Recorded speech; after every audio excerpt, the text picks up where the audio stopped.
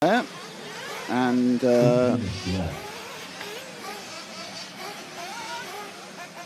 carrying on going.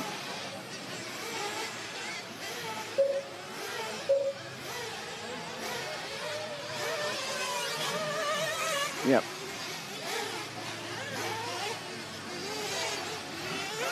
So you see the lap time's not massively fast. Actually, Thomas Scudio's put in a 52, which isn't awful, to put it mildly.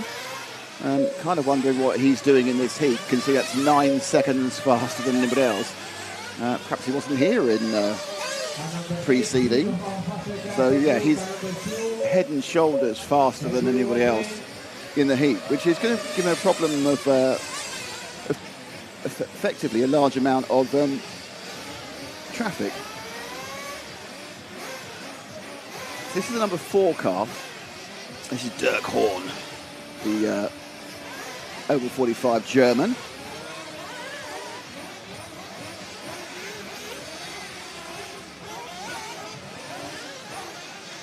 Coming through that little single, then he says this is switch back, and again this is the part of the track that's very different. It's kind of slightly banked, loop up and over, a little bit quicker, a little bit more open than previous versions. Again, it's a it's quite a pronounced kink there, left and right, and then even more this now when it's right left. So at the left right, I'm sure when we get to the higher heats, they'll be taking it almost out of breath on the car. There they go again. You can see people are making fuel stops thanks to our fuel camera.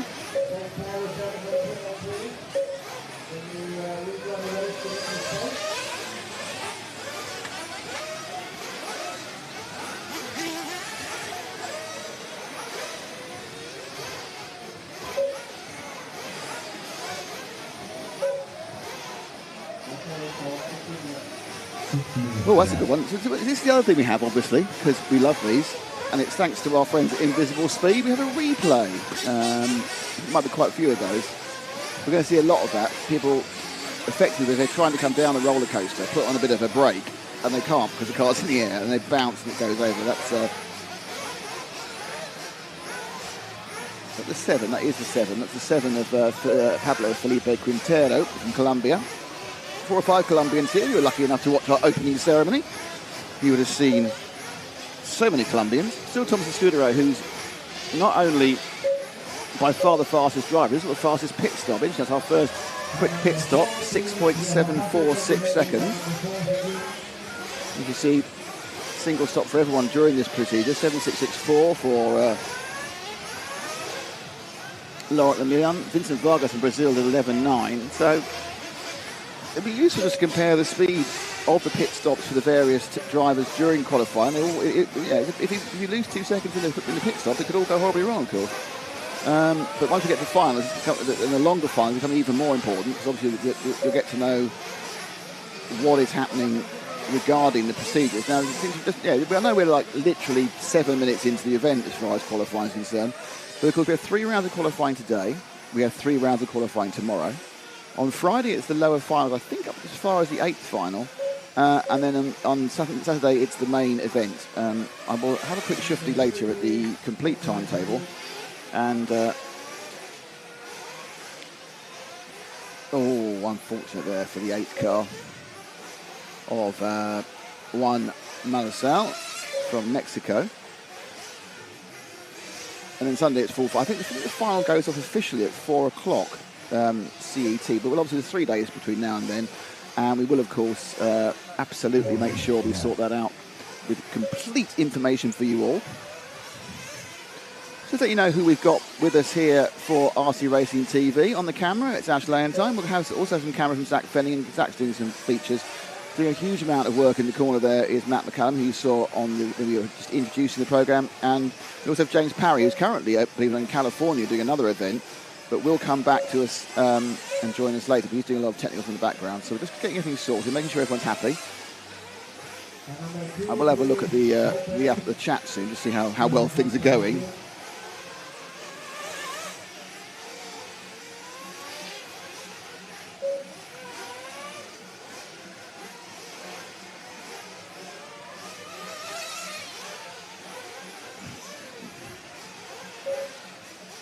Hello to all of you on chat, and I'll have a good old chat with you all at the end of this heat. Still 3 minutes to go. Just trying to, as you know, when you come on board, you just always want to try and make sure everything's running properly. And currently it appears to be, which is quite nice.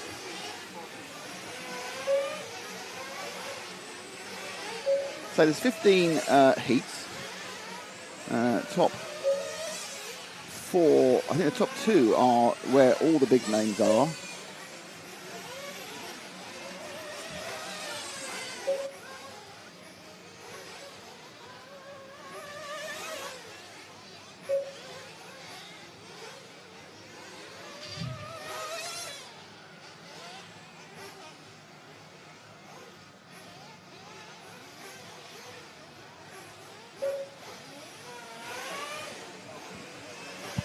So, I'd say lots going, 15 heats.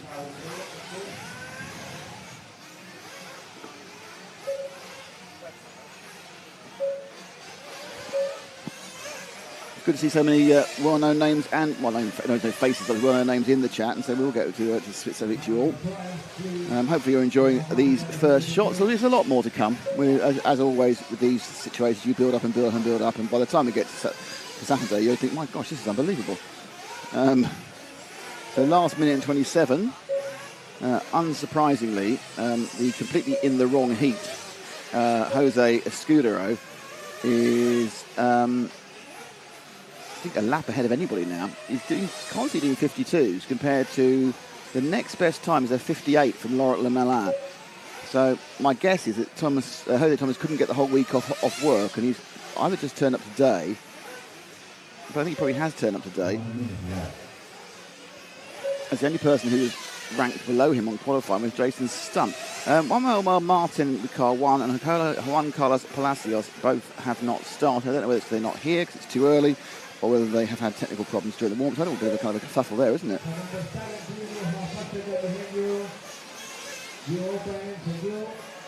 So half a minute to go. What I think is quite an aggressive schedule. They're trying to get these cars running in and out the whole time. That's Shall we look again at the slightly frightened Marshall? Frightened Marshall cam. As the car came towards him. Here it goes. Oh, I'm not really looking. We go, oh, way! At the corner of my eye, I'm being attacked by car 9. So that was Tommy Guzmanov.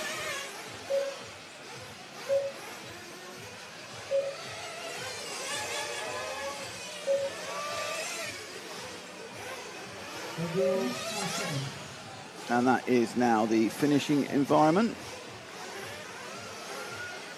So they're all just finishing their races. Jose Thomas is going to get a 12. Okay, what's going to happen now? We're just going to do a quick reset. So what will happen is your screen will go blank for about 20 seconds. Don't worry, we're not going anywhere. We're just doing a quick reset of one of our encoders. We'll be back with you in 20 seconds from now.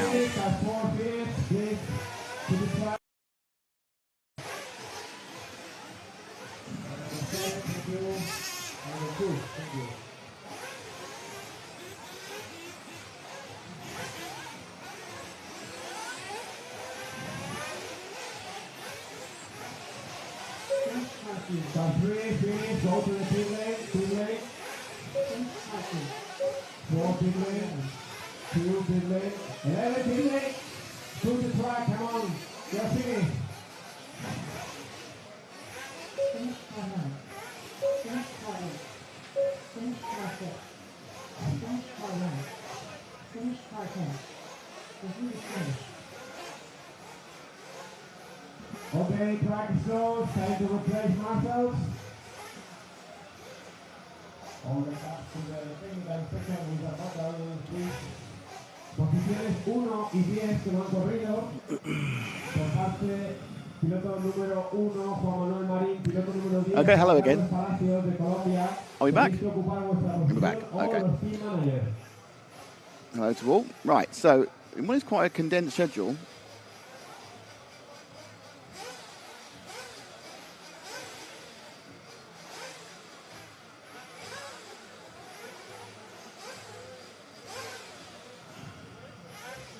team manager from the USA, at the position of the race director. Team manager from the USA, position of the race director. Thank you. Car number 1, please.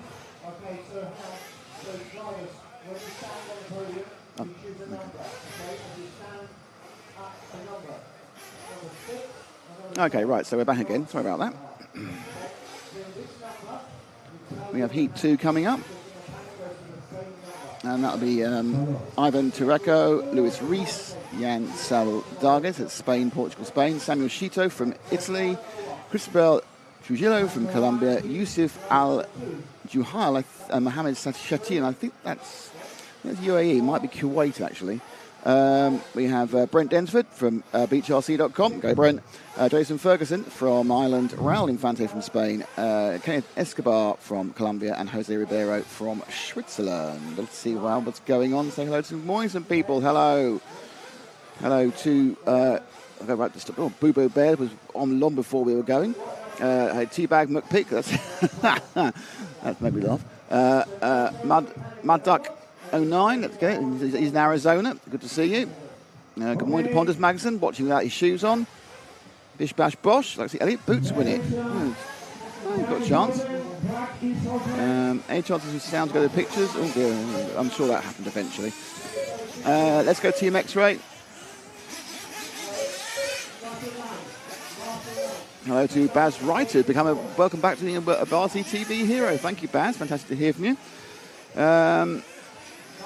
Hello to Uncle Eddie. Hello, Jeff Stone, watching from New Zealand.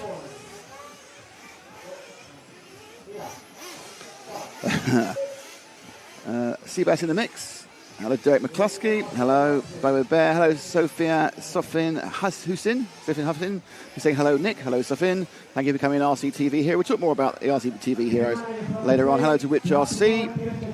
Hello to Wimfire. Says good morning to RC fans. Nick left in RCTV tuning from Indiana. Well, you're in the right state for motorsport in America. Well, that one, North Carolina. Hello from Barcelona, says Rebio.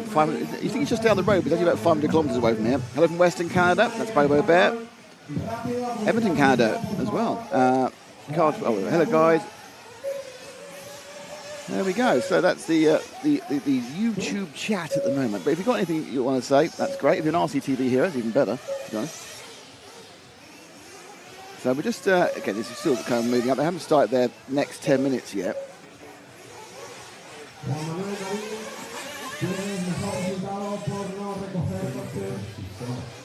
I did press that. But you get the chance to see the nervous...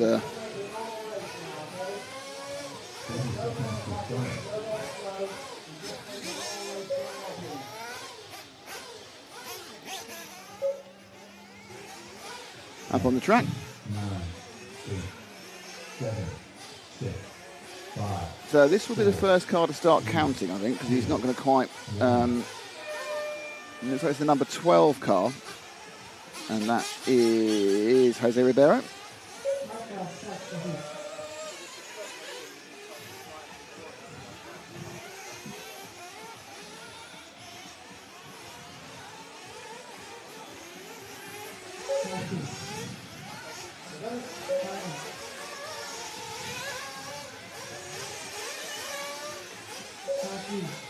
A bit wide there. Let's see what car 12 can do. Dropping now down towards the Contramar corner. Sweeps around the outside of that. Oh, a bit wide there.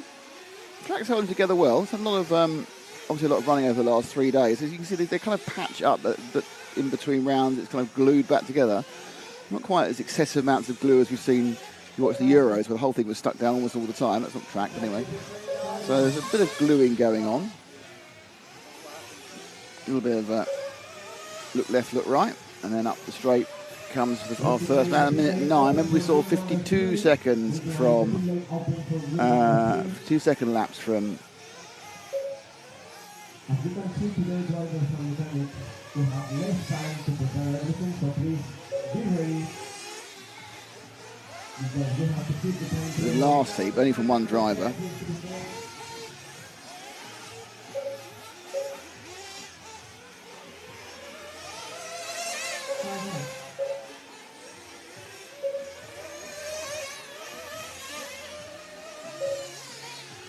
down to the bottom of the circuit.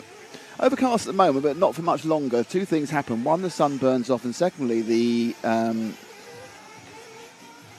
cloud. I'm just trying to put this second shot for a second. So just the right-hand side of that, as you can see the hill just going up. It's a very big.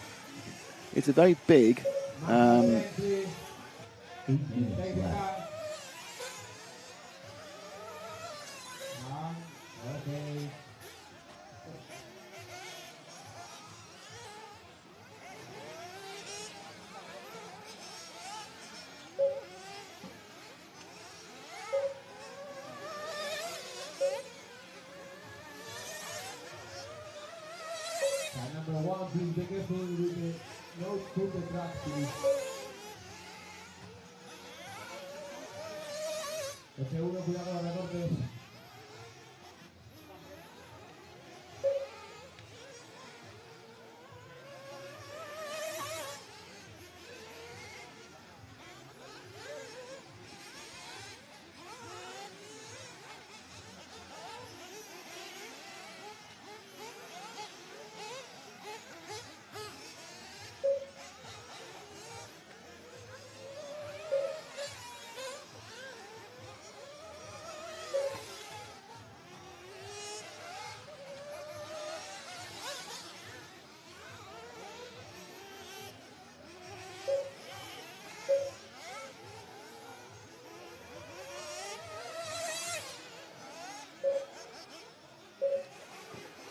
Now with the bright orange colour, what I'm quite pleased about, they continue the concept of putting the numbers on the wings, which gives old eyes like me a little bit of a chance to see what's going on. Oh, that was unlucky, wasn't it? That's like the 11 car, I would say. That's Kenneth Escobar. Yeah, it's not going well for Kenneth there.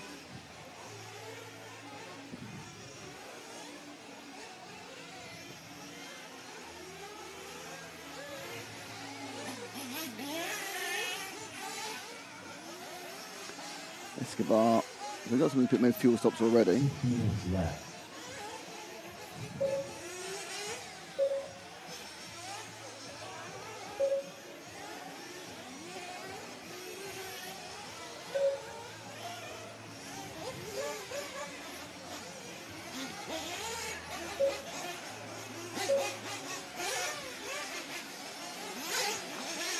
Coming down the hill.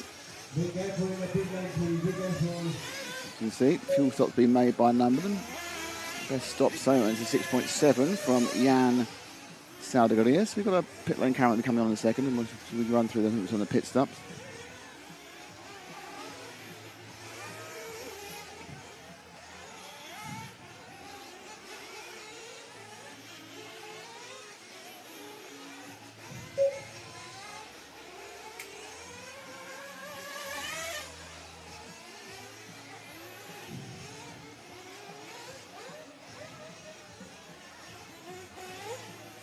Like the technical switchback section, well, kind of S section really there, down the roller coaster, or what's left of it. Well, I can't keep saying that really, because it hasn't been here since 2017, and that's what happens when you just land that slightly wrongly.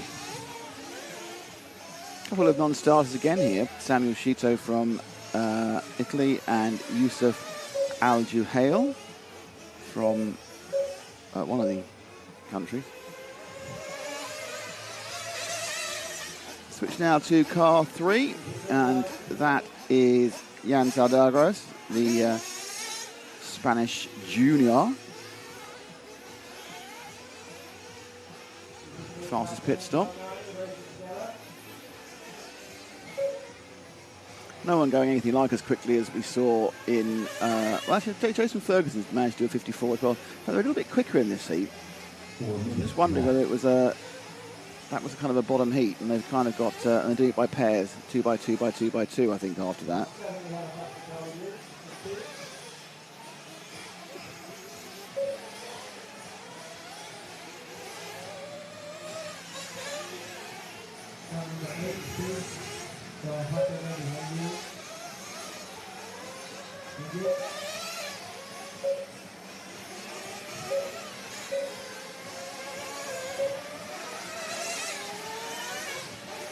Oof. What am I doing, isn't it? Back with the 12. He's in with the 12, eh?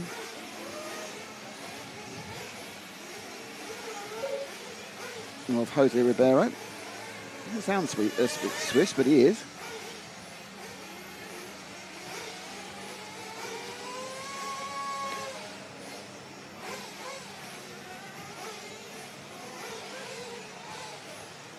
And the top of the track. As you can see, 7 or 8 minutes to run.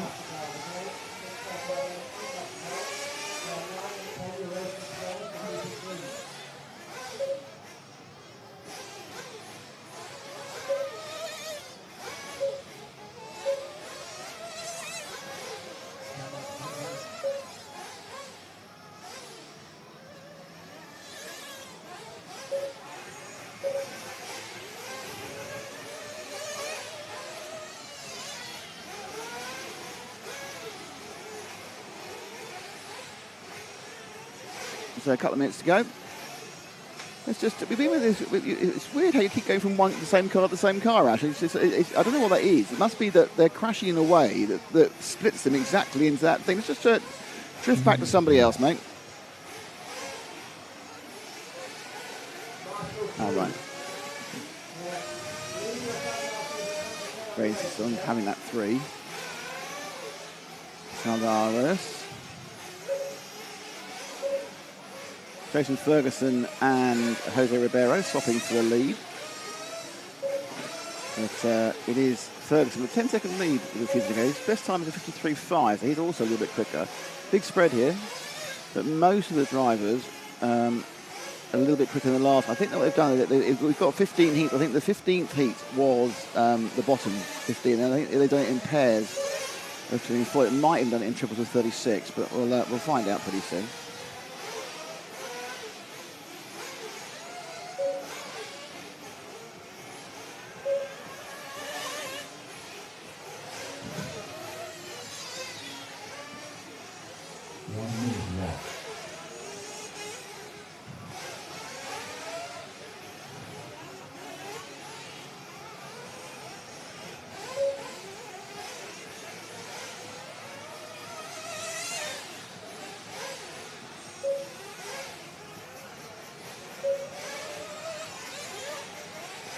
Still going round. Just half a minute or so to go on this one. 30 seconds to go.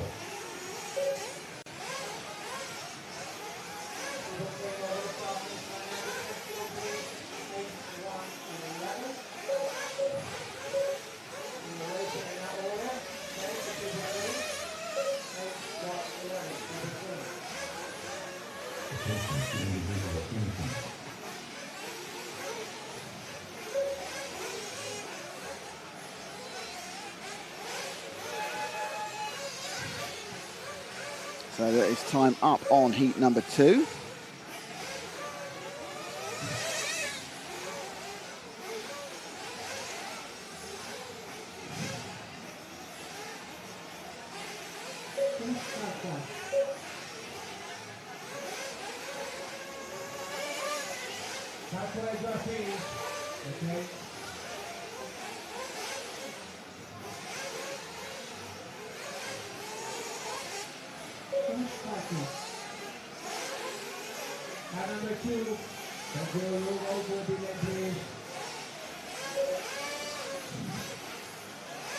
Just coming across the line now.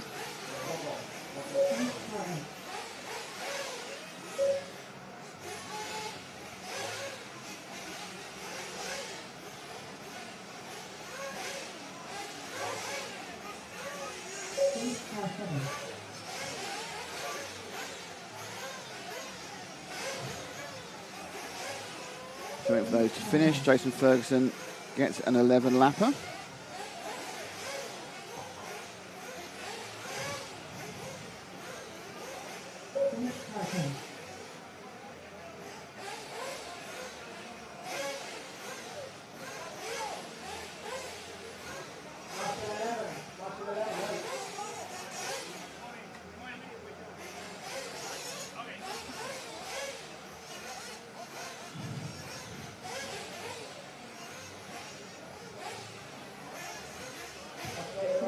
Okay, just good note. Pontus Magnussen's shoes are off. Go Team Raw. Yeah, the Americans were struggling yesterday. Who knows?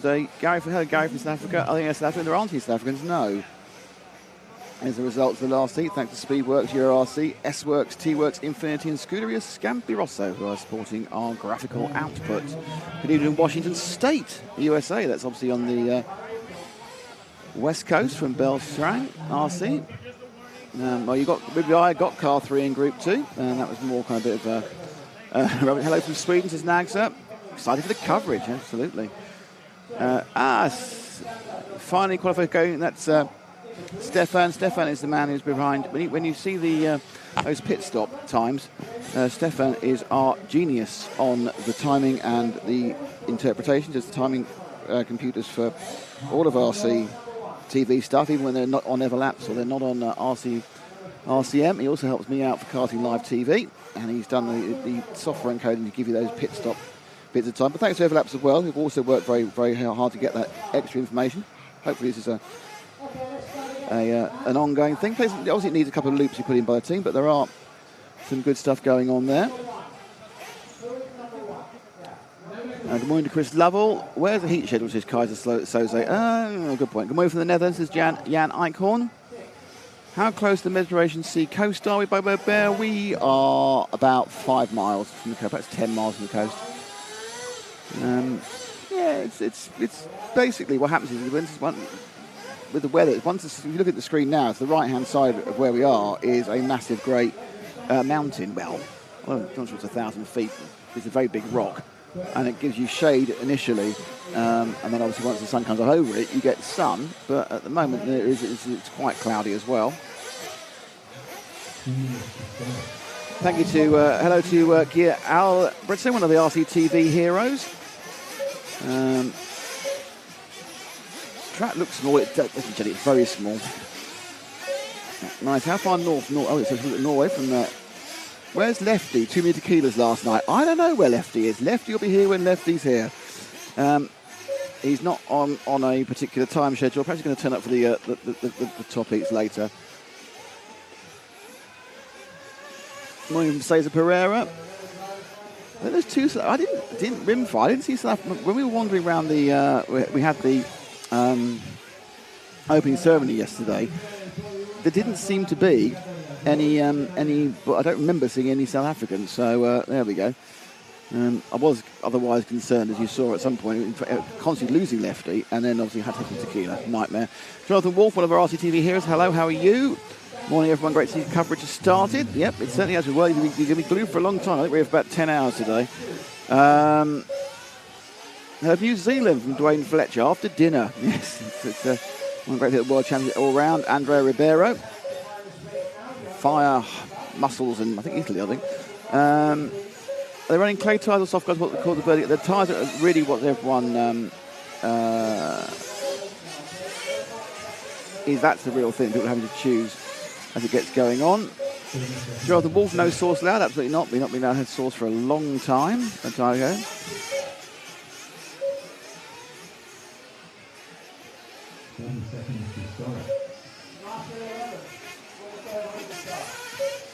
Good morning, Lefty and company. Well, I'm 40 JRC. It's just company today. Lefty still hasn't emerged from his morning slumbers. So we still have an overload. Charles McKee woke up there and Lefty isn't even there. I know. It's 2:02 a.m. for him and he's just having a nice time. What can we say? And Danielle Odemes. Okay, that's now getting running for Heat 3, which is Ricardo Fauch. It's Kostas Agrafotis from Greece. Ricardo's from Mexico. Mohamed Al-Tramoun from... which I've been given some information now, which is quite useful. Mohamed Al-Fafun, just looking for my next page.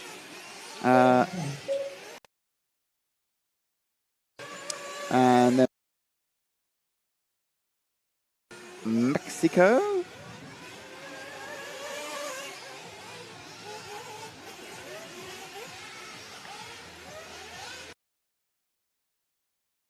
Alejandro Ortega, I've got right. Alejandro Ortega from Mexico. Bausch from Mexico, Costa from Greece,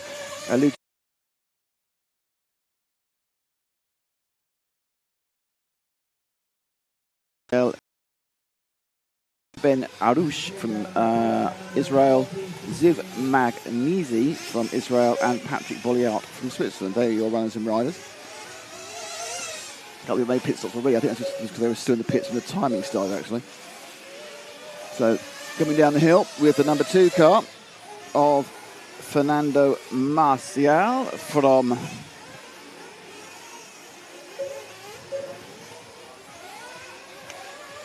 Mexico. Okay, just here we go. Right, so just getting the information I need. It's been delivered to me by hand, by the marvellous hand of Matt McCallum.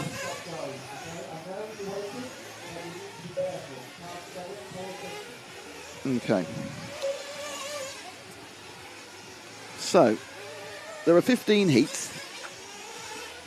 The first time we see the top drivers is, well, actually, they've been, due to the fact that there have been some people that are slightly underperformed, they're spread over, I think, 4 heats, the top heats, because, for example, Dakota Fend is in heat 11. Yeah, so basically it's the top 4 heats that have got people who can do particularly well. They have been split, so theoretically 14 and 15 in the top heats, but there's a couple of very good drivers in 12 and 13. Canas is in 14, Ronafalk's in 15, Ongara's in 15, Coelho's in 14 with Boots. So they've split the top 24 over the top 2 heats, 14 and 15. But I'll give you an example who's in 13. Dakota Fend, Camden Lime, Joe Bourne, Horsman, Matsukuda, Ryan Cavalieri. So that just shows, that a lot of people have not made that top 24 who may, as the track comes in and we start running long runs, do a lot better. So to give you an idea, so heat 12, which looks like the first one of major interest, goes off at 11 o'clock, 11:15 local time. Currently it's 9 minutes past 6, so 6 minutes past 9 actually. 6 minutes past 9. So the first 2 rounds run in order. So they run in straight through order, 1 to 15. Then round 3, the last for today, starts at heat 7 and runs on. And then we have that also, which means the final time we see the top. So the top, if you're looking, let's say the top driver heats start at heat 12. They're going out at 11:15 local time, 3 o'clock, and then 5:15. Though interestingly, the top heats are finished by 6:15, but racing continues to 7:45. So if you're staying with us all day, you're here for another 11 hours. Tomorrow, we start again with the top heats halfway through the day, so halfway through the round, sorry. So they actually go off first at 10, and then we shuffle down, so they actually are the first ones off. They're first off in the round for the next 2 rounds. So they go off at 12:15 for round 5 and at 4 o'clock for round 6. So realistically, by about 5 o'clock tomorrow, we'll know who's on pole. Friday, as I said, is all the lower finals for the 1/16. Finals a nice relaxed day. 20-minute finals halfway through. Normally a great day. Great fun on the Friday. Good battling, lots of bump parts, people in one place. And then the main day, it is, as I said before, going off from 9 o'clock. The main final currently due off at 4:05, but that will really be the start of the Volder Rugby 5:04, and it's an IFMAR final, so it's an hour. So that is the information I've been very pleased to finally receive. Need to know how we're doing on time.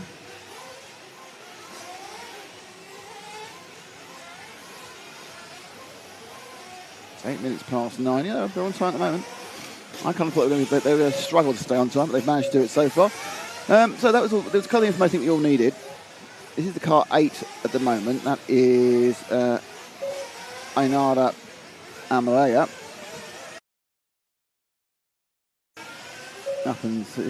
The end of the straight there, which she just went through, that is a much sharper little kink than it was last time around. We'll see if we can do it.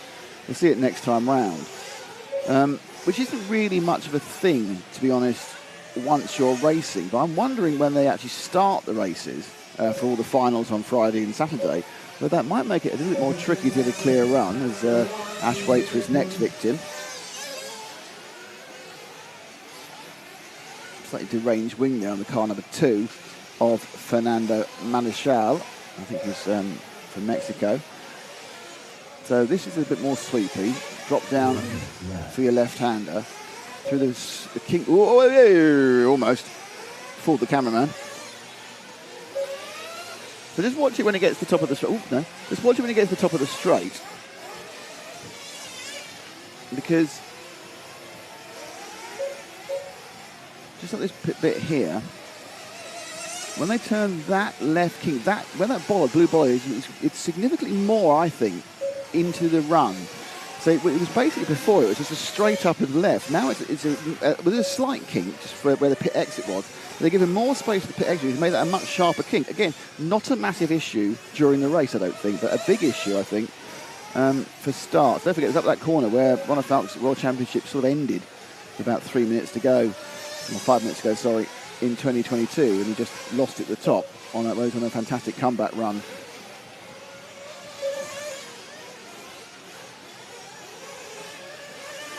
Oh, it's unfortunate when that happens, isn't it? Last go up, the invisible speed replay. Drops it. Oh.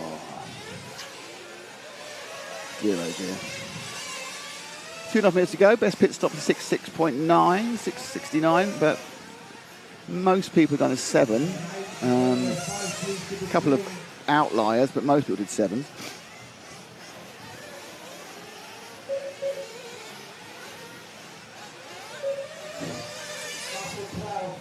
Everything's flowing nicely at the moment, but ouch. So that's how scrawled bales are supposed to work. Lost it and boof.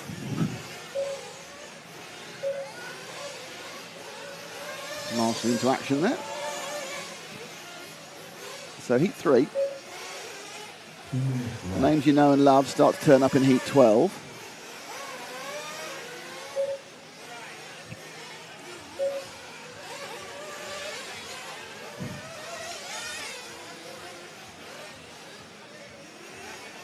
More over the rumble strip. That's obviously, I mean, the redesign of the track obviously has been limited. It's limited by a couple of points. We have a couple of absolute hard points on the circuit, and then the bits which are the pit lane, the pit exit is a hard point.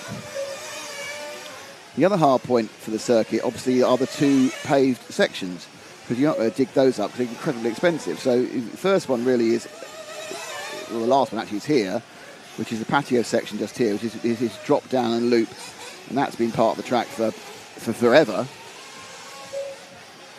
And then up the hill. See that? Just more of a kink there, I think. They've really extended the exit for the pit exit there.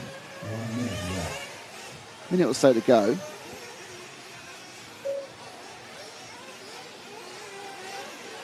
Ash waits for another victim. It's the number 6 of Santiago Vallejo Maya from Colombia.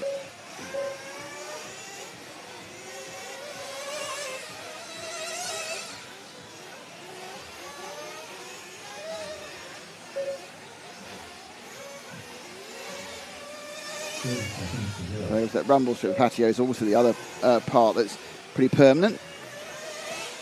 So there's been more, I think, there's been more changes than you think to the circuit from 2022.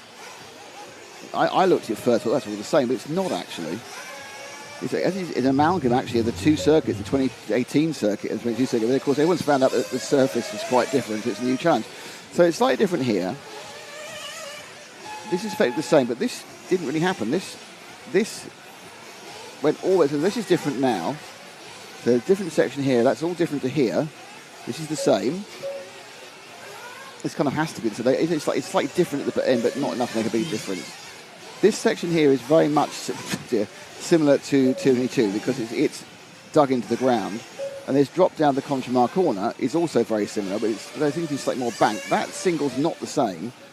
And this is completely different. We now go on this loop down the side and then turn back.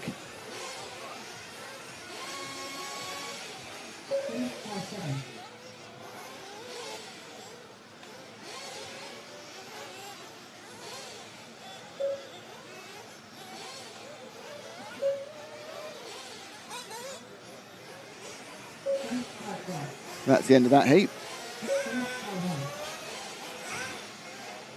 Okay, so that's the end of heat 3.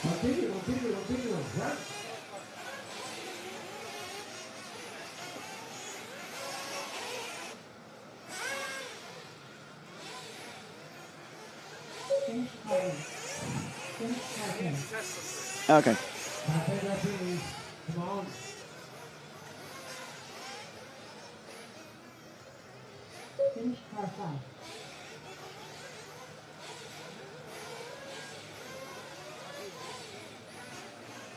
Oh, there we go. End of this heat. There we go.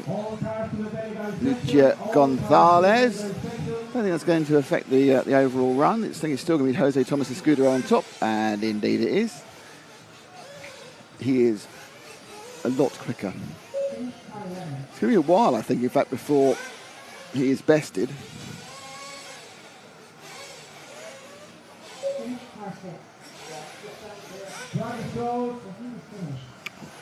And there is the result. Brought to you by all our friends around the screen there. Speedworks, URC, S-Works, RC1 Racing, J Concepts, Mebo Sports, Studio Scampi Rossa, Infinity, and T-Works. And thanks, of course, to IFRA and IFMAR and ICAR.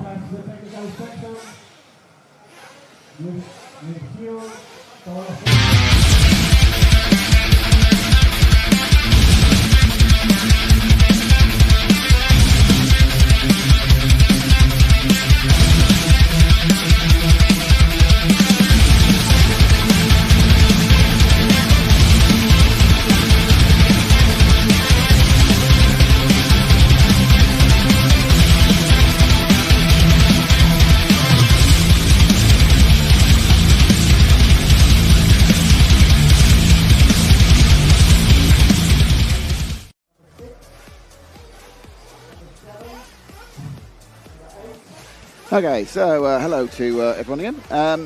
We're about to get heat 4 out.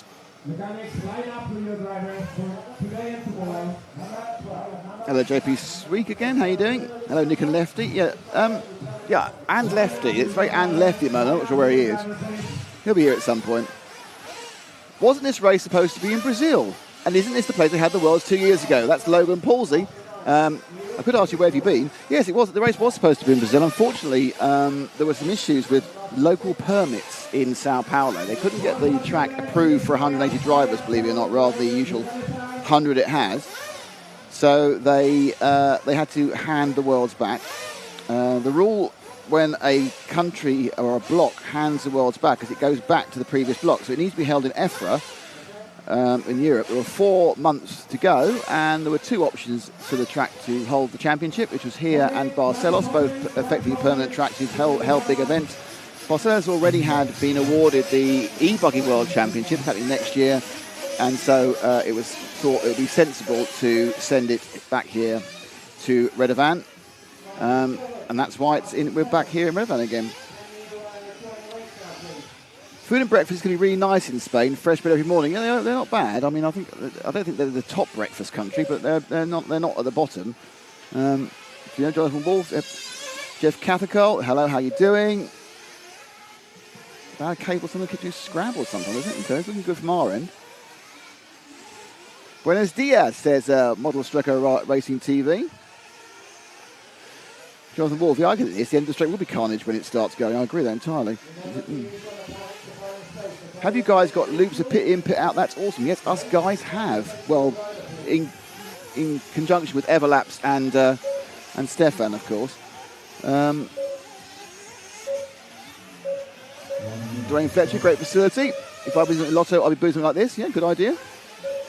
Heat 8, JQ, Spencer Hecker, Ogden, Olsen. Yeah, the Americans particularly have had not a great days in qualifying, so some of them are going lower heats, which it has a plus and a minus, to be honest. Yes, Radek, yes, we know. We will try and sort that out.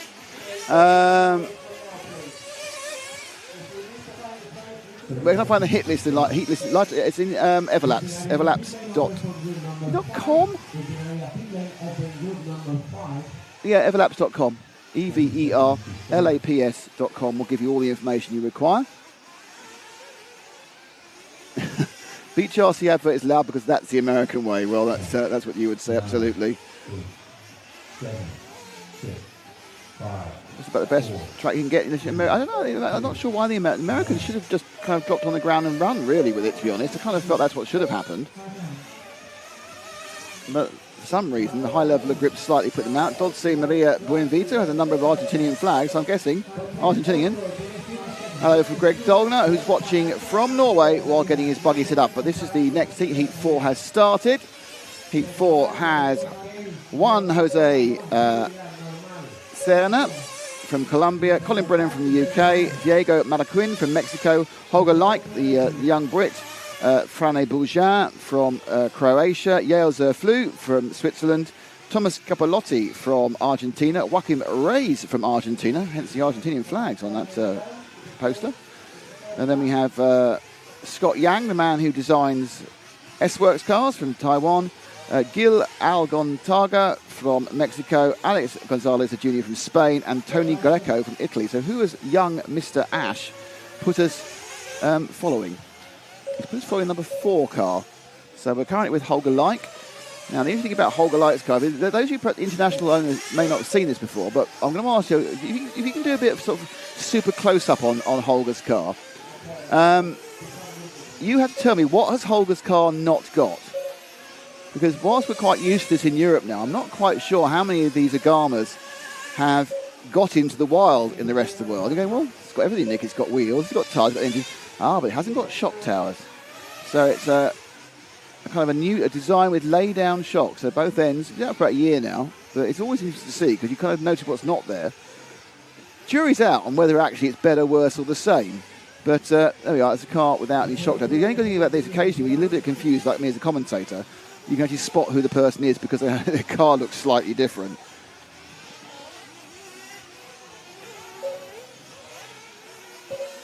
That's Holger, part of his brother Eric will be coming out later, a bit further up. The likes are UK resident Danes, so mum and dad who do all the mechanicking and tyre preparation, everything else. They are, well, they came from Denmark, but they've been UK resident for a long time. So the boys run under BRCA flag, so they call it UK-Denmark combination. Like goes over with a 57, which is his best lap so far.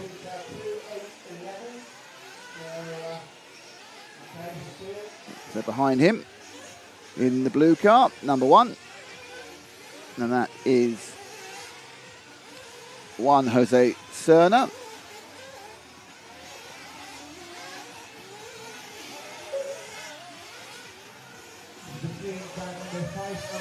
To the Conchmar corner.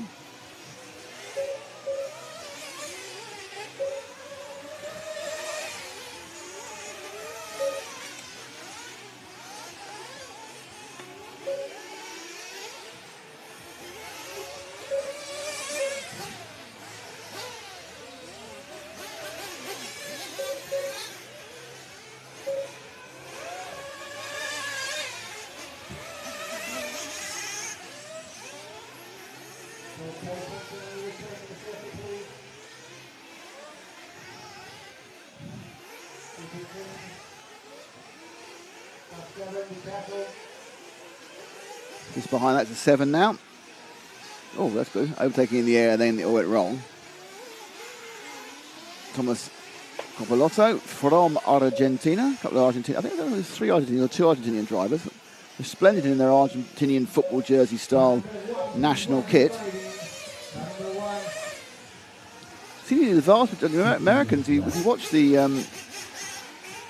opening ceremony, the Americans had these really good national, the raw tops were great. They're baseball jerseys, effectively. And it seemed they spent most of the time swapping them with people. So none of the Spaniards were wearing a raw jersey by the end of the day. So there was kind of a football-esque jersey swap going on. 7 and 4 has been told off, believe it or not.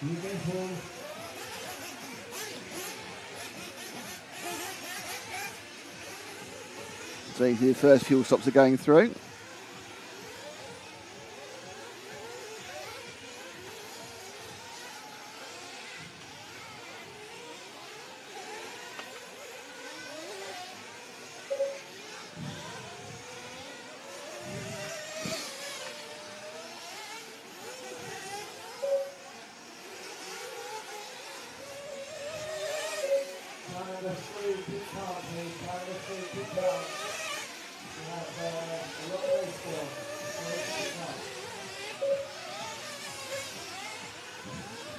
Wide open spaces to the Redovan track. Oh dear, Redovan track there. Well, that's different. I think that deserves it again. That was quite different, wasn't it?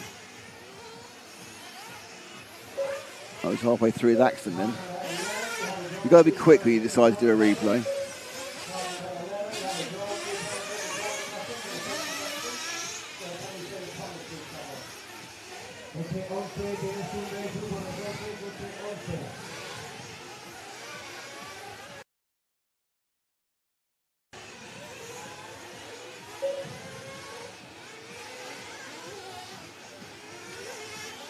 He comes into the pits, I think, there. I'll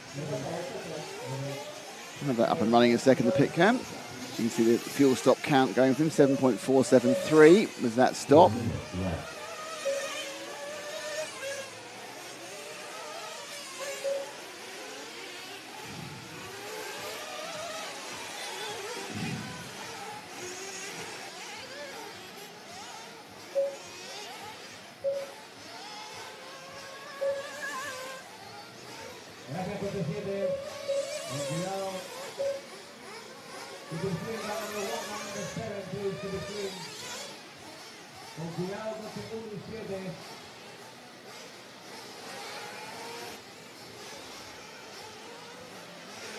About 3 minutes to go on this one.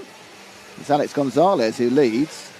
One thing we don't get, actually, he predicted for an 11:10:15. So the fastest we've seen so far is a 12:10:40 something. So still no one getting anywhere near our out of position Spaniard from the first heat. He's going to be, possibly could start from the first heat and qualify straight to the Saturday with a time like that. He's certainly obviously going up several finals straight away. I can't believe that was really a 4.2 second fuel stop. That sounds like a drive-through. Actually, maybe it's more like a drive-througugh. That must have been a drive-through, because you don't do a 4.2 second stop unless you haven't stopped. That's just trundling through. Good to know. Gives you an idea of what a drive-through will cost you. Mark Stitson, of course, the referee for this World Championship. Quite severe, I think, is the. He's fair. The thing is, though, he's consistent. He's fair, he's consistent, and he's severe. So, you know.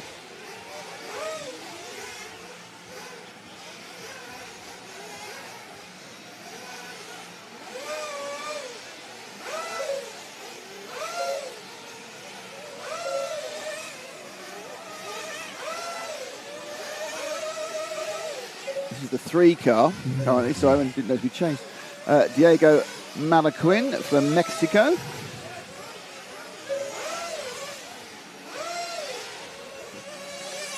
Little kink there. I think that's going to. I think we all think now it's going to catch them out in the first of the finals. But there we go. Same for everybody. If you're starting 9th of 12, it's going to be carnage, and hanging back may well be the best move, especially the bump-up finals. Whoa!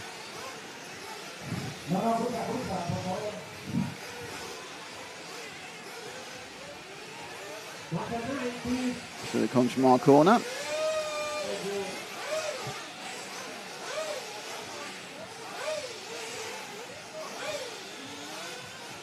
Minute and 12 to go, plus the finishing lap. So 10-minute heats back in for the Worlds. They were 7 minutes last year, 2 years ago. They've gone back for 10 minutes now. The idea is it's a bit more of a test. Obviously, also retest your team as well, because you have to do a fuel stop during that time. So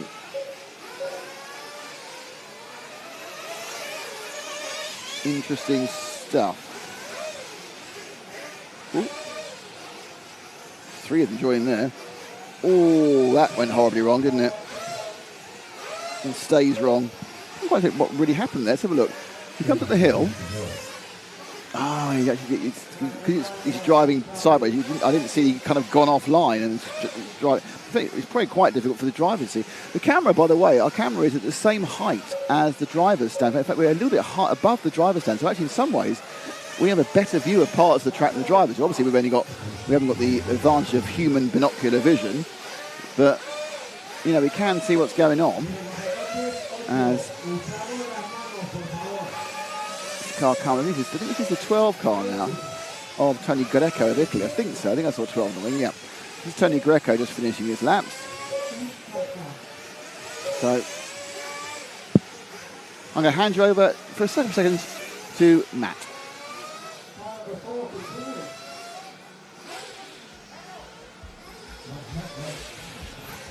Thank you to all of you who are watching along in the chat. I'd like to welcome another RC Racing TV hero, Nigel W. Nigel W, welcome to you. You're a hero. Oh, hang on, I'll do this. Let me do this. Nigel W, you're a hero. Thank you for becoming an RC Racing TV hero on YouTube. It's great to have you. Wow. I'm looking at the track. You're not looking. You want to look at the track, don't you? Let's look at the track, and we'll do this.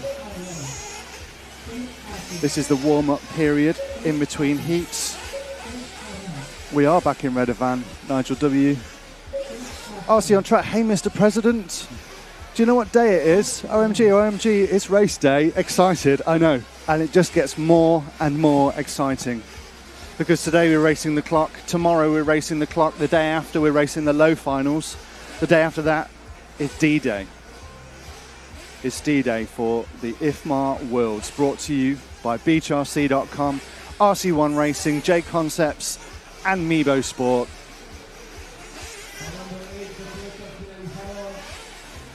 And what a program we've got lined up for you. Lots of bells and whistles to this broadcast that we're going to add as we go along. But first, tentatively, maybe block your ears because here's another VT. It's from Ultimate Racing.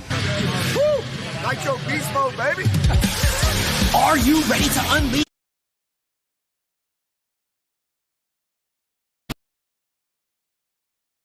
Designed for precision, built for durability. Our engines are engineered to dominate the toughest off-road courses and push you to victory. From competition buggies to truggies, Ultimate Racing takes you beyond the limits. Get ready to power up, rev up, and race.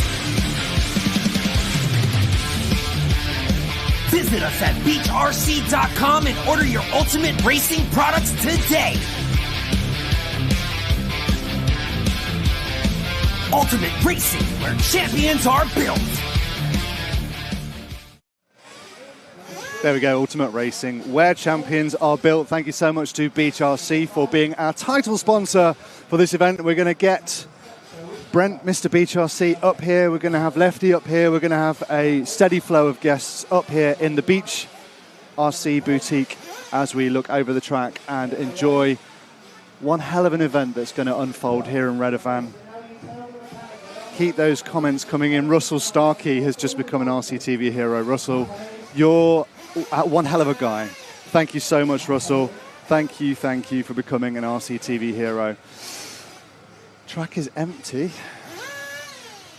You know what? I turned up here at 6 o'clock this morning. It was pitch black. There was not a soul here apart from one lone security guy and a bunch of dogs. And it was boiling hot. I had a sweat on walking from the car to our beach boutique where we are now, the Beach RC Crow's Nest overlooking the track. And yeah, I had a sweat on just doing that. Today is going to be very hot. Thankfully, it's not too windy. Redovan has a reputation for being incredibly windy. Incredibly windy. And I'm just being poked by reminding me that I need to promote RCTV1. You know how people always say, where's the timing? Where's the schedule?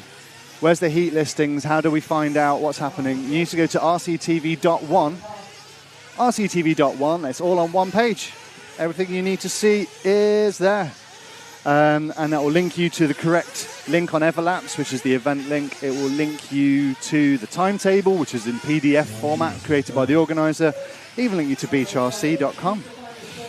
Go and buy all of your RC needs. And, oh, Nick's back. Hey, Nick. How's it going? Mission accomplished. Fantastic. And he didn't even go to the toilet. No.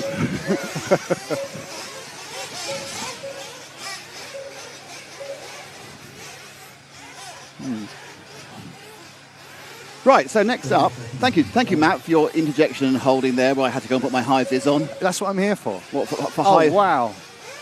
What? Is it arrived? Lefty's here. Yay, Lefty's here. He comes carrying bottles of water. He's bought us breakfast, I think. It was right, so Lefty's got a hangover. That's a great start.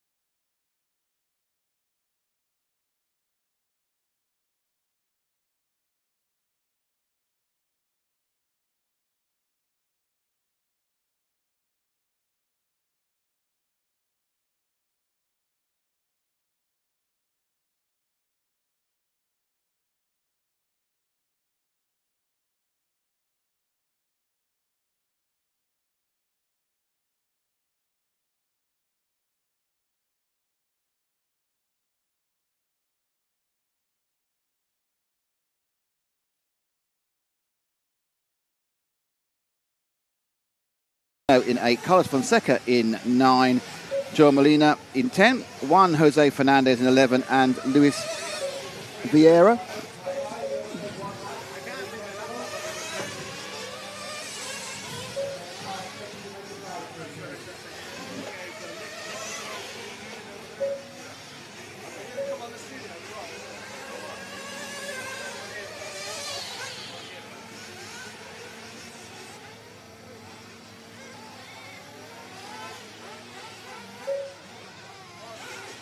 So, I think we're all right. Not on the slippery tile. I just know. Oh, well, that's what I need. Can't see a thing without these. With glasses on, I can start looking at the heat. That didn't go very well. With car 10, I think that is. Is it 10 or is it 11? It's 11. So currently we are with Juan Jose Fernandez. Now here comes a big moment of any international broadcast, and the introduction of the co-commentator. Now, just want to point out, we've only been on air for an hour and 10 minutes, but here he is, fresh from a very heavy night. Welcome, Mr. Keenan, Lefty the Great White. Keenan. Good morning, Nick, and good morning to all our viewers out there. I hope you guys are enjoying the live coverage of the 2024 IFMAR IC Buggy Off-Road World Championships. Yeah, and they all know that because they've been here an hour.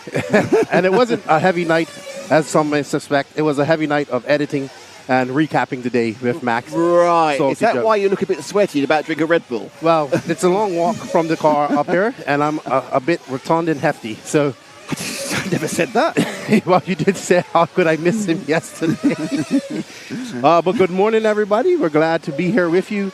You guys are the Beach RC Racing TV. Good to be with you, Nick. I think the last time we was physically together was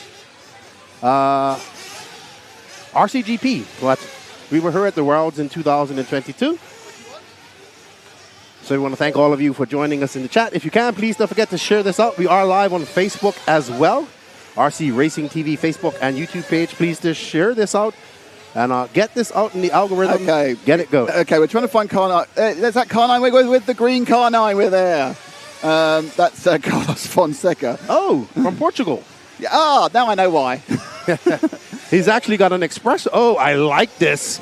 He's looking, yes. I think what Matt's pointed out is we have a bank of photographers, of photographs of various drivers, and Carlos is one of the people we had a picture of. So we're going to kind of look at him looking, oh, hello, I'm looking kind of, what would it be? Yeah, Carlos has got a nice espresso machine up in the pits as well. Suave, I'd say suave. Suave, yeah, that's the one. Untroubled by life, perhaps. Suave in Spanish, Matt. Oh, has he gone to the pits? Look, having got a pit camera. Yay! Oh, yeah, it's still doing the thing. That's Mr. and Mrs. Montero doing the pitting for their fellow Portuguese great driver. Slow-mo pit stop. It wasn't slow-mo. No, I know. I was just flagging it. I think if yeah. Anyway, never do that on air. But I think Lefty, cover me talking to Matt. Okay, I'll cover you while you talk to Matt. All right, so we're currently following Carlos Fonseca, longtime Portuguese racer running the S-Works chassis. Had the pleasure of meeting him at the IBC race a few times in beautiful Barcelos. So you are watching Q1 Heat 5, 10-minute qualifiers here at the World Championships. We have 6 of them, 3 today. So a lot of the talk has been about the lack of the American presence in the top 10 over seeding and just seeding, because Dakota Fenn and various American drivers are showing speed. We do expect the normal fast Americans to be up top here. It is qualifying today. It's a whole different game. Yeah, from stringing 3 laps together. It's not been great, has it, for the Americans? Yeah, but I expect them to be there. Stringing that 3 laps together is very difficult. Well, on a track like this, but 10 minutes of consistency. But Dakota Fenn, who is the phenom and the equal number 1 in America, didn't even qualify in the top 24. He did not. He did not. Ryan Lutz. I'm not having a go at Dakota Fenn in any way whatsoever, but it's quite... what I don't understand, and you can help because you are obviously an international journalist, not one of us European-centric people. I don't understand why the Americans are struggling 2 years after they're at this track. So I understand, like, they came here 2 years ago and they're going, this is not on. Mm-hmm. This is different. We don't, we aren't there.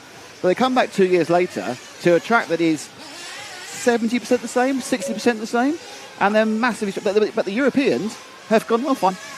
Well, I think while the track is very similar, the Baldo brothers have done a good job of using existing parts. It is an actual different track. Apparently, the surface is way more high traction over the last few days. And I was talking to João Figueiredo, who has a track similar to this in Portugal, and even he was saying the traction is equal to what we have at the B-Buggy Arena, but this track is just faster, much more corner speed needed. So that's what I think a lot of people are struggling with. We've heard rumors of people using diff oils of 300 in the center, 400 in the front, and very heavy diff oils for these cars. So lots of experimenting going on. But as we say, the cream always rises to the top, and I expect everybody to get on pace at some point there. You see, now this is interesting because I kind of come from an element also the full size world, and I think it's going to be difficult. I'm saying now I think it's going to be when you hit. It's not like it was bad on Sunday. It was bad Sunday. It was bad Monday. It was. You say it was improving. This is not me having a go at anybody. No, I agree. But the fastest American was 16th. I agree. And that's Ryan Lutz. And do you know what Ryan Lutz does more than anybody else? Races abroad. He has raced. Ryan has come. I've seen Ryan be the star name at various international European races. He's also been over to Asia this year quite a few times. So that means, is this?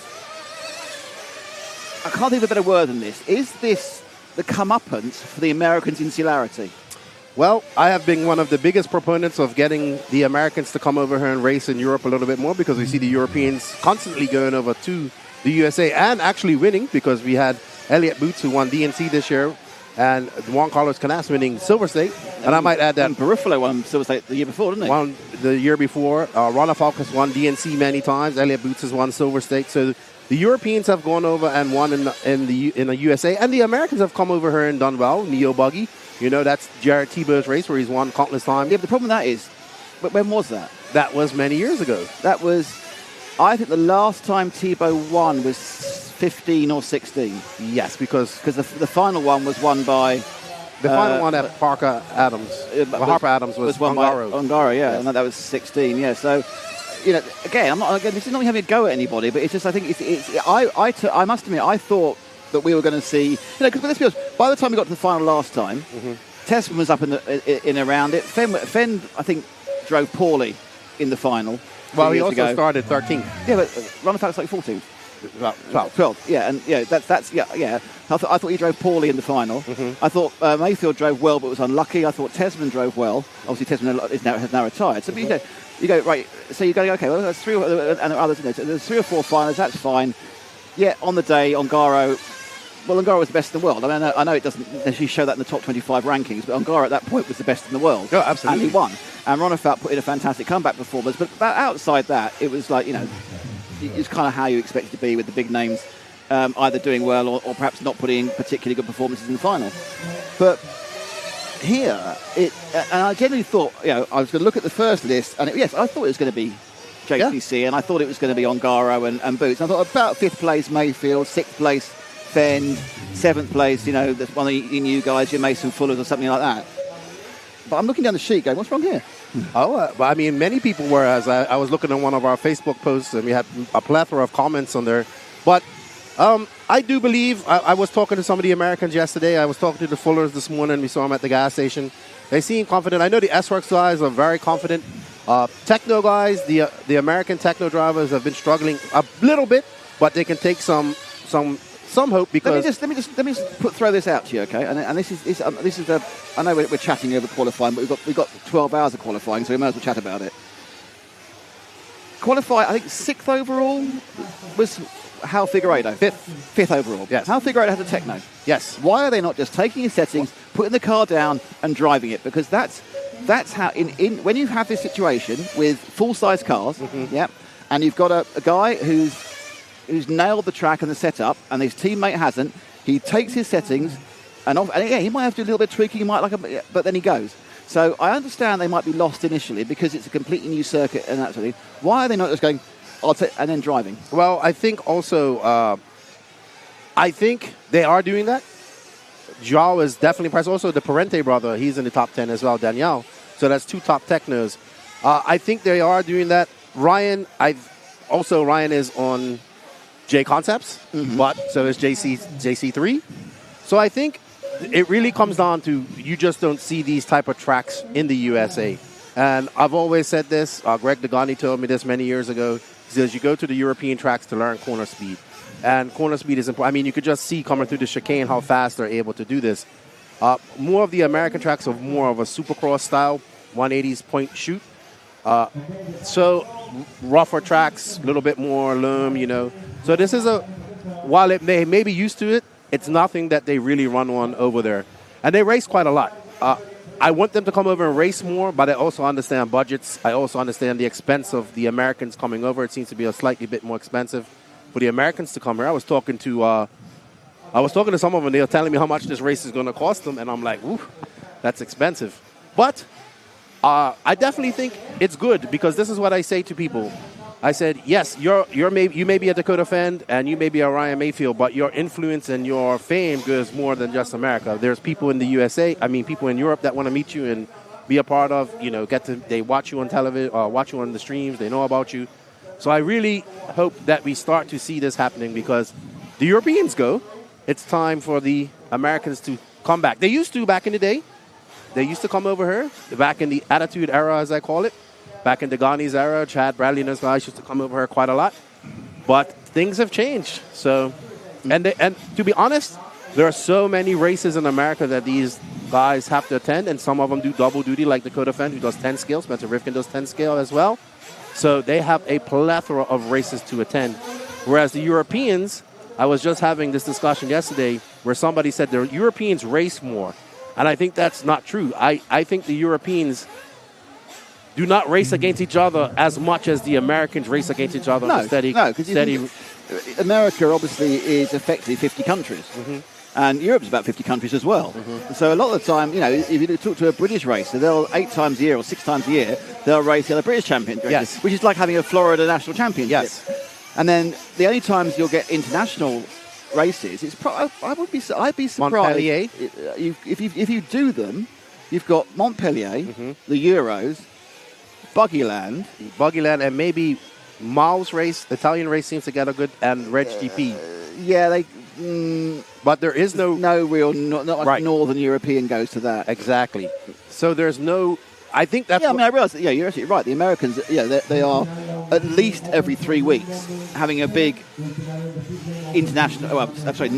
national race where 7 out of 10 of the big names will go to. I mean, if you look at it, so we've had. So I'm just going to name off a few of the Americans. We had SIC, DNC, PNB, Silver State. We obviously the Nationals, a lot of people attend. We just had Wicked Weekend, which I attended in July, and every single American top driver was there. So they're going to these races. It's important for them, but I think it's important to come over here and get that experience as well. Just like the Europeans go over there for the experience of going to the American races.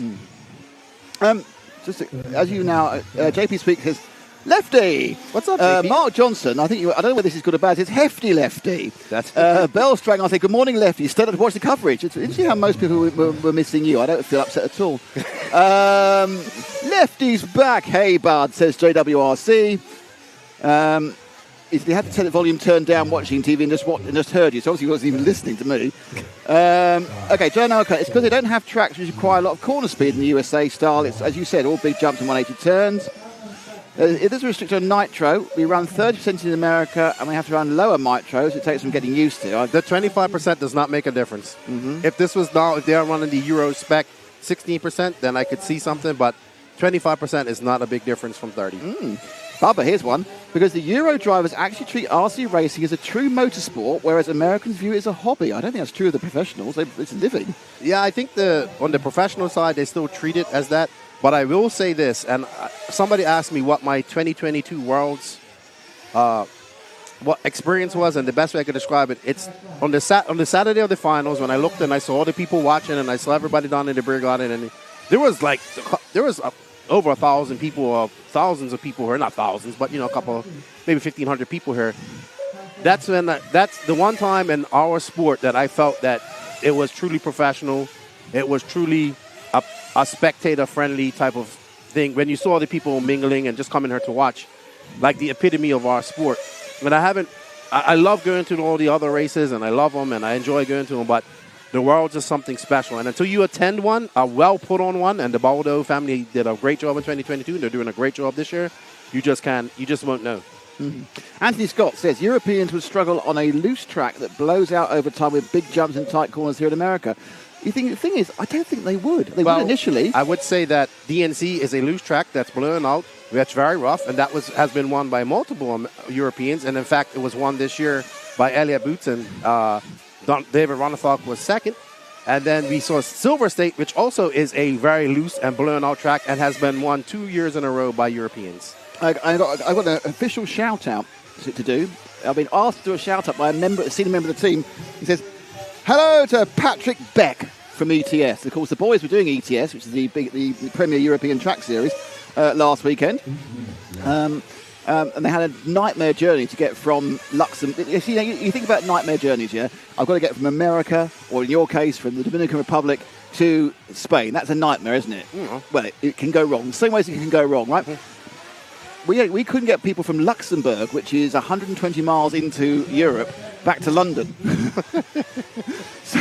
So we ended up having all sorts of things. Matt ended up having to fly with only a pair of pants to Malaga and then take a train here. It's true. Ash arrived home at midnight, and we had to do a complete repack and leave again at 4 a.m. So that's how we suffer for our art. The glorious life of RC media. Production conversation on air. How's the is the pit cam any better? I need to wait till someone comes in. Oh, do you? Yes. Yeah, of course you do. Yeah. Okay. It was looking all right. Someone's come in. It was. Has he? Mm-hmm. Yep, somebody's in. Oh, here we go. Yeah, it's better. It's good. Better, but we'll have to look at it. It's 100% usable. We're going to have to we'll have to tweak it though. We'll tweak away.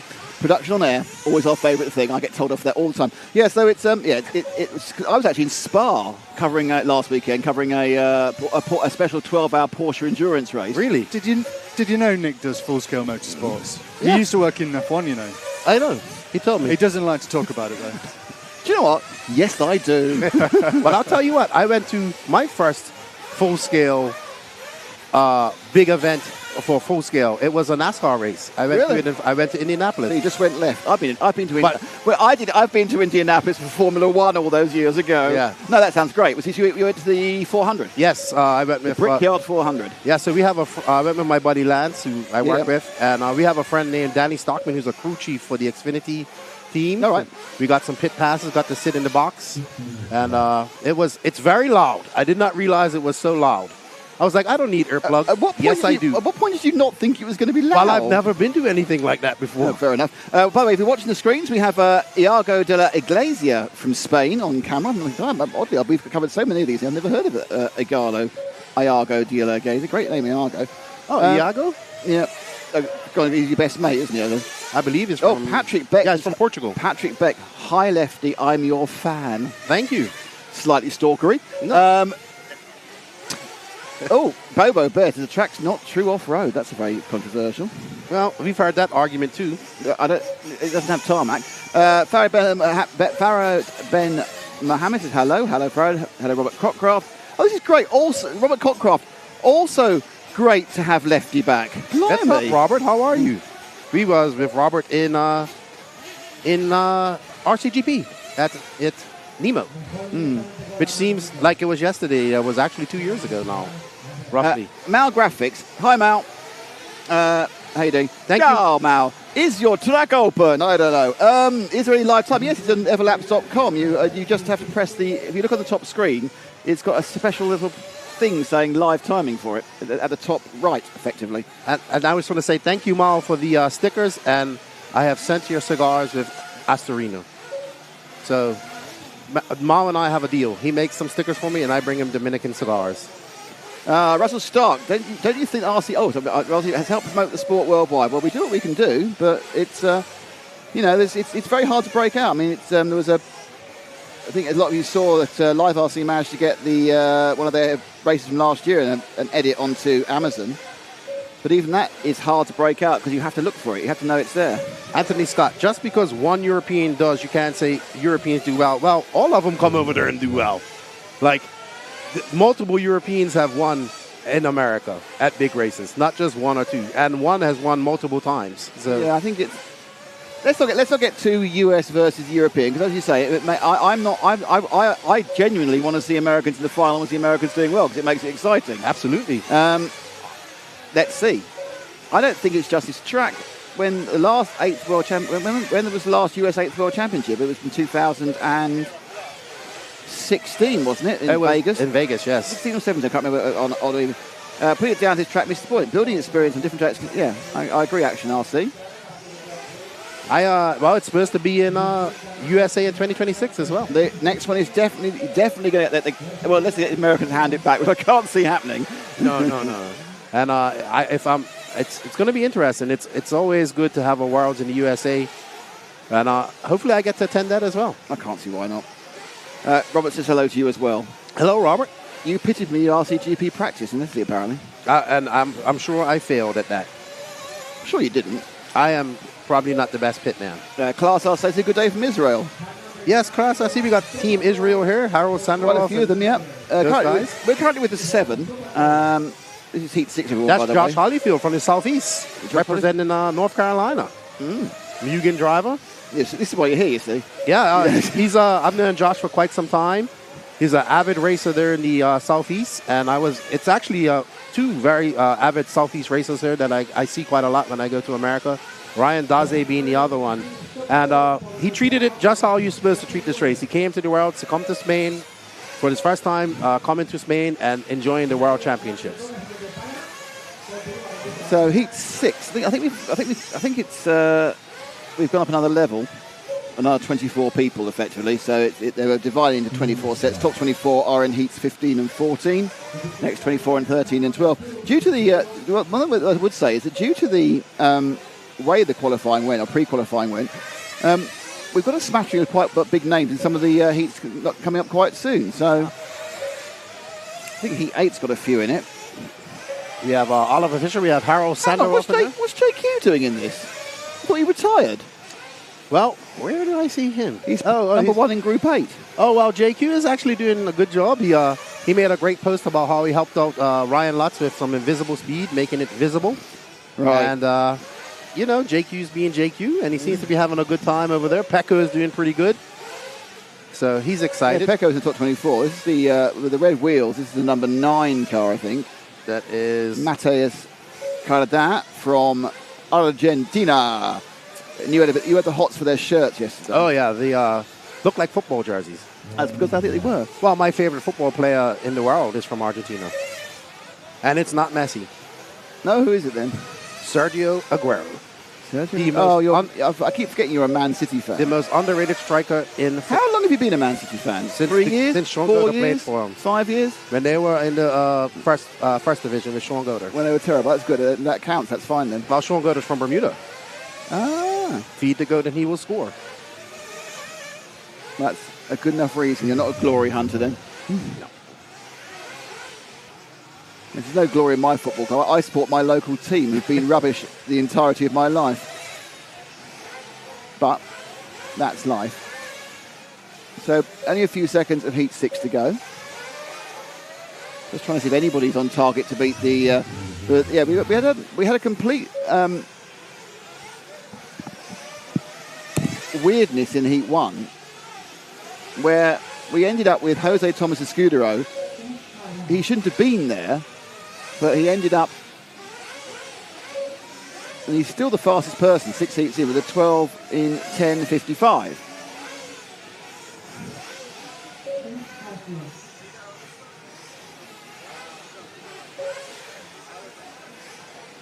So no one in this heat's got anywhere near that, as they just come to a finish.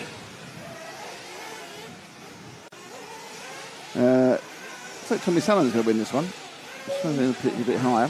11.10.02. The experienced Finn, Nuno Casa Ribeiro, who's been in just about everything ever. Also in...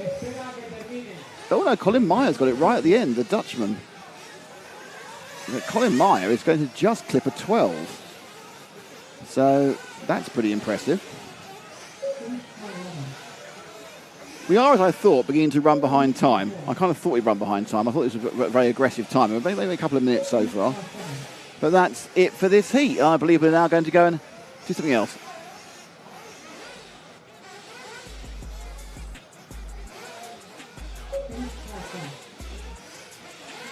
Oh, look, I'm masked by timing. We're back. We're back. What's up? What's up, Lefty? Good to see you. It's amazing to see you in the flesh. Thank you for having me here. Thank you for being here. It's been virtual for us for the last year or so. Yeah, I don't mind our virtual relationship. I think it's quite good. It is very good. I obviously like being at the track, but of course, you know, I love doing the virtual commentary as well. And, you're a man of the people, aren't you? I think I go out for a walk and I come back an hour later. But that's cool. That's what I'm here for. I'm here to greet people. It's very. I'm truly humbled by the support that we get for the podcast and what we're doing. And I think it all kind of kicked off in 2022 when we was here, when I did the commentary with you guys. Yeah. It's really good. I'm having a blast. We've been busy. Max has been busy. You guys have been busy. I mean, we have been, people wanted the live stream Sunday. They're like, where's the live stream? I'm like, well, you know, these guys are at another race and the other team's at another race. And you guys are busy. It's super true. busy for you guys. It's true. You actually have 2 teams this weekend, so... Yes, we're currently in LA at the Hydrogen GP event, and we're here, and we were obviously at ETS last weekend in Luxembourg, which was a fantastic event to be at. It's up to all my ETS family. Which Orlowski won, too, which was... Of course. He would want to get that after. It's a shame he's not here, to be honest. I know, he was here. He was on the list. He was here in 2022. He was very impressive. I definitely want to see the Punisher doing some more 8-scale, the Polish Punisher, by the way. Yep. But impressive with him. I got to see him race 12-scale last year at the 12-scale World. You did. And fantastic coverage, by the way. Thank you. That was impressive, too. I think he's probably one of, when we say best all-around racers in the world, we have to throw in Orlowski. Yeah. But I definitely want to see him do some more nitro racing. Absolutely, yeah. Completely, yeah. Looks like they're letting the cars out again now. It's not just you on the team, is it? At this event. Oh, well, you mentioned Max. Yeah, Max is here. Danny as well. Danny's here doing J Concepts coverage for J Concepts. Doing some good coverage. Also a great sponsor of the stream here. He's been super busy. Danny and I, along with the Elite RC guys over there, I want to say a big shout out to them. Lance, Gene, Patrick, Josie, and everybody. Hi, guys. We've been very busy over the last year. And I'm glad you finally got to meet Danny, because I think you and him are very creative in the same site. And but he's creative and intelligent, which is a double threat. I think you're pretty smart, too, by the way. I mean, Nick might argue with that. Yeah. But all good. Oh, can I interject? You can, yeah. Oh, marvellous. I'm not going to. I'm just going to. Now I know I can. I just might. But Have we started? I don't know. Have we started? Well, you've taken the timing off, so it's quite hard to tell, isn't it, really? We haven't yet started. It's weird. It looks slightly they're on the overcast. countdown. They're It countdown is for a slightly minute. overcast. But great setup. I remember in 2022 we didn't have a roof. It's nice to have a roof. Well, apart from that pillar. Oh yeah, that pillar. Maybe we should have read it. Wow. Yes, it is. It is. This is cool. This is the beachrc.com boutique. Absolutely. Big shout out to Beach RC for all their support. Brent and I was doing a recap with him. Brent and I have been long time friends. And kind of on the same, obviously he started his journey at Beach RC, but we started our journey together. And it's really good to see how both of the brands have elevated in his brand. And he's having a blast. He's racing this Worlds, and he's having fun. And he's doing his coverage he's doing his Wheel and Trigger because he has a podcast. It's awesome. And he's doing different interviews and stuff like that. So go over and check out his podcast as well, Wheel and Trigger on YouTube. What is your favorite RC podcast? You know what? Go on. Obviously, you can't say your own. I will tell you what was my favorite podcast that got me into it was the Radio Impound podcast, which was Jason Rona and Kirby and Gotti. That's actually what got me into podcasting ever. The first podcast I've listened to, and they have a plethora of old interviews with guys like Matt Francis, I think even Brian Kinwald and all that stuff. So that's what really they don't really do podcasts anymore, but was definitely the one that started for me. And there's been many. I have my friend Joe Zaire Jr. that's ran out of talent. One of our sponsors, Truth Motorsports, he has his RC podcast. Obviously, we have a couple of the Grid Talk. Now, it used to be the Extra Lap. They've kind of not doing it, so it's good to see. But it's hard to do and hard to be consistent. And, we're coming up on 300 shows, I think, now. That's crazy. I never thought you would. Neither did you. Because but if it was me, I wouldn't have got past 12. Four. There you go. Hang on, how many did you get past? I don't know. Which attempt at podcasting are you talking about? The one that was funny with Paul, that was really good. Oh, yeah, about 10. Well, and then... But they were really good. I mean, we do have some podcasts that are 5 hours plus. We have can I just point out that I'm on the longest running motorsport podcast. Okay. Genuinely, it is Midweek Motorsport. It's now in its 17th year. Did you know Nick works in Full Scale Motorsport? Yeah. Doesn't like to talk about it. No. Yeah. But it's always good to be back here with you guys. And Nick, the respect I get in this environment is I can even do this. He's gone. Oh, we're just missing Frank. Yeah. Oh, dear. Well, it's 1 a.m. in LA. So, American viewers, I hope you're with us. They caught a bit of fire yesterday at the opening ceremony, I think. People were kind of saying, even Ryan was a little bit kind of downcast about his hopes. Mm-hmm. Like, I don't think we need to worry about the Americans. I think they're gonna. No. There's gonna be plenty of them in the main final. But we need to get back to the track. All right. So we'll be back to the track. That's the only way I could stop them. I pointed out there was racing going on. This is Heat 7. Paco Flores from Spain, Billy Grindley and Ben Simpson from the UK. Danny Vega, how many years has he been racing? The Spaniard. Plamen Petrov from Bulgaria. Alexis Clement from France. Ivan Roth from Canada. Matthias Enns from Paraguay. Ruben Shakespeare from the UK. Maxi Corditz from Germany. Ilian Fernandez from Spain, and Jose Antonio Cessna. We are with car number, I think that's the one. It is the one car. That is Paco Flores. Now I'm going to do the thing we haven't done. We've been asked by somebody to follow car number 2. So what I need to do is find. You keep going, and I'll find car number 2. That's our new way of doing it, all right, Ash? This could take a while because I have to take my glasses off to try and find things, and there isn't a progress meter on this at the moment.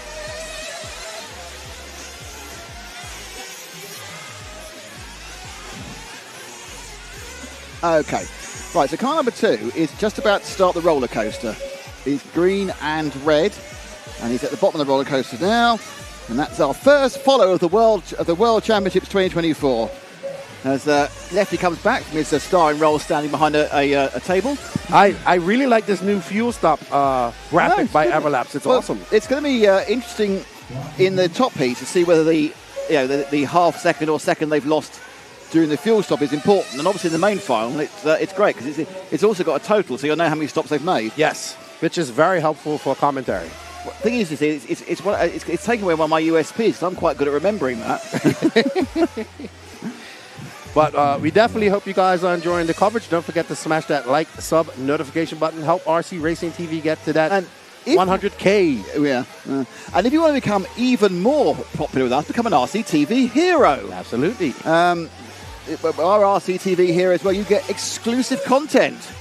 Ooh, thank you. You get a set of stickers. Yay.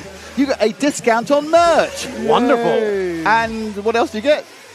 The follows and Shout out on stuff the read out, megaphone. shout out. I wasn't listening to the things you already said, sorry. Well, I've said stickers, I've said discount, and I've said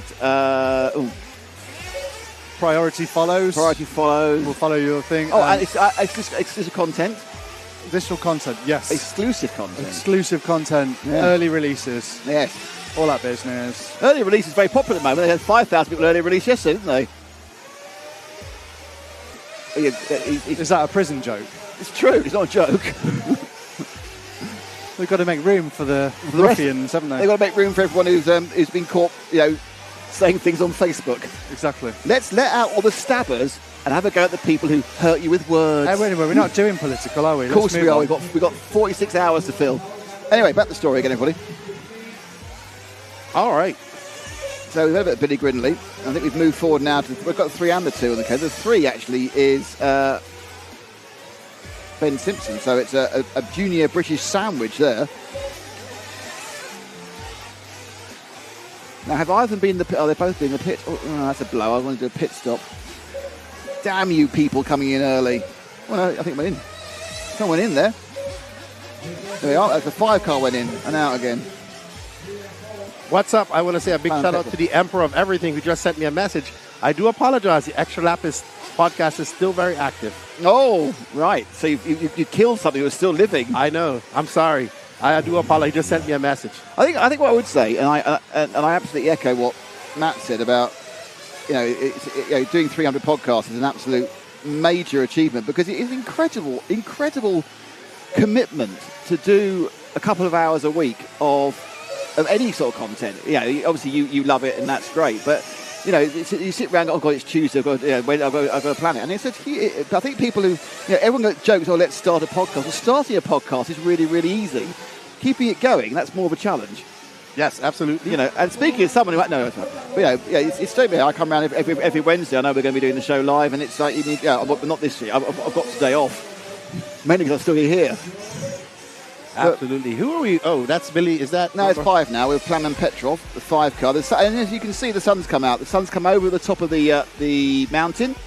So the track will be bathed in sun. So we'll begin to get a little bit of temperature into the track, a little bit more temperature into the surface. Absolutely. Billy Grinley from the UK. That's what I like to see. A lot of young UK. We do have a lot of young racers here this year. Always good to see the young, the future of our sport. And I like to call it a sport. I know a lot of people say it's a hobby. It is a hobby, but it's also a sport to some.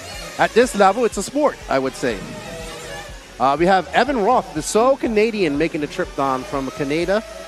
Yes. Canada. Can we find Evan Roth? His car number 7. Yeah. Hang on. We're doing it this way now. Car number 7. Okay. He's about to go around the Contramar corner. He's orange, Ash. Look at that. Does that work? Now, obviously, if this isn't car number 7, I'm like an absolute fool. That is car number... Because it could be 9. I think it is 7. I think I got it right, actually. No, it's 9. I got it wrong. It's 9. Who's 9? And I'll find car 7. Number 9 Tell me. is Shakespeare, Ruben Shakespeare. Oh, that's fine. There's certain numbers which look similar from a distance. Oh, right, okay. 7 genuinely is the orange car. It's going to go over timing and scoring very soon, Ash. So if you come back again, he's the orange car just there. The problem is, I have to take the this is what's different from 2 years ago. 2 years ago, I didn't need these glasses. So I need the glasses for the close-up stuff. I have to take them off for long-distance stuff. It's getting us all, unfortunately. Well, I'd point out this is the 18th year of RCTV covering. 18 years ago, we covered our first World Championship in the 2006 Touring Car Worlds in Italy, and we're all 18 years older. We've all suffered. For example, we've had Matt with some terrible hair in previous years, it has to be said. You know, we've had classic moments like me falling over drunk in a link. And we've kept going. So, yeah, and obviously now the majority of the programme is in Matt's capable hands. So I'm expecting some massive celebrations in 2026 as we celebrate 20 years. Here's Mr. Evan Roth, him and another, so his mechanic, Kirby Harris, who first time I met him here, I've never met him in the USA, but I met him here finally, I've known him for years. He goes, the first time I ever went to Canada, and I made Canada's team manager. Because I went to Canada for 1 day, and now I'm Team Canada's manager. When was that? Just today, at this race. What, you're now the team manager for Canada? No, my buddy Kobe, who's the mechanic for Evan. Right. Unfortunate that we don't have the top Canadian here in RC no more, Mr. Ty Tessman. Well, he's retired. He has retired. He is now a welder. A welder? Yeah, he's training to be a apprentice welder. I did an interview with him.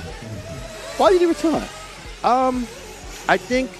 I don't think he could. Well, you know, they come as a package.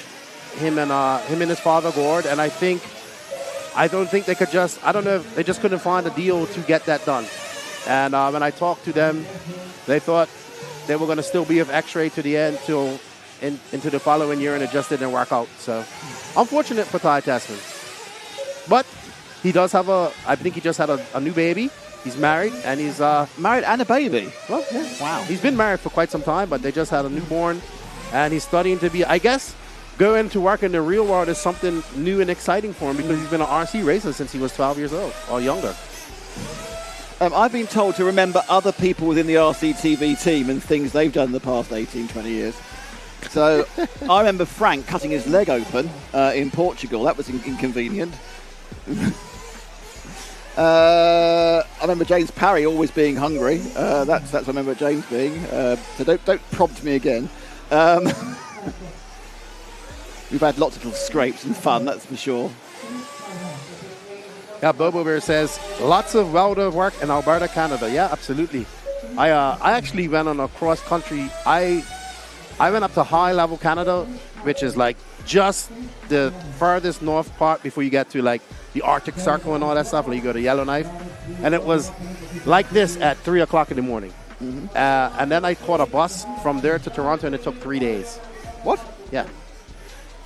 You're in a bus for 3 days? Yes. That's how big Canada is. Wow. Benny Greenley there with a 12 in 10.52. I think he's going to put him there or thereabouts on the overalls. I think that might be the fastest we've seen, actually. I think he may go to the top of the timing after this number hit. He has. He's now top of the timing. Colin Meyer second, Jose Thomas Scudero in third. That's after 7 of the 15 heats.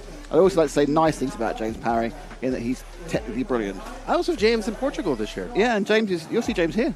Oh, he's coming. He's coming from California to here. Oh, he's going to be jet lagged. As long as he can work out why things aren't working, he'll be fine. Yeah. Travis Robinson asked, what happened to Neo Buggy? Well, Neo Buggy closed on. Maybe. What happened to Neo Buggy? 10 years now? What happened to Neo Buggy was two things. One, Neo Buggy, there was a problem with the Harper Adams University. So we have I mean, the actual website, I think. Oh, because Phil's got a real job. Wow, he earned a hotel. Yeah. Phil's doing fine. Yeah. So Phil Morton, who used to run Neo Buggy, we are missing him though. Yeah. Yes. He runs a 6-star hotel in Bequia. on one of the West Indian islands. Bequia. It's like exclusive, super exclusive. Phil's hotel. My hand's going up each time I'm saying that. Yeah, I think to be honest, I think Phil does miss it on occasions, but then again he goes out and wanders around his 6-star hotel and goes, yeah, do I need to be in a B&B somewhere sweaty? Oh, we have a request to follow the Englishman Lewis Jones, who I believe is running the WIRC car. Well, I'm quite surprised we haven't had 10,000 requests because we normally do. I know people are going to want to see JQ in this. We got Spencer Heckert. Cole Ogden is in this race. No, you have to read everyone out.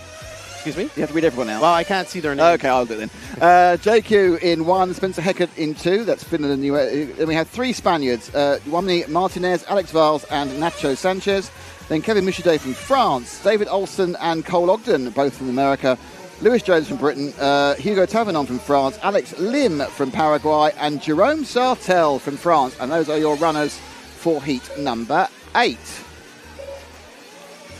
Absolutely. We have a request to follow car number 9, Mr. Lewis Jones. David Olsen, another fast Southeast racer, probably the top HB racer in the USA. Andreas Taveron, what's his name? Hugo Taveron, is it? Yeah, Hugo. Yeah. Hugo. Alex Lim from Paraguay. And Jerome Sartal, the Panther, Pink Panther. Pink Panther. Spencer Heckert is on the Techno ride this year. Techno, that's what you say. 2 heats, then we can JQ failed the last call, go best qualifying. Chris Lovell, lefty, you pissing for me and I've had worse. There you are. What happened? Someone said Chris Lovell said you pissing for him, he's had worse pitmen than you. Well, I pitted JQ a couple of times and he's given me a complex about pitting now. Jan Icon, it's also the case that the best drivers right now haven't been European. Between 2006 and 2012, the best were Americans. Oh, there we go then. All right. Hope Lefty is wearing an RCTV. No, it's not. But we have got an RCTV top for you for one of the days. I hope it fits. I think on Friday we're all going to wear the same outfit. Okay. I hope it's American sizes and not. Oh, we've got one for you. Oh, then you got a tent. Yeah, it was done. It was our very good friend David. David's done it for us. Oh, he's coming there, I believe. We don't know. He said he's coming. Will David be here? We don't. Will David Ishwood turn up? He's in Europe. Who knows? Well, he lives there now. He's come back. Doesn't he? Come back to us. You've got a positive rep for your shirts. People like your shirt, by the way. Thank you. Why if Lefty calls Lefty, he looks alrighty? That's Exotech. What's up? Travis Robinson, the Worlds will be in the USA in 2026. And my other is JQ. We are JQing it straight away. It's the man who has invisible speed. Or tells everyone he doesn't know. JQ completely avoided me at the Euros. Did he? Yeah. That's why I made a point of going to talk to him. And I would look at that as a blessing and not... Well, the main reason being is the last time I spoke to him, we'd had a bit of a row, so... Can you imagine someone having a row with JQ? Not at all. Not at all. What's up, Nigel? You are absolutely right. Sartal has been around as long as Danny Vega. Absolutely. Oh, that'd be a battle, wouldn't it? Who's been around longer, Danny Vega or Jerome Sartel? I think Vega's been around longer. Probably. Yeah. He's had multiple chassis rounds too. He's done hung. Well, I mean, Vega's pretty sure Vega's European champion from 20-something years ago. Still enjoying his racing, as is JQ as he hops through. All right. Cole Ogden is running the Mugen now, not running HB anymore. And there's talks of this being his last year of racing. Well, I saw a post he put down about. Well, we'll find Cole in a second, and we'll talk about it then. But I saw a post that he put down about how he's had some problems. Things have gone wrong with the HB organisation, and we do know things have gone wrong with HB. We're not talking out of turn here. I think their top driver here is Jessica Powelson, isn't it? That's the top HB driver, I think. Well, at the moment, you have David Olsen, he's also a very good young driver in the USA. He made quite a few A finals this year at some big races. He's doing very, very well. I think Powelson's in the top couple of top 2 heats. I'll try and find car 8, which could take a while, because I said before. There's always a caveat of my eyes are rubbish. Yeah, car number 9, Lewis. It's Lewis Jones in the WIRC. Travis Robinson, what is the big complaint from the American drivers? Did I miss something?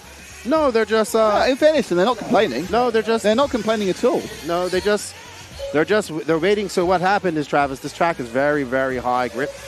And it's higher grip than anything coming you up see in the to USA. timing and scoring. Ash should be the second car over timing and scoring. Car number 8. There we are. And that's a bit Cole Ogden action. So Cole, this time, 4 years ago, he's going to the pits, is he? Excellent. Nigel says, Danny Vega won the Euros in 2000 on a Mugen MBX4. That was my first 8-scale buggy ever. Wow. So Ogden, 4 years ago, was riding high, or certainly pre-COVID, was riding high with HB. He was kind of teammates with Runner Falcon. They were going everywhere together. And he carried on driving through. But unfortunately, I think the issues that HB have had, kind of combined with some of his own stuff, is kind of like... took the shine off it. One of the most talented racers I've ever seen. He has the ability. I remember in 2017 at the state line at the Royal Nationals, he missed. Well, he had somebody to turn marshal for him in the early morning. They didn't make it, so he got docked a lap. And I watched him unlap himself and win the semi-final to go to the final. An impressive drive by Cole Ogden has put in some impressive drives. I still believe he has some gas in the tank. It's just about getting refocused and getting some positive results under his belt. But if he chooses to leave RC, so be it. I understand that as well. He'll probably be back. Just waiting for the timing to come through. Spencer Heckert is showing us a long way ahead, but he's not made his stop yet, whereas most of the others have. A lot of people are coming very, very early, I've noticed this, because no one really is trying to run 10 minutes. You told me Adam Drake's going to run 10 minutes, but apart from that, no one else is really trying to run 10 minutes. Dakota Fenn says he can do it. The new Ultimate DP engine, the Dakota Fenn engine, he is. I watched him do 10-minute runs, multiple races in the USA. Now, will it happen at this race, at this track? I'm not sure. It's a big track. So we shall see. It's a big, fast track. That's the thing, isn't it? Yeah, so somebody asked, why is Jessica Paulson running for Poland? Because her mom's Polish, and they've fallen out with the Swedish Federation. They fell out with the Swedish Federation. You know, happened. It happened. Why are the Kiliches Turkish? They are Turkish. Why the Turkish descent? Sorry, both born in Germany, because they fell out with the German Federation. Yeah. Some of the federations are not very good at keeping their top drivers happy. All right. So I think we need to find Lewis Jones, because we did have a request for him early out. He's car number 9. Right, I'll see if I can find Conor. I can stand up. It's a nightmare. Hello from William Wallace's dad. Okay. How you doing? Right, car number 9 is just about to come off the bottom of the roller coaster now, Ash. I think it's the second one of those two cars going up and over the rumble strip. There we are. Car number 9 now going down, and we got him. Yeah. There we are, look. So I found him. Now you have to talk about him. There's Lewis Jones in the WIRC. Was talking to his dad earlier. Avid UK racer. And does pretty well there in the UK Nationals as well. Yeah, there's a kind of few. I mean, I think it's, talking about people who, who've fallen out of their organisation. The BRCA aren't immune to this. They put some silly stipulations on Elliot Boots, because he's now living in Italy and he's not allowed to take part in the Italian Championship. No, he's not. He's not. But he comes over to run the National Series, which he won this year, if I'm not mistaken. Yeah, he wins but wins quite a lot. It's him and Johnny Skidmore. I think he won a lot. He's a little bit a cut above the others, to be honest. Johnny Skidmore has had Johnny Skidmore made the final here in 2022, and he's had a very good 2 years of RC. He doesn't travel as much, but he did well in Montpellier last year as well. So good to see the Skidmores doing here. I think his brother's taking a back seat to racing. Don't see him racing that much. I haven't seen Will for a while. No, I'm not sure he's racing anymore. William Skidmore. JQ. Apparently the 4.7 second pit stop, which makes me sound like a drive-through. There we go. This is where that corner going up to that double, that's where we kind of saw Ronafalk throw it all away in 2022, if you go back and think about it. Well, that corner's very different now and even tighter. Yes. I was talking to Ronafalk. I've been talking to him quite a bit since we got here.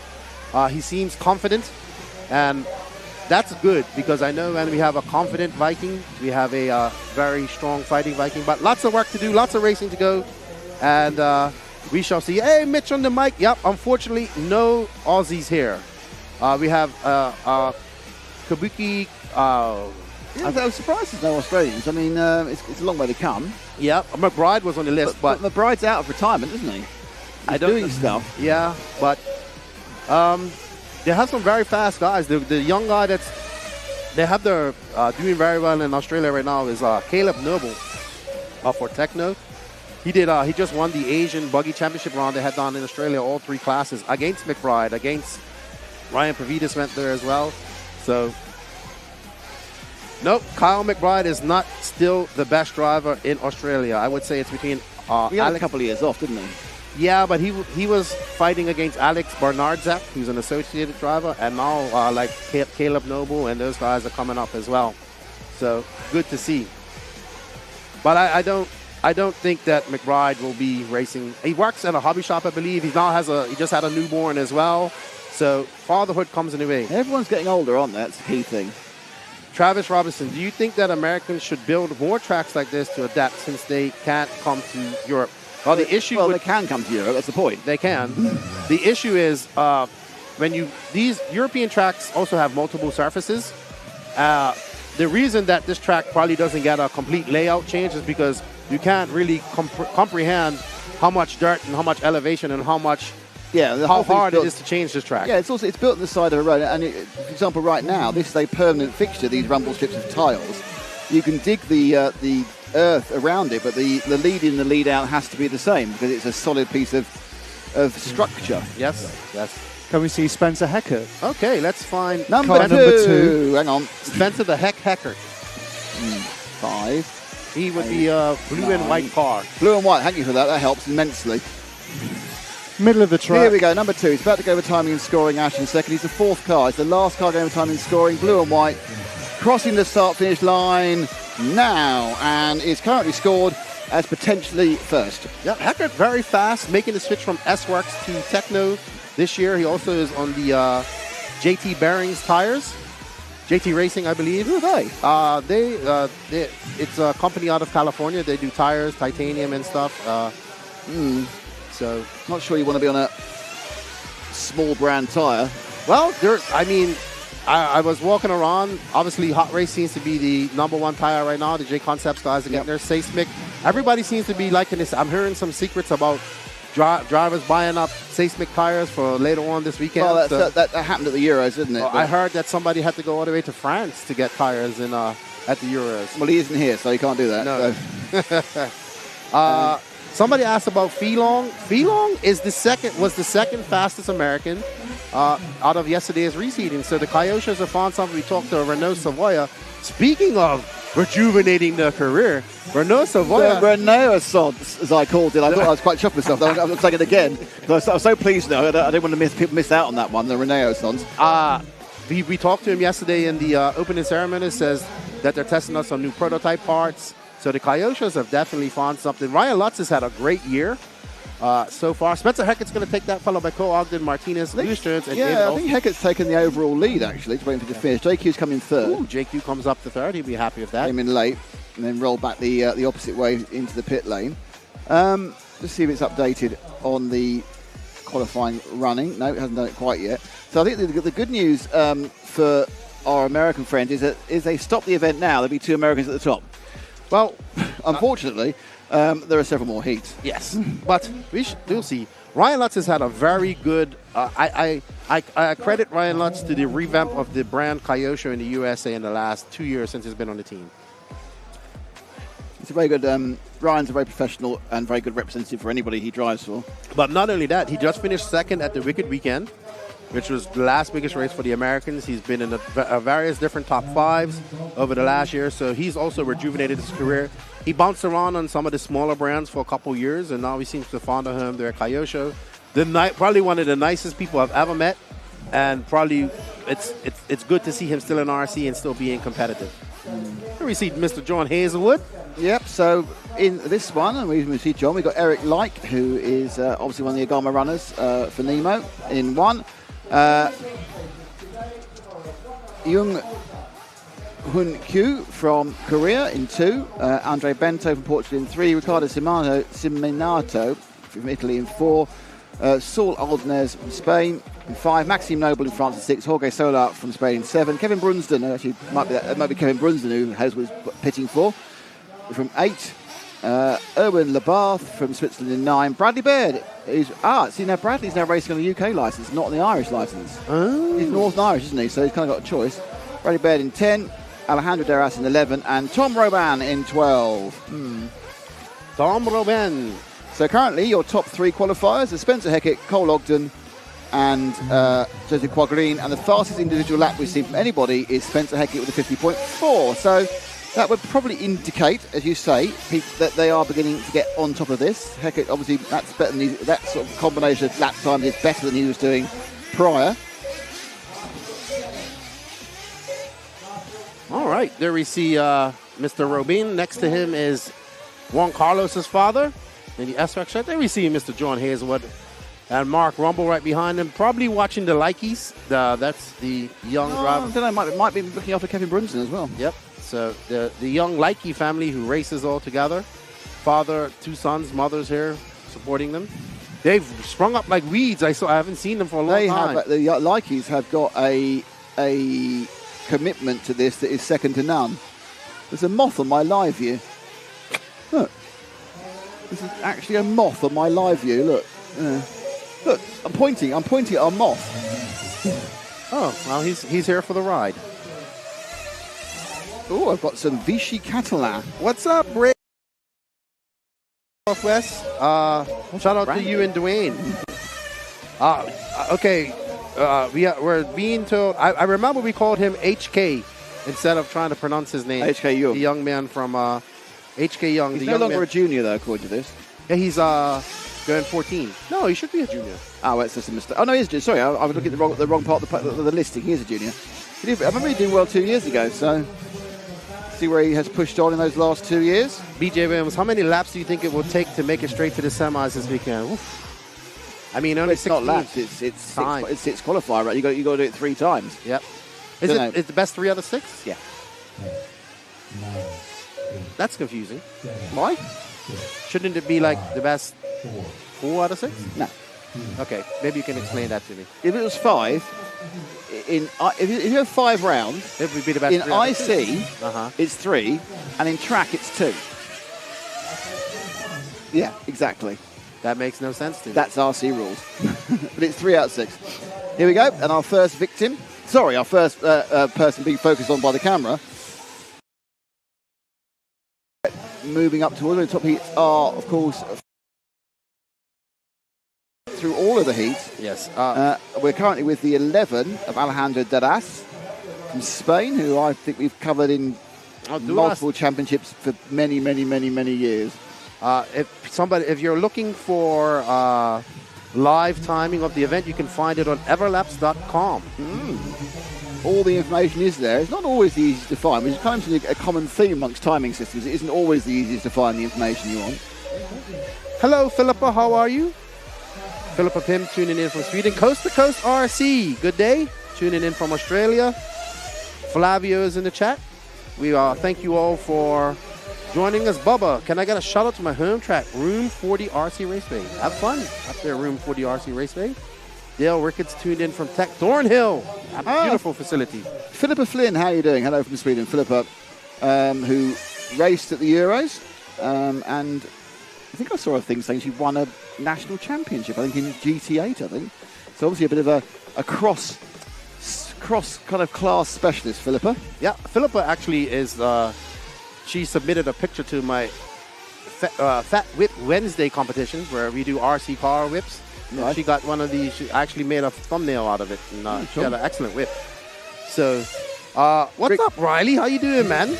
My buddy Riley. He's awake at 4:30. He is in Omaha. Is that 5 hours behind? That's where he would be, I think. He's 5 hours behind the UK, 6 hours behind here. I have no idea. The biggest race of the year, the biggest race of 2 years. Let's be quite clear. Yes. The World Championships. Good afternoon from Adelaide. See, this is it. We've covered 2/3 of the world surface already there, with Australia one direction, Omaha in the other direction. And right now we're following car number 7 of Jorge Soler. So there. We had somebody wanting to watch Andre Bento, car number 3. We've got 10 minutes. We'll settle down there when I look at what's going on. That's the con from our corner. We have 15 heats today, correct? We have 45 heats today, so we've got 3 No, lots of 15 heats per round. Yeah. Sorry. I don't want to worry you, but we have 45 heats today. This is the 9th one. What? We're only Easy the work. 6th of the way through. Easy work. I've at some of the American race, I start at 6 and finish at 11. Excellent. Yeah, not 11 in the morning. And do you get overtime? No. Unfortunately, the unions haven't sorted that all out in the RC community yet. Yeah, I know. But you've got, Riley's not in Omaha. He's moved to Michigan. Oh, okay. Sweet. And Philippa Finn did win the 1/8 GTE National. That's the electric GT. I actually want to race GT. They look great fun. Hello from Warwickshire, which I would say isn't very exotic, apart from the fact we're in Spain, so it is. He races against Eric, And then we'll do that. See him. Okay, so who do I need to find next? Lefty, you go. Rennick wants to tune in. Somebody wants to see Bento. No, I need numbers. Car number 3. Is that Bento? Yes, sir.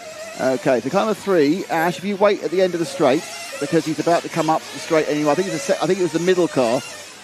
There he is. He's the colourful one there, just going over that sub jump, and now down round the hairpin, back through the other hairpin as the big S section, and off we go. Andre Bento. All right.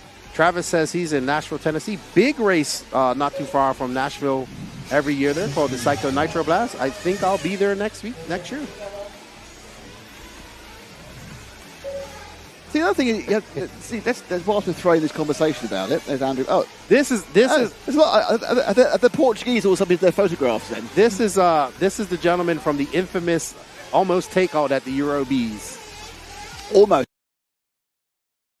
Remember we was commentating on the Euro Bees? I wasn't there. You was there. We was virtual commentating. No, No, he wasn't there. I wasn't there. Not the Eurobees. Oh, that's right. I'm It was sorry. Frank. It was Frank. Oh, we were there. We were there. Yes. Remember the pass on the inside? Oh, was that Andre Bento? No, he was the one who Got passed. got past, and then he tried to take him out at the end of the straightaway.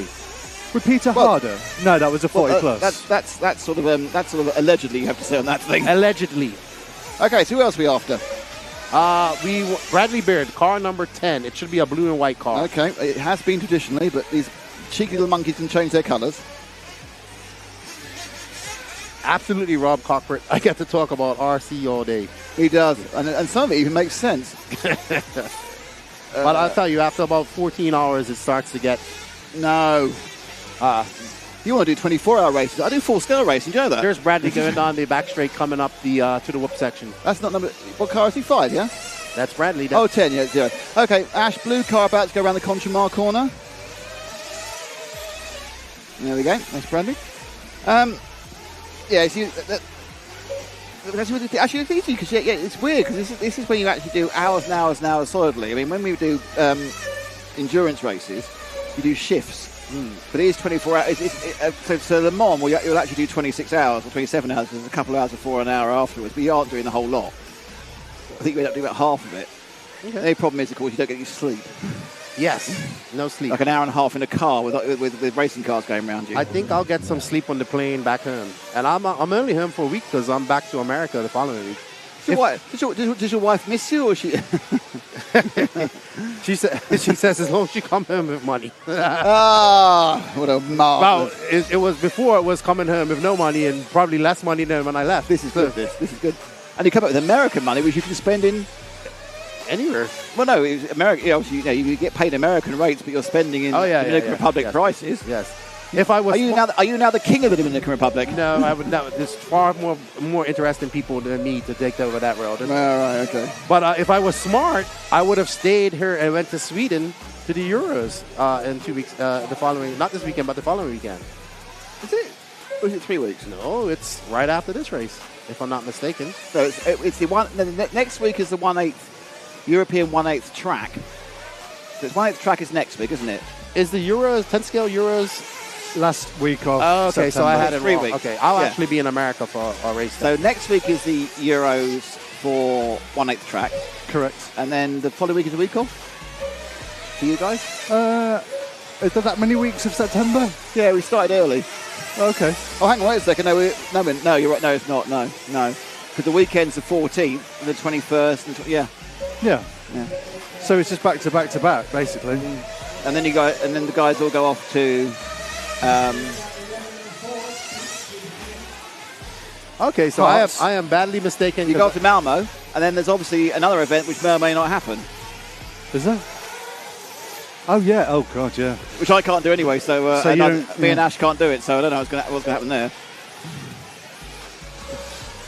Bigger fish to fry at the moment. What sort of flavour? Place or? Is there anyone else we need to pick up in the last couple of minutes? Tom Robin, car number 12. Car number 12. Yeah, car number 12 would be good. Tom Robin. Yeah. What will happen is he might crash the system. Was it Tom Robin's girlfriend who everyone wanted was the best thing about RC when we were talking about RCGP about 2 years ago? I think so. Dale Rickard, I'm coming to the Georgia Peach State Classic in Okay, we've Tiger, got Georgia. the 12 car, Ash, is about to, any second now, is going to start on the bottom of the roller coaster, wait for the 12 car, and it's the last car of this run. So 1, 2, third car, yellow wheels. That is Tom Robin from France. Bonjour to Tom.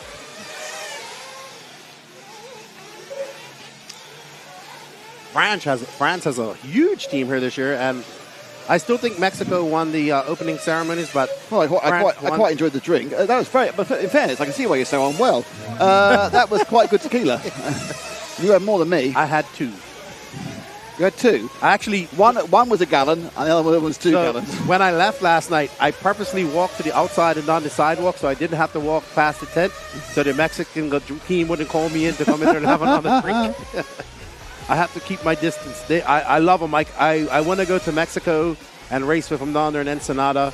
They're awesome dudes. They're here to have fun, and they have enjoyed every moment of their World Championship so far. Okay, this one is being led by Eric Like overall, but it doesn't look like Eric's going to be in the sort of times we saw from the Americans in the previous heat, so... I think Eric's the older of the Likey brothers. A couple of years older. He's looking at 10:36, 7 or 8 seconds slower. HK Young as well coming up at that point. So we'll get Bento next round, Flavio. Apologies. We'll get him for you. We had him at the start. No, he said we was following Brunson. That happens. 8-3. Sorry about that. There is a. If I tell you that next year I'm having a significant birthday, hopefully you won't guess which one it is. But it isn't 50. It isn't 50. It's not. So it must be the next decade after that. Yep. Well, I just turned 46 myself. Yeah, so we've got 105 years of experience. What's up, Matty G? Glitch RC, Mexico is always its best. You've never been there, even though you are from there. That's my good buddy, Matthew Gonzalez, one of the NNRC hosts. Yes, Glitch, I'll be at Florida Carpet Champs this year. That is the unofficial Carpet World Championships. Awesome race. Can't wait to be there as well. And I will see you in Georgia. I love it up there in Tiger, man. Absolutely beautiful. Still waiting to see some of those Appalachian bears that you have up there. Hey? Yeah, like this is right up in the mountains. I don't want to see a bear. Maybe a mountain lion. I've heard they're not very friendly. And the infamous Appalachian Sasquatch. Yeah, that doesn't exist, though. Yes, they do. They're in Montana. We're not going to talk seriously about life. Actually, I don't know. You don't know, do you? You have no idea what these things might be. Absolutely. We want to thank you all for joining us. We got 985 people watching right now on YouTube. Don't forget, we are on Facebook as well. Smash that sub button. We've got 1,124 people watching. Okay, I'm looking at the live chat here. You have actual numbers. I have actual numbers. I need to get my computer set up, or a computer set up so I have chat scoring. No, I think it's good this way, because this way you can do one job and I'll do another job, you see. Perfect. See, I can do things like going, oh, look, there's the results. Oh, it's Andy Banto who got it in the end. Good job, You got it by 4/10 of a second. Bradley Beard not having a good run. Neither was Tom Robin. So Riley Filbert, ready to see my boy Mason throw down? Mason Fuller. What about Cockcroft? And one day you might get my surname right. I'm not sure it's me. Me. Well, what do you say then? I don't know. Actually, it may be Cockcroft, because Cockburn is Coburn. I don't know. I'm saying Cockcroft. Well, some people say you say Warwickshire. I would say Warwickshire. Yeah, but I'm English though. What, isn't S-H-I-R-E Shire? Yeah, there's really, honestly, with English, it doesn't mean anything what it should be. It's an ancient language, adapted badly. Hello to Leon Good, who's said every time you goes live, I realise how much I miss this. We'll come back then. Yes. RC, you may leave RC, but it never leaves you. All right, we got some fast guys coming up here. Darren Mosley, can you please get a bell on the blue pole at the end of the straight? Where's the blue pole? That's the one that's going to be hit at the start of races. I didn't even know that they put one there. Wrong. Leon God, last time the controller was Lee Martin's car. Set some good pace. Oh, there we go, you see. I didn't even realize they put a pole there. The pole of doom. All right, so we have some fast guys here. We have 2023 10th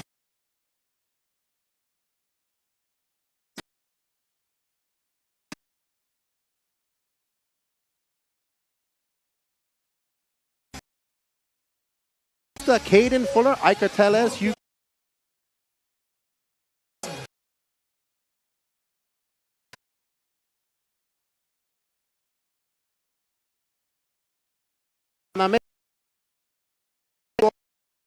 Guys in the chat, we are here for you, and we look forward to talking to you guys all day. We got a request already to follow car number 4 of Majubi. Rimfire says, after Heat 9, Heckert still maintains an overall 2EQ of a 10, a 12, 10, 25. Certainly does. What's up, Big Ty? Big Ty, you are up early because it is, I don't even want to know what time it is over there in SoCal, but shout out to you, my brother. Hope you're all good.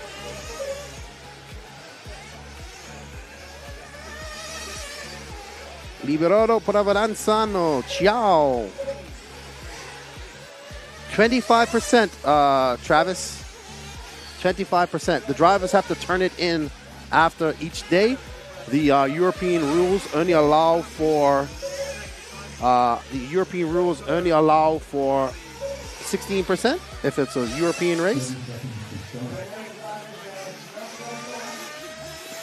So that's excellent work there. All right, so we got a request you managed to read out who's in there. And we got, you said we've got world champion. We do, and we have somebody who I've absolutely named. One of the most impressive young racers I've seen in America in the last few years, Mr. Jonah the Fish Wilson.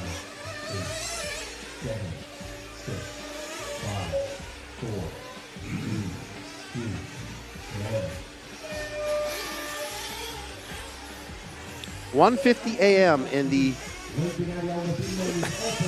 My moth's fallen off the live view. It's just the moth, Matt. JWRC. He's in Vegas. 150 there.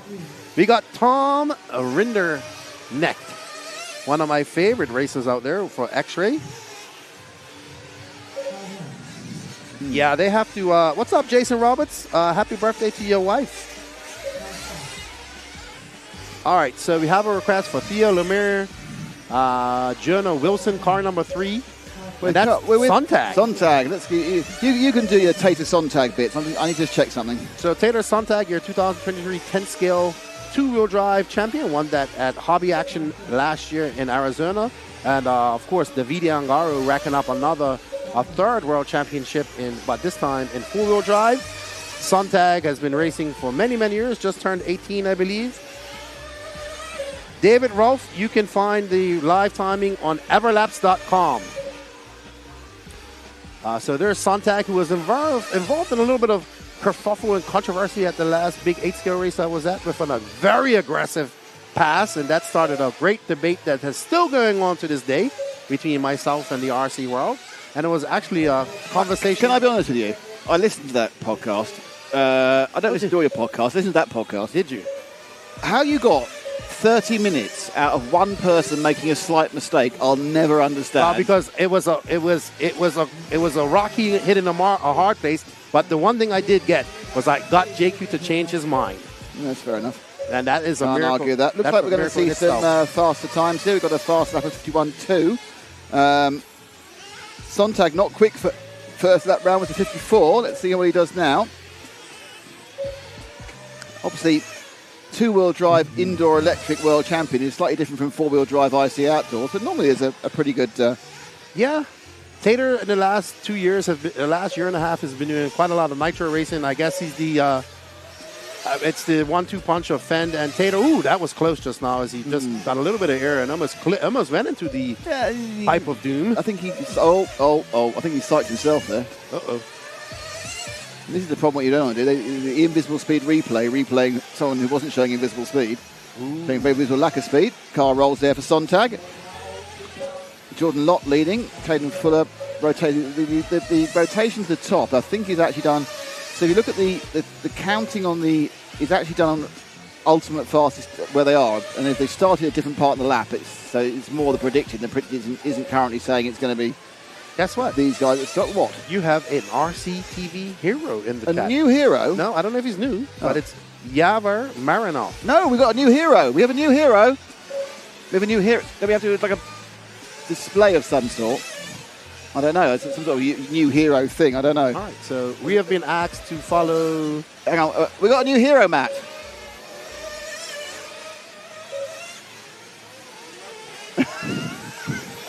Welcome. Welcome to our new heroes. Now back to the racing. It's Yavor. It's Yavor Marinov. You turned me off. Back on again. Yavor Marinov, who is our new. Above him, Nigel W. is already a hero. Was a 10-minute stretch this track. I don't think anyone's not done a pit stop so far. I'll be honest with you. Oh, Caden Fuller's in for a stop. We've had a request to follow Theo Lemire, car number 2. Number 2. Let me have him find number 2. Any idea what colour he might be? We're with 12 at the moment, aren't we? Who's that? That is Laname. 12 is Hendrik Lainmai. I believe he's from Estonia. Beautiful track out there in Estonia. A lot of the pros went up there too. I'm looking for 2. I'm looking for 2, aren't I? You're looking for Jordan Latt, car number 2. Numero dos, currently sort of leading. It's his first time where I just stare for hours and not seeing anything, but it won't be the last. Ash is bringing up. Ash has climbed up. Got the 12 Zach still. has climbed up this ladder quite a few times, bringing beverages. That's Zach. Zach's a beverage provider. He's bringing coffee now. Oh my God, he's a marvellous man. I hope he bought me one. I don't know. No. I don't know where car 2's gone, I'll be honest. Is he still running? Yep. Oh, right, okay. Car number 2 is just coming down to time and scoring now. Yellow and red, Ash. Got some coffee, marvellous. That's good. Instant. There we go. So that is Theo Lemire. Heat 10 of 15. 11 and we're going to go another level, 11 and 12. And there's a lot of big names in 11 and 12, to be honest. Yeah. We've also had a request to follow car number 3, Jonah the Fish Wilson. Is he just called that because his name's Jonah? Yes. I thought it... And more importantly, is that just the name you've given him? Yes, but I've told him Team Fish all the way. I even had BT ask me, where did this fish come from? I said, oh, Jonah and the Whale. Who's BT? Brent Elke, team manager of Team of Associated. And I said, well, I didn't think his physique fit the name Whale because he's very tall and a skinny young man. But I thought the fish, rolled off the tongue a lot better. I have a question for. I've got a question for our erstwhile Mr. Matt McCallum. You can't hear me, so next time his headset, and I've got a question. It is for very him. loud up here. It's the roof. Yeah. That's what it is. It's louder than. It's the 12 nitro engines. No, but when we was here in 2022, it was. Oh yeah, you're right. It's bringing it back in a little bit. I think we have to turn on our ambient mics. We're getting so much through us anyway. BJ Williams, wondering how many will switch into race mode during day 2 qualifying and work on their race pace. I'm not sure. I think everyone's trying to get. Everyone's trying to get into that. Semi. Final. Yeah. Well, whatever. I've got a question for you. So you need to put your headset back on again.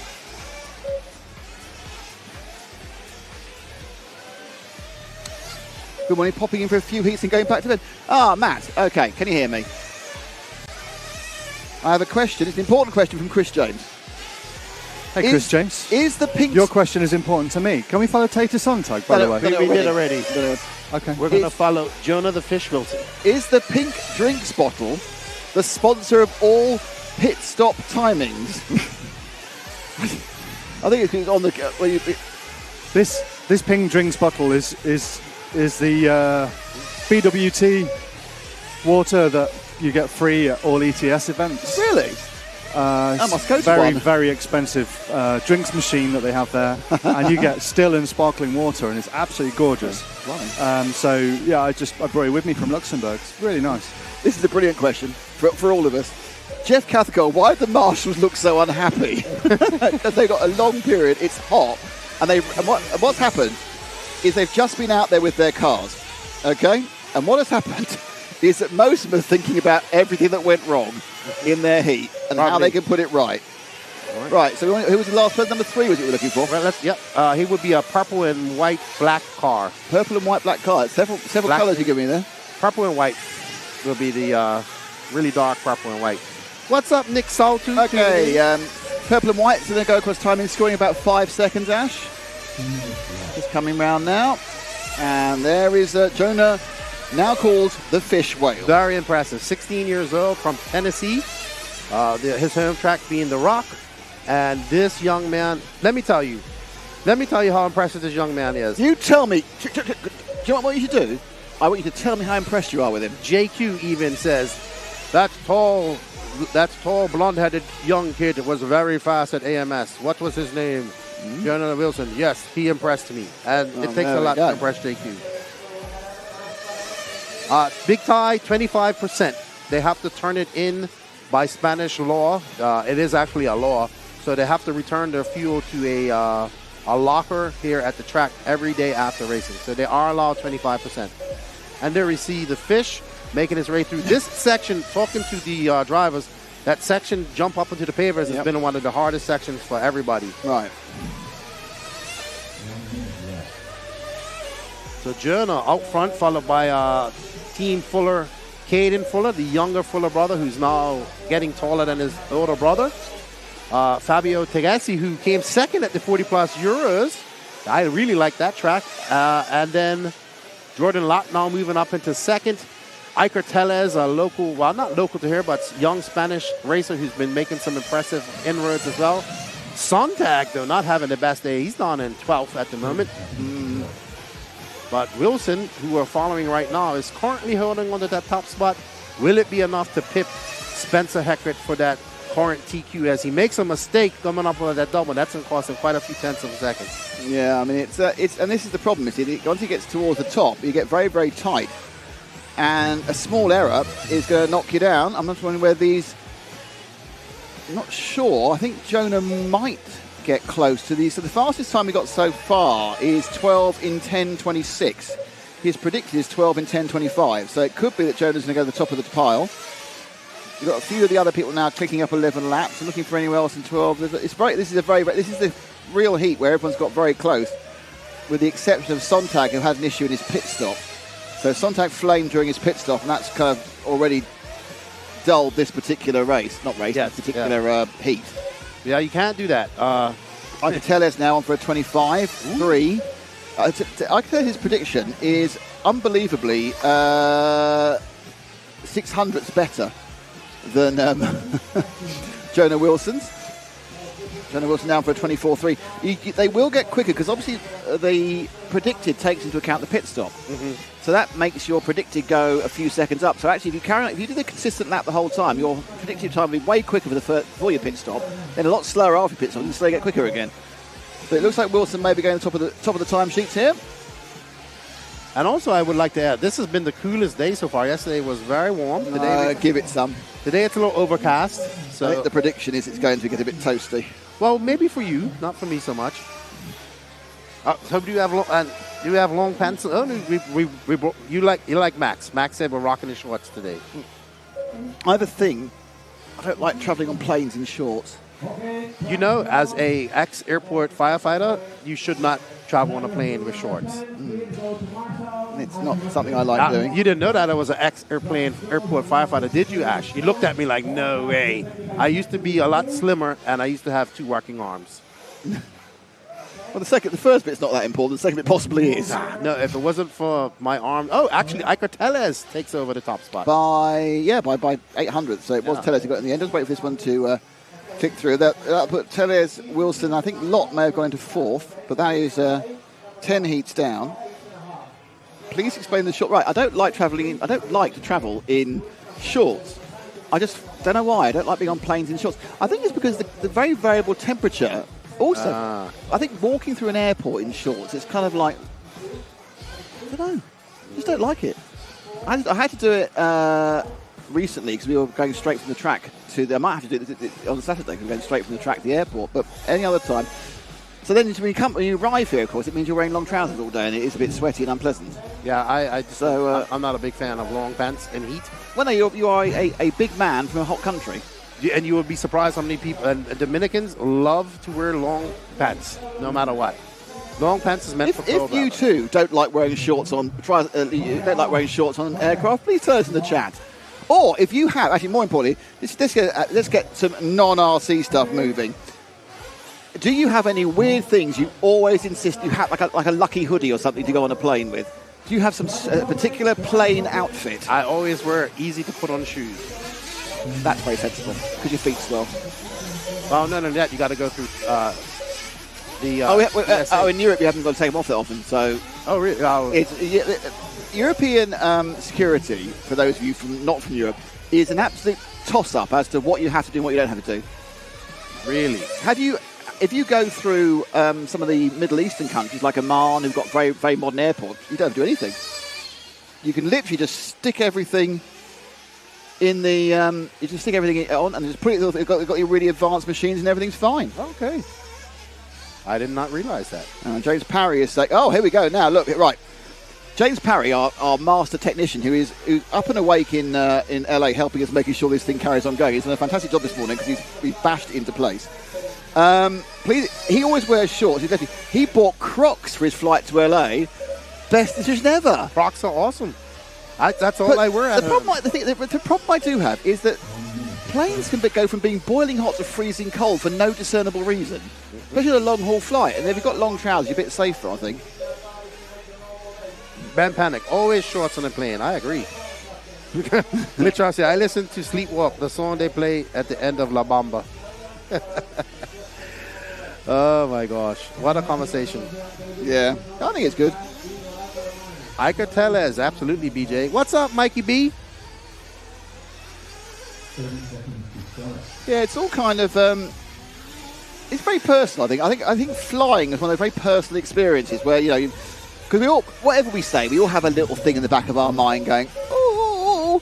So you need to kind of relax yourself as much as you can. If you don't have a little thing in your back of mind going, oh, please tell me. Here's a question: Are you a I wear my seatbelt all the time flyer? I don't have any feeling about it. If it's, I will leave it on because it doesn't bother me. But I have it as loose as it can possibly be. Well, you should wear your seatbelt at all times in the plane. Not because of a crash, but when I was an airport firefighter, we had a plane come in one time where it dropped about 5,000 feet. Yeah, people hurt themselves, don't they? Yeah. So always put. So unfortunately, I have to get the extension, especially on European flights. Heat 11, Danny Battle, that's Robert's brother. Adam Drake, I've heard of him. Pelle Cumsey from Denmark. Joel Bourdin from America. Herman Boda from France. Jermaine Robinson from the US. Oscar Berg, Hampus' younger brother, who neither's ever heard of until this year. Yep.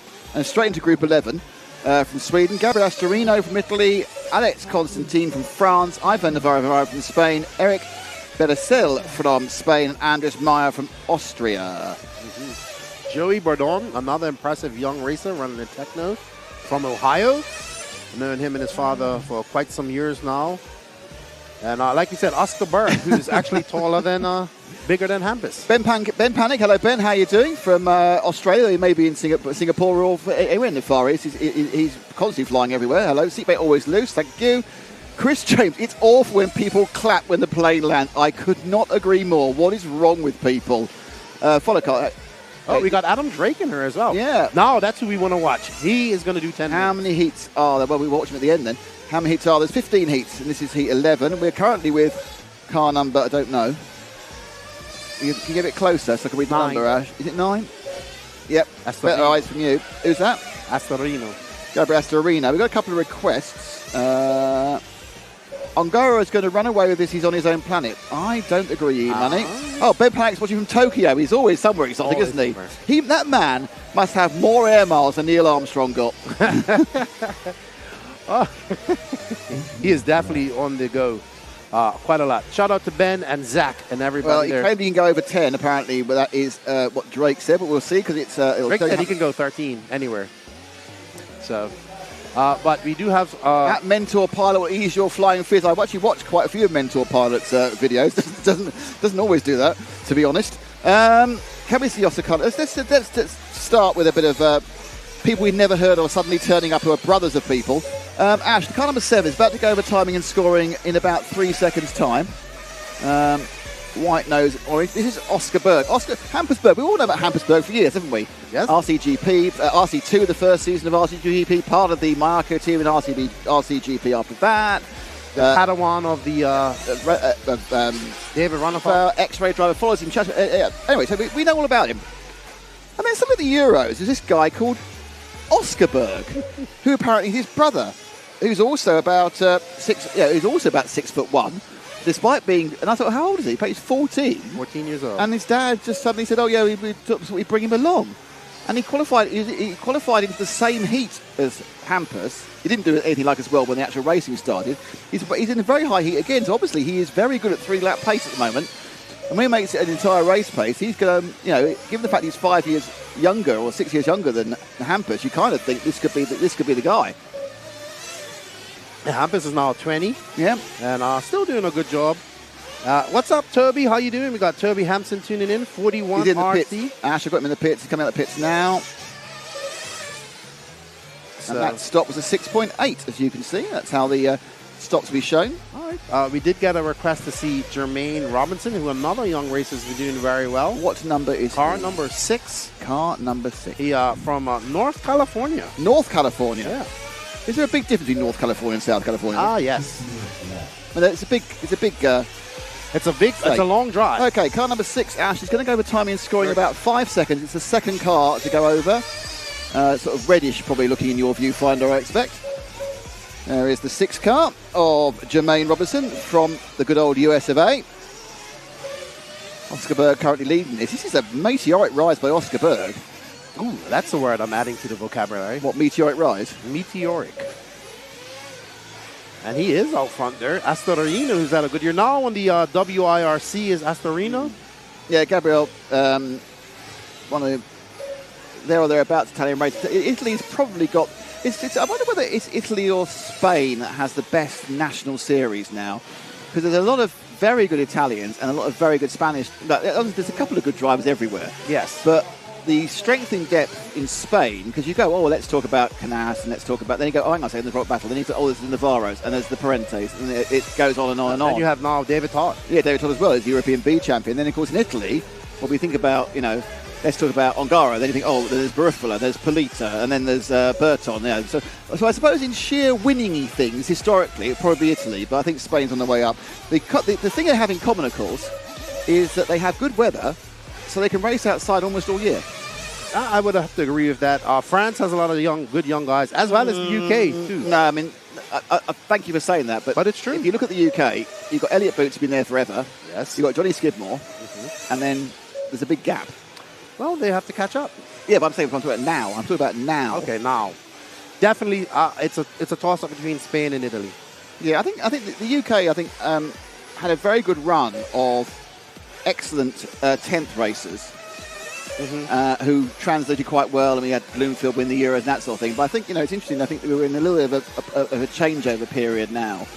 As you say, our youngsters are young, and therefore they're moving to the top. But yeah, things are cyclical. The weird thing is, though, you say things are cyclical. The one, in this class, you do see people coming up, but when we get to the end of when we look at the 12 finalists, I expect we're not going to see many people who weren't in the final, or at least a semi-final 2 years ago. No, we've lost Tessman because he's retired, but I think the turnover is quite slow. Adam Drake moves to the top because he's not taken a pit stop so far. Everyone else has stopped apart from Clement Boda and Adam Drake.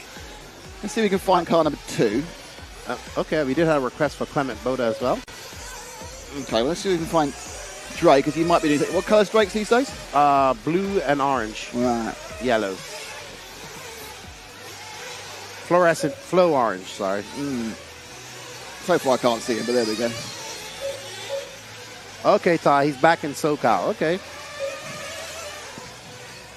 Jeff, where did you get the oversized T-shirt from? The Latara. That's very personal. Latara Racing made these ones. Okay, so coming over, next car over timing and scoring, orange and blue, Ash. There we go. So far has Adam Drake. No, he doesn't stop, but he's dropping back a bit over on the pace. This is Adam Drake. Adam Drake was the first superstar I ever knew about. I said 2006, first time I got involved with Nitro RC racing. Adam Drake absolutely bossed the second ever running of the Neo Buggy. I think he turned it the following year, even though it was actually 15 months later because it was Easter in 2008. Bossed that one as well. Well, you know where Adam Drake really started his climb to fame? Gas truck. That was one of those popular classes that had its flared and then just died. Yep. Unfortunately, I still have quite a few of them.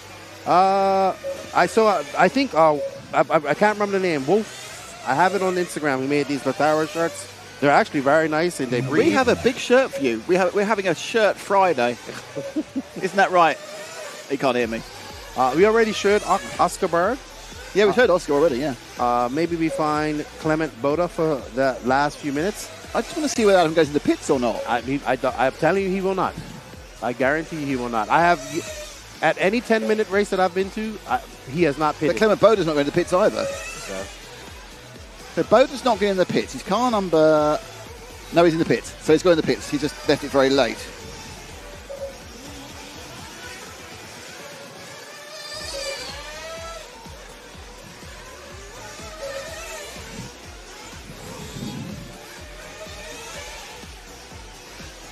Adam Drake, one of the stalwarts in RC. I think his years of being competitive at a high level, I wouldn't say are behind him, but he still can race at a high level, but now he's more of a representative from Eugen. Of course, he's probably the man with the most knowledge in RC, equal with JQ, but he doesn't just shout about it. It's like he's the anti-JQ, isn't he? He just quietly gets on with his knowledge. If you don't know Adam Drake and RC, you've not been following it. Of course, with his Mrs. Rhonda, they are the first couple of RC, aren't they? Oh yeah, pretty much. They are the Princess Di and Prince Charles, as he was. I hope it ends a bit better than that. But it's William and Kate. They're the William and Kate of RC. There we are. Give it a bit more of that. I'm not sure the Americans particularly want to be likened to the British royal family, but there we go. Absolutely, but there's Drake. So Astorino up to the top now, followed by Oscar Berg. Drake in third. So his lack of a fuel stop has saved him about 7 seconds. And he is on his last lap now. So he has actually, as you quite rightly said and promised me, not stopped. Now, if Fenn can not stop, that's going to really help him. Absolutely. If Fenn can not stop, that's a massive advantage. I mean, obviously his 3 laps weren't brilliant, but he's going to give himself 7 seconds, well, not 7, about 5 seconds straight away. The way Dakota Fenn is, I wouldn't be surprised if he comes out and TQs this round. I absolutely guarantee that won't happen. Nick, we shall see. I'm not saying he won't TQ a round. He won't TQ this round. He's going to need to learn a lot more over the course of a couple of rounds. He has the talent, and if you told me Dakota's going to TQ the last round, I go, yeah, could be. This round, no. We shall see. But I cannot argue with that logic either. That's it. Thank you, Ash. And there we are. Adam Drake, I think that's the first non-stopper we've seen, and it gives him second place overall. 10.23, that's not bad. Okay, so now we're moving to groups 12 and 13. This is where the names start getting more recognisable, shall we say. All right, we're starting to get to the sharp end of the knife here.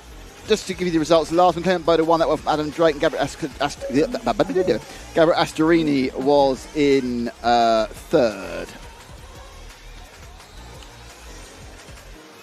Well, Jermaine Robinson finishes in fifth. Bourdon in ninth for the Americans.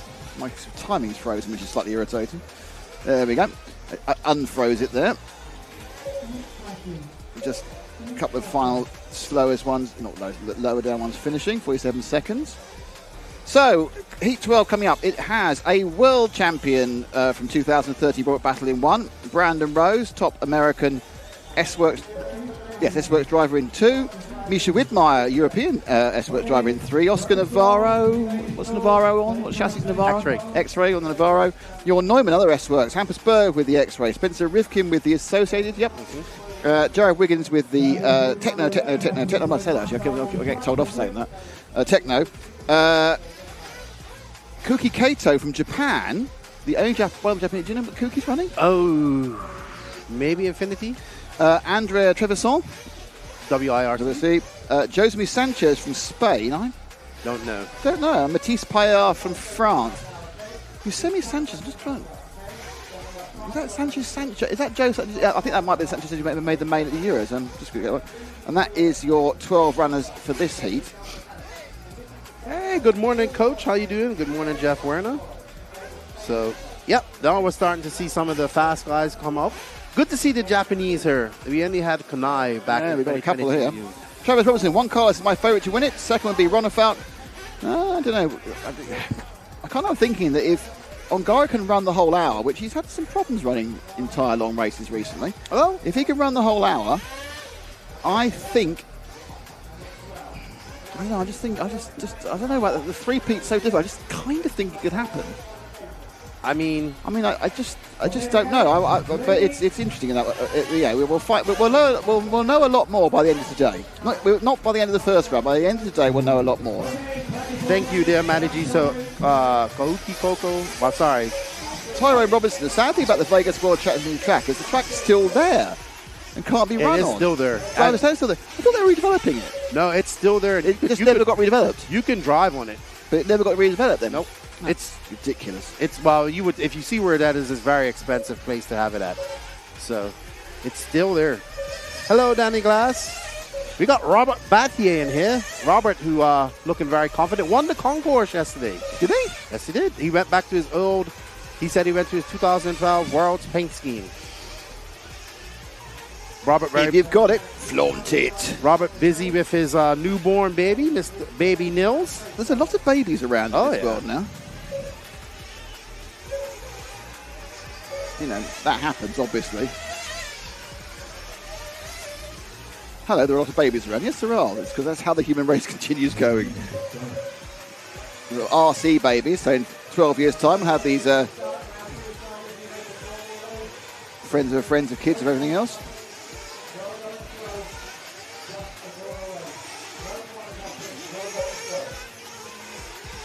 All right, so we'll let these guys get their warm-up in and get started.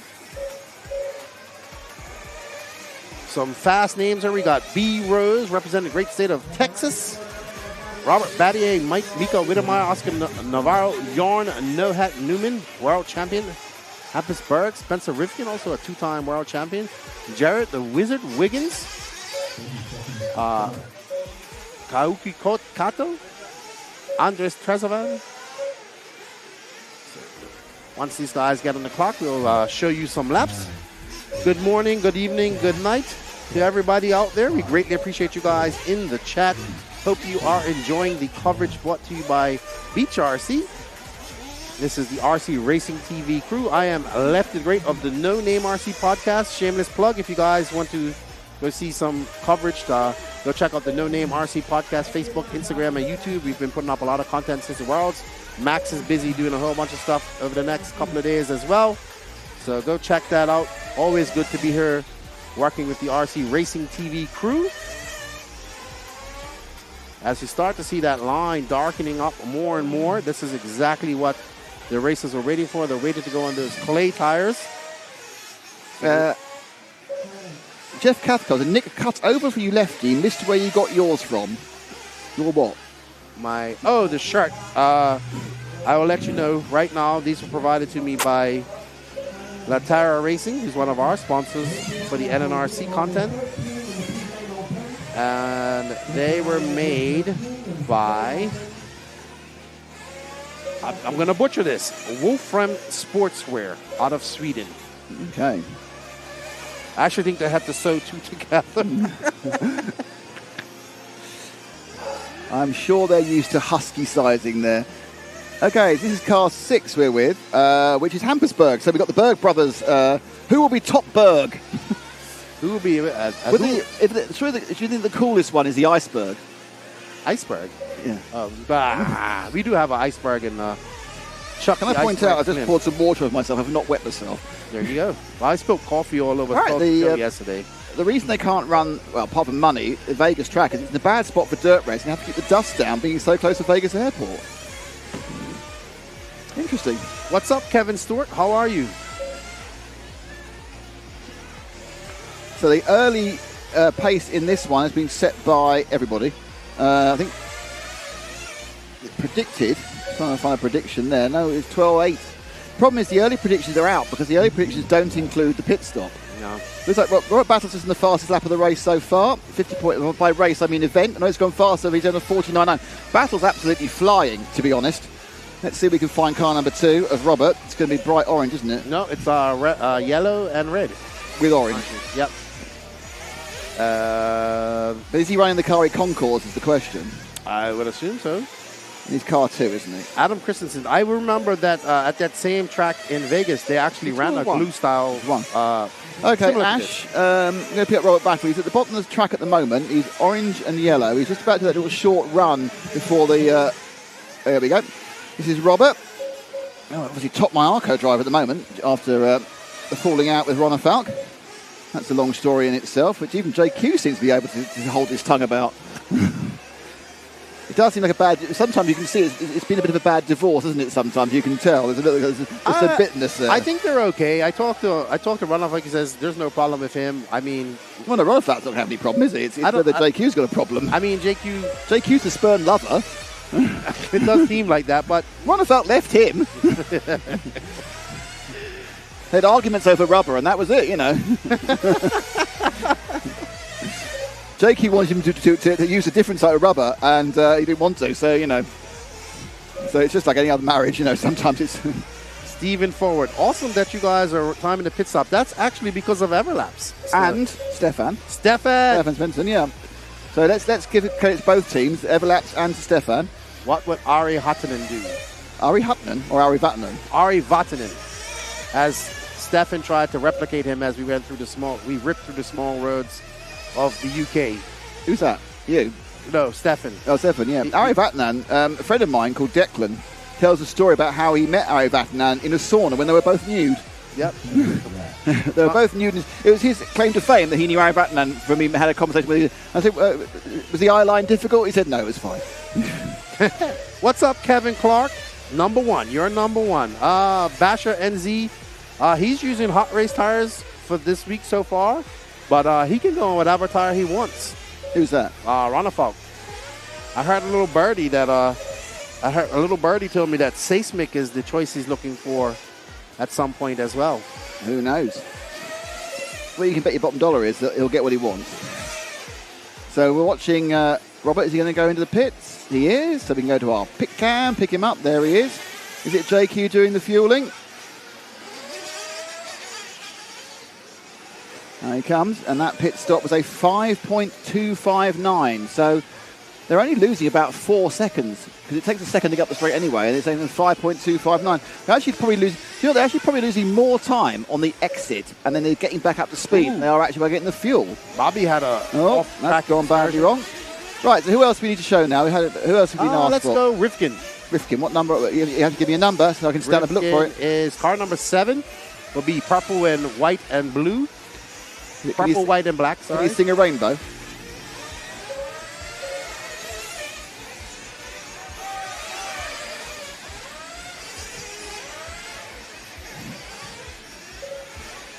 What's up, Dana? How are you, man? Bad luck here, actually. I mean, I was getting this thing where I was seeing them almost immediately. We've got a flame out from somebody. I think it's the 12 car's gone, yeah. Okay, number 7. Just about to go over timing and scoring, Ash. Purple and blue. Timing and scoring, Ash. You can get to it nice and smooth. Now bottom of the straight. And now accelerating up. And it is young Mr. Rifkin. Not the fastest. Misha Widmeyer currently scored at the top. Misha's improved a lot in Nitro over the last couple of years. Did some RCGP before, but he's obviously put a bit of a sprint on a lot of people do. Brandon Rose is RCGP. And he's just coming in for his pit stop now, which is probably why he scored at the top. Chris says Spencer Flame first lap. What's up, Chris Van Eer? How you doing, good buddy? So unfortunate for Spencer, but let's see. Watch him a little bit. And Kuka Kaito going well. Widmeyer does appear to have been scored. Widmeyer hasn't stopped yet, so actually, is Widmeyer going to do the whole 10 minutes? Is the question. Oh, I don't know. I haven't talked to Mika about that. Misha. He says Mika. I don't care what he says. I said Misha as well. Yeah. You say Misha. I say Mika. Da-da-da-da-da. Oscar Navarro moving up there. Matt Kessel. Angus Beat brings up a great point. AKA Double Dons have won the last 4 World Championships. Anyone who isn't bound to a tire deal would be insane not to try them. Well, the top AKA driver is Ryan Lutz. Are they still making them? Oh yeah. Very weird, isn't it? Oh, we gotta watch Brandon Rose too. Car number 2. I'll find him for you. He's a green and white car. I'll let you know where he is. Ash, in a second. He's coming up over the rumble strips now and going on to the very far left corner. Green car, white wheels. And there we have, representing the great state of Texas, Brandon B. Rose. Big winner at SIC this year. It was a great win for him. awesome to see Brandon Rose get a win. I'll never forget when he won that. He came over and he jumped into his dad's arms. Great young man. Watched his career develop. He's become one of the top American RC drivers, and he's also one of the top drivers in the world. Just an awesome dude. His father, very nice people. And there he is in that green and white S-Works and the Alessi tuned engine on that J Concepts rubber. Brandon Rose. Who are we with now? Brandon Rose, are we? The pride of Texas. Robert Battier still out front, followed by Mika Widemeyer, Jorn Newman, Hampus Berg, and Kayuki Kato. Brandon Rose right there in 6th. We got just over 90 seconds left in this heat. There we see B. Rose making his way up over the drop-down double. A very nice line over the paver jump.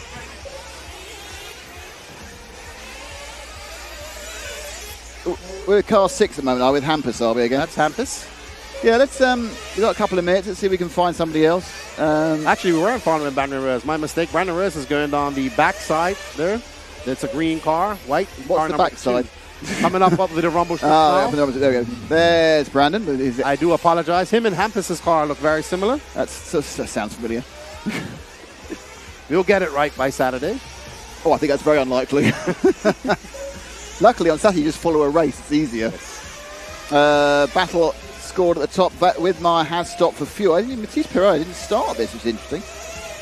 Then you've got Oscar Navarro actually scored by about 0.8 of a second faster than Robert, so it's Spain 1-2.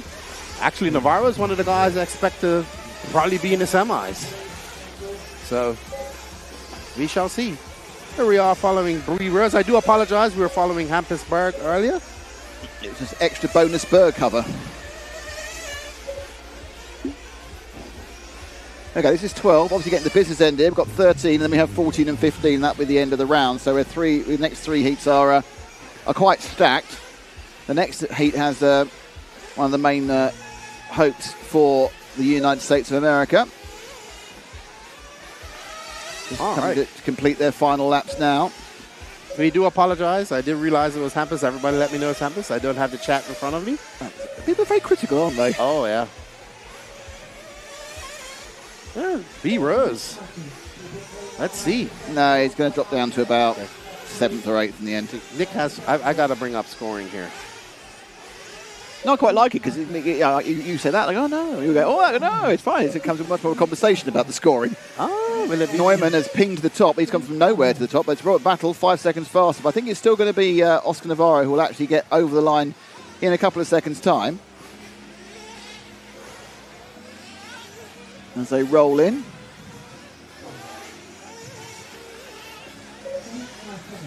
Spencer Rifkin, after that flame, only finished 7th. And Oscar Navarro does ping to the top. And he's pinged to the top on a 10.09.8. So he's only a tenth. In the end, he was only 0.04 of a second faster than Robert Battle, but 0.04 or 4 seconds, it puts you ahead. Neumann 3rd. Sanchez 4th. Thanks to Speedworks, EuroRC.com, S-Works, Scampi Ross, Scooter Santa Barossa, Infinity, and T-Works. Well, of course, our core sponsors, RC1 Racing and J Concepts and Mevo Sport. And, of course, this whole programme is brought to you by BeachRC.com and me and Lefty. Beach Nation. Beach Nation. So, next heat. Let me give you an idea who's in this one. Marcus Kerup, European 1/10th champion. Dakota Fend, who's won things in the past. What's the biggest thing Dakota's won? He hasn't won anything international. He's just won lots and lots of raw stuff, hasn't he? He has not won a world championship. Adrian Parente, Camden Line, Joe Bornhorst, multiple world champion, but not in this class, Naoto Matsukuda. He's trying to figure out how many he has. 6, I think. Yeah. That's impressive. 5 or 6, yeah, absolutely. Danny Burnaby, Jessica Paulson, the hope of Poland. Ryan Cavallari has got 4 world championships, I know that. Remy Bermudez, David Todd, reigning champion in European B, and Vincent Ruggier, who must be thinking, what am I doing in this heat? So it's a bit stacked, given this isn't actually even the last heat. We talked to Naoto. This is the first time he's raced 8 scale since the 2018 World Championships in Australia. I got you, Bird Game, and I got excited. I saw green and white out there, and I thought it was B-Rose. I'm a big B-Rose fan, so But we did get some coverage of him. I do apologize. He has a tough flame out for Rivkin. That's going to have to be one of his throw out rounds. He does have 3 to throw out, so 3 will count. Don't ask me how that works. That's the RC know-it-alls, the powers to be. That's what they decide. Yeah, Beach RC. Sorry, the RC know-it-alls. Who are the RC know-it-alls? The RC powers to be. That's what they decided to be. 3 qualifiers count out of 6, which still doesn't make any sense to me. Well, how many? You think it should be 4? Do you? Yeah.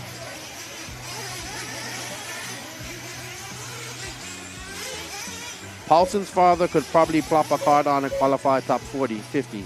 I don't know, dude. Neither do I. Awesome cheap bikes. I have no idea. I don't know, dude. God, people are not happy about the lack of Brandon. What these young racers are doing with cars nowadays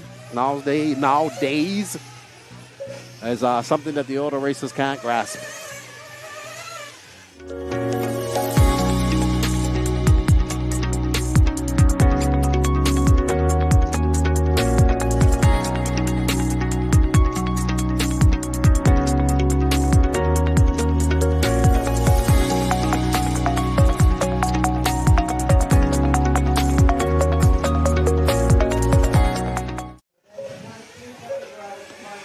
So,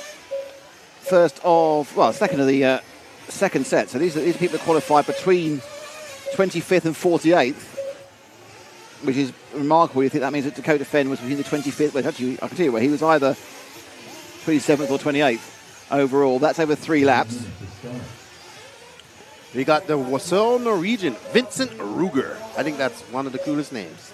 Stefan Oberg, Jessica Paulson, born and raised in Sweden, still living in Sweden. Just a big joke she drives a Poland. We'll talk to the Swedish Federation then, because that's the issue. They've fallen out. What can you do? What can you do?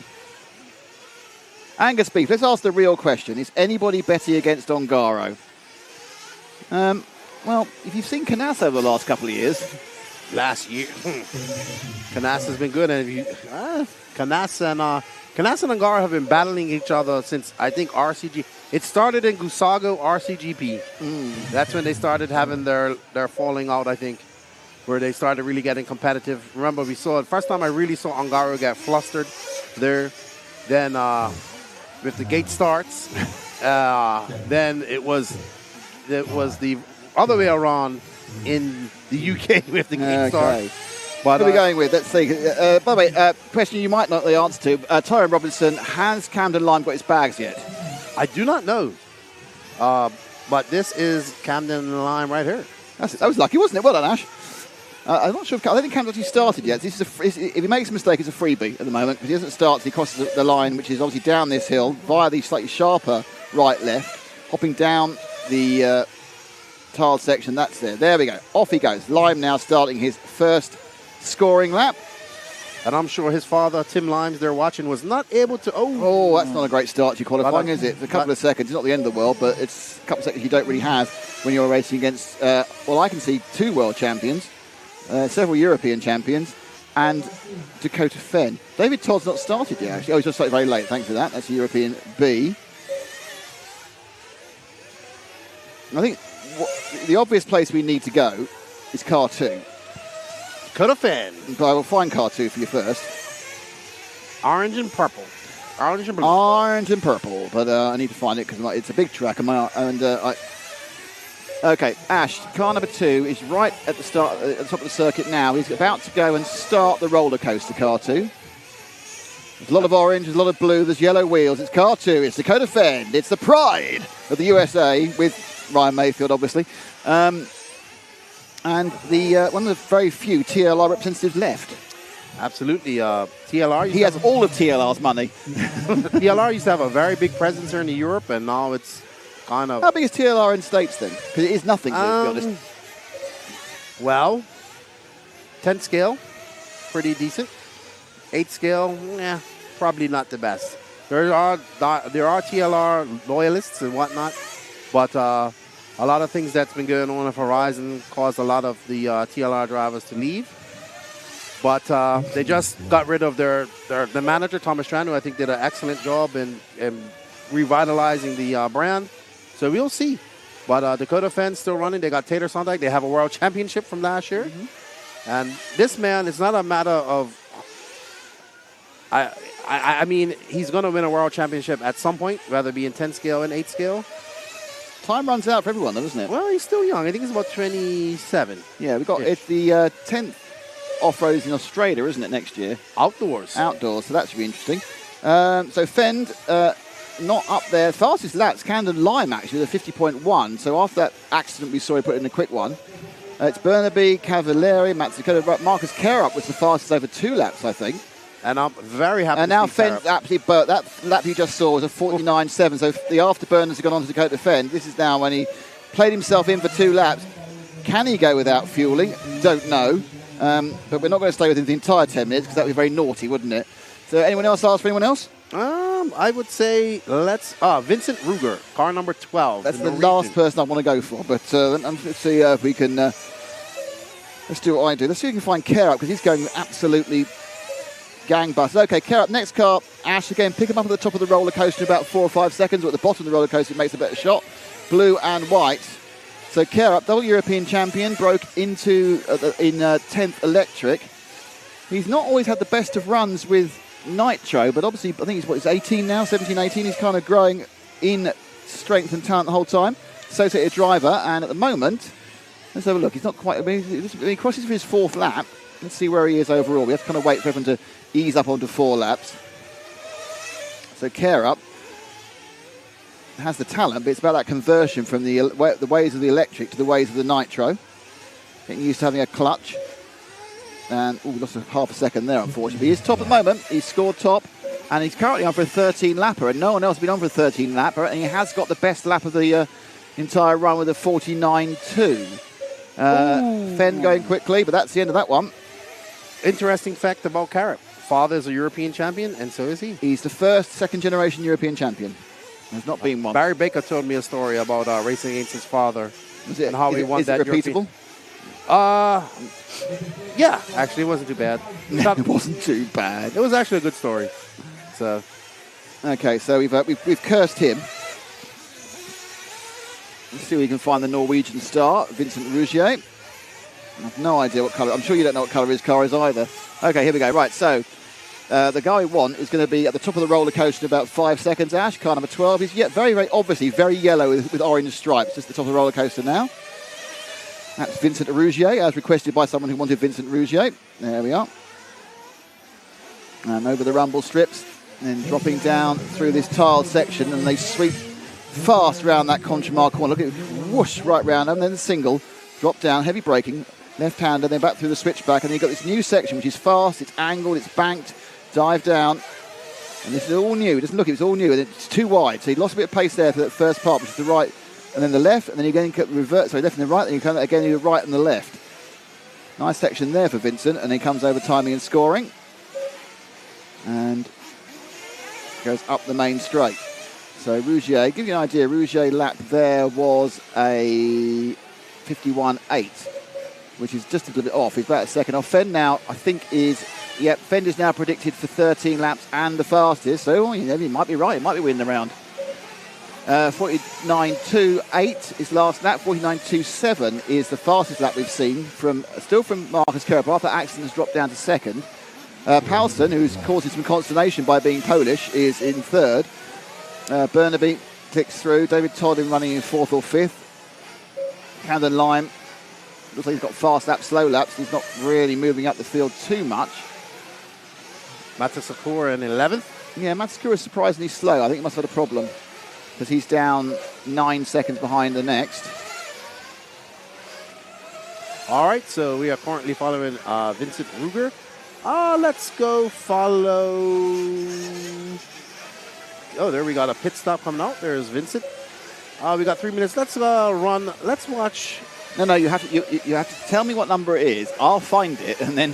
Ryan Cavallari, car what number's number that? 9. Number 9. Okay, right. And the Sparko.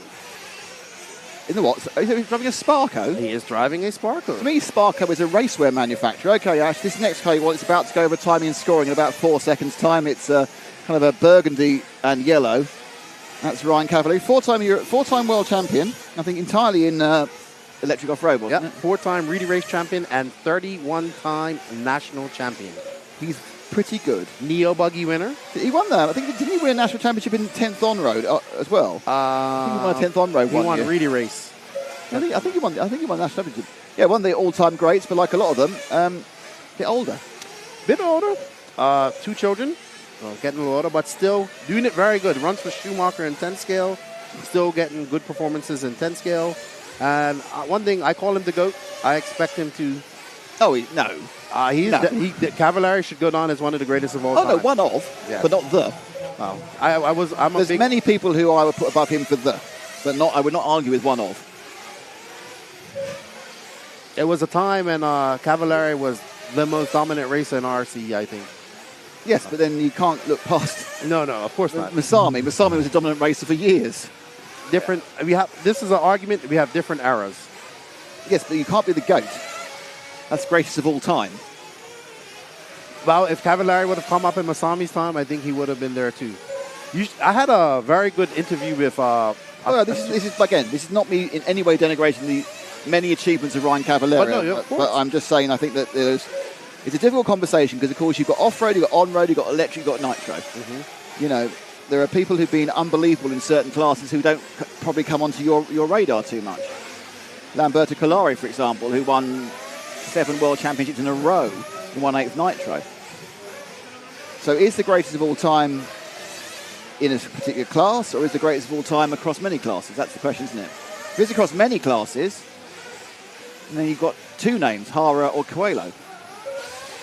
Well, Coelho still has a long career ahead of him, and that Tsuchihara is he's done. Well, not done, but his racing time is done, but he's still involved in RC. Hara got on the podium for about 5 world championships in a row in completely different classes.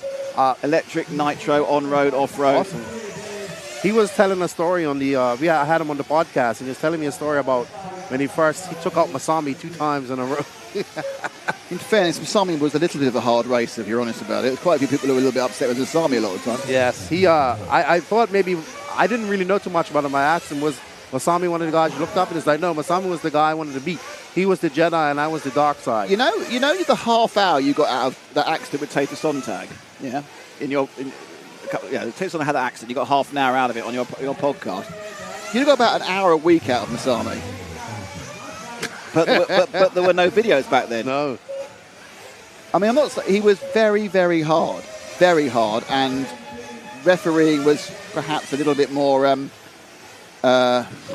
relaxed, shall we say. Okay, so it looks like Fenn's going to win this one. He's just dropped off. After his fuel stop, he dropped off a 13-lapper to 12. Kerup's just done a succession of really quick laps. So Kerup's really, if it wasn't for that error we got on tape, Kerup would have taken the round. But it doesn't. That ifs and buts don't count for anything, do they? So it's Fenn who looks like he's going to be TQ or not. Well, TQs you go out this year with a 12:10.05. 2 heats to go. Bernardi looks to finish in second. Another name. No. It does it by laps, so Kerup will get past him. I got to get my scoring up. They'll just ping up and they'll go past him. So I think Kerup, if he doesn't make a mistake on this final lap, will qualify. Fender's finished now, so hoping to see if we can do something there. So Fender's finished, Kerup's finished in second, Burnaby's third, Palsson is fourth at the moment. Bornholz, we can see Bornholz, we'll see what we look at next time, he's in fifth. 6th place is Camden Lime, Cavallari 7, just finishing now. That's the results come through.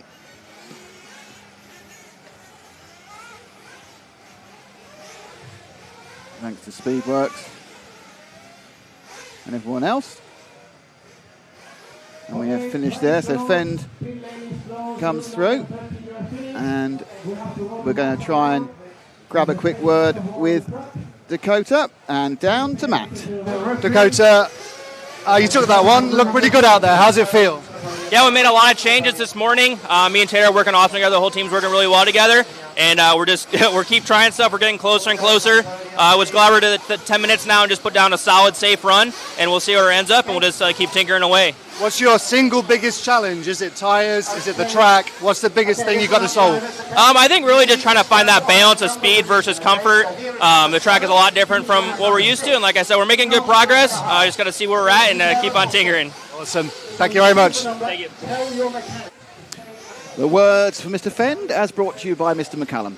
Yep, sounds about right with Fend. One thing I've learned about him is he can put his head down, just like Mayfield, put his head down and make it do it when it makes it count. So okay, now we have Group 14, and it's like a who's who of RC racing. Car 1 Carlos Canas. Car 2, Elliott Boots. Car 3, Bruno Coelho. Car 4, Marco Barufalo. Car 5, Daniel Parente. Car 6, Burak Kilic. Car 7, Bergen Kilic. So far, it's like, well, that's just like a European Championship A final. Then we have Ryan Lutz. Pekko. We've got both my long names here, both Marco and Pekko Ivanen is 9. And then you have 3 Americans, Philo Nugin, little bump, Ryan Mayfield down in 11th, and Mason Fuller in 12th. And this is only half of the top drivers. I must admit, I'm sure that Kilic, the Kilic dad, must get really annoyed when they both end up in the same heat. Well, I think Drake's helping them as well. Yeah. So they've been with Drake for a little while. Mason, the Iceman Fuller. JC 3. No, it's down 2 there. It's JCC. They're not using they're using the Everlaps, despite being a Spanish company. It's not using the second surnames in the listing. Probably too long. Yeah. Also, it's confusing for us non-Spaniards. Now it's normal for me. I'm used to the 4 names. Yeah.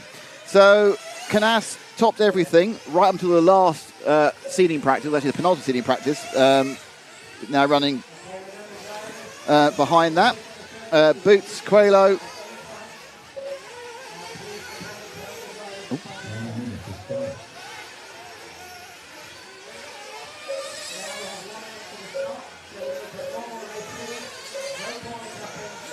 All right, as these drivers get out and get their warm-up laps, obviously Juan Carlos Canas, JCC, has been one of the fastest drivers we talked about and seen this year. He did win Silver Stake this year, also a double European champion, taking a 2-time, winning it in 2023 and winning it again here just over a month ago in Italy with a dominating performance, looking quite confident.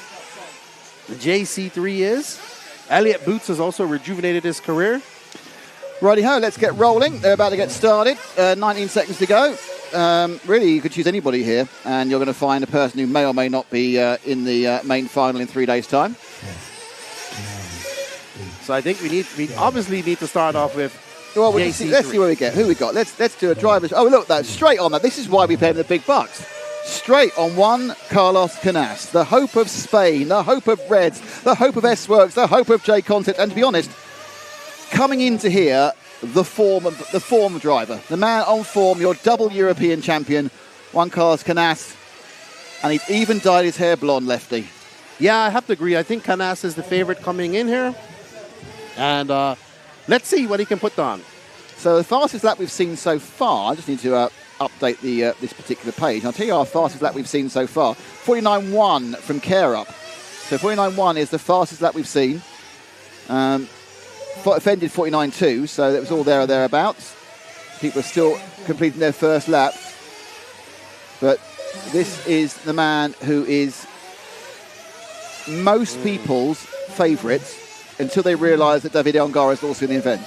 And they go, I'm not too sure. I don't want to bet against Ongaro in an hour-long final. No, when I talked to Ongaro yesterday, he says he's not too worried about his 3-lap pace, but his 10-minute pace is exactly where he wants it to be. Okay, 49.3 straight out. 49.3 straight off the bats, and the cars aren't that quick on the first lap. So immediately pointing out, this is what I'm going to do. Here we go. So Colin made quite a few trips to the USA, AMS last year. I think he went to DNC, didn't have the best DNC. The problem I think JCC is going to have is I think he's so quick he's going to start having to get involved with traffic. He's got, I think that's Little Bump right in front of him. Has gone faster on the first lap, as has Coelho. Coelho, 49 flat, 49.055. Coelho, fastest lap we've seen straight out the gate with the X-Ray. That's somebody we haven't talked much about, but he could win this as well. Coelho, over a lap, is the fastest driver in the world, but it's not over a lap. Coelho is very Coelho is impressive. also, I think, the best RC driver in the world, but he doesn't concentrate enough things. I would agree with that. But- He probably started training for this about before the Euros and had a few training sessions. He and did stuff the like Euros, that. yeah. So we're waiting for a couple of laps going in. Canas leads. Boots is second. Lutz is third. Let's see if we can pick up. I'm going to see if we can pick up a bit of Coelho. What number's Coelho? He is 3, isn't he? 3, orange and Okay, white. just going over the start. Time is scoring now, Ash. Orange and white, Bruno. Coelho, Portugal's champion. There he is. And an annoyingly lovely bloke as well. Yeah, I call him the Prince of Portugal. The Prince of Portugal. Yes. So who's the King of Portugal then? I don't That Figueiredo? Probably. Well, his dad. Is it? Do you call him the Prince of Portugal just the alliteration of P and P? Is that what it is? No. I call him Príncipe. Príncipe. So Coelho, after 2 laps, his second lap was a 48.9. He's absolutely smashing the lap record every time round. 49 flat for Carlos Canas. Now, the interesting thing I would say is, though, that time by Fenn, to me, is actually looking top 10, which is a massive improvement, of course, in his 28th that he had in pre-qualifying. But that's a 10 lap. Obviously, it's a 10-minute run. Coelho also. No, that's the second. That's not too bad. He didn't roll over. Clicks across now, and it was a 50.2. So that lost him about a second. That little tiny error lost him a second. He's in the pits. Yep, he's been fueled up now. Released out by his 5.5. team. That was a good For a pit. 5.5. You've got 5 flat from Burak. So it's interesting, they're pitting quite early. I think that's to give them a rhythm. They're just taking the fuel when they can, early, so they can get a rhythm for the second half of their time qualifying. Not have to worry about it, not think about it. Just say we're going to stop and we'll go. So out they all go. So let's see if we can find one of the other challenges. I think let's try Mayfield. Mayfield has stopped for fuel in the 11. Car number 11. White. So let's see if I can. Is he all? Oh, right, okay. Right, so the next car, Ash, is just about to go around the Contramar corner. He's coming round. He's the second or third car. It's the white car going through the switchback right now. And you've got the 11. That is 11. That's great stuff. So this is Ryan Mayfield. Is that change of colours from normal going quite so white? He went back. This is what we call his nighttime colors. Okay. His usual darker colors. But this has become his predominant color that he runs now. So Mayfield carrying the hopes of Techno. One of the Fly Sky drivers as well that they picked up. Fly Sky's been busy picking up a whole bunch of drivers over the last year. They make transmitters, don't they? Yes, sir. Amongst many other things. Mason Fuller, the Iceman. They'll be stopping for fuel, so he's going to drop way down. Yep. Ooh, that's a long pit stop. Everyone stopped for fuel, barring Daniel Parente and Burke and Kidditch, so they will end up moving up the field. I'll tell you what, the fueling by Mr. JQ is amazing. He's on a 4.854 for Evening. So, he knows like a lot of things, even like fueling. Now, interestingly, Mayfield does appear to be off the pace. Yeah, he's a little bit off, but 0.2 of a second. So Mayfield's not made that same jump that Fenn made. Lutz appears to be the quickest American in this heat. Not a massive surprise there. Mayfield running right behind Pecco Evening. So that green car ahead of Mayfield is Evening with the Mayarko. Pecco had a good run in his 3 laps yesterday. Yeah, Pecco getting straight into the top seeding. He didn't do in some of the Euros. He didn't make the top seeding. So it's in the world to do, it's pretty impressive. That training in Estonia paying off. Where Ronafog went prior to coming here as well. I think there's a lot of things about looking at the track. Let's see who else we can find. Let's find one of the kids hasn't stopped Ryan yet. Lutz. Lutz is in 8, isn't he? Let's see if we can have a Lion. Lion? Oh, you just need to move forward 2 cars. You'll get to Lutz. He's the car. That's Lutz running ahead of Mayfield. Oh, Ryan's running a white wing this weekend. He usually runs a black wing, so change it up, I guess, for sight, being as this track's so far away. Quayler's obviously had some. I don't know, Quayler's still on for a 12.10.02. Just a look further back. Now, it's interesting to come through. Phylon and Gun is, he's a little bit off the pace, actually, Phi. So a little bump. Unfortunately, you kind of have to wait for them to all do their lap, and then you get the idea for about 4 seconds they're in the correct order. Lutz with the Coyote show. Now, interestingly, it looks like he's been gained on by Mayfield during these last couple of laps. So Mayfield, I think, is at the back, because I think he must have had a problem which we didn't see early on, because he's literally nailed the back of this run. Boots and Canas. Canas is 5 seconds faster than Boots over 8 laps so far. He's 13 seconds to this man, Ryan Lutz. Oh, and they've come together. And there's Pecco right behind him. Yeah, those three have been... Is it... Oh, yeah, just clipped the corner. And then, of course, he was there when Mayfield got there. So it's a loss of a couple of seconds for... Well, 3 seconds for Lutz and a second or so for... Let's see if we can find the man running second, which is Elliot Boot. Oh, no, close for a second. We'll find car number 2. There we go. Okay, about to go over timing and scoring. Next car over timing and scoring will be Boots, Ash. Thank you. Here's Elliot with the S-Works. Had a much better last couple of years than the previous couple. It started at the Reg GP last year. Well, he's been better than for more than a year. He had a dip for about 3 or 4 years. Yes. And he's come back. Well, I think it'll be... I remember talking on the podcast, he was wondering if he's going to retire at the end of last year. And after the Reg GP, he's been on form. He won DNC this year, which was very impressive. He's one of the Europeans to win twice in the USA, winning Silver State and DNC. And he won the Euros here in 2016. Yes. And don't forget, he had TQ'd the Worlds twice. Unfortunately, it all went wrong after that, but he did TQ the Worlds twice. Yeah, I was talking to him a couple of months ago. He was very confident. He says going back to basics. And it is awesome. 2 cars on for a 13-lapper. That's Canas and Coelho. So we haven't had any 13-lappers so far. Boots is on for a quick 12. Who's that behind Boots? Is that Canas? Yeah, okay. Let's run with Canas again at the front. So S-Works to S-Works. Boots made it easy. Canas looking the quickest, so there's still a possibility that this will get not taken from him, but replaced by Coelho, who has the fastest lap with a 48.5. 48.8 is the fastest. In fact, Coelho now has scored top. Coelho now scored top by 0.4 of a second. Boots third, Ruffalo fourth. Then it's Birkenkic, Mason Fuller, Burak Kinic and Ryan Lutz. So Canas, not any longer fastest, but that's going to change each time around. He just did a 49.3. Boots a 50.9. That was the lap he let him through, though. Certainly the pace is in that X-Ray of Coelho and in the S-Works of Canas. Ruffalo has fast laps as always, but has he got a fast run? I'm very interested to see where, at the end of this heat and the next one, where we're going to see Fend, and my guess is top 10.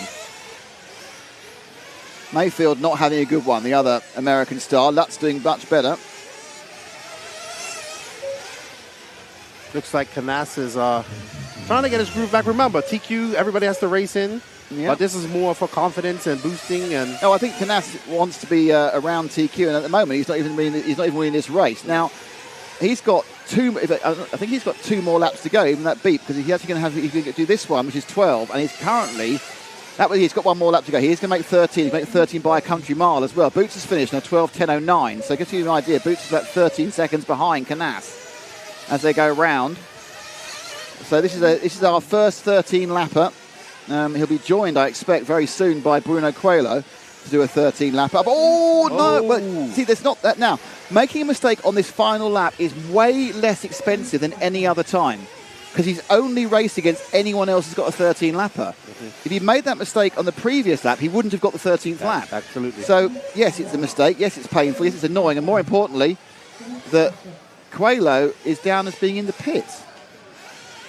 I think Coelho's come in erroneously. I think Coelho didn't realise he was going to get a 13th lap. Oh, Bruno didn't realise. Oh, no. Bruno's come in. I think he went back out. Yeah, but Bruno's missed his chance. They stopped him right there.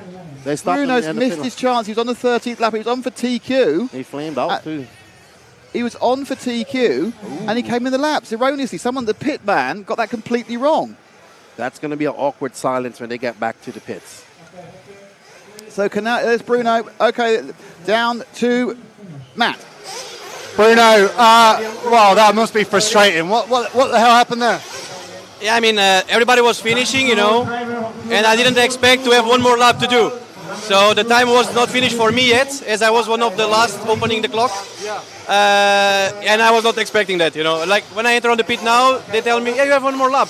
But I thought I listened my number, but I did not. man, you've shown the fastest lap we've seen. You were on to win that one. You must have some good feeling about that for the, it's only Q1, right? Yeah, I mean, honestly, I don't really care about qualifying. I care about car being good. And as I said on my post yesterday, I have been feeling the car super good. I wasn't able to show until now the potential of the car. And they qualify, I mean, everything was perfect. Thanks, Bruno.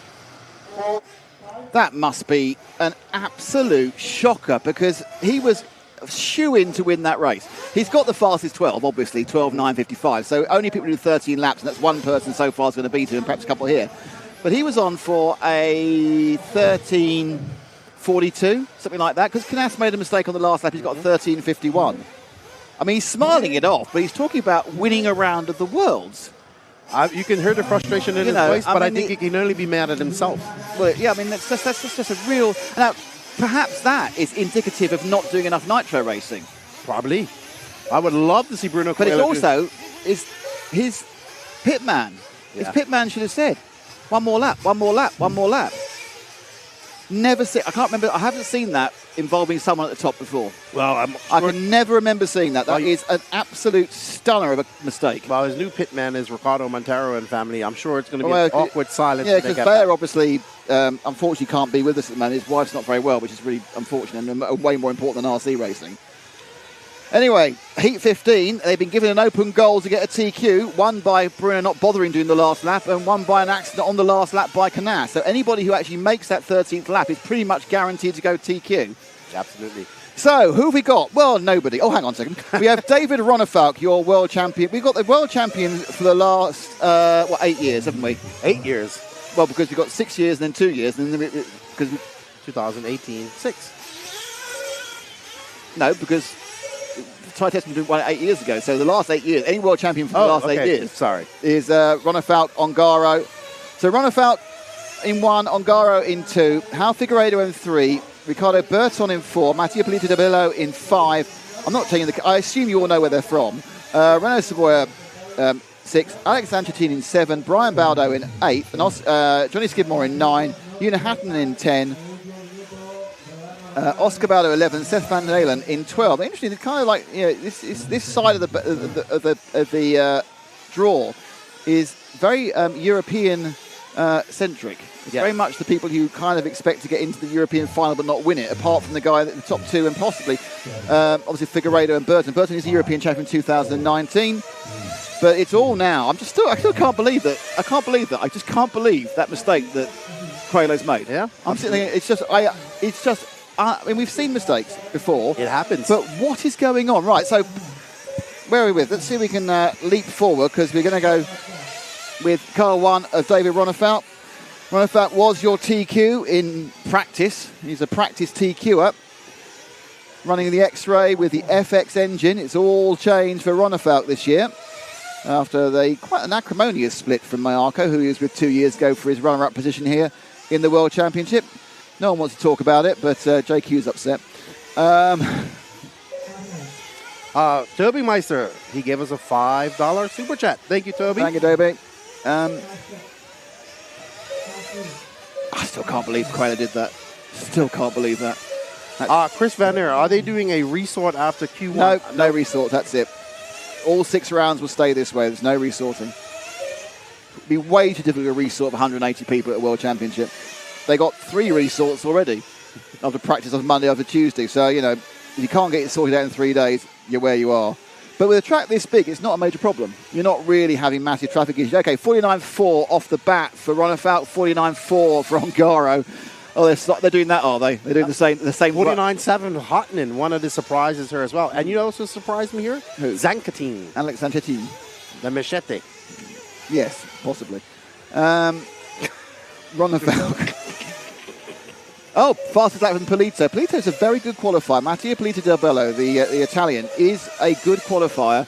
I'm not overly sure sometimes about his final running. 49.5 for Ongaro. So, Baldo, Brian, 50. Ronefalk, that was your fastest lap of this round, 49.0. I think we obviously need to match up our running with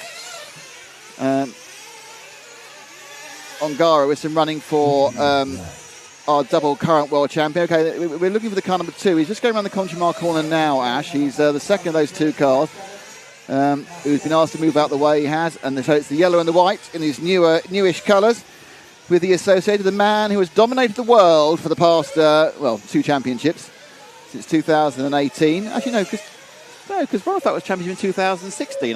So he's 8 years of world champions. Yeah. Yeah. Oh, combined, you meant? Yes. Okay, sorry. In fact, 10 years. In fact, the last world champion was Ty. He's not even here. So if you won a world championship since late 2014, you're here.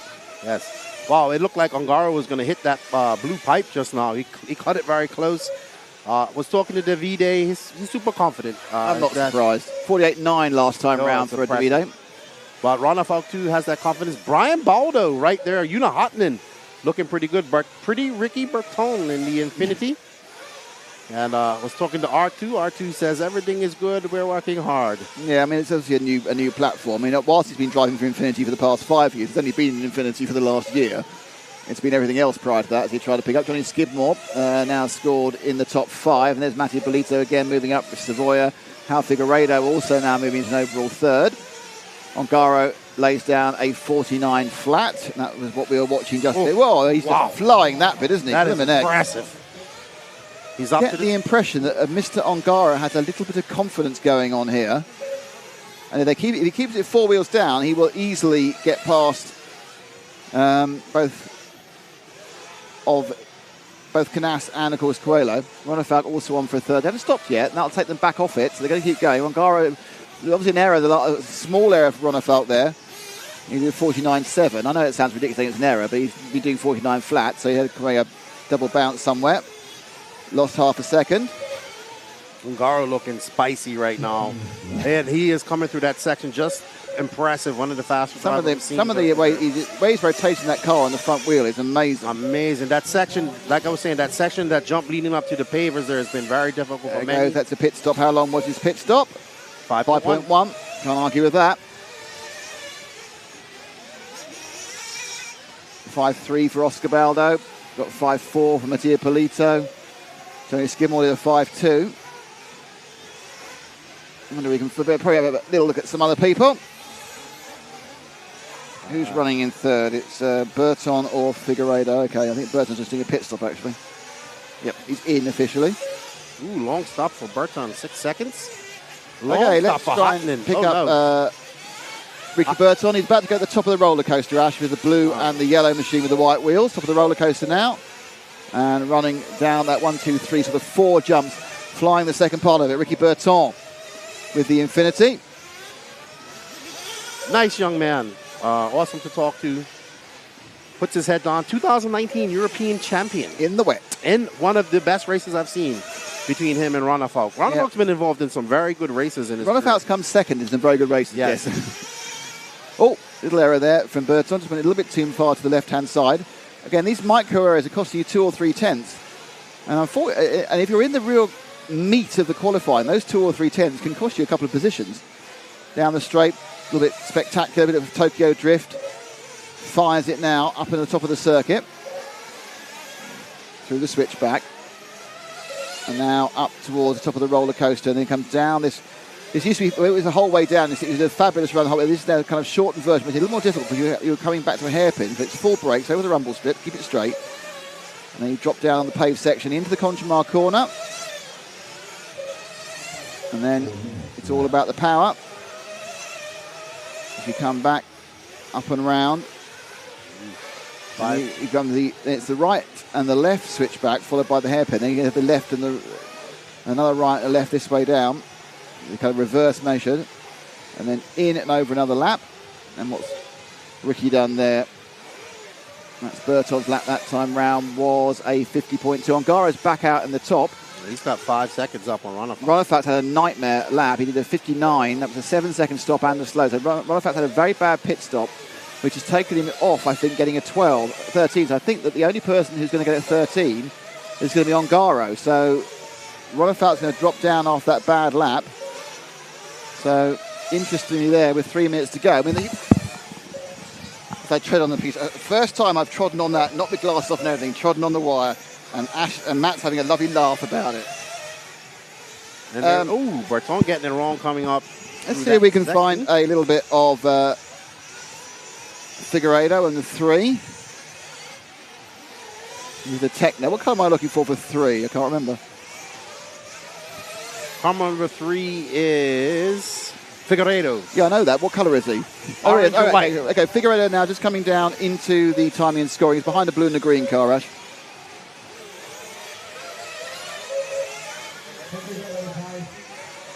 What's up, Adam? How you doing, man? Tell Alex I said hello. Ongaro is out flying, showing why he's a 2-time champion at the moment. There's João Figueiredo. Figueiredo's got a couple of mids. He's predicted on 12.03. It's not out of this world that he could pull that up to a prediction of a 13. Ronnefout had that problem during the pit stop, and that's taken that out of him, so he's not going to be anywhere near the 13 lapper. It's just Ongaro, so that's good news for Canas and good news for Coelho, because Coelho will have obviously the fastest 12 because he didn't bother finishing his 13th lap, which would have put him TQ, I think. Let's find out. Still a couple of minutes to go. It's Figueiredo with a couple of quick ones. Can still possibly ping into 30. The reason being, of course, is that once they do their pit stop, it ruins their averages. And then, of course, every lap after their pit stop, their average gets better, which it kind of speeds up where they're going to be. Figueiredo now, Figueiredo's got a possibility of getting onto a 13 here. Just turned a 49.2, so really he's enjoying being on camera. No curse to the camera for João Figueiredo, Portuguese racer, obviously part of the Figueiredo family who run the Barcelos track. 2 big meetings in Barcelos next year, European Championships for this class and the World Championship, the first ever, the inaugural e-buggy Worlds this time next year in Barcelos. Hopefully e-buggy will pay some bills and we got all the Americans and all the races there. No, they've got no reason not to go this time. It's a World Championship by IFMAR. Wow, Figueiredo is on it. So Figueiredo could get 13, which would give him a chance of either second or third in round. Ooh, little bobble. Ooh. That's about 3/10 of a second, that little bobble. Ongaro is just on the fastest lap of the race. Oh, I think of all, 48.5. They've literally suddenly found turbo boost. Oh! And he was going to. If he hadn't done that, he would have made the 13 lapper. But that's going to take him back off it again. We're seeing some fabulous laps by people here. Ronnefout is going absolute gangbusters, but he can't make up for that problem he had before. Ongaro running pretty quickly at the moment, but he's looking like he's going to pick it up. Let's see if we can find Ongaro for his victory run in the 2 car. He's quite far up on the running. Okay. Ash, you need to pick up timing and scoring. It's the 4th car going over timing and scoring now. We're back with Davide Ongaro, who crosses the line to start his 12th. That one, 9:55. That is almost exactly the same time as Coelho went over on. So did Coelho blow a chance of a pole, or did Coelho not blow a chance of a pole? It's looking like it's going to be Ongaro. Well, it is going to be Ongaro unless he has an absolute nightmare on this lap because Canas was slow in his final lap. Just missing it is Ronnefout. Only at 2, so that's probably going to put him back into 4th or 5th. Ongaro comes down the hill, round the Contremar, and your double world champion is going to TQ round 1 of the World Championships. There's a reason behind some of it. One of his rivals loused up his last lap, and one of his rivals didn't even take the last lap. But Ongaro, confidence oozing from the young man, goes across the line, and Ongaro is your round 1 TQ, the only person in this heat to make 13. Ronnefout could have maybe had some problems. Absolutely remarkable performance. Davide takes that. Great run for Davide. Like he said, he's very happy with his 13th lap. So he needs to run his car back in, and then I think we'll try and grab a word with him. João Figueiredo, 3rd in the end, and that accident a couple of laps from the end was really what caught him out. Just waiting for this graphic to come off, and we have Skidmore after that. And Skidmore got 4th in the end. That's pretty impressive. Impressive by Skidmore. Polito having a good run. And I believe it's down to Matt. Davide, Q1, I believe you TQ'd it. In fact, you did TQ it. How do you feel Q1 today compares to Q1 2 years ago? For me, it's the same. I just sleep well this night. So the car this morning, we made a few changes, and the car seems to work better. So I just keep consistent, try to make 10 minutes without mistakes, even if there is some traffic on the track. But yeah, we are super happy. Yes. You look crazy fast. When I looked at you on the driver's stand, you looked a little bit tense. Were you nervous? Yeah. I mean, always is a World Championship qualifying, first qualifying. So, but then after some minutes, I was relaxed and it was better. Yes. For sure. Congratulations. Thank you. All right. Well, I'd be tense as well if I was trying to qualify for the World Championship. So we're going to collate everything, and we will have an end of round one timing for you, because obviously apart from Ongaro in first and Canas in second and Coelho in third, I have no idea who else is anywhere, to be honest. Skidmore is going to be really quite chuffed with his performance, a fourth overall in that heat. Looks like somebody broke the blue pole. Oh, well, that's just rude. It's been removed. Nigel, you asked a question about the Schumacher 8-scale platform from 2 years ago. Basically, what it was a Mugen car with some Schumacher bits in her. Unfortunately, Orlovsky is here with over 30,000 different chassis brands in the 8-scale market. I think making another 8-scale is not viable or feasible at the moment. They're very, very wise people at Schumacher, and they looking to see what happens here. There should be a bit of graphical fun in a second, giving us the overalls. What's up, Austin Schaefer? How you doing? Hunter King in the house. And I would say very well done to Davide Ongaro. Very confident. Mm-hmm. Okay, let's give you the rundown of the qualifying at the end of round one. And it was Davide Ongaro was first with a 13-lap 10:44. Juan Carlos second with a 13-lap 10:47. I think I got 10:51. I thought. Okay. Bruno Coelho with a 12-lap 9:55. Now, interestingly, he had the fastest individual lap of 48.509. It was only like 2,000th of a second faster than Ongaro. Ronefalt was fourth, despite the problems he had around his pit stop. Figueiredo was fifth. Barufalo was sixth. Skidmore was seventh. Fend, eighth. Mm-hmm. So, as you say, Dakota coming back. Marcus Carup, ninth. Mattia Polito was 10th. Mason Fuller was 11th. Birkin Kilic was 12th. Ricardo Berton was 13th. Brian Beldo, 14th. And here are the points in front of you. That's the top 14. Now, just to give you the other two that matter, 15th was Elliott Boots and 16th Renault Savoy. Don't forget, it's top 16 goes straight into the semi-finals. So, Ongaro from Canas, from Coelho, from Ronefalt, from Figueiredo. Yeah, that top five wasn't that hard to predict. Perhaps if you added in a little bit of Elliott Boots. And then you've got Marco Barufalo, Johnny Skidmore, Dakota Fenn, Carup, Polito, Fuller, and Berton. So Mason Fuller also moving up into the top 16. So it's definitely been a better round one for the stateside drivers than it has in qualifying. So they are slowly getting there. I'm sure people like Ryan Mayfield would like to be a little bit further. Where's Mayfield? He's a long way down. Great run by the Iceman, Mason Fuller. Mayfield's down in 31st, by the way. So he's actually currently in the quarters, but I'm sure that'll change. I don't know, he's just scraping just scraping the quarters. Ryan Lutz 32nd, Brandon Rose 29th. There's kind of a big lump of them there. Burak Kilic down in 20th. That's a surprise. Kilic TQ'd rounds of this championship last year here, 2 years ago here. So we now are back to the start again. And that means we have 15 heats of running.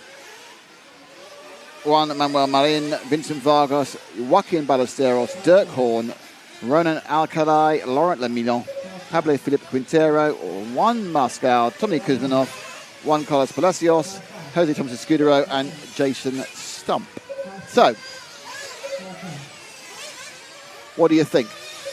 I think that me personally, I hope for an awesome qualifying battle to the end. So I'm hoping that somebody else takes Q2. But a few bobbles from Bruno, that mistake from Bruno, the mistake from Canas, and obviously Ronefalt making those mistakes. So, but Ongaro limited his mistakes and didn't make probably any that we couldn't see on camera. So, no surprise there. But we shall see. I think one of the surprises for me is Mayfield not getting her in Q1. Still has time, but I was expecting him to get there. Yao Figueiredo having a solid run, 5th. Making that mistake could have been a higher number. But like we said, everybody still has to qualify. Everybody still has to race right into this Yeah, I mean, final. I know they'll go. It doesn't matter, but no one wants to be. You don't want to be out the top 3 in a semi-final, because at that point, when you go back down the grid, things can happen which you can't control. So whatever they say, they want to be there or thereabouts. Absolutely. So race Q, we're pretty flying through this. No lunch breaks for us today. Yeah, I mean, it's 2 years ago the TQ was Birkin, not Burak. Okay, it's one or the other. I think it's because Burak's kind of taken over the last couple of years and been the great coverage. Who's the best outside of Roar and Efra? I don't know. Hang on, let me have a look and see what we can find. Probably would be Femke driver? Yeah, I'm trying to find some. Hang on. No, he's Spanish. I would assume not. It's no, it's Kuki Kato, in 39th. Okay. So representing Femke. Yeah, I didn't see. I think they actually didn't have a very good run. I don't think. I'm not even sure we finished his run actually.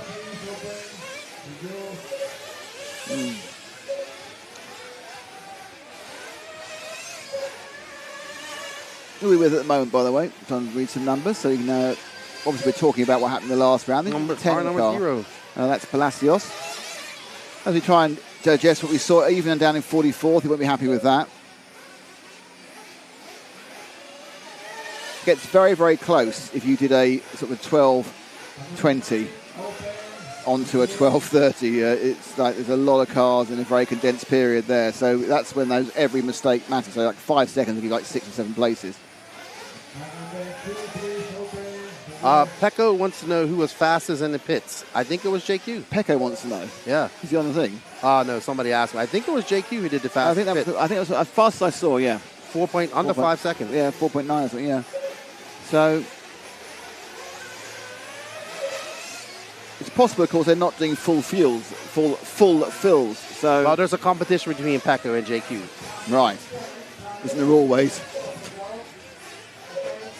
So it's Pecco pitting for JQ and JQ's pitting for Pecco. Is that what's happening, is it? No, Pecco is not pitting for him, but they have been traveling and pitting with each other. So, not stuff.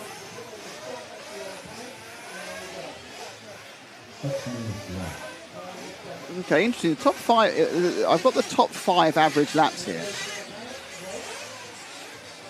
And that's interesting, because the top 5 average laps, it's Bruno Coelho's top 5 are 300ths faster than Dave Ungaro's top 5, and they're all a lot quicker than Canas or Ronafalk. In the top 10, which is all bar 2 laps in accidents, Ungaro's 600ths a lap faster than Coelho. So it's likely, I think, actually, that Coelho may well have come second on the round, and instead he came third. But still, it's a terrible error. Yeah. Bruno took it pretty calm, actually. I don't know how calm it is back at the pits, but you can see he's frustrated. But long haul, he has a long game in mind. I'm sure he'll TQ one of these rounds at some point today. Yeah, you got to learn, haven't you? That's called learning the hard way, isn't it? I was all going very well, and then I completely had a problem, and it didn't work. So, yeah.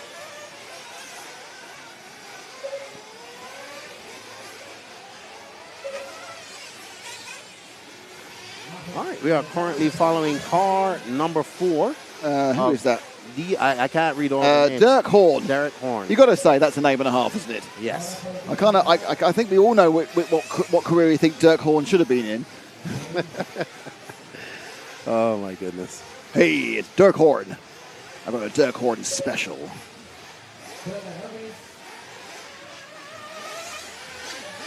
Dirk's currently running on for a 9-lapper.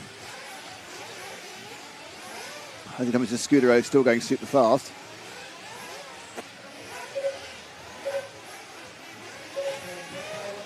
Everyone's in this one because a couple of drivers missed this last time round. It's a bit too early for them. They've decided to turn up now.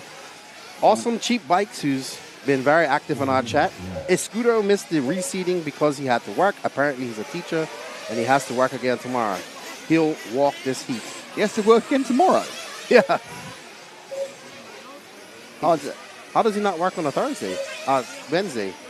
Well, he probably got a day off. It's been covered for him. Well, I assume that means that he's going to end up having to... Kakalapin says, number 4 is the president of the German RC Federation, by the way. Okay. What, Dirk Horn? Marvellous. We should ask Dirk how he managed to fall out with the Killages, shouldn't we, really?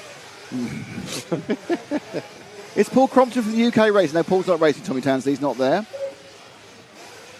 You can find timing on everlaps.com. Yeah. We should probably make a banner for that. Yeah. Ooh. It's life timing, which is what we'll do. We'll do life timing.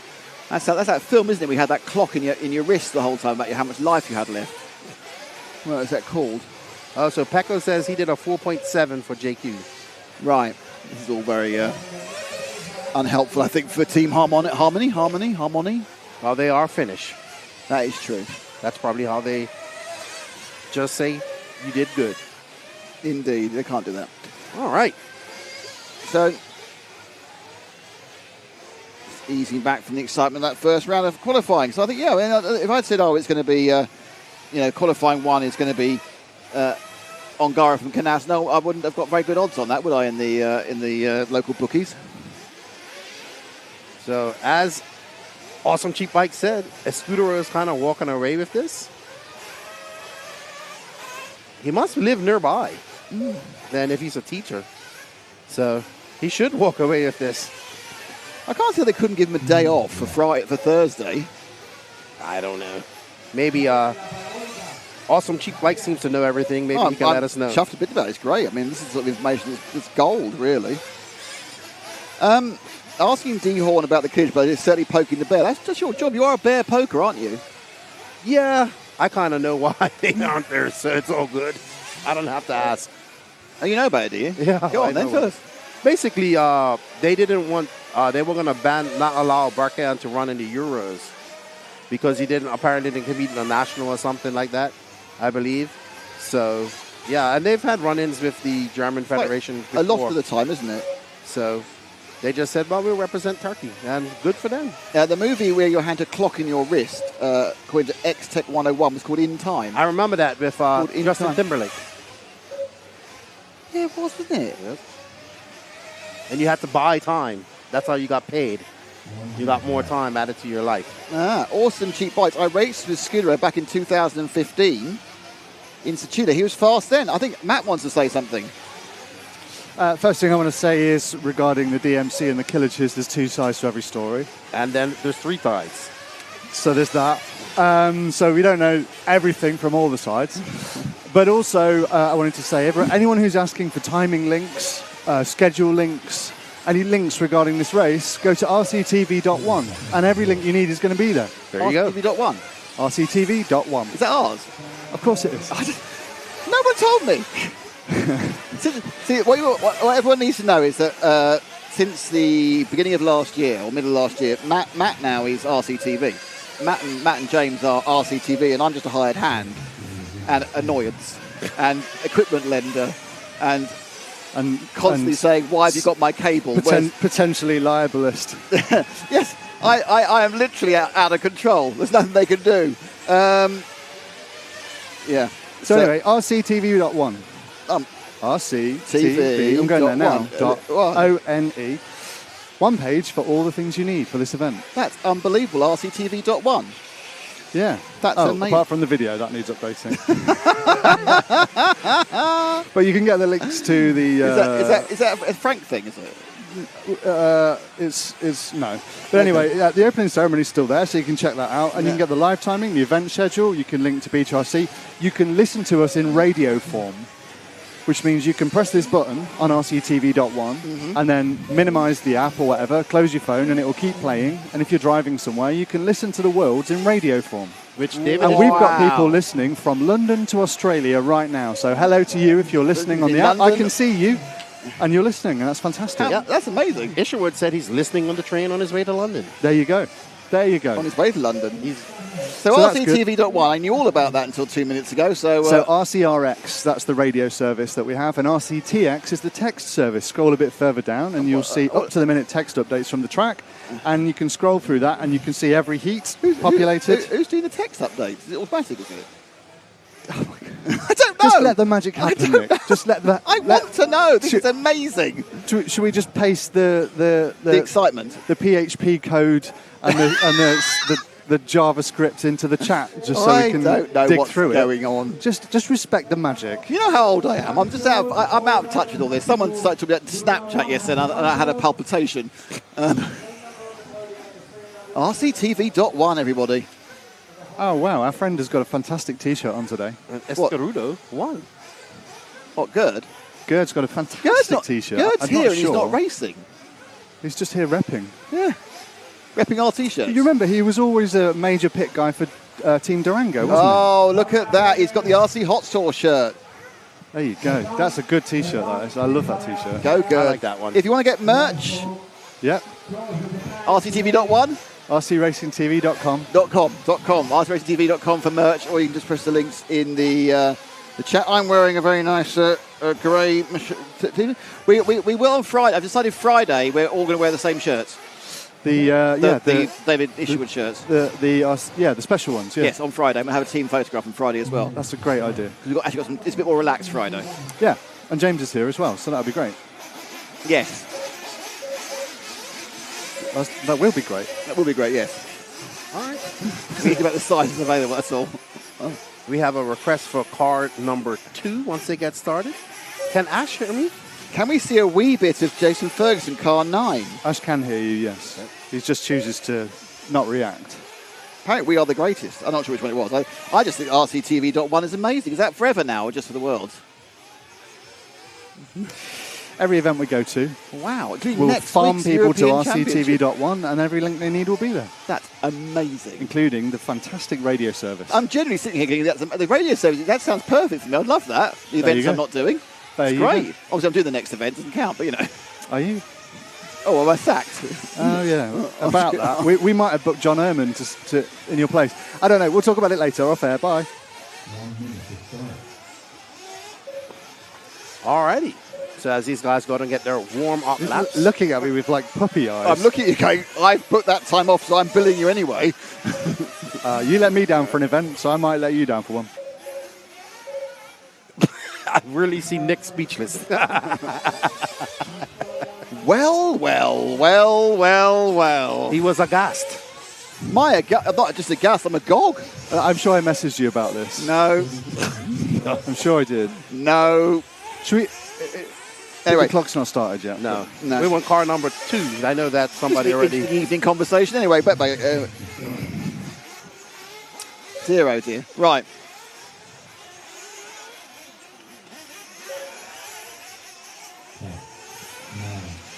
All right. So the sun is coming out. Temperatures are coming up. So that's going to mean some changes in the track. So as you're standing up and watching, Keenan, you need to find either 6 or 9 or 2. 2 is going to be occurring over the pavers. Ash is already on it. Go, Ash. This is car number 2 of Luis Race. I'm not sure Right, where from he might be Portugal. from. Portugal.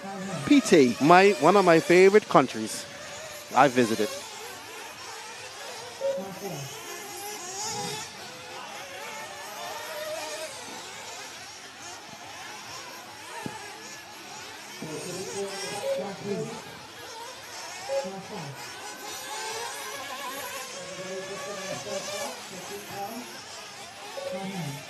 And there we see Lewis rocking the antenna tube, making his way out to the bottom left-hand section of the track, right under the big screen. Oh, that's all come together. He's in a little bit of traffic there. So we're starting to see this black groove that everybody's been waiting for. And also you can see on the track where they've been patching the track, seems to be breaking up a lot earlier than it did in 2022. And they patched it, They'll only patch it. erroneously. I think they'll only patch it at the end of every day, won't they? Yes. But they put enough of the special sauce that they use. Glue. And it seems to get on the tires and drags it down the track and makes the following meters a bit sticky. But there you can see Lewis Race is Even up there more making grip. his way. Well, no, it doesn't make it more grip. It actually makes it greasy. And that's what they're looking for. It actually is too much grip. And they want the cars to give a little bit. Oh, on camera. Sorry about that. Press the wrong button. We got to find Jason Ferguson, car number 9. Are we on him? That's it. Is Ash on it? No, he's on 6 still. Still on 6. So you have to find 9 and tell him where it is. 9 is... I'm training Lefty now in the world of finding cars. I'm not allowed to do this. And on other broadcasts. Really? Oh yeah, I got told off about it.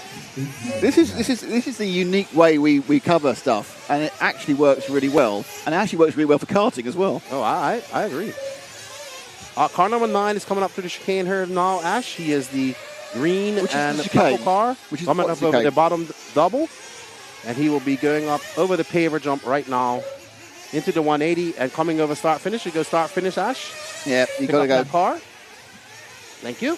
That is car number 0. Sorry, You looked got like it wrong. a 9. It's gone wrong. It's got a 10. See, this is the problem. You got old eyes like me. Yes. Well, it did look like a 9 out That's there. Raul Infante has just started. Right, so we're all going to look for 9 now as a team 9 find. He was probably in the pits or something whilst you were doing that. Obviously, with a 50-second lap, it can take a while before anyone goes in front of your vision. I'm 0 for 2 on I am finding sure I've cars seen the today. 6 twice there before I've seen the 9. He must be coming soon. There's 9. Here he All comes. pink. Right, okay. All dark pink, Ash. Going to go over timing and scoring in about 5 seconds' time. Jason Ferguson from Ireland. Where? Ireland. Ireland. You can either have Era or Ireland. We kind of Era. Ireland. Ida. Ida. Yes, whatever. From Ireland, basically.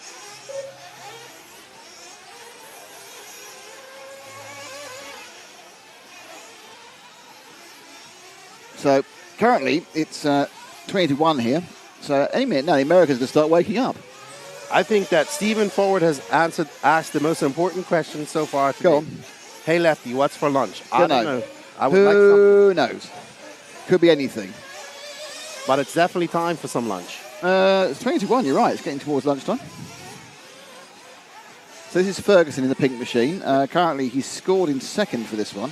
Representing Model Tune. Big shout out to Andrew Rennick over there at Model Tune. Yes, historically, he's sponsored a couple of streams in the past, e-buggy streams.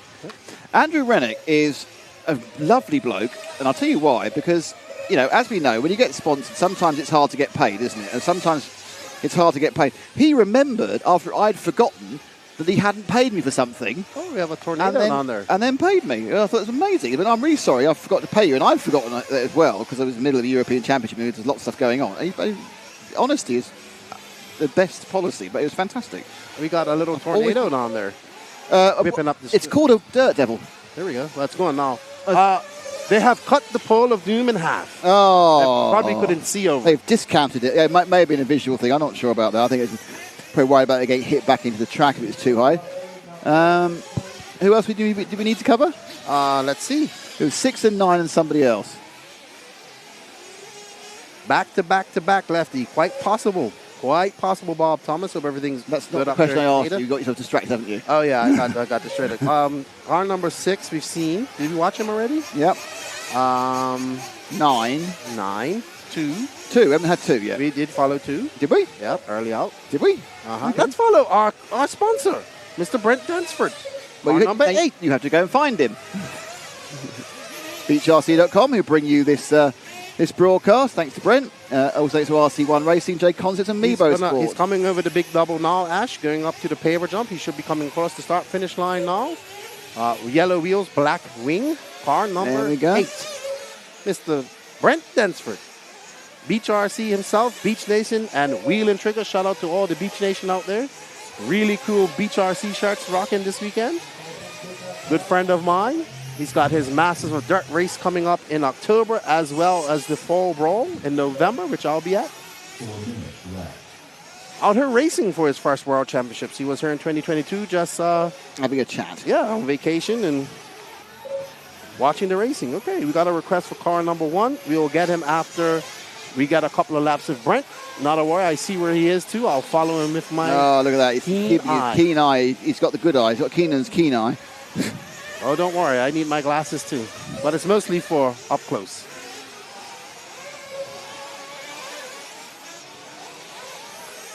Watching Brent Dansford, oh, and he gets out in that fluff. And he said to me, this is the hardest section of the track for him personally. When he was recapping this on Wheel and Trigger. And we can see why. Once you get out in those marbles, you just slide right down to the bottom of the track.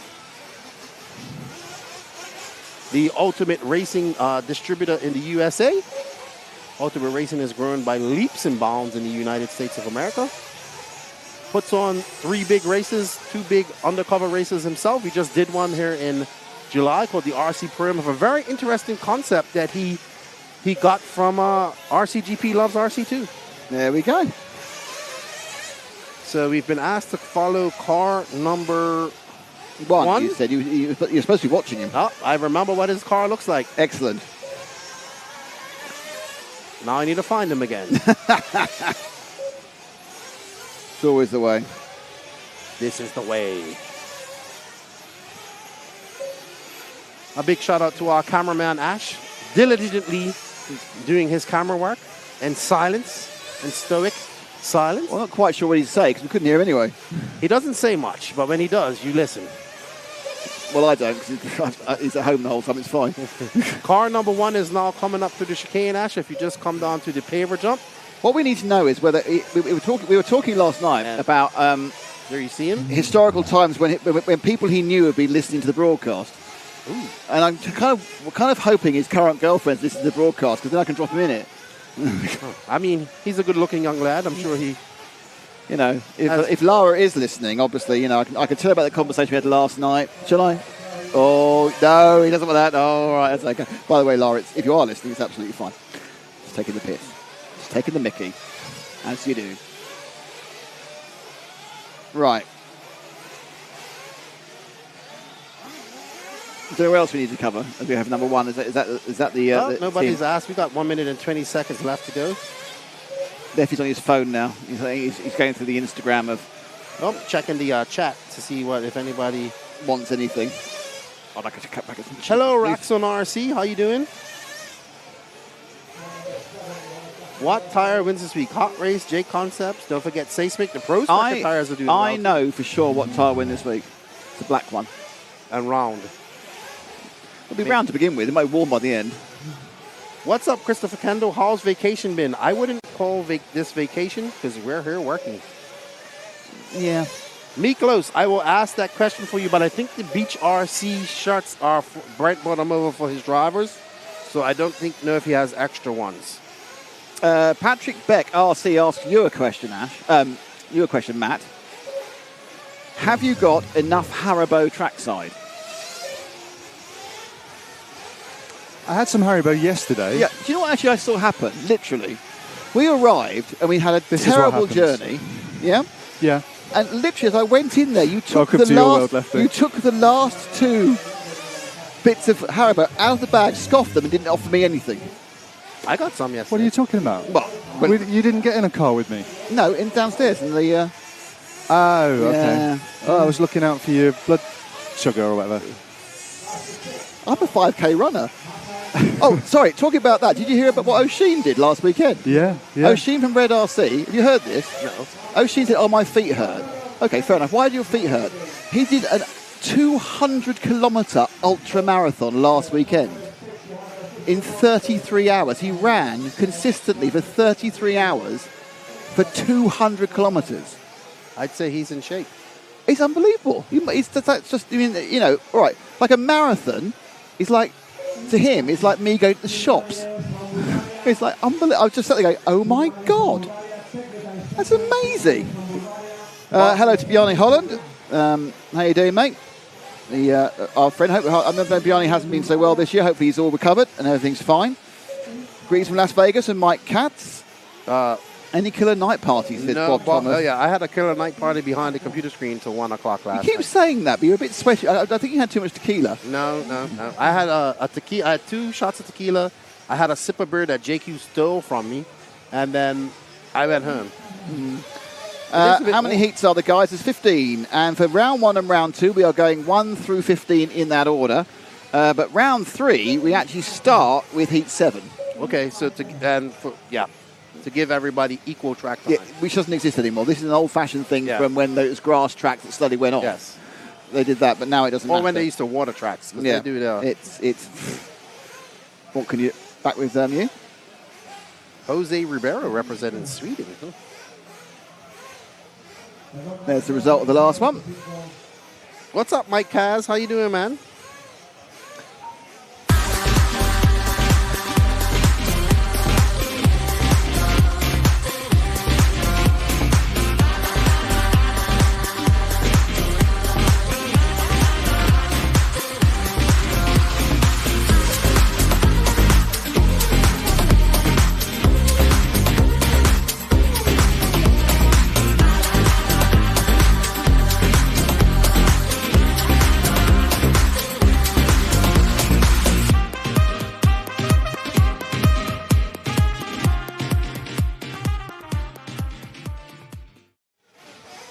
I really like that commercial.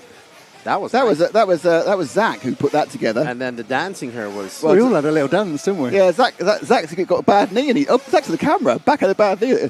But we will talk about Zach quite a lot more at some point, because Zach's actually gone out and been quite impressive, quite surprising. Zach's done something. I'm not going to tell you what it is yet, but you know when you drive in a car with someone for hours and hours and hours, and they say, "Oh, I'm going to do this and I'm going to do that," and you go, "That's never going to happen.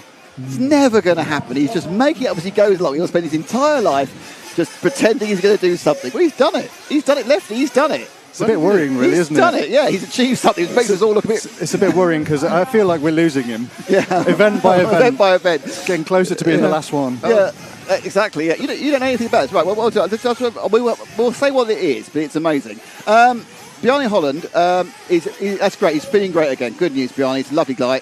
He's back announcing after a bit of a downtime during the year, getting over some. I think he was. I can't remember. I think he was injured. I think he had something structural done to himself. Back issues. How the N1 was it back issues? Oh right, yeah. How are the N1s doing? Well, the Yamas are okay. They haven't looked particularly better or worse than anything else, to be honest. I think you're a suspension anyway. Okay, so we've got heat number 3 coming up, I think. Yes. Alejandro Ortega, Fernando Mariscal, Richard Fausch, Costa Fotos, Lucia Gonzalez, Santiago Valle-Mejia, Mohamed Al-Taroum from Kuwait, Ainara Amara from Spain, Jose Angel Gutierrez, Guy Ben Arush, and Ziv Magnesi. I've done the you know how you move your voice down to finish the list. Unfortunately, I did that for number 11. There's one more to go. So I go Zig Magnesi and Patrick Bolliant. It's like one of those things that like on film credits where it's got Derek Smith, Trevor Graham, Deirdre Warriors, and John Hurt. Hey, a big shout out to my friend Chuck the Iceberg Berg. He's actually good part morning. Of my NNRC points. What? I've created an NNRC virtual cup. Really? Yeah. Would it be a real cup? Will you give a cup to someone? I was supposed to. You've been doing that for a while, haven't you? Well, we revamped it this year. Okay, that's cool. So, but I need somebody to help me out with it because I got too many irons in the fire. And Don't spread yourself too thinly. Well, apparently I'm free next weekend now, so unexpectedly free. Well, I need to know because there's a huge amount of organisation I have to do about things, so it's fine, but I need to know. Who are you going with? Oh, that's good. We'll go with the blue one, shall we? So Zach's giving us some camera love at the moment. Ash has gone for a bit of a break. Car number 4 is our focus at the moment, and that is, Costa Photos. You've been sitting next to him most of the day from RC Special, Costas. And that's who we're following now. Yeah, coming down the roller coaster. Up and over and onto the rumble strips, a bit wide there. He's going to turn back onto, coming off the paving section, and he'll sweep down round onto the Contramar corner. There he goes, round about, then up over that little single. I know there's 2. Then you come back through this S-like switchback, and then you fire this bit. This is all new. Got the camber helping you before you have this double right-left chicanes. I'm not sure they're exactly the same. They obviously mimic each other either side. I think the second one is slightly sharper. And then you go around that second bit of concrete section and paving section, and you complete a lap by going over timing and scoring. Any requests? Do we have any requests? Let's see. I'm just answering. Somebody sent us some funds for some frosty beverages later. Did they? What, to you? Okay. Oh, yeah. Bob Thomas, how many 10-minute pit stops so far? One. Drake. One person has gone the whole way without stopping, and that's Adam Drake. And realistically, and I have to say this, Lefty told us that was going to happen. So it wasn't a surprise. We were going to build it up and make it really exciting, and he went, no, he's going to do it. We went, oh, sure enough. I think, are we still doing this campaign, Lefty, where all donations on the stream go to the fund that gets Lefty to Montpellier? Are we still doing that? Oh, right. Yeah, we should do that because I would love to go. I think we're still doing that. You sacked me from that as well. Well, no, I just thought you'd be going anyway. Given the fact I arranged it. There you go. This is to get Lefty there as well. Oh, that's a good idea. It's a long weekend. It's one of my favorite races to watch. Yeah, and you wait till Matt books the rooms. Well, to be fair, the rooms were missold to me. They were very much missold to me. But to be fair, as well, I do the situation you keep describing about RCTV is me, etc., etc. Yeah. I'm pretty sure when RCTV was you, yeah, you would have just grinned and bared it. Oh God, no. Yes, I think so. No. So things are different now, aren't they? Yes, they You're are. not prepared to share a bed with Frank and Ash. At my age, with my back. Oh my goodness! But Montpellier will be a great race. They haven't had proper live coverage for quite some time, so I'm really excited that you guys are going to be there. And a lot of Americans tune into this race now, so very good. Where are we going now? Oh, let's see. Who do we want to follow? Everybody, give us your requests now, because once the finals start, there will be no requests. No request Friday. So, Neil Scull, I missed Adam. Well, the good news is Neil, he's out twice more. And 3 more times tomorrow. I think he's out in heat number 9, I think, is it? No, he's in heat 11, actually. He's done qualified away. Heat 11, Neil. We're currently on heat number 4, and we're 4 or 3? 3, and we're running the whole way through in order for this round. Oh, a very pleasant light breeze is blowing through now.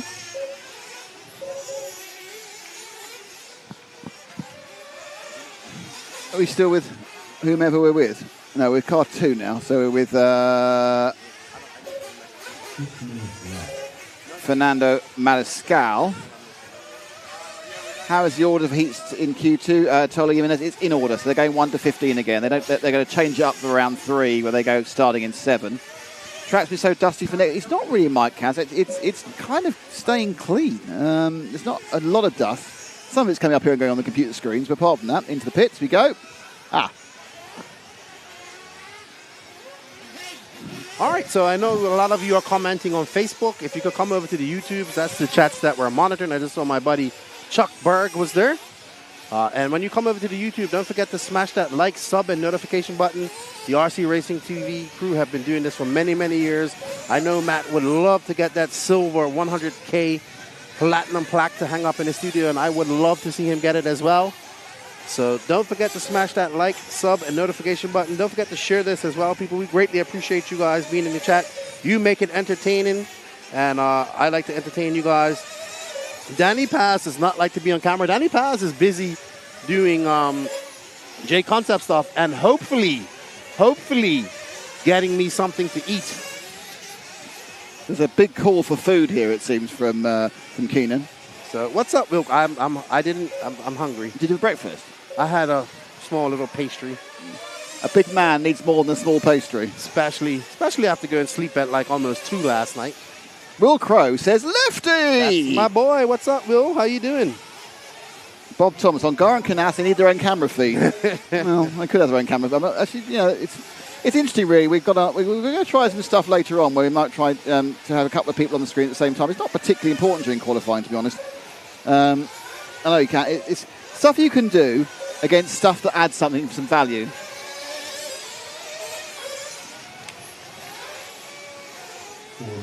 All right. So, no requests, sir. Is Adam Drake here? Yes. Well, he's not here. He's just over there. He's in heat 11, Dominic Walsher.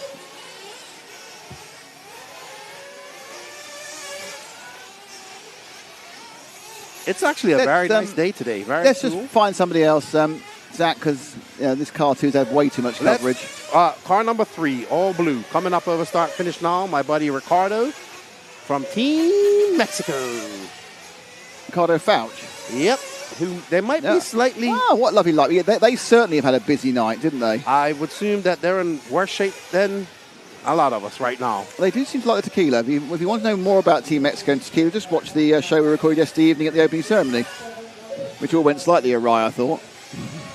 And I want to say a big thank you to Marcus Dirks for the beer fund donation to RC Racing TV and us. Where's that coming to you? Oh, it came to me.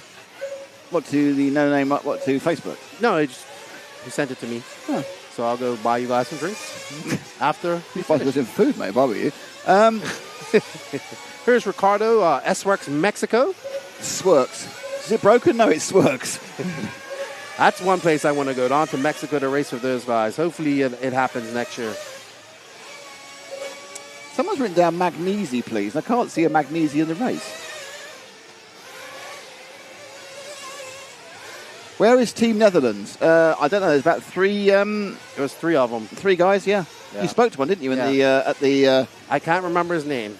No. But I barely understood what his name was when he told me. TQ says Lefty. Good morning, all. So apparently I'm all. You're Lefty and I'm all. Oh. What's up, TQ Chef? Oh, we got Hunter King. Does Fly Sky have a new stick radio for the buggy racing comparable to Samwell for this race? Fly Sky has plenty of radios that are stick radios, Mike has. I don't think anybody's using any here. They even have my buddy was testing out one, like it's a PlayStation control. Brilliant. So. Stephen Ford, here's a question. Are you going to do a live pick walk? Be sweet if you could. It's a good question. Technically, we can do it. There is a kind of a question about whether we can. Long story about agreements of how we're going to cover the thing. Because to do a live pit walk, because there's no gap in the car, you have to not show the racing, and that's a kind of we might do one, but if we do, it'll be tomorrow. Yeah, I might go do a recorded one at some point. I do have a recorded one, shamelessly plugged the No Name RC podcast, and it's epic. The first 10 seconds, you'll be in stitches. What happens?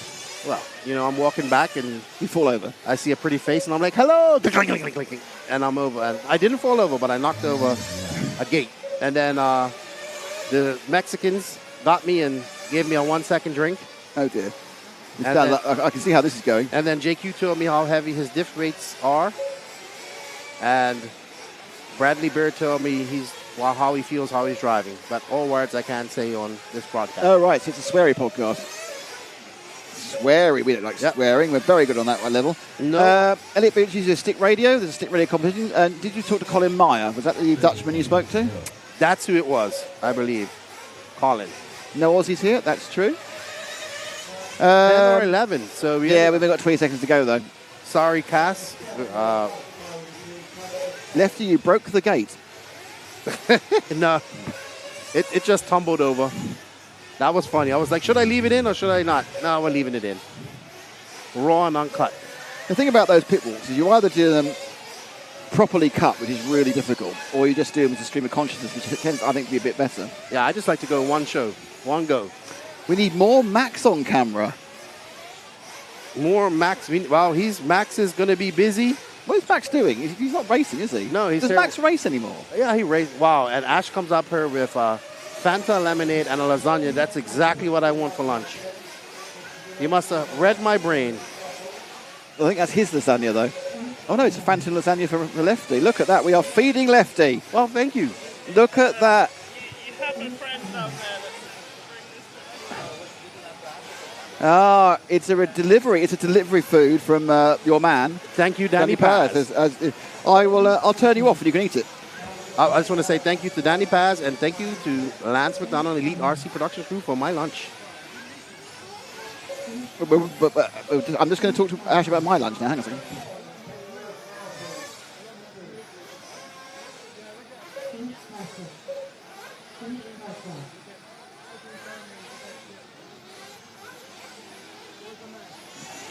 I'm quite uneasy. He said, what's available? He said, what are the options? I said, I'll have anything that hasn't got fish in it. I'm not a fish fan. Are you a fish fan? Oh, yeah. You live in an island, but you have to, don't you, really? A nice whole fish. Love them. Is anyone charging cars in the rental like to go on you last time? I don't know. How long does one car last without changing any battery? You lose 2 hours. Okay. Okay, so heat 4 is next out. Costas won that one. Well done, Costas. All cars to the technical section, please. So, as you can tell, a bit more relaxed whilst we run through the lower heats.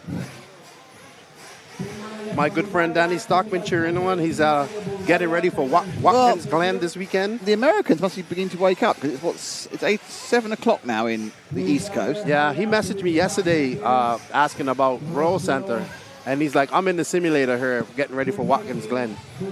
He's crew chief for Xfinity team. So. Yeah, that's the problem for them. Watkins Glen. They go left and right, don't they? Yeah. They use it. I think. Oh, you wouldn't know this, but I think they use a more simple version of Watkins Glen than the full version, which includes the boot. But can't argue that. Bob Thomas at Hunter King. Those lawns will be sad today. R.I.P. I have no idea about lawns. He's currently at work. He's lying, I say. Good morning from Fredericksburg, Vermont. So we are getting the Americans waking up now. It's all going very well.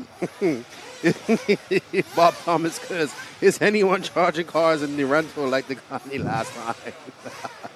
That was funny. I was looking at that reel the other day. All right. Hello, Bryce. How you doing, buddy? Okay, heat number 4. That is Juan Jose Serna. From Colombia. Colin Brennan from the UK. Diego Malaquin from Mexico. Holger Light from the UK. Fran Brujan from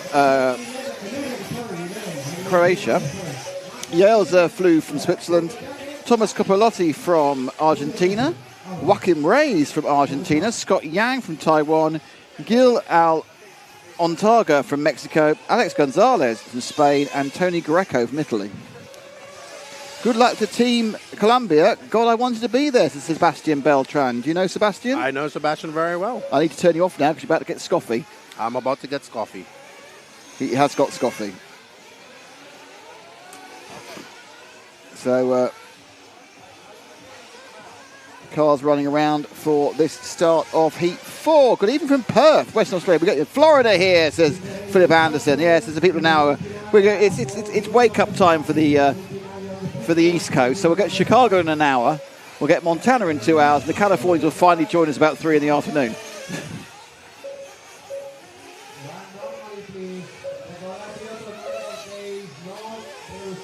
Can you follow card 2 with Colin Brennan? Had a great interview with Keenan during practice. Let's go Nederland. The RC project will be a big thing in Europe, yeah.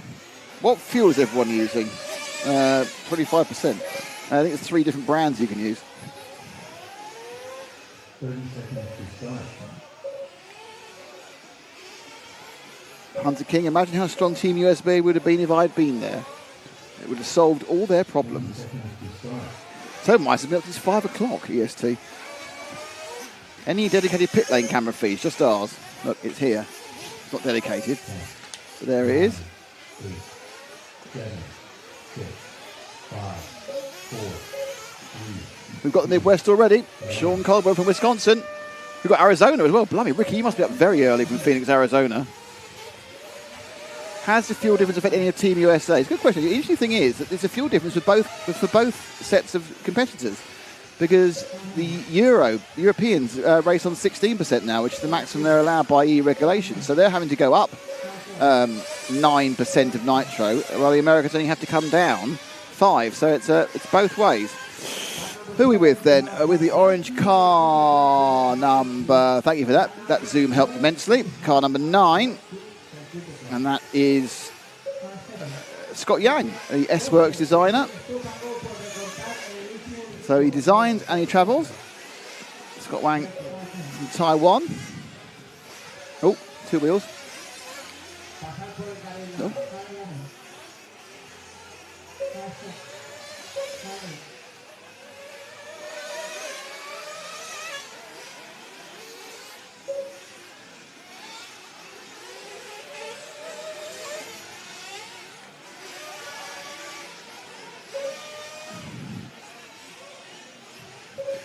Netherlands, car 4, car 11. I don't think they're Dutch drives in car 4 and car 11, are they? No, they're not. Sometimes you get confused on messages you get, don't you? It doesn't make much sense. There goes Yang. He's got about 8 minutes to go. That time round was a 1:09, so he had an accident, not so good. Fastest lap was a second ago, 55.1 by Thomas Coppoletti from Argentina.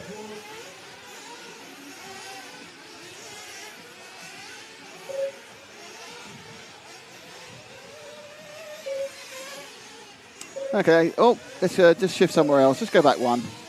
We'll see what we get.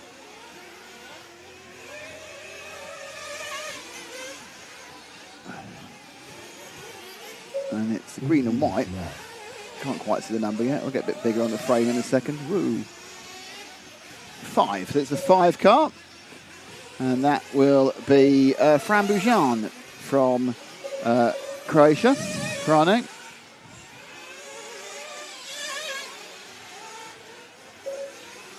Gives it a little bit of a wiggle as he goes over timing and scoring. Which is, that's kind of like almost was fine, and it died at the end. Thanks to invisible speed. This is an invisible crash. Oh, it's unlucky, isn't he? Just literally clipped the rear of the of that pipe with his rear wheels. End up upside down. Some parts of the track, absolutely driving line is available for everyone. This blue groove or brown groove is a kind of a combination of fuel and tyre. And maybe the track has Lefty explained. I mean, it's designed to actually lighten the grip. Just the car's a little bit loose, but enable them to rotate slightly better. Because unlike on-road, you don't want ever increasing grip. You need a little bit of a freeness in the machine.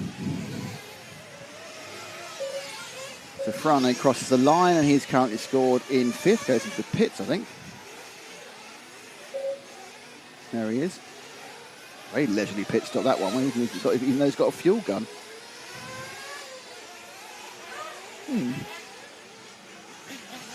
Very, very leisurely.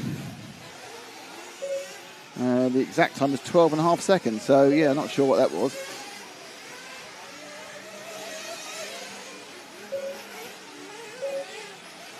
Those just joining us, round 1 was topped by Davide Ongaro, second was Juan Carlos Canas, and third was Bruno Coelho. But the big story was that Bruno Coelho forgot to do his last lap. No one he was getting 13 laps, and therefore the time had buzzed for other people, and he came in with 5 seconds left. So he got a very, very fast 12, obviously, but he could have got a 13. I think actually in the end of the day he would have come second rather than third. So it's not a disaster, but I think he would have just probably been slightly behind Ongaro.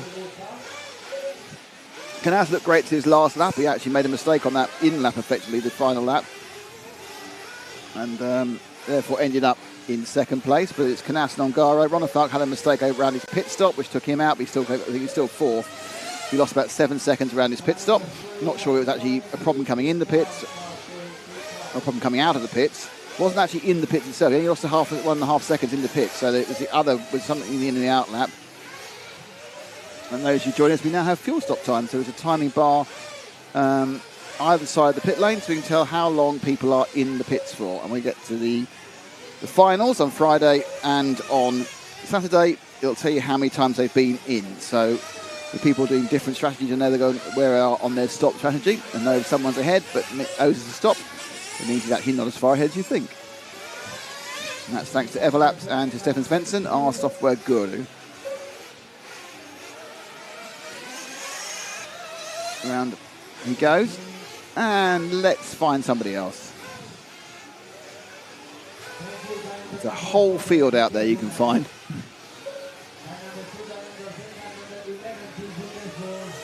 And that looks like, I'm going to say 8. I could be wrong, it could be 9. Oh, a bit too wide there.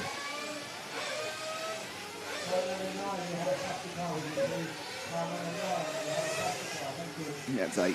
I'm going to go with 8. If it's not 8, it should be 8. Which would be Joaquim Reyes. Yep. So Reyes is not, it's down towards the meatiest middle part of this one. We're in the cone, the bollard of doom, which has now been cut in half, so it's been a chastening time for the bollard of doom.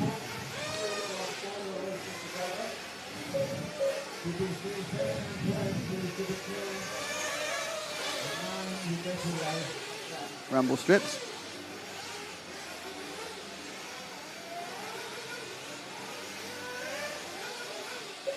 Oh. A little bit out to the side there.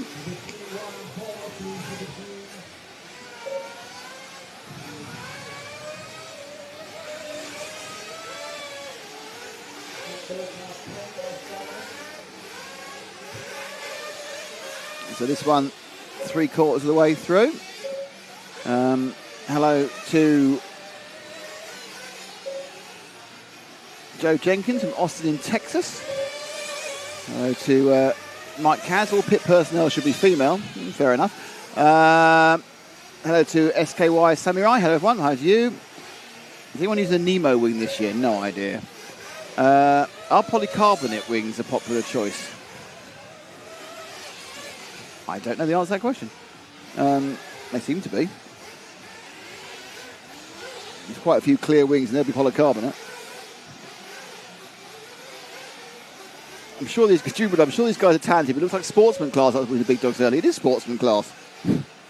Or intermediate, that's what it is. It's the guys who actually make these. It's the guys who make these events happen. You have 25 top guys, but they don't make a 180 driver event happen. Vamos Argentina, says Ricardo Horet. Did JQ TQ yet? I hope he didn't TQ, but 50% off. That sounds like a good idea. Tell him that.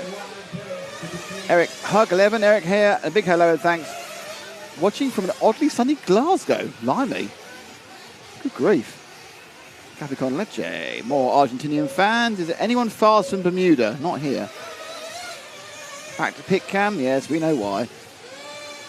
Good morning from Gavin Zinnert. Good morning from calculus class in Florida. The headline: Florida man bring hurricane trouble. Yeah, but calculus class. Hi, JV. Is Hannah from the J Concepts team there this week? I don't know. Is she? Don't know if she's there or not. Okay. I don't know. We'd lost Lefty to his lunch, and then he went like a teenager looking through his phone. It's Hannah from the J Concepts team there this week. No, she's not. Okay. No, Danny Paz is doing all the J Concepts. Danny Paz, yeah, he's been doing it lately. Hannah was at the ENATS last week. Someone gluing tyres to make a killing at this race. Can you pay for someone to marshal for you? Yep, if you want to, but you have to. It'll be a private deal. As long as someone sits in your post, it doesn't have to be you. Emil Magnuson, hello from Sweden. I saw my buddy Jimmy Woodley's in here of Ignite Design RC. He's modernized the gas truck. Ah, the gas truck. So basically what you do is you take a modern stadium truck, electric stock, and this is a conversion to make it a gas truck. I have one. Okay. I have one, have not finished building it, and he's given me a lot of... I will try to finish building it in the month I have off. I see. You got a month off? Well, after September. Wow. But then it's a 6-week stint. Diamond, is this just pro only, or will it be 40, 50 in junior race? Well, no, it's just one set of qualifying, but there will be separate senior and junior races on finals day. In fact, David Todd said his target was to win the junior race. So, yeah, there are junior finals on finals day, but there's not a separate bump up. It's just the top X number of people in there. See you in Georgia, Lefty, says Brendan Campbell. Yes, sir. Georgia. Beautiful up there. Very beautiful. What's up, Keenan? A lot of people are saying hello to you. I don't feel completely left out. It's fine. What's up, Jake Glasgow? See you in 2 weeks. Danny Paz, thank you for getting me my spaghetti. And Fanta Limon. Fanta Limon. Which is probably the best soda I've ever drank in my life. Really? It's really good. You ever tried bitter cat? I mean, I could have Lucasade.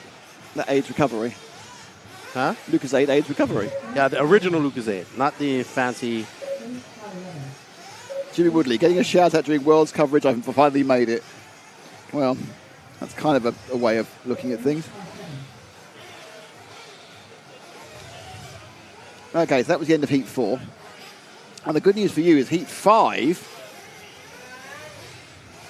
Mrs. Young says hello from Australia. Adelaide, hello, how are you? So it's going to be quite late there now, isn't it? It's going to be about 9 or 10 from Adelaide, I think. There are new tyres each run. What about fuel percentage? It's 25% on the fuel. New tyres, probably yes, with 10 minutes. Anyways, it's heat 5 now, and I'm going to eat my sandwich. All right. So there's your drive. Oh, thank you. I just don't have scoring. Juancito. We are group number 5. Joel Sears, Jeffrey Halsma, Yaman Nixted, I butchered that, Pierre Flute Leclerc, Adam Stewart, Nicola Tra, who I finally met, who was at the 2002 IFMAR World Championships in Uruguay, Ruben Cervantes, Luis Guarino from Portugal, Carlos Fonseca from, Luis is from Mexico, sorry. Carlos is from Portugal. Joel Molina is from Mexico. Juan Jose Fernandez from Spain. And Luis Vieira from Portugal. There we see the Monteros. They'll be pitting Fonseca, Mr. Montero. What's up, Jonathan? Saying hi from NZ. I already shouted out to Hunter King.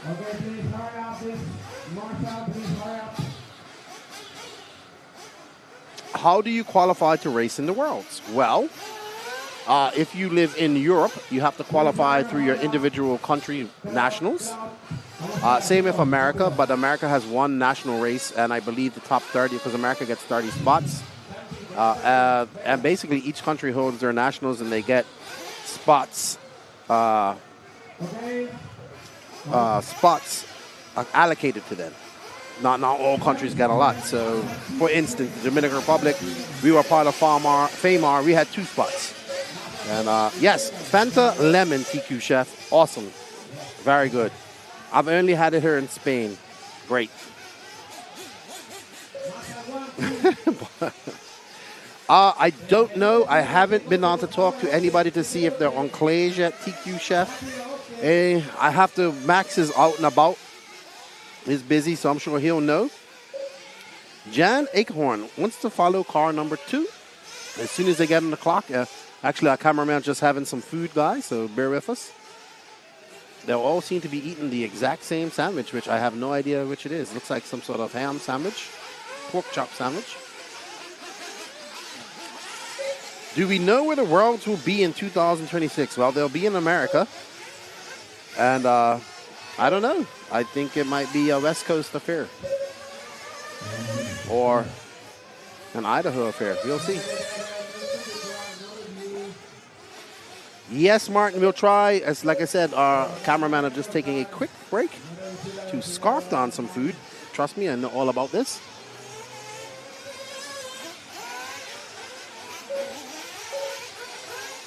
BeachRC.com, the racer's one-stop online hobby shop. Choose from all the popular brands and variety in stock with super fast shipping and great customer service. BeachRC.com still has the local hobby shop feel with all the benefits of the internet. BeachRC.com is the exclusive distributor for Ultimate Racing, S-Works, Pro Circuit Racing tires, Nitro Lux fuels, and Assault RC performance products. So fill up your cart and check out at BeachRC.com today. Thank you, BeachRC, for all your support. Shout out to Brent Densford and Lucas and everybody there at BeachRC watching. I know you're watching, Lucas, and my good friend P-Man. I hope you guys are enjoying the coverage. We'll see you probably in a week or so.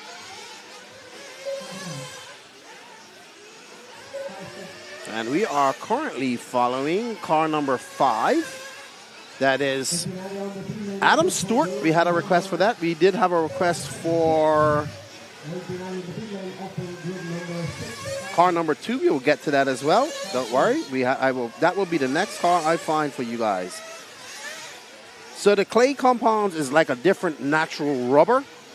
And the best way I can describe it, how I was explained to it, when the track, you know how like when you're on a basketball court or something like that, and if your shoes squeak on the floor, when the track starts to do that, that's when you go on clay tires.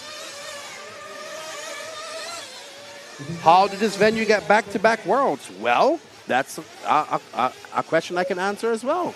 The Worlds were supposed to be going to Brazil, 6 months out, Brazil was not able to get the possible permits to hold the Worlds, so they had to cancel. They had to release that. And according to IFMAR rules, the race went back to the previous host. Now, there were 2 tracks that were in bidding for this, which was Barcelos in Portugal, and this track, BNS Barcelos, are going to have the the inaugural e-buggy World Championships next year. They chose to go with Redovan, probably because Redovan had put on the Worlds in 2022. So they were not prepared to do this Worlds until 6 months ago. What's up, Cooper? How you doing?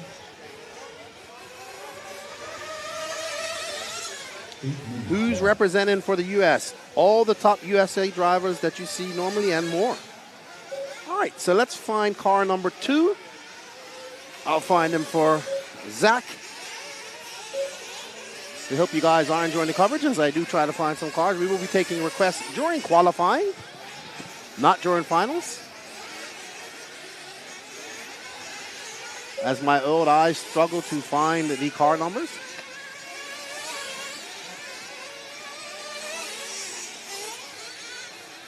We greatly thank you for tuning into all the coverage.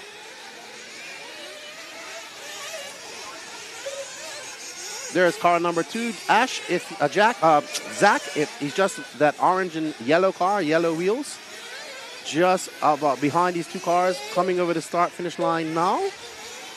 So we have car number, and it's coming into the pits. Looks like Berkan Kilik is pitting in.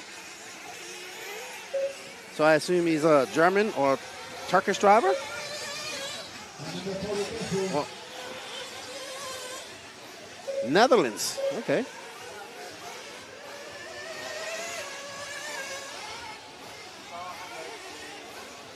Brent, I'm not sure. I haven't checked the standings. He's having fun.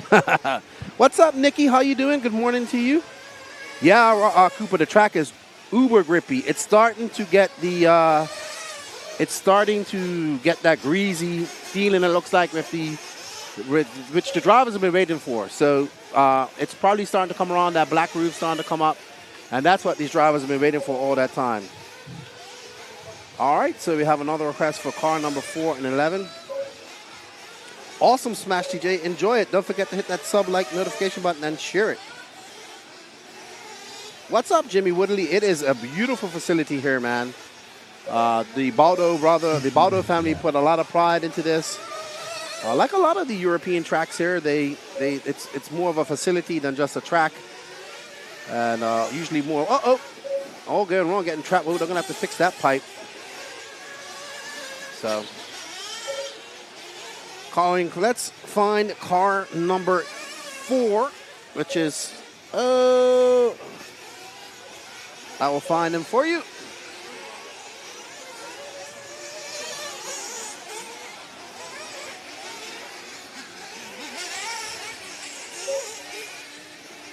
And the sun is coming out, the temperatures are coming up. That means more rubber will be put on the ground. I haven't had a chance to go talk to anybody today. Car number 4, Zach is just coming over the big double. He's about to go over the paver jump onto the paver section. There you go, representing Netherlands. Another country I'd love to visit. I really want to get over to Philippines next year for the Philippine Masters. That's my bucket list right now. But thank you all for joining in. I am Left and Right of the No Name RC podcast. This is the RC race, and I'm here with Nick Damon, who's just enjoying his lunch. And this is the RC Racing TV coverage of the 2024 IFMAR IC Buggy World Championship. Brought to you by Beach RC. Presented by Beach RC, RC1 Racing, J Concepts, and Mevo Sport.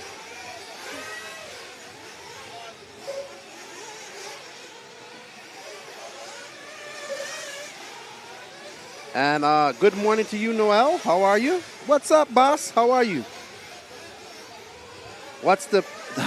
So, I'll be honest with you, TQ. I haven't really had any Spanish food yet. I know it sounds crazy. I haven't had any Spanish food. So I I'll be honest with you, man. I haven't had much time to sit down and eat since I got her. It's been quick food. I've been up to 1 o'clock every night getting videos up to you guys and Max and I. And last night was supposed to be an early night, and it ended up being a 1:30 night, just up and working. We are going out to dinner tonight with some friends, so I'm going to have some Spanish food tonight.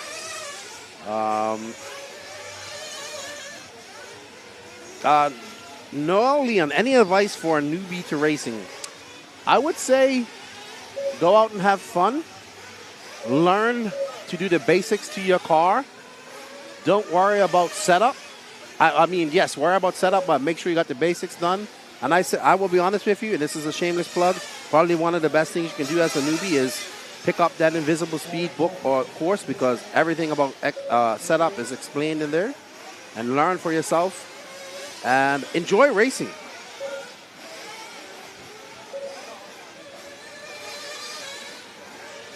So we got 2 minutes and 44 seconds. That's fine. Car number 11. Got a request for car number 11. I will go for. Oh my goodness! Ho, ho, ho. Are you guys going to see it? Did we get that on camera? Oh my goodness! That car just set it over the double. It went big time. So I'm looking for car number 11. So this is our second round of qualifying. Davide Angaro took Q1. No surprises there. Davide looking confident as always. Had a good chat with him and his dad. Says he's looking for. He said to me, this next year we are coming to America to race. So he wants to hit up a couple of the race time events in Silver State. That's always good. I've been a big proponent of. We got car number 11 now, Zach? All right, there we are. Zach is on it. That's my my Top Boy. We're Top Boy brothers. We both love Top Boy. It's a British film series, actually. Daniel Rankin, a boogity boogity. We're going to start the boogity boogity on the finals. Yeah, he loved that. Darrell Waltrip, man. Andra, I would agree with Radek Bartik. I would say as a newbie, try to find a car that is popular at your track, so you can get parts and all that stuff. Now, as you get more into RC and you want to branch out to other companies, try to find a brand that you believe in and that you want to be a part of. And I would say try to avoid the sponsor trap. Yes, sponsorship is nice and all that stuff, but I see a lot of newbie racers who get sponsored early and put a lot of pressure on themselves, and it ends up actually seeing them get out of RC. So I would just enjoy myself for the first couple of years, learn your car, learn how to drive, learn all the basics. And then once you got that done, you can start exploring other things. We showed car 2, or did we show car 2 already? We only have 26 seconds left. Sorry, Sander. But I believe we showed him. Hugo, what's up, Hugo? We showed Carlos in Heat 1. Unfortunately, we only have 20 seconds left, so we'll try to get him in Heat 3 for you. How you doing, Hugo? Looking forward to seeing you guys in what's up, Heatherly? How you doing? Barmy checking in. Must be Marcel's father. I think JQ is up in.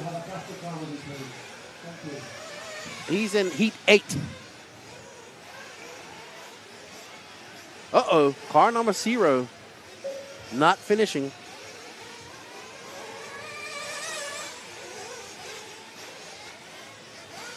The Techno is a great platform, man. An absolutely great platform. I think it's great for new people.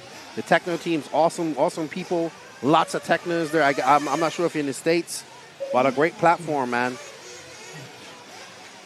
Oh, you must be in the either Oklahoma or Texas area for the RC Pro Series. Bob Thomas, Lefty, is there a sportsman class outside of the USA? Not usually.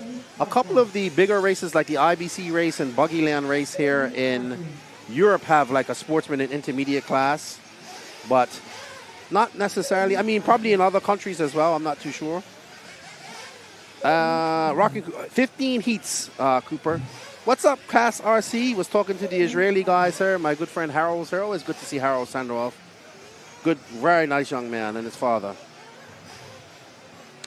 Bob Thomas. The other Euro teams look much stronger in terms of driving this type of track. Well, yes, because they're used to this track. Is the European tracks? A lot of them are about corner speed, and as the 2002 world champion once told me, Greg Degani, corner speed wins races. What's up, Peter? How you doing, man? Good to see you in here. Hope you're enjoying the coverage. Peter Bartel. Yeah, no, Texas. You're in a good state for RC. You got three tracks under a roof. You got Shaw, and then you have Shaw's up in Oklahoma, but you have Thornhill, Mike's, and Indy. Hello, Eric Deschenes. Bonjour. How are you? I was expecting you to be here, Eric. Rocket Cube says, I'm going to guess that the VDA is going to win this year. I mean, it's not hard. I mean, it'd be hard not to bet against him. But we got Canas, Runafalk, and I'm sure you'll see Elliott Boots and a few other drivers have something to say about that. Dakota Fenn, Ryan Mayfield should get up there. Fenn definitely climbing the ladder. Follow Colin Meyer. Okay, I will attempt to do that. So up next is group number 6. We have Tommy Sullivan from Finland, Colin Meyer from Netherlands, Iago de la Iglesia from Spain, Harold Sandoval from Israel, Oliver Fisher from Denmark, Nuno Caso Ribeiro from Portugal, Josh Hollyfield representing North Carolina from the USA, Ivo Bujan from HR. I'm not sure where that's from. Someone's going to have to let me know where that is. Matthias Carding from Argentina, Ryan Daze representing Georgia from the USA, Caden Stenhouse from Great Britain, and Zach Edwards, 2 juniors.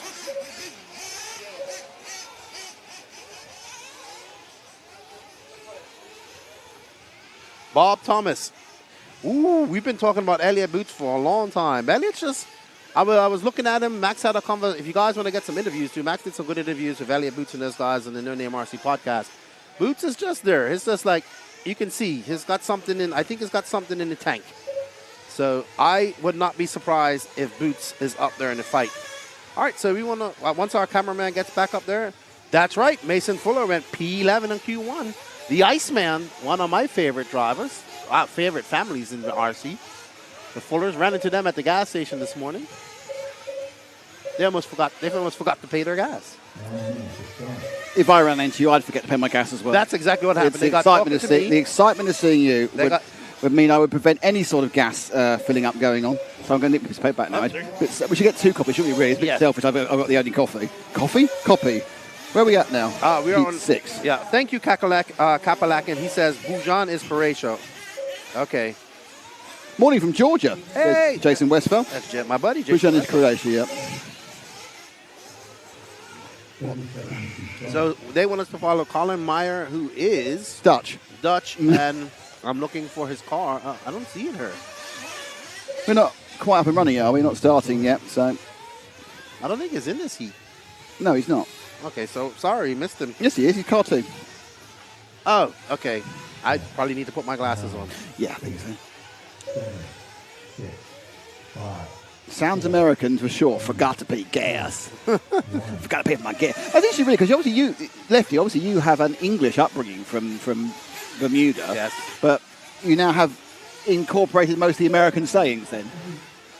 Well, Bermuda's very close to. So in Bermuda, do they call it gas or petrol? Gas. You see that? It's interesting, isn't it? Because Bermuda is kind of like, because Bermuda is a kind of an outlying island, isn't it? It's not actually in the West Indies. It's kind of like it's about 700 miles off the coast of North Carolina. Yeah, it's pretty much in the middle of the Atlantic. But we had an American base there for many, many years. We're so close to America. It's like it's literally our flight is to Bermuda. Because I've never been. It's a fabulous place, though. Yes. So you say it's more American. So it has like American foods in the shops, or is it British or is it Bermudan? Bermudan. It's a mix. Is Bermudan a word? Bermudian. Bermudian.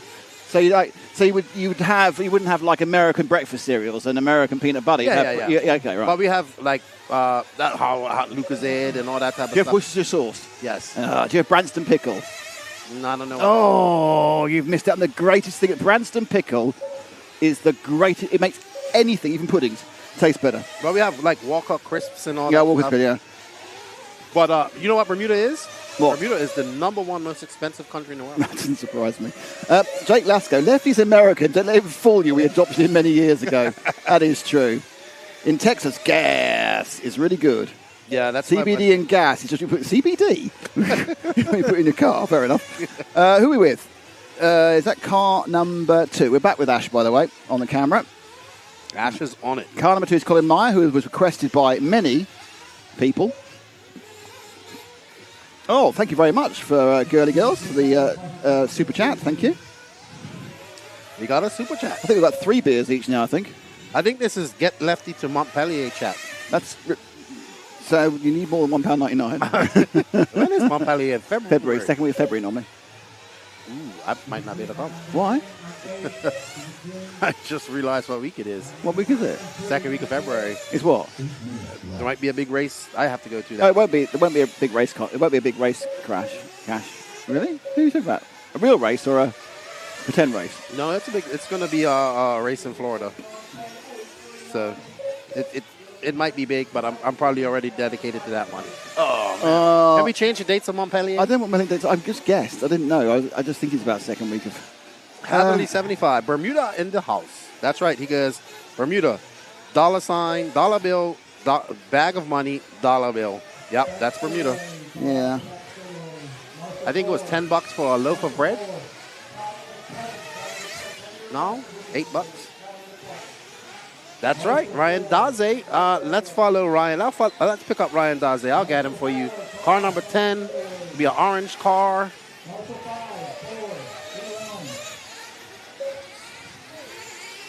I think this is Daze number 0 right here. He's coming up to the start-finish line, Ash. Orange and white car. 0 on the front. There's Daze. Ooh! Josh Holyfield just clipped the really? pole of doom. You're following Josh Holyfield right now from North Carolina. His first world's ever been racing RC cars for 30 years, he told me. I think his first time out of the USA as well.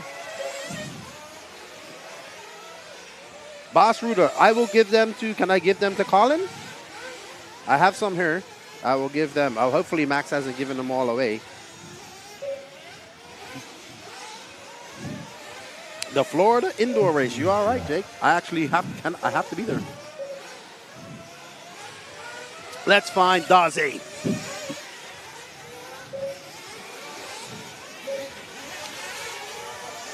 All right, Ash, if we could come up to the top of the right hand up there by the hoodie signs, please.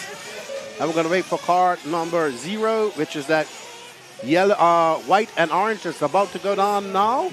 No, up, coming up to the rollers now. Second car, there we go. There's Mr. Daze, representing Georgia and Loganville.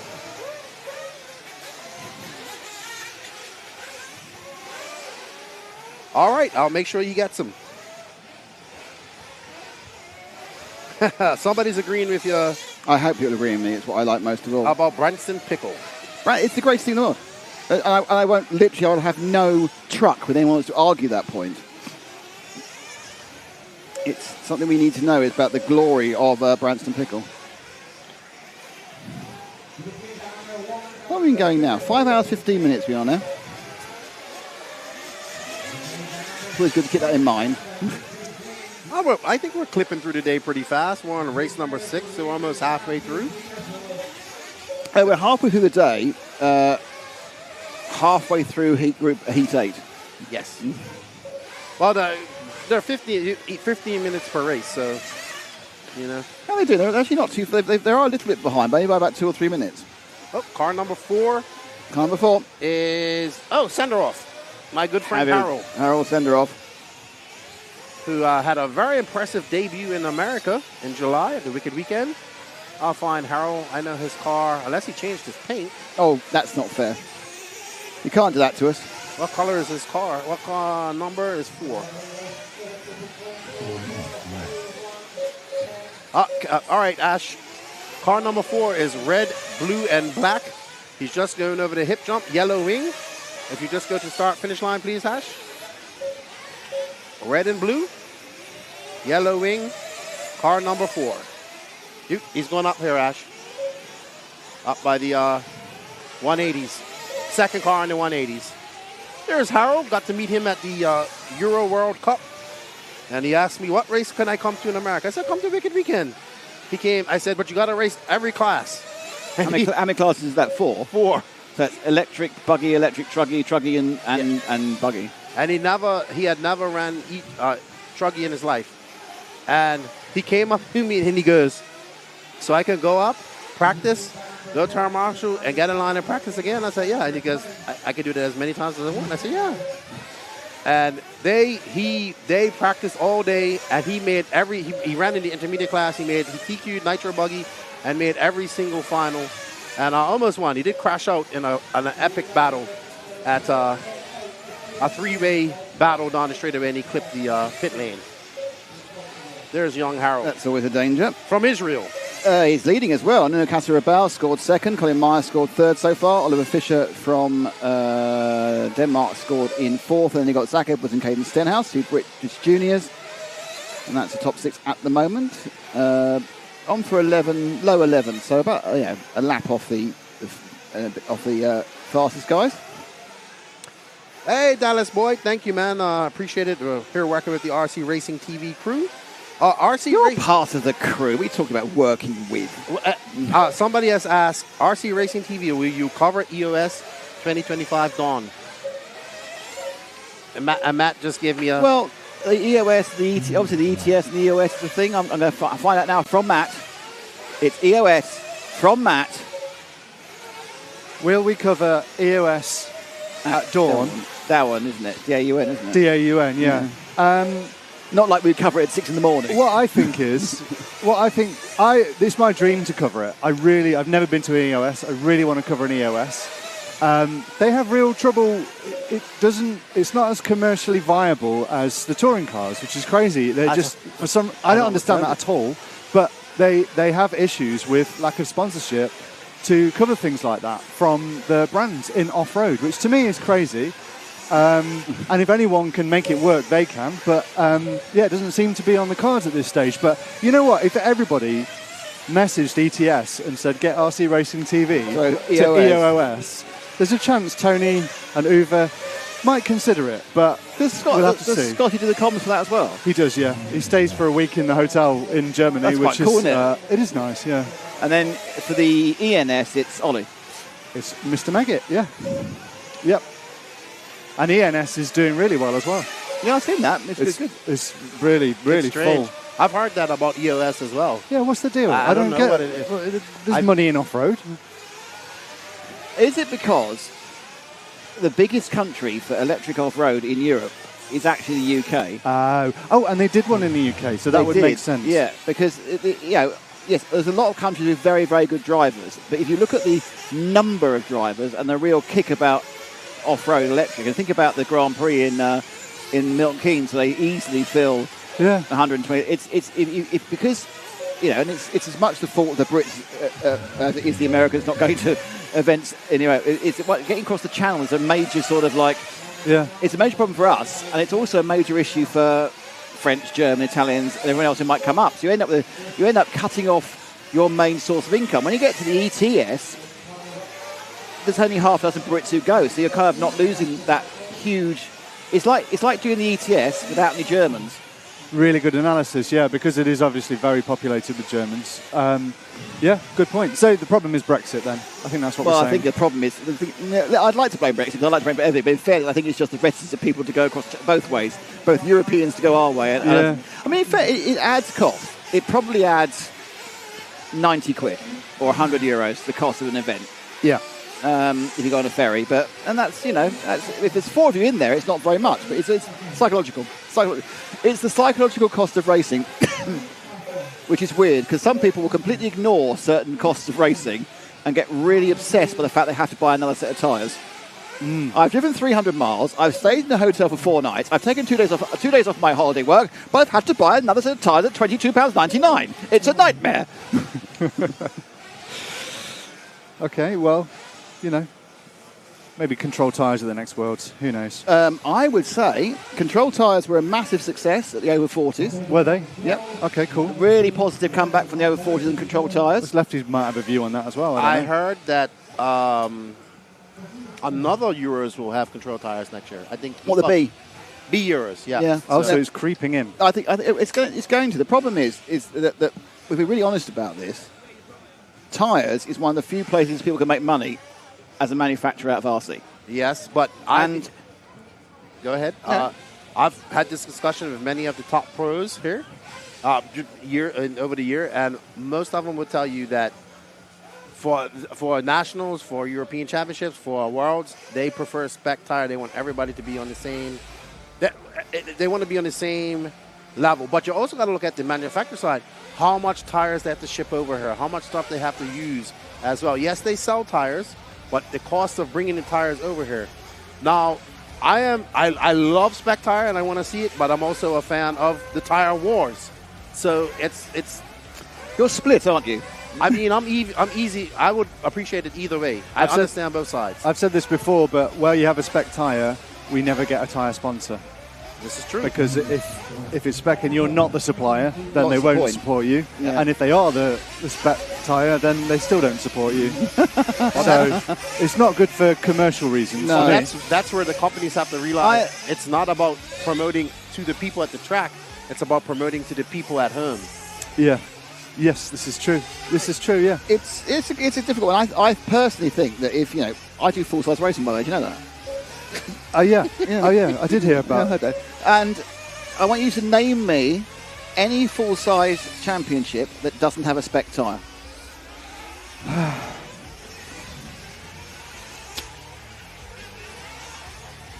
I can't.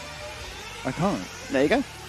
Yeah. There are a couple. I'm thinking even like the smaller things like the British Rallycross, but even that's like Cooper tyres, yeah, British touring car. etc. There's a couple I can think of. One is Super Formula in Japan. That has a tyre war. And the other one is all the events, the endurance events that run on the Nürburgring. So the Nürburgring Landstracken Series, the Nürburgring 24-hour, they have an open tyre. I think the big problem with this is the only reason you need tyres in RC is for racing. All these companies sell tyres to people for domestic purposes on the road.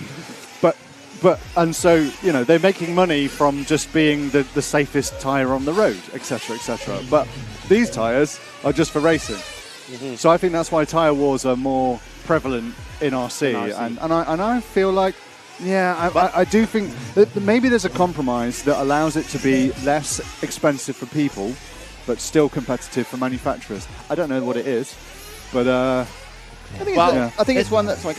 So someone brought up last year's 10-scale Worlds, right, where they kind of ran out of tires. Well, that's the problem. There needs to not only be a spec tire, there needs to be a limit on tires that you can sell, that each person can have. Yeah. Well, that's interesting. That's what happens at a touring car Worlds. Yeah, it's you have 4 sets of tires and that's it. It's kind of illogical to have a spec tire and then not have a limit of tires that you can buy, because then someone's just going to go out there and buy all the tires. The clock, the Everlapse clock is counting down. It's Q2 Heat 7, and you're watching the BeachRC.com live stream of the IFMAR 1/8 Off-Road Worlds, brought to you by RC1 Racing, J Concepts, and Nebo Sport. And quite confident I'll tell you who we're with then, but just I was about to see the number, it fell off. All right, so we have Who Danny is this? Vega, Ruben Shakespeare. This is 12. No, it's 10. It's car 10. So it's Maxi Cordis from Germany.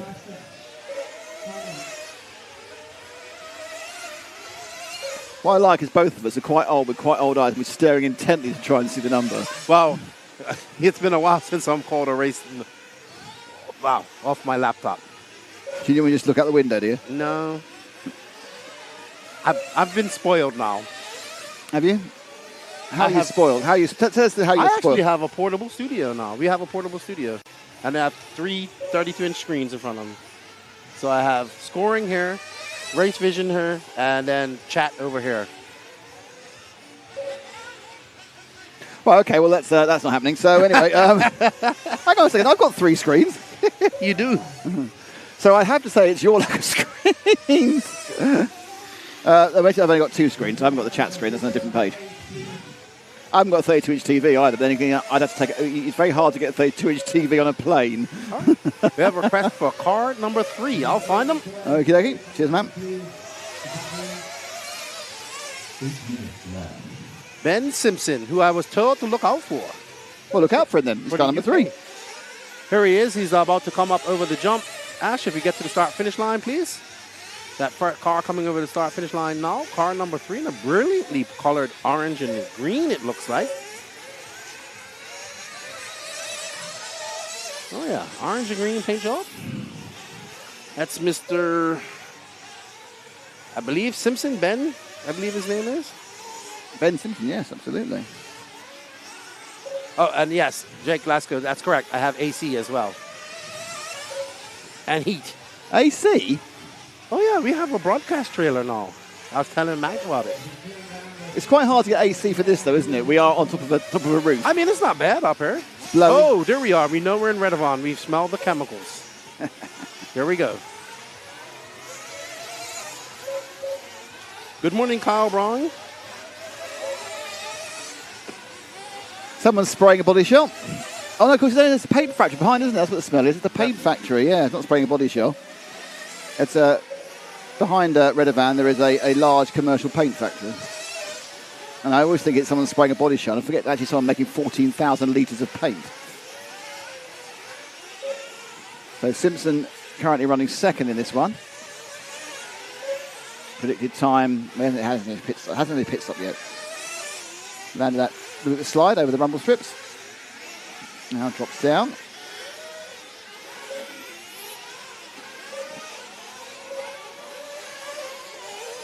Martin, ¿cuál es el tiempo de punto? No, there we are. De punto de qué, Martin? Will Crow says, let's follow car number 7. Car number 7 is Ivan Roth, the only Canadian. The Canadian. He just finished the lap, so he's going to be coming up the straight very soon. There's Evan. Nope, that's car number 3. There we go. We were following him. We're on 7, are we? No, we're on 3. That's car You're number on 3, 7. sorry. He's going to be the one... Oh, there he is. Is he behind or ahead? No, he just came out of pits. That's why, sneaky monkey. You all orange 7? 17 years old. Making a trip. First time out of the U.S., out of the North America for him. Well, he obviously goes down to the Pacific Northwest to race quite a lot. Right, yes. It's a healthy community of RC up there. Oh, we've got his picture as well. Now, did you guys take these pictures or did they send them to you? They were submitted to us, and then obviously they were then put onto these blue backgrounds. Okay. So yeah, some of the pictures are a lot better than others, and a lot of the pictures I had to reject. Unfortunately, we had photos of passports, brilliant, of driving licenses, excellent. Yeah. Were there any inappropriate photos? No. Well, that's good, isn't it? It's a good show what a respectful community we have. Yes. Martín, yo no entendí qué tú quieres. Me explica mejor en español, por favor.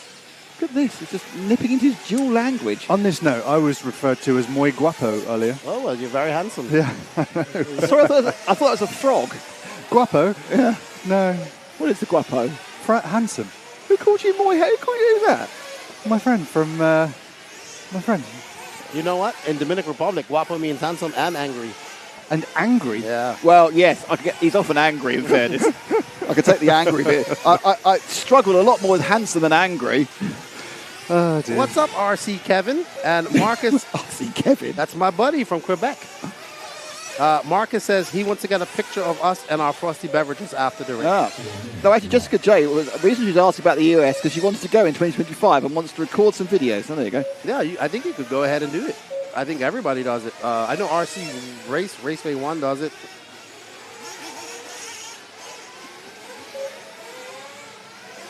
La mejor tiempo de clasificación. Si tú quieres mirar eso, tienes que ir a everlaps.com. Just loving it. I'm totally in awe of people who are bilingual and just go bing, because I'm English, I'm useless.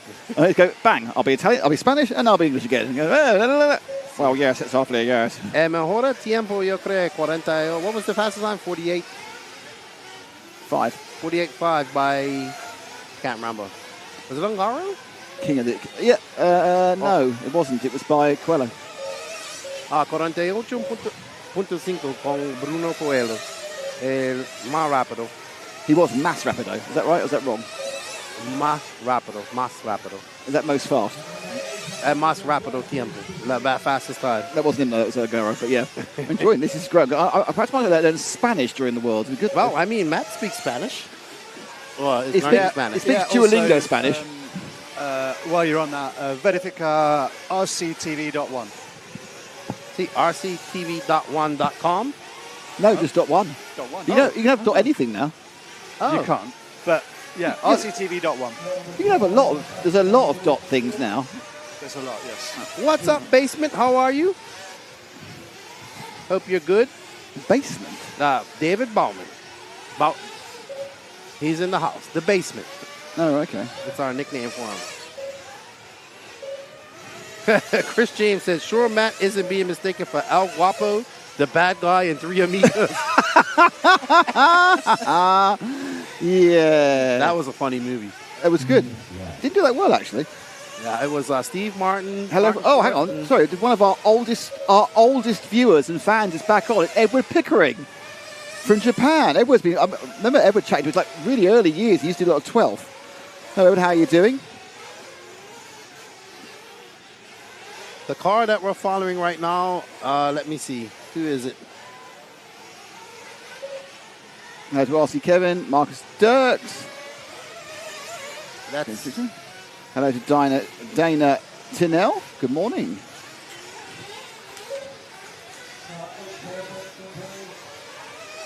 What is the type of pointer?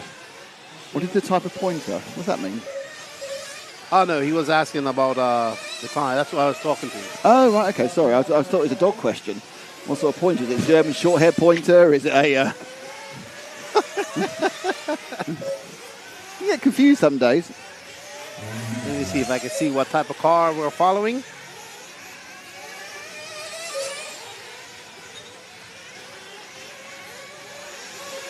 JP Swick's on holiday. That's number 6. Yeah, I'm trying to see exactly what type of car it is. It's a Lexus Clement. Unless it's got a really big sticker down the side, it's very hard. Yeah, I can't tell. If it's a Nagama, you can tell, because it's got no suspension. Well, no visible suspension. Beyond that, they all look very similar. This car looks good, though. Is it being effective, though? Let's find out. Where is car number 6? He's in 8th. So it's smooth, but not necessarily fast. Danny Vega is topping this particular heat. Had to start his last lap. How am I feeling about the polycarbonate? You mean the Lexan wings versus plastic? It's been in RC for a while. Do you have a feeling about those two things? I think on a track like this where you transition at high speeds, it's probably the best option. Less weight up top. Ronafalk just made mistakes. They made a mistake. A big mistake. Or there's a problem somewhere.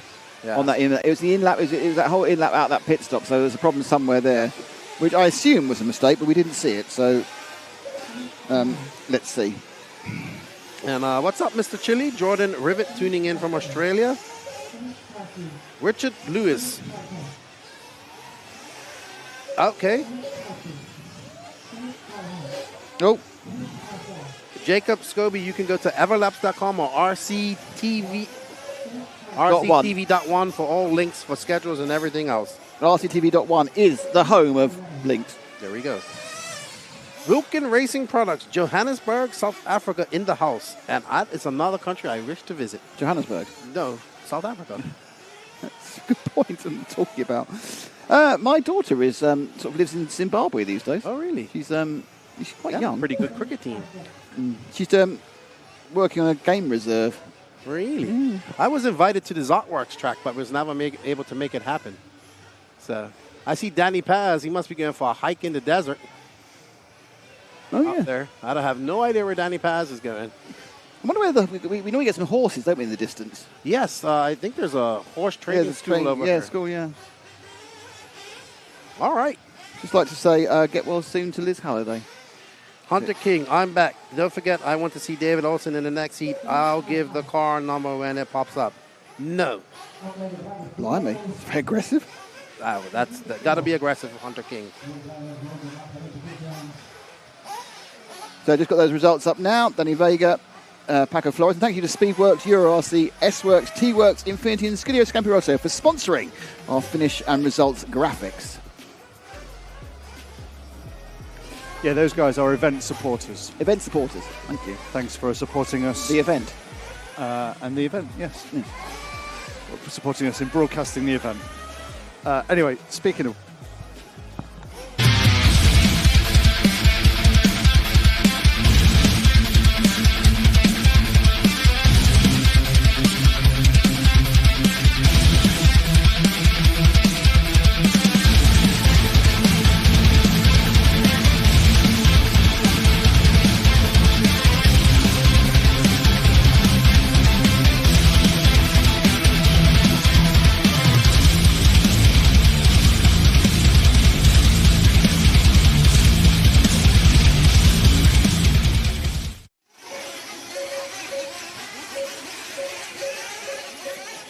So, my roving pit reporter. Your roving pit reporter? My information man has told me nobody is on clays yet. Ongaro's on mediums. And medium what? Medium matrices. J Concepts guys are on A1 hardest compounds, and hot race drivers are on mediums. So for those that want to know, nobody's on clays yet. Okay, qualifying Group 8 has Mr. JQ himself, Joseph Quagreen in 1, Spencer Hecker in 2, Eueni Martinez in 3, Alex Vowles in 4. So it's Finland, Spain, Finland, US, and then 3 Spaniards. Nacho Sanchez, the third of those. Kevin Michaud from France, David Olsen from the US, Cole Ogden from the US, Lewis Jones from GB, Frenchman Hugo Tavernon, Alex Lim from Paraguay, and Jerome Sartel from France. Okay. But they are winding down there. A couple of minutes. How are we doing? They've done pretty well, because I thought this was going to be a really, really tough time schedule to stick to. Have they lost about 3 minutes? Oh, they were ahead of time. I thought we'd be about an hour behind at some point. No, they were ahead of time all week. We have a couple of questions. Go for it. Ask me anything. Nope, well, Hastings Fernandez de Silva from Brazil, what's up? Next year, in 2026, the Worlds will be in USA. Yep. Where, we don't know. Good morning, Ed Zelox. We will try to follow Lewis Jones. We did follow him the last time. Car number 7. Yes, Hunter King. Edward Pickering. Who are the announcers for this event? Well, we have Nick Damon, and I am co-hosting. You probably don't know who I am, but... Who's asking that? Edward Pickering. No, Edward knows me. He knows you as well. Oh, does he? He knows Zephyr, yeah. Okay. He said he hasn't been around for a while. Everyone knows you. Everyone knows you. I'm feeling like a guest on your show. Something horrendously controversial has been posted in the chat. Jeff Cathcart is saying no, Hayward's Piccalilli. Compared to Branston Pickle, are you mad, man? I mean, Piccalilli's all right. It's like Piccalilli's like the championship of condiments against the Premier League winners. They're the Man City of condiments, which is Branston. Shocking. Then Tinelli, David Olsen to show out. Let's go, Dana. Great. Ads RC Racing. Can we see Alex Lim, please, in this one? Yeah, he is. So we got quite over. We did see Lewis Jones in the last Let's see if we can, see if we can find 11. 11. It's my turn to stand up now. It's fine. Well, I know his car. Oh, then you do then. That's a much better idea. Alex Lim. Yeah, Camden. That's David Olsen. I know we'll find him later. Pickering asking who's going to see Oasis. The answer is rich people who don't care about the band. Zach, if you could look at the start-finish line. It's Ash. Sorry, Ash. I apologize. That's probably why he isn't responding to me. He gave me the evil eye. Can we follow the car coming through the 180s now, please, Ash? Alex Lim from Paraguay. also Korean, but lives in Paraguay. We have Spencer Heckert in this race, as well as Phil Ogden, and everybody's favorite engineer. Yes. Man, the myth, the legend in his own mind, JQ. All right, so we'll follow Alex Lim for a little bit, and then we'll pick up on David Olson, because we did have a request for him. Heckert looking pretty good out there in that techno. He should be, no, Olson right up top right now.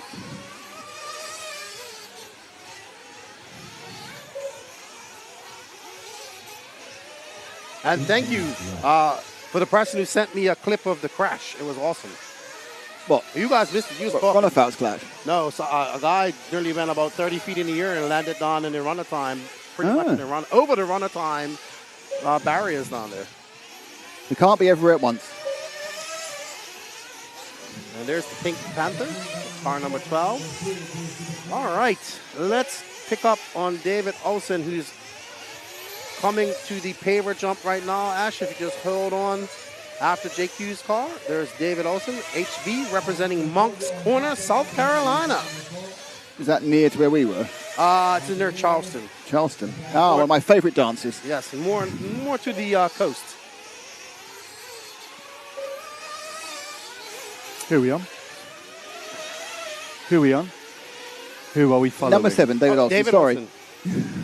I kind of went, here we are, I thought you said, rather than who we're on. Here we, what do you mean, who we are? It wasn't an existential question. It was a little bit, to be honest. Why? Discuss. Quite disappointed, though. I've been, as a natural inveterate fiddler, I was fiddling with this and I connected up by accident. Now I've got to go use this doing tie wrap. What can you do? So, bit of traffic there in front of Olsen. He goes over timing and scoring. Sharp left-hander. And in for pit fueling.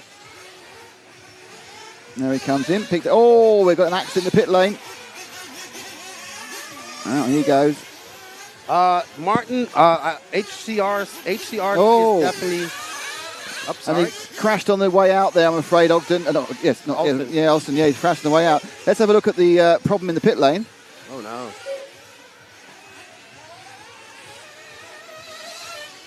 Oh, he just couldn't get it up in time. Oh, it wasn't his fault. It's the people in front of him. And we are back on board with David Olson after that mishap in the pits. And now Heckert takes over that top spot. Olson's in second. I think that's Nacho Sanchez in third. And the beast from the east, Cole Ogden, in fourth. People's champ, as he's called. He's the champion of his people. So Martin Mohorada, I heard maybe HCRC for the Worlds. That's a possibility. I know. What is HCRC? Tell me. It held the Fuel Nationals. This. Where is it? It's in Idaho. It's beautiful. Beautiful setting. It's a beautiful facility. The Iders have put in a lot of. Is it big enough? Yes. He has everything you need there. It even has an elevator on the driver's stand. Oh, so wow! He's put him. And you'd be able to get your AC truck there. No, it's kind of far away. That's a long haul. So you only have AC in Florida, is that it? Oh, but you need it in Florida. Oh, gosh, yeah, absolutely, 100%. So, but you know, the funny thing about Florida, it can be very cold there in the wintertime, too. Heckert had quite, in the lead, but had a bit of a long pit stop there with 8.03 rather than 5.6, which is the fastest in this one. Anybody else got a request for us in this one, Lefty? Let's see. We did have a request for Lewis Jones, so let's find him. Number 9. Anybody else? We have had this before. Is there anybody else? But otherwise we'll go for him. No. There we go. So number 9, Ash, is going to be coming to the start of the roller coaster in about 5 seconds. Oh, he's actually crashed, so he's now not going to be on. If you've got the guy that's crashing, it's him. Oh, it's coming into your frame. Oh, it's crashed again. It's coming into the frame again. No, luckily, you managed to crash both times slightly off camera. So it's the curse of the camera, not on it. Oh, it's crashed. Oh, dear, it's all gone wrong now for Lewis. I think that's kind of you get out of your rhythm and you are in trouble. So it's a very, very bad lap. 3 accidents. Curse of the camera. With the tightness in that kind of main pack of drivers, that's going to knock you down probably 15 slots. But go recover from it. Not everyone else is running clean either. Hey, Bob Thomas. They're trying. The techno guys are doing a lot of Joao Figueiredo setups because he's the fastest techno now. So, not sure what they're doing, but they're working hard on their cars. I know the team managers were up for eagle eye watching all weekend, and we'll see. Hey, Sergio, ¿cómo está? Neo, how are you? And a shout out to Tiago Pera. I'm a big fan of your podcast. Nice to see you co-hosting the commentary box. Thank you. Cole Ogden is running a Mugen buggy. And somebody wants to see Hugo Taveron, which we will. What's up, Tim Lime? Hope you're on the mend, man. Too bad you couldn't be here. Camden's having a ball. I was talking to him last night. Let's find Hugo Taveron, who is car number 10. Yes. There he is. Once this gentleman finishes his lap, I will go to Taveron. All right, Ash, if you could go out to the downhill section, come into the last 180. This car with the yellow wheels, who's we're going to follow. This is Hugo Taveron from France. Running the Agama N1, it looks like. Oh, no shock towers. That'll be the giveaway. So let's have a look at the Agama out here. Hugo, a very fast racer from France. Packard still on top, followed by Cole Ogden, Nacho Sanchez. Alex Lim on the move. Jake Lasco, request to not show JQ. Oh. Hello, Keenan. This is Sergio Suarez. That's my buddy from Peru.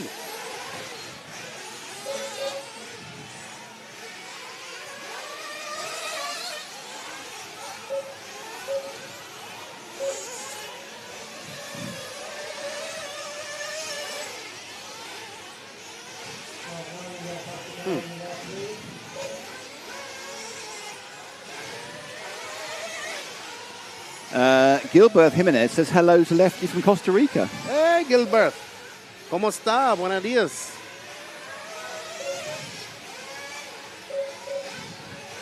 Hey, Cody. C-Dud in the house. What's up? Mr. Hey, Isaiah, how you doing? What's up, Coach Townsend? How you doing?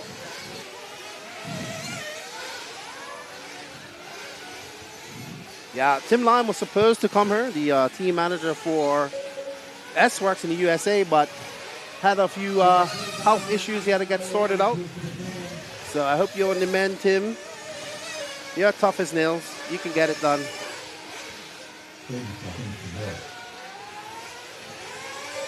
Roach RC. Just woke up. Morning, friends. That's Roach. Good lad. And he's one of our RCTV heroes. We're an RCTV hero like Roach, Nigel W, Jonathan Wolf, and many more in the chat. Roach is also one of our hosts. I was going to say that. Of course, he he put hosts together our RC History series. Of course, yes. But Fantastic episode. But he wasn't to that race recently, even though someone had the same name as him. I confirmed with him that it was indeed an imposter. With the same name. With the same name, yeah. How could you have the same name as me? Exactly. Morning to Matt Harrison. Morning, Matt Harrison. Buenos dias, Fernando de los Rios. ¿Cómo está? And we have the Cody cheering on Cody. Cody cheering on Cody. Cody to me means car of the year. Yeah, that's not what that means. No, really, obviously. I gave him that name. Is he a car of the year? He's definitely one of them. What's up, Charles Yates? Was just in Italy, had to come home for an appointment. Wow, awesome. All right, so we are done here. Spencer Heckert is looking to take lead. Olsen pops back up there. He's on a 12:10.44. Ogden on a 12:10.26. Heckert probably going to take this one. Yep, I think Heckert's going to get it when he gets over the line in about 10 seconds' time. Good day from Down Under, says Kyle Masterton. Good morning to you, or good day to you. And that's Heat 8 in the books. Starting to get to some of the faster races here. Getting to the sharp end of the stick. Oh, yeah. Yep.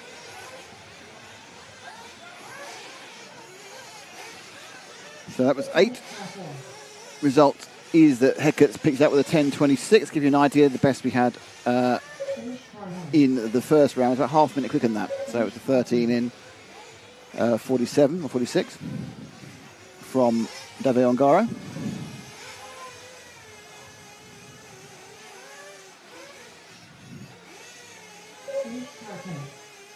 And that is the result in front of you. So drivers around here are sort of qualifying into the 16th or the 8th, and then hoping to bump their way a bit further. All righty. So heat 9 up on the road. It's Eric Like in 1, HK Young in 2 from Korea, Andre Bento from Portugal in 3, Ricardo Simonato from Italy in 4, Saul Ordonez from Spain in 5, Maxime Noble from France in 6, Jorge Solar from Spain in 7, Kevin Brunsden from the UK in 8, Erwin Labarth, the junior from Switzerland, Bradley Baird from Great Britain, Alejandro Darath from Spain, and Tom Robin from France. Absolutely. Sebastian Beltran, we had a few guys do 13 laps in the top heats, not all of them. It was just 2. It was Canas and Ongaro. Coelho was on a 13. No, Coelho should have done one, but he pulled in a lap early. He actually had got a 13. He just didn't start the final lap due to a, what's the word for it? Mistake.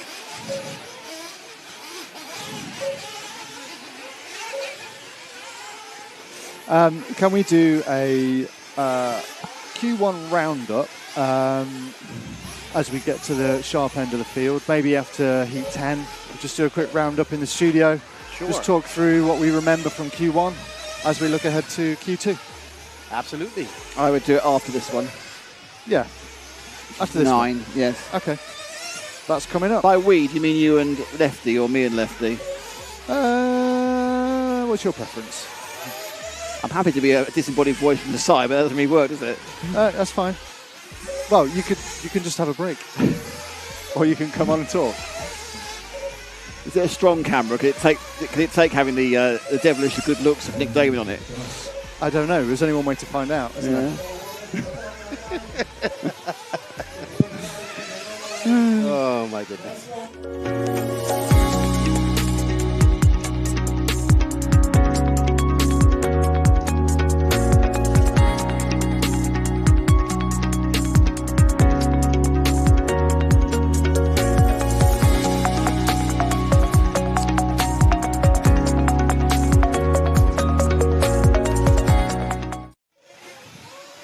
Halfway through day 1 of qualifying. Currently we have 1 TQ time in the books, and we'll talk all about that, about round 1 in a few minutes. Because a lot of you have joined, because a lot of America's woken up in the past 3 hours, so you've missed out on the what happened in Heat 1. Unless, of course, you scroll back the video, which obviously is something you could have done, and watched it all. We're away. Does anyone ask for anybody in this one? Let's find out. Eric Light, please. All right. Let's see if we can find car numero 1. Let's have a look.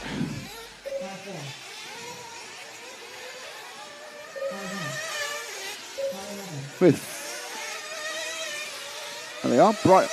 Okay, it's a pure white car, Ash. Just about to go through the switchback, and it's going to be at the top of the roller coaster any moment now. There's Eric Light.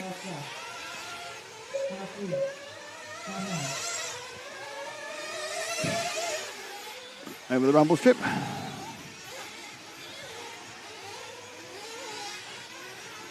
keep doing that because we move the position of the camera and I keep pressing the wrong one every single time.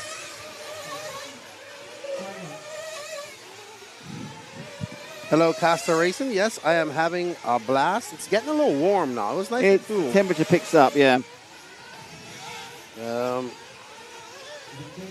Let's see. Mubashir Masaya, Lefty needs to wait for driver. Lefty, you haven't got the information in front of you. Yeah, I don't have the...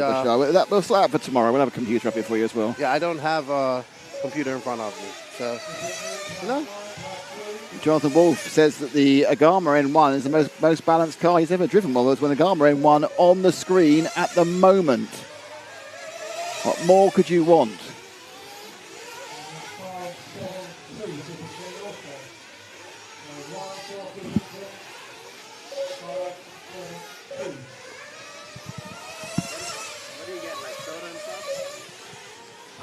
Coolest in the pits there, Hazelwood the legend. Well, a quick flash of him, obviously, because we went to pits we shouldn't have done. So Likey currently scoring in around second. Let's see where he pings over on this one. That's the fastest lap so far in this heat, 51.2. Good morning, Donnie's dad. I'll just, when people start complaining in the chat, I just refrain from doing things. Who else are we after then? Car number 8. Okay, that's Kevin Brunsden, who I assume is about to finish a lap. So he's going to be at the back end of the lap here, looking at the progress meter. So he's going to be somewhere near timing and scoring. He's coming, he'll be the third car. Here's Ash, sorry. Coming over scoring right now. Coming up the straightaway. Kevin, coming into pits now. Okay, we got him in the pits. Ooh, big front wing on that car. Hazelwood is definitely a legend. He finally has agreed to come on the podcast. Is he? I got to make an appointment with Rumble. Let's get ready to rumble. It's only something that's going to work for British people. For Anton Deck's discography. Ooh. Yeah, the heat's kicked in now, hasn't it? Yeah, it's 2:30. Hey, McCoy, how you doing, man? Say hello to your mom and your dad. What's up, Mr. Kitchens? How are you? Mr. Kitchens? Yeah, Thomas Kitchens. That's a brilliant name. Yeah, you like that. He should marry Mrs. Bathrooms. Who? Mrs. Bathrooms. And they could be bathrooms and kitchens, and they could start a business. I got a joke about... Is it clean? I can't tell it her. No, but I'll there we go. It's not even a joke. It's a true story. Really? Yeah. It's an unclean true story. No, it's not even unclean. It's just, it's fact. It happened. But it doesn't affect whether it's clean or not. No, I don't want to say because the person might be listening. Very good point. Well made. We'll move on. Right. Okay. So this is 8. This is Brunsden. Currently scored at the bottom, but that's mainly because he's taken a very early pit stop. But Kevin, yesterday, surprisingly, it's his first World Championship. Oh, well, that was impressive. RC Kevin. See this? Watch this again. Watch this replay. This is like good enough for Simone Biles, this bit. Ooh. Oh, a pirouette. A 360 pirouette. Yeah. No. I came back and he's crashed. Edward Pickering, why doesn't Yokomo have an off-road 8 scale? They barely have. Why doesn't Yokomo have anything? Yokomo's gone, haven't they? Yeah. Touring car. That's about it. Car number 2 has been asked for. 3 rounds of qualifying. Car number 7 was the first request. I'll find that. We have 5 minutes, so. HK Jung is car number 2, and Jorge Solar from Spain is car number 7. I see him. Ash, if you go up to the very contramere corner, that orange and white car out there, that is car number 7. Oh, yeah, Jorge Solar, yeah. The white and the orange.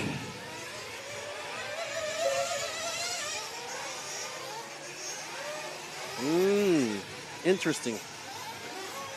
Well, that's very I was looking at different things on the track, how things are developing. What do you think? What have you seen? What is interesting you? Well, I'm looking at different. I don't know. I can't explain in words right now. Okay. Well, the wind's back, thankfully. Yeah, that's probably one of the reasons. This is what happened last afternoon. The wind really picks up, which plays havoc with some of our sun defences.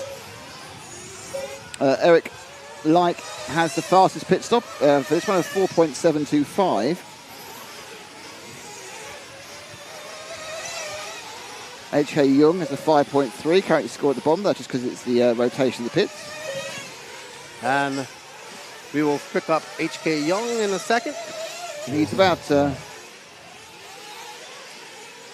he's in the final third of the lap, HK.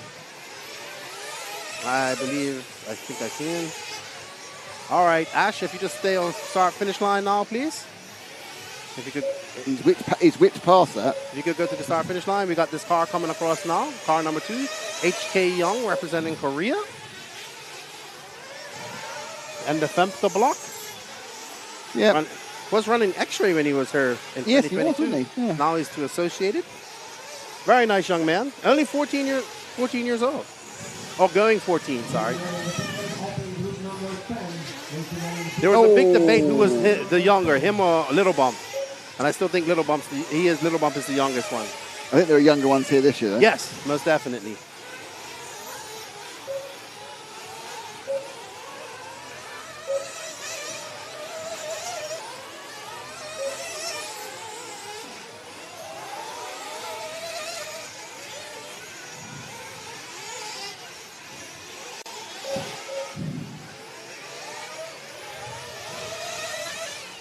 We are currently following car number 2, HK Young from Korea. Still anchored to the bottom of the predicted times at the moment in this heat.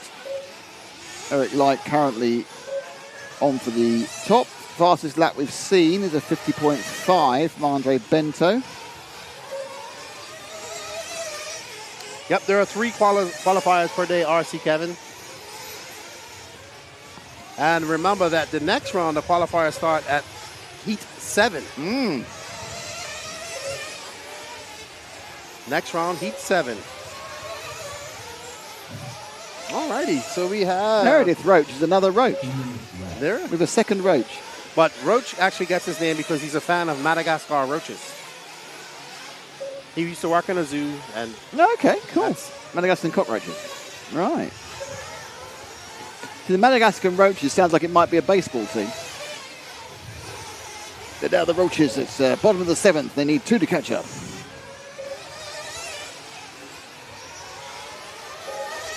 Mark Bruton Young is in the house. You wish me to say that, apparently. Hello, Mark Bruton Young. How are you, good buddy? Who's in the house?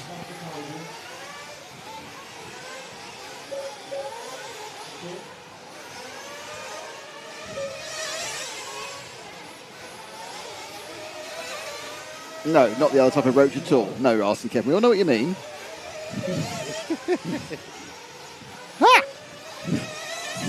I've been shocked by a Coke can to the neck. Not shot, shocked. That was very chilly. So we are turning laps. We're getting through heats. We're about to start with heat 10, 11, 12, 13 and 14 and 15. Oh, car number 3, Bento. Let's give him some love.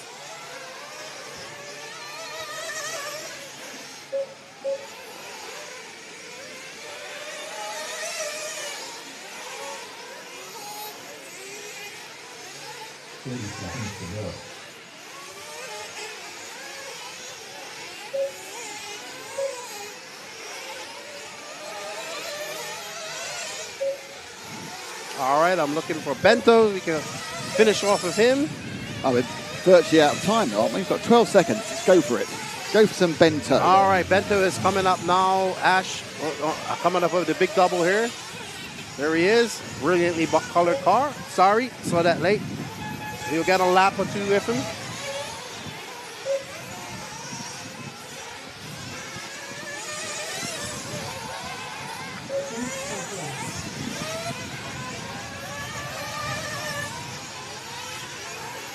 Yeah, the wind's certainly getting up. It's going to affect the cars and the jumps. It is currently sort of running straight north-south. Coming down from the so basically it's a headwind up the main straight and a tailwind going down the roller coaster. It's got a little bit of swirl to it, so it is coming slightly across as well, remarkably. So it's kind of swirling round. I think it's obviously the influence of the massive great mountain round the back of the behind the track. I say it's a mountain again. Oh. And so we are now coming up towards the end of this particular heat.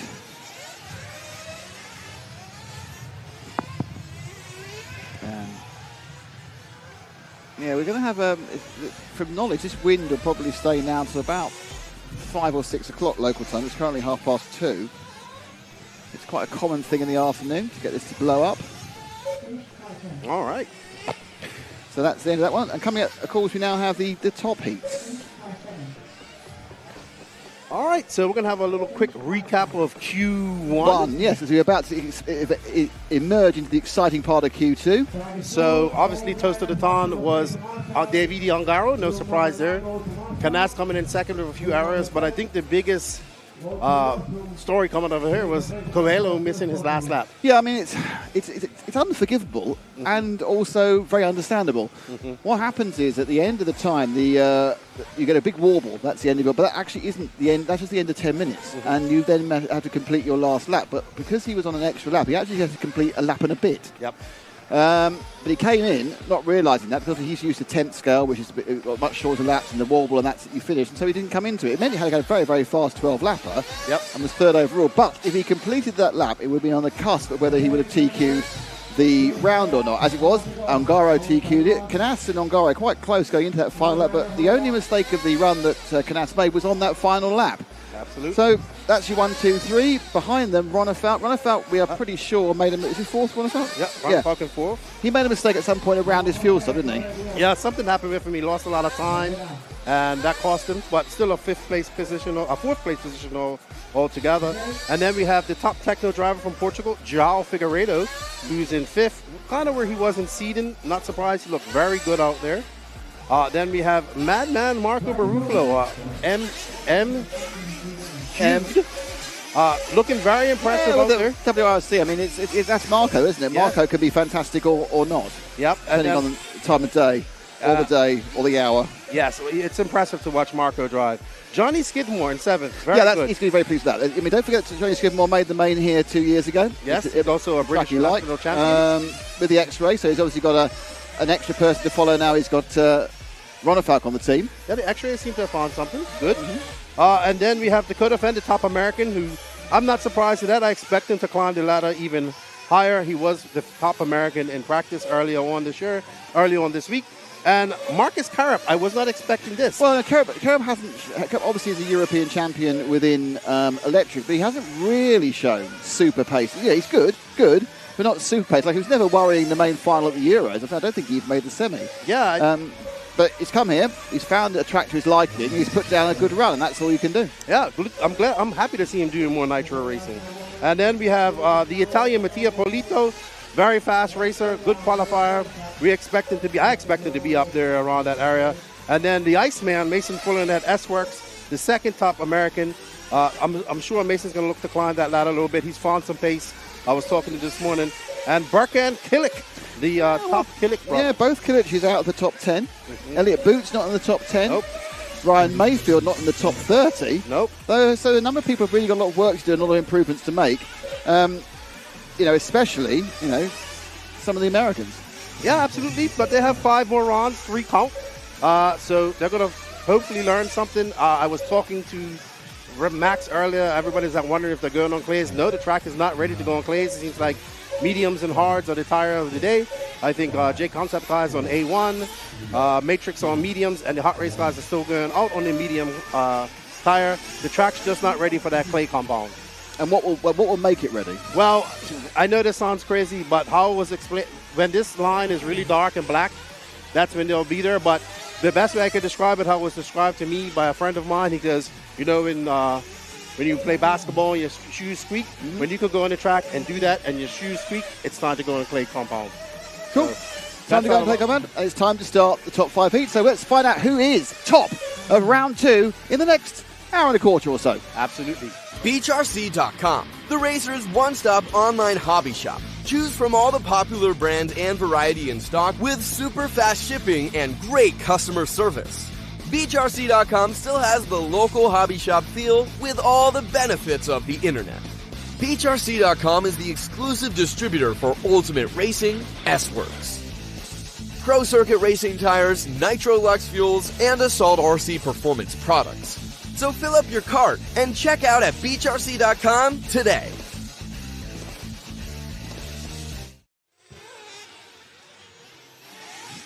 Okay, so time for heat number 10. Teddy Sontag, Theo Lamarie, Jonah Wilson, Ryan Majubi, Jordan Lott, Manuel Iniesta, Caden Fuller, Iker Tellez, Hugo Ibanez, Patrick Bremstaller, Fabrizio Tagizzi and Hendrik Lane-May. is where it's all going to be. Morning, Chris Townsend.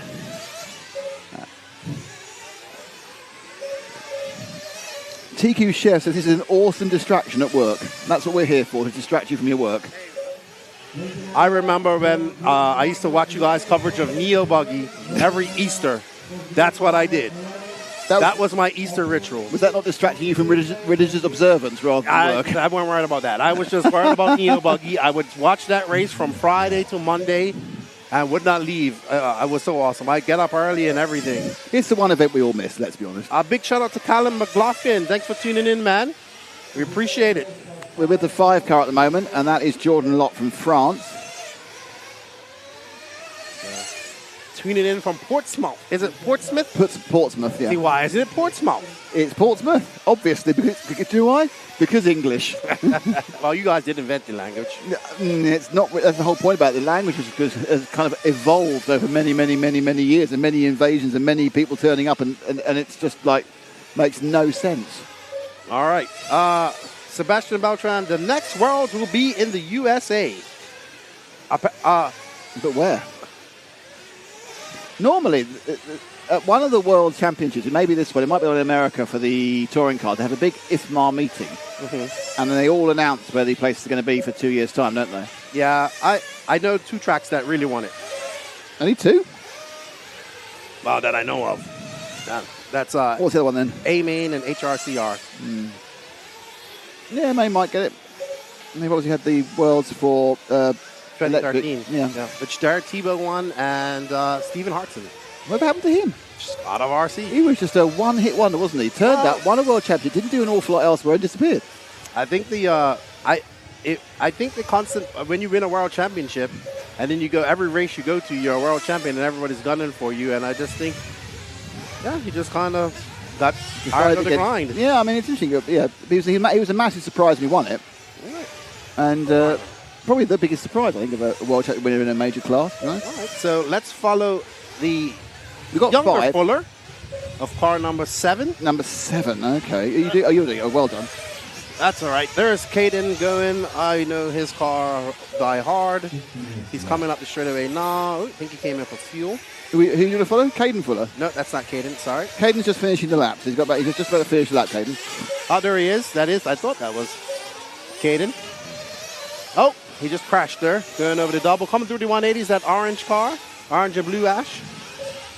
Caden Fuller, the younger Fuller brother. But bigger, actually growing bigger than his older brother. That must be very, very, very annoying for Mason. Well, last thing you want is your younger brother being bigger than you.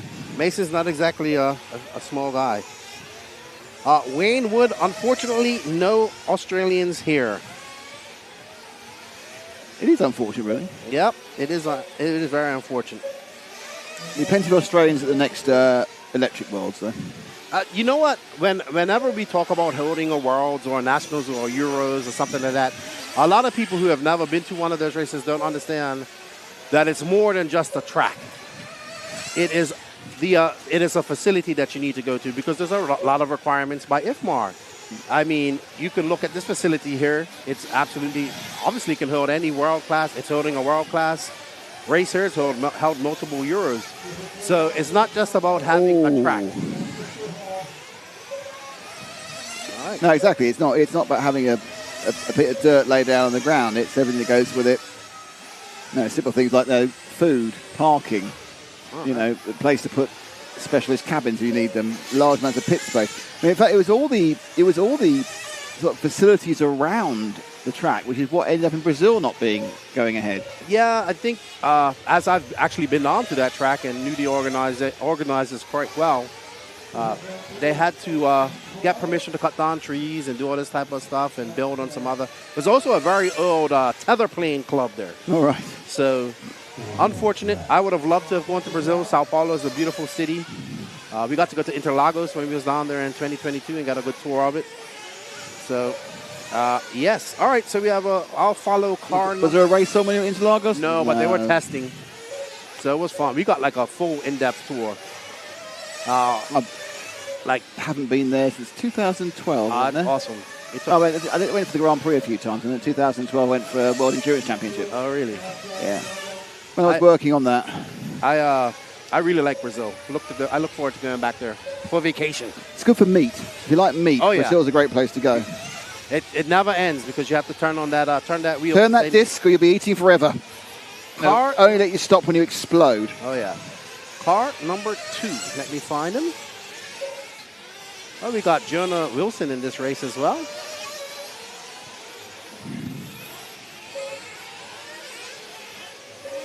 Actually, that's Caden right there. Car number 7. No, Caden's number 4. I'm confused. It's all right. Do we have both Fullers in her? Car number 4 is Ryan Majubi,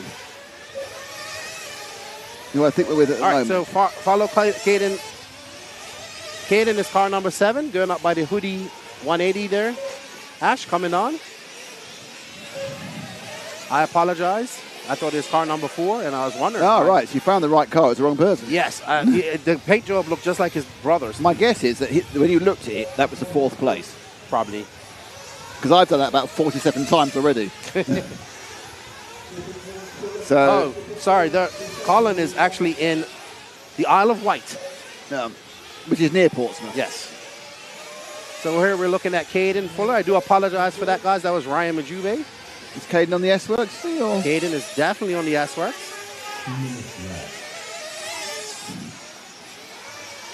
Football player. American football. Yes. What position? So, still young. I think he's about 15, 16 now. Do you know what position he plays in American football? I don't know. I'd have to ask him. Is he quite well built, like a linebacker, or? No, he's kind of more like looks like a wide receiver type of. Wiry. Yeah, strong but wiry.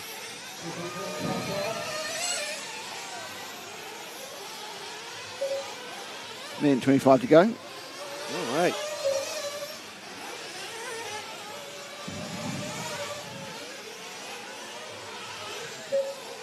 Mac Burso, you can find the time schedule on rctv.1. That's O-N-E. All the schedules and all the links. All the schedules, all the time. Yes, rctv.one. All right, let's follow car number... That's Wilson. We followed him. Car number 2. We followed Theo Lemaire. Lemarie. Lemarie. I think it is anyway. I mean, I may well massively overpronounce his name there. Go Theo. Caden looking quite solid out there. I think the thing is, it's a really interesting point you make there, King, because a lot of people are looking good, but it's not producing the time. No, it's not. You know, it's almost like being nailed to the ground is great, but it's not necessarily giving you enough, as you say, it's almost like needing that extra looseness to actually carry some speed. Like Caden's doing laps in the 50s, and we know you need to do laps in the low 49s. And this is nothing against Caden, it's just there's a lot of people who look, the car looks great, and you're thinking, well, I can't see how that can go any faster. And then, but the time's not there. Yep. It's almost like the grip is sticking the car to the ground. It's completely opposite what happens in circuit racing, with the more grip, the better. Here, you want that car jacking in the back and all that stuff. Not what you want on this high grip track. Just when I talked to Joe about it, he said this track is just so much faster. The corner speed is so much faster than what he has at Barcelos. Same traction level, just not. And this layout is a quicker layout than 2 years ago. Yes. There's a lot more of it where you're actually running a bit of speed. One of the main straight bits that's gone was that run down to the hay bales. But that was all downhill, so basically you were sort of off the throttle to try and stop the thing from just careering into the bottom of the corner. It was all about the braking for that one. There's a couple of points here where you're trying to let the car flow. Yeah, they don't want to lose complete traction, but what the car just needs that give to make the car less twitchy and get from some of that side bite that you can literally have too much traction. Yeah. And hey, Sam Cobley, hope you're doing well. He says, see you at the endurance race, Nick, at Hearts. No. No, you're not going. I am. It's Frank that's me there. It's Frank. So you're doing better, actually, because Frank's really good at endurance races. This is genuinely Frank. I've listened to Frank's commentary on the endurance racing. He's very good because he's able to keep the thing going And so Frank will be doing both the endurance races at Hearts on the weekend of the end of October, I believe. Someone asked me what the temperature is. It's 87 degrees. It's actually not that bad. It's actually got a nice breeze here. I don't know what that is in Celsius. It's 30 between 30 and 32. How about that? Depends where you go. That's about right. 82, 28 is 82. So, 87 would be about 31. Jason. Sorry to come there. Sontag did do a 49.4 in that one, which is there or thereabouts, but unfortunately didn't do enough of them. Yeah, but Jordan Locke takes that win for 12:10.16. Yeah, 4/10 faster, but let's have a word from one of our friends. And let's have a look at the results first. Jordan Lott, Taylor Sontag, Caden Fuller, Theo Lamari, Hugo Aviñez, Jonathan Fish-Rosen, Patrick Bremstaller, Manuel Iniesta, Ryan Mujube, Hendrik Lamane, Iker Tevez, and Fabricio Tegese.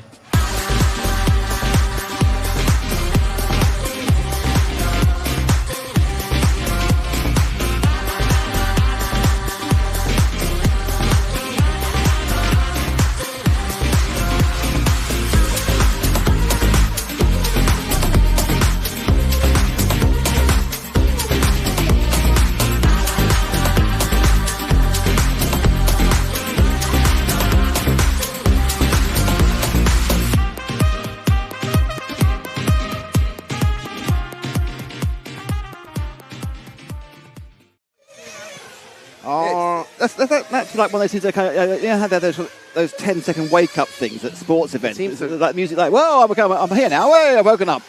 He was definitely dancing. What's up, buddy? How you doing?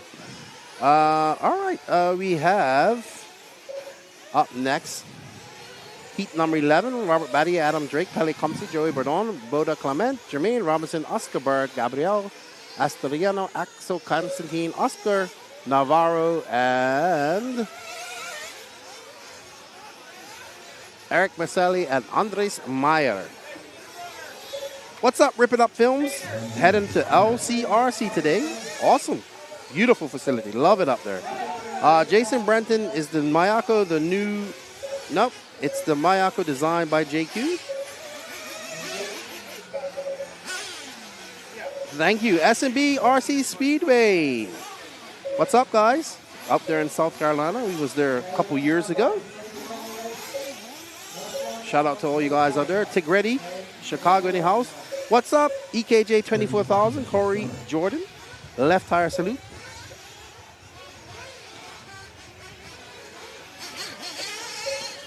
Is that left tire salute? Yeah. When your car accelerates, the left tire comes out. Oh, right. Brilliant. Loving this. Some great names. Did you read out the runners and riders? I did. Oh, I had a tactical chat with Matt, you see. So, Battle, Drake, Calmsey, Boda, Robinson, Oscar Berg, Navarro, Bersil, Andres Meyer. Now, who's the first that we're going to pick up here? Throw my glass. Oh, God. All right, Pele. It's a Pele Comsey, is it? We got Pele. Car number 9. Oh. God, your eyes are better than mine. You can see that as 9. No, it's 8. That's 8. That's why. That's Gabriel Astorino with the WIRC. So you know why they had to change the name, don't you? Because of WRC. Yes. It was so confusing. The World Rally Championship, WIRC. And is it now? What is WIRC, World Innovative. Innovative, that was it. Yeah, I could have lost the I then for that second. So people just call it work. Work. And does it? Yes, they do. WIRC, Italian brand, obviously has a lot of Italian racers, and it's got a bit of a foothold in the UK as well now. More than a WRC. Luca Giotto's dad, so if you're a fan of full-size motorsport, you followed F2 for a while, or even some of the other races going on. But Luca Giotto did a couple of IndyCar races this year. That's his dad, who runs WRC, amongst many other things. So it's Gabriel Astorino, currently turning laps here at Redovan for the 2024 IFMAR 1/8 Off-Road Worlds, brought to you by BeachRC.com and our friends at RC1 Racing, J Concepts and Mevo Sport. My name is Nick Damon. You'll be hearing Keenan Lefty the Great White in a second. We've got Ash on camera, we've got Zach Occasion on camera, we've got Matt running around doing all sorts of stuff behind me, and we have James Parry currently remotely and later actually here on the technicals. All right, we did have a request for Clement Boda.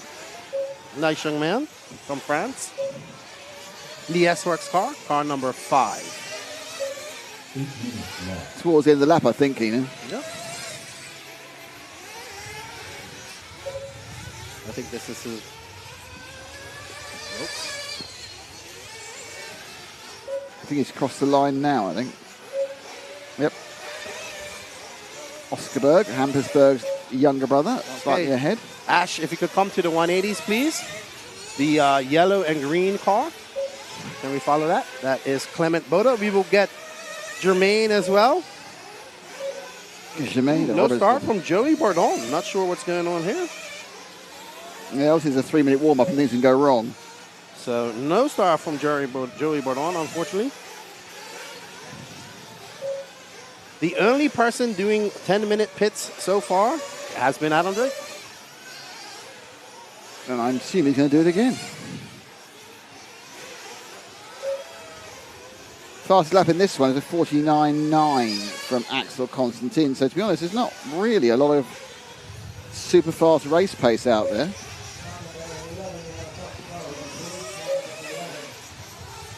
And with a pit stop to come, they're all kind of around the 12 laps in 10:20 mark, I would think, perhaps 10:22. So they're not going to be troubling the very top. So it's some very consistent timing out there. Some guys who are really turning down solid laps, but they're not right at that end level of pace. Yeah, we've had somebody ask for Joey Bourdon. He is currently not running. Impossible to do because he's not currently taking part in this race. Drake got 12 laps, I believe. Yeah, he did. Just to remind you, the fastest lap we had was a 48.5 from Bruno Coelho. All right, let's find Jermaine, car number 6. Oh, we'll give one more minute here. One more lap. Remember, guys, we are taking requests. We'll try to fit as many as we can in. But once final start, there will be no requests. We really let no one may request from us once the finals have started. Over the oh, that was so close to not falling over, but it did fall over. That's a very long marshal time. Visual speed replay. So it's all going well here. It's just grip rolls, and it's gone. It's a really, really long marshal period as well. Even longer in slow motion. I really hope we got a different winner for Q2. I love a qualifying battle to the end. Well, he could have had, but he didn't bother doing the last lap. Well, I'm sure he won't make that mistake ever No, again. that's true. With a clean run, I think Ronefelt can do it. Yes. With a clean run, I think Canas can do it. But you're battling against Ongaro, and that's not easy. I don't think an e-buggy would be faster here. I think an e-buggy would struggle with the corner speed here. Yeah, most places you go, e-buggies are a couple of tenths quicker. It's amazingly close, actually, how close they are. Yeah, but I don't think it would benefit her because... Yeah, you're not using the torque, are you? Yeah, it's not really about torque here. It's about corner speed, rotation, and the e-buggy with the weight and all that stuff. Maybe with some light lipos, I could see it happening. All right, let's find Jermaine, car number 6. In the last third of the lap, according to the progress meter, Lefty. I see him. All right, Ash, if we could just come to the paver jump, and this car coming over the paver jump right now. Pink and blue. Come across the start finish line. Jermaine Robinson, no, from SoCal, I'm told. And what is his... oh, he's going to pit. Is he? Oh, yeah. Using the fastest pit there. What was it? 6.2, not too bad. Good. 5.5 is really what you should be aiming for pits-wise. What chassis is Jermaine on? Associated. Hence the All-American paint scheme. Team Associated.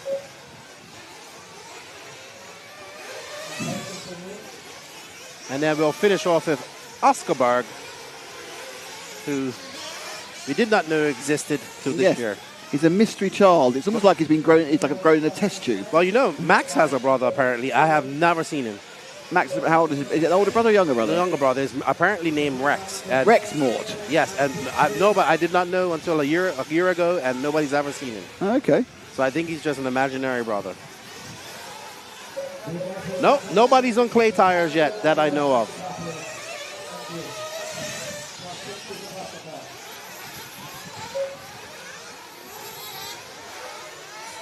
Adam, no pit stop. Drake's moved the top of the timing. So that's kind of working for him.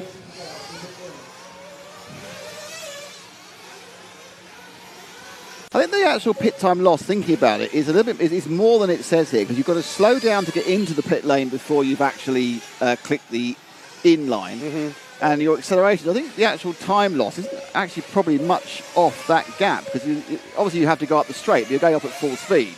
And you take that slowing down and accelerating up, so probably the gap, the number you see there, that 5.4 or 5.8, is probably what it costs you in lap time. Yes. I've been trying to work it out, you know, what's fast, what's slow, whatever it is. Alan Drake still the only person not to have troubled his pit man during this entire event. Still not doing it. Oh yeah, Bob Thomas. I've known the Robinsons for a few years. Great family, good family. All right, let's find Mr. Mysterious Oscar Berg. Mysterious. I just went to him and do this. It's the figment of your imagination. I don't know. Apparently in Sweden, this is a thing. What does it mean? All good. Oh, okay. All right, so Oscar is car number... Oscar Berg is 7. 7. And he is just about the end of the lap. There we go. Ash, if you just get to the paver jump, second car in line here. Oh, just crashed. Cursed at the camera before the camera was there. And that's the best sort of curse camera. I feel that at that point it's fate more than us. That crash cost him 3.5 seconds. Mark Bruton Young. Ongaro was TQ. Ongaro Canascoelho. Runabout. Yao Figueiredo. You can also find the... we put up some graphics on the NNRC as well of finishing positions. RCTV.1 on your internet browser for all the links you need, including timing, results, and the video. RCTV.1. Don't forget to like and subscribe to the streams and the Facebooks, because it all helps.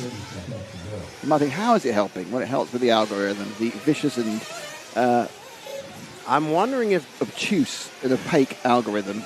I'm really interested to see if Dakota Fenn is going to push the issue and go for a non-pit. He's not going to do it yet. You've got to get your scores in first. Get your bankers in first, and then have a go for it.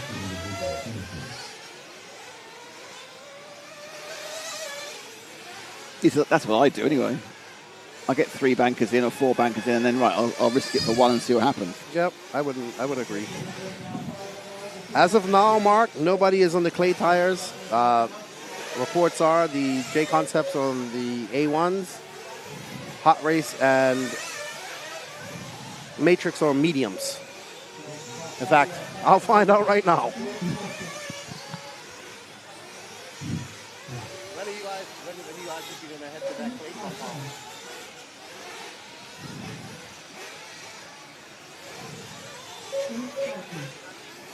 So they're all coming in. Jermaine, they're all finished, and it looks like Adam Drake's won this one. So Drake, I think, has got it. It's quite close at the top, actually. There's a chance Axel Constantine might just sneak it in the last moments. But currently those who finished, it's Drake from Robinson, from Astorino, from Danny Battle. Oscar Berg scored in 7th. We're going to rue that accident.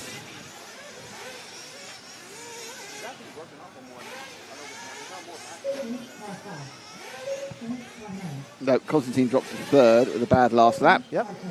So it's Adam Drake who takes heat number 11. Group 11, should I say.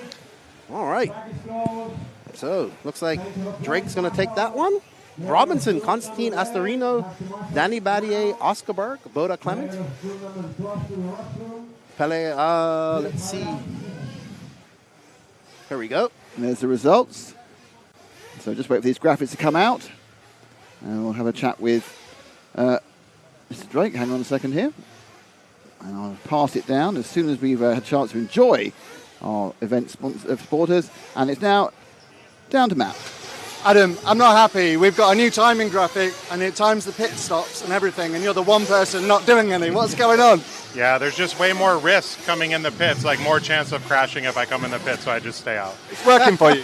Yeah, it's good. It's just trying to get a couple solid runs. Like, I feel like I can push more. My car's excellent, but I just wanted to get 2 safe ones, and we'll push more in the next one. Thank you. Best of luck.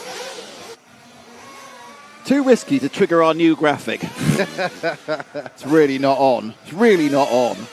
I think that's... and he probably comes, he did the fastest lap. I just noticed he did the fastest lap of the race in the last lap, that last one. Okay, we've moved up to Heat 12. And you can tell we've moved up to Heat 12 because suddenly we've got a world champion staring us in the face. From 2013, Robert Battle in 1. Brandon Rose in 2. Misha Widmeyer in 3.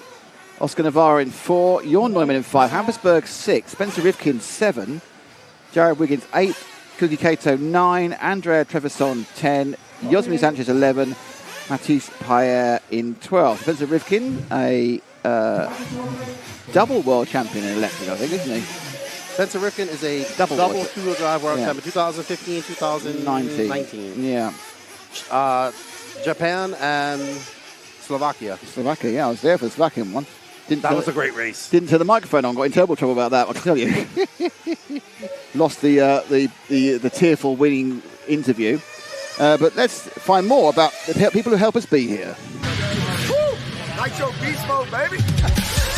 Are you ready to unleash the ultimate power at the track? At Ultimate Racing, we fuel your passion for speed and performance with our top-tier Nitro engine. Designed for precision, built for durability. Our engines are engineered to dominate the toughest off-road courses and push you to victory. From competition buggies to truggies, Ultimate Racing takes you beyond the limits. Get ready to power up, rev up, and race. Visit us at beachrc.com and order your Ultimate Racing products today. Ultimate Racing, where champions are built. I need to know who did the voiceover for that. I think it's AI. Because, is it? Yeah. No. Yeah. Oh, because I was starting off thinking it was Frank, and then it went even more American when Frank's doing it. But I just... Is that really AI? That's very disappointing if it is. Oh, no. Did you make those, Matt? Did Matt make those? I don't know. No, your boy made them. Danny made them. I know who that was, man. Weird. I assumed they were AI. No, I know who that was. Really? Yeah, that's Sean Alfonso. That's an amazing voice he's got. Brilliant. I'm loving that. I literally want to buy everything from him now. We need some adverts What I also want is him to sell me like cleaning products, and I want him to sell me... Barry Scott? Yes, I want him to sell me dodgy fake diet pills. Do you want to lose some weight? You can lose some weight now with dodgy weight feeding pills. I do Barry Scott. I'm Barry Scott. Go on then. No, I can't do it on demand. You're not much of a voiceover artist, are you? You can't do it on demand. Yes, I'm prepared to do your voiceover when? Sometimes on Tuesday and Friday when I feel like it. I'm an artist. What can I say? Yes. Yeah, the top 16 goes straight through to the semis, Tim. They are running 25%. I know that a lot of people say it's illegal, but how it works is that by the... You can get police dispensation. It's fine. It's illegal. You can get the police to say it's all right. Yeah, sorry. You got permission to do it, but everybody has to turn in their fuel after the day. All gallons have to be accounted for, and they're stored away and stashed off in a safe area till the next day. And this is nothing to do with green. It is to do with the amount of nitromethane in it and the concept that nitromethane is an explosive, and we don't want unnecessary explosions anywhere. That's the reason behind it. It's a little bit silly, but that's EU regulation for you, or European regulation in the EU. With Spencer Rivkin, I'm going to ask you a question about Spencer Rivkin. He's never quite, I think, lived up to his talent in Nitro. Discuss. What? You know what? He is a double national champion. In Nitro? In Nitro. In this class? Yes. He won it at the same track. When was that? He won it in 2016 and 2019. Right. So what's happened since then? I mean, he's had a pretty good year. He's had some DNFs this year. He was very fast at Silver State, and he broke a shock end, just having some bad luck. I think he won the TNR race earlier this year. He won 10 scale the 10-scale national champion this year as well in dirt. But why do we only think about Fend and Mayfield? Well, because they've been the ones that have dominated in America pretty much for the last 3 years. The only people that have upset that Fend and Mayfield winning streak have been and in the Americans have been Ty Tessman, and he won against them at PMB back in 2022. And then we had Brandon Rose, who won SIC this year, and then of course we had Marco Brufolo, who won Silver State. But otherwise, every big race that we've been, every big 8-scale race, it's either been Mayfield or Fend battling it out for the win.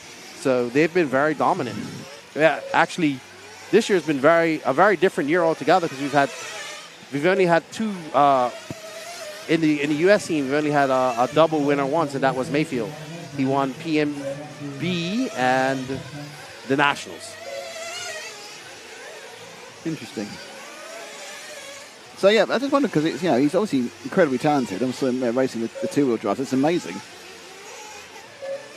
I wonder why nitro is the dominant fuel. Gasoline is much higher entity, meaning you could run longer on a tank. I don't think that's correct, actually. I think because what you've got to remember is you've got nitro in there, then you've got effectively a section of oils. There's no petrol in this fuel. It's a completely. It's all nitro and oil. Yeah, and castor oil. All right, well, let's find a self-oxidating explosive with a clean record. But unfortunately, when banning required license for self-oxidating substances, they all need to be included. In fact, Nibs, that's a very excellent statement of why they decided to reduce the amount you're allowed. But yeah, I mean, I think if you look at the gas engine, there are gas engines, two-stroke gas engines in all the large-scale stuff. Yeah, and they don't have that ability to rev. No. Think about nitros. You can run 21,000 revs or 28,000 revs. You can't run 28,000 revs off a petrol engine. Yeah, and not the size to fit into an 8-scale buggy. Even two-stroke. All right. Let's find Robert. Yeah, it's fun to one. Robert Battle is a great idea. But yeah, so two-stroke engines run high revs. I mean, you can get petrol two-stroke engines, but it's out there coming up over the rollers now, please. Robert Battle, red and yellow, rocking his 2012 World's winning colors from Argentina. Yeah, so you can't get an engine. They have Losi tried to have a gas engine in. They're just bigger. Yeah, they're too big, and they don't produce enough power for that. Because it's never going to work as a four-stroke. A four-stroke engine is never, by its very definition, you're getting half as many bangs, aren't you? So a two-stroke. If you had a two-stroke petrol, there's not much point. You might have a two-stroke nitro engine. You get a lot more oomph out of it. Yes. Because a petrol engine is so much more more complicated. Four-stroke. You've got to have valves and a valve train. Yes, in the long run, it's more reliable, and it lasts much longer. But two-stroke just gives you more oomph. Then two-stroke and nitro gives you more oomph. Yes. So. Well, here we go. Well, this is great. I have no idea if this is true or not. I just hope it is. Cat Galar Putin N23, Atnick, CNC. These engines run because of a reaction between platinum and methanol. If we ran gasoline, we need an active ignition system. Wow. That is true. Two-stroke petrol engines have sparks. So effectively what you're doing is you're running a compression engine, like a diesel, on a glow plug. So you're not actually running a spark. So the engine is self-timing. It's not being timed by a spark. It's being timed by its actual design. And it hits the glow plug, which is obviously the platinum they're talking about, and that sets the reaction off at a certain level of compression. They're incredibly impressive, to be honest. And thank you, Cat Hale, because I hadn't actually thought about that. You don't need the ignition system. That is the thing that tends to go wrong. Tony Roberts, if you want to see all the results, you need to go to rctv.one, rctv.one, and all the links are there on rctv.one. Any finish there? Yep, there are finish there. There's a few finishes as well. Known Finn. There's Pekko even and Joseph Quaguerin are both there. And Jana Hatnen and Thomas Samalam. Well done, Sean. I thought that was your voice. Great voiceover, dude.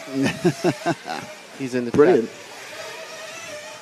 Chat. He used to do a lot of con work. Like he used to referee some sort of game at Comic Cons and stuff. Oh, fantastic! So he did esports. No, he was all about like Comic Cons and stuff. Oh, okay. So, but you know who's in esports? Who? Who's an esports manager? Ricardo Montero. Really? Did not know that. He's a manager. Yeah, they have a studio and all that there in Barcelos. Wow. Yeah. What's happened? What does he manage? He manages the team and the production and all that stuff. And what game was it? Lots of games. Varalim and I want to say World of Warcraft. Wow. Let's. Have we got anyone else we've asked for? Or just a random move. Make a random move, Ash. Just choose someone different. Someone I can see the number of, hopefully. Let's follow Jared. Oh, we just moved, so we'll that's do it in a Brandon second. Rose. Is it Brandon there? That's car number 2. Is it 2 or 12? That's 2. That's 2. Is it Brandon? Is it? It's how he's got the American flag on top of his body. So he's just running behind Spencer Rivkin at the moment. There's Brandon. We got somebody who wants to follow Kato. You'll follow him after a couple of laps with Brandon. We've got 3 minutes, so we're okay. So we've got Rivkin just in front of Brandon. They're not racing, obviously they're both it's timed practice. So given the fact they're actually both pretty close together. Oh, he's let him through, that was nice. No, he made a mistake. He touched the pipe, made a mistake. Right. I mean, I think the referee will normally, if there's a big speed differential, the referee will ask the person to move out of the way, and if you don't move out of the way and it's Mark Stinson, you're in serious trouble, so you do move out of the way. When they're close, they have to try and sort it out themselves, but obviously Rivkin made a minor mistake there, moved out of the way for Brandon Rose. B. Rose, right there, it's got Rivkin right behind him. Looks like they're going tit for tat out there. So let's go and see if we can find Kato Koike, car number... I enjoy the fact you're standing up. This is great. 9. I need the exercise. All right. Right Ash, towards the end of the lap. If we could come to the paver jump, he's going over it right now. The fastest Femke guy here so far. IFMAR one. Yeah, Matsuura had a bad first run. And I think, as you said, Matsuura hasn't picked up the sticks on a nitro car for perhaps too long to be competitive. You need to have a bit of relevant practice. You know, his eye might come in, and he could be anywhere. You never know. He was at the he was at the 10 scale worlds too, if I'm not mistaken. Is he a 10 scale world champion at one point? No. But he won nitro, and he's won 12, and he's won 12th electric, he's won 10th electric track. He's won, yeah. No, he's not run any off-road, I don't think. He's run at off-road races. Run. I was talking about Kato. Oh, sorry. He was at the World. Yeah, we've managed to be... I went on to something else, and you didn't notice because I was just mumbling. It's good, though, because we managed to confuse ourselves and the audience, and then spend some time correcting ourselves. That's filled a couple of minutes. It's good. Yes, he's been doing really well over there in Japan as well. I'm looking for there. It's a little bit unfortunate that the Japanese off-road scene has kind of died down from what it used to be. Well, exactly. I mean, they've got a very big nitro on-road scene, but not off-road. No Mark Wooten Young, no Australians here. Hello, Action RC. Great write-up, by the way. He did a great write-up on the Worlds. Action RC, it's a podcast. He does some write-up. He's been working with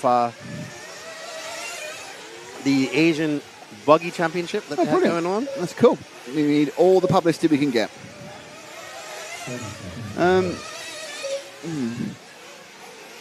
We followed Rivkin earlier. We only got 24 seconds left. Well, we'll come to the end with these two. It's fine. Yep. They're on their last lap. Actually, Battle's done a really good time. Or possibly the track's got quicker. Could be. He's done a 10.04. That would have put him a long way up. So I'm thinking, given the fact we've got 3 more sets to go, that we've got a little bit of extra pace in the track now. And this is nothing against Battle, but it's just the track will warm up at certain parts. So Robert's going to win this one, barring disaster. Robert has won this one, barring disaster. It's Battle who is our winner. Okay, so thank you, Tyler Hooks. He says Naoto was on the podium in 2013 in 10 scale, I believe. So that would be at where we was talking about Silver Dollar Raceway at A-Main. And Kauki was at the 10 scale Worlds last year. Yep. So yes. Is the result. This one, it's a win for Battle. Misha Widmeyer is currently scored. So there's a couple of people still to finish, I think. Yep. And they are finishing now. Hampersburg looks like he's got a mid-pack, 7th or 8th. Jared Wiggins not making the push on he'd want to, I don't think, with a 6th in that one overall. So, shall we go down to Matt? Robert, that worked well. Are you happy?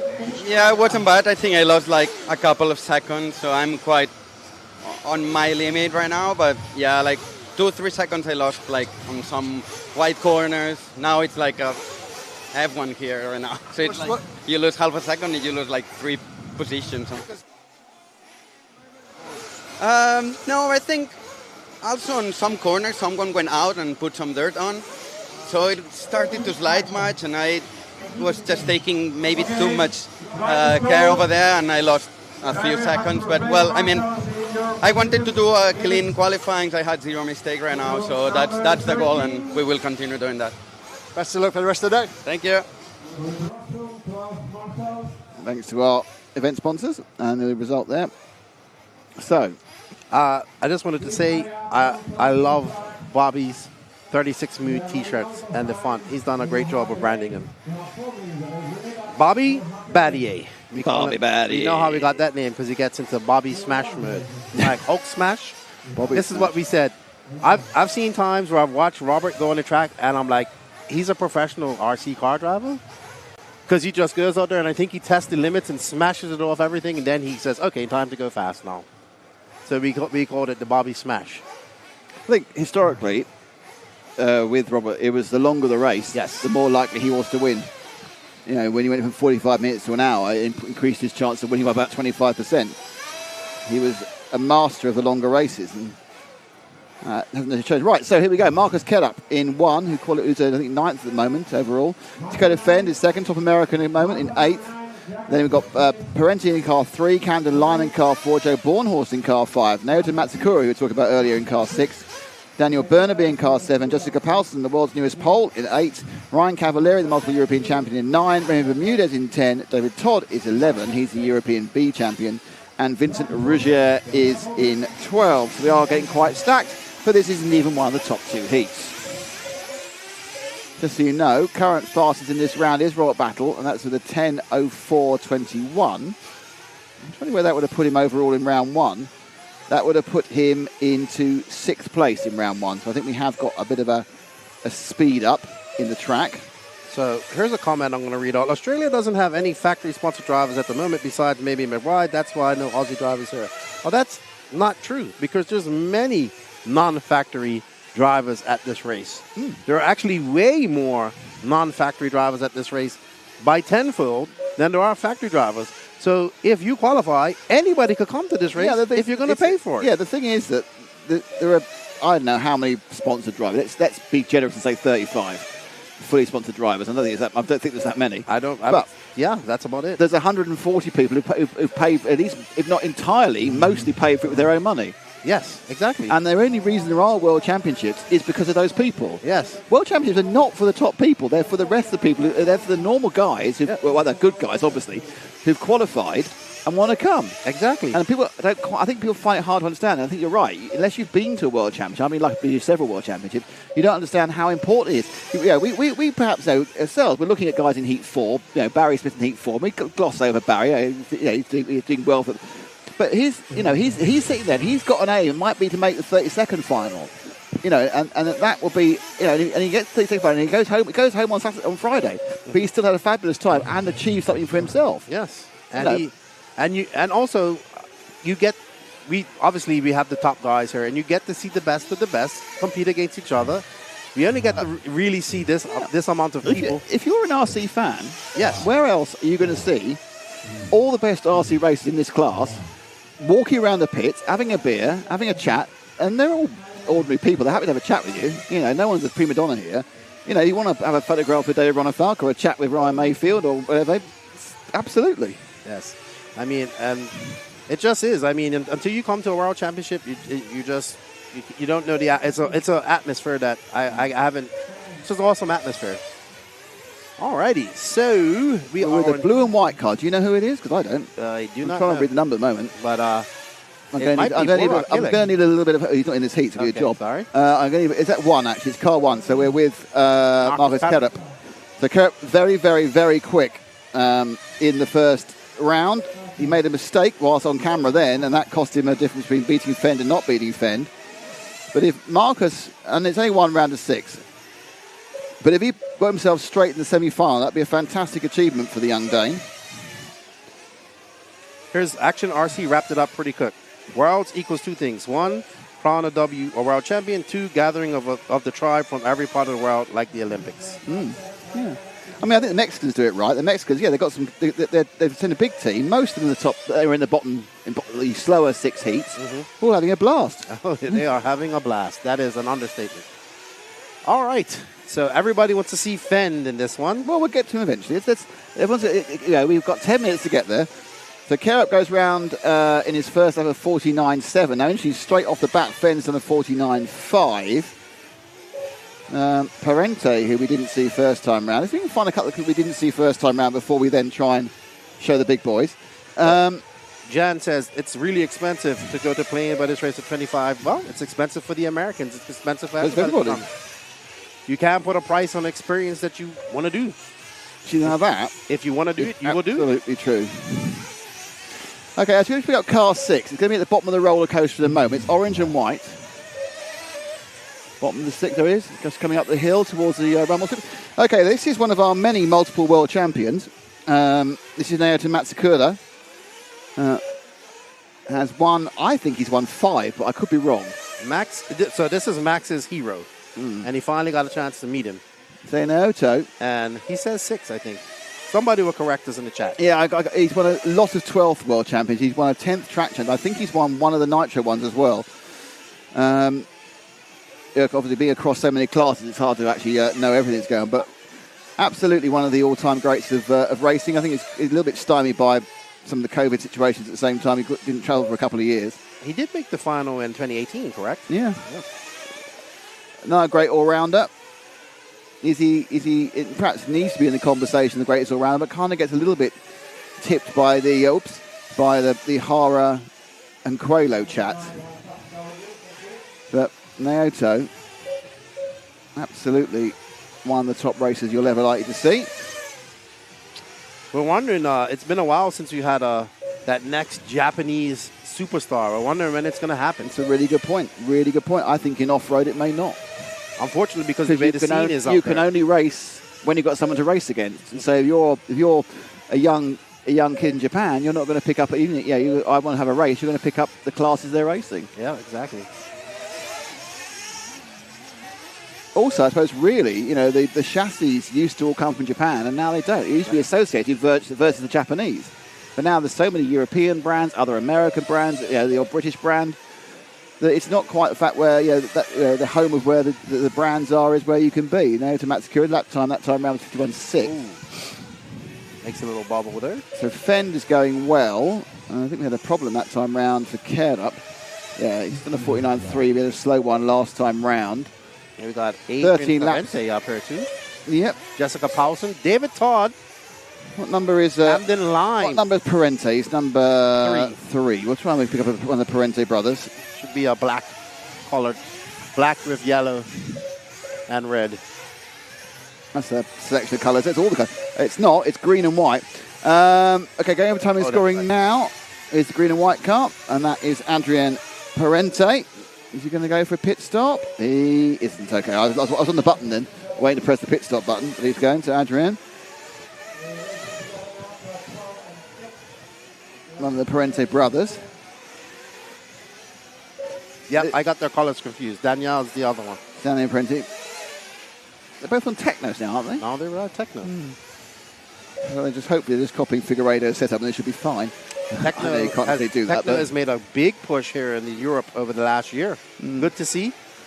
But again, that's an American brand. It's not a Japanese brand. Yep. The biggest Japanese brand, Kyosho, has been very much on the retreat with sponsored drivers. Yes, gaining traction again, once again in America, though. Kind of still popular here in France and but they, other parts of the world.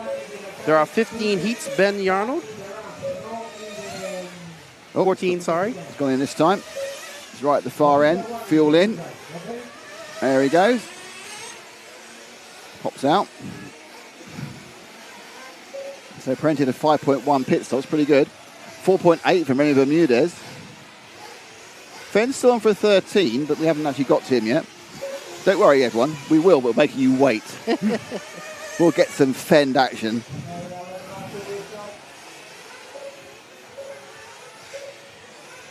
Hunter King is a TLR fanatic. Perhaps we should see our fastest female racer, car number 8 of Jessica Paulson, that comes round soon. Okay, Ash, if you can wait at timing and scoring, please. And it's the white and pink car, pink nose, white tail, and that is Jessica Paulsen.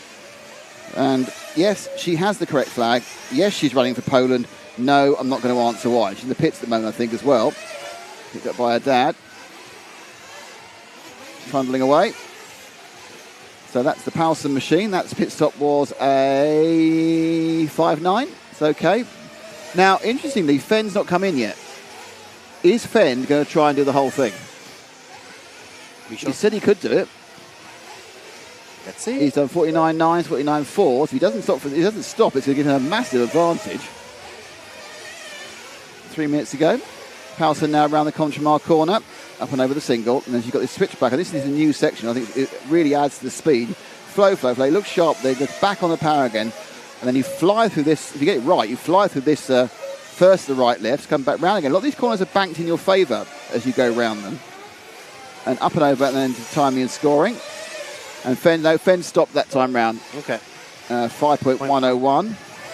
It says here. Yep, he has stopped. So he's not. What he's doing is kind of going contra everyone else and doing a late stop rather than an early stop. I think probably just feels he can't risk it. Yeah, I mean, he might try to risk it. Like you said, once he gets a few good, solid qualifiers and gets it under. Because remember, everybody has to race in. Yep, you need to get in that semi-final. And if you're confident semi-final, then you can think, right, what's my chance of bumping myself up a few positions? I know, I'll go super fast and skip the fuel stop.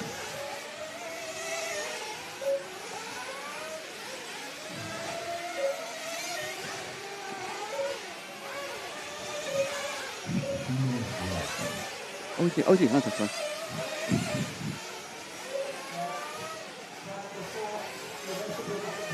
There we go.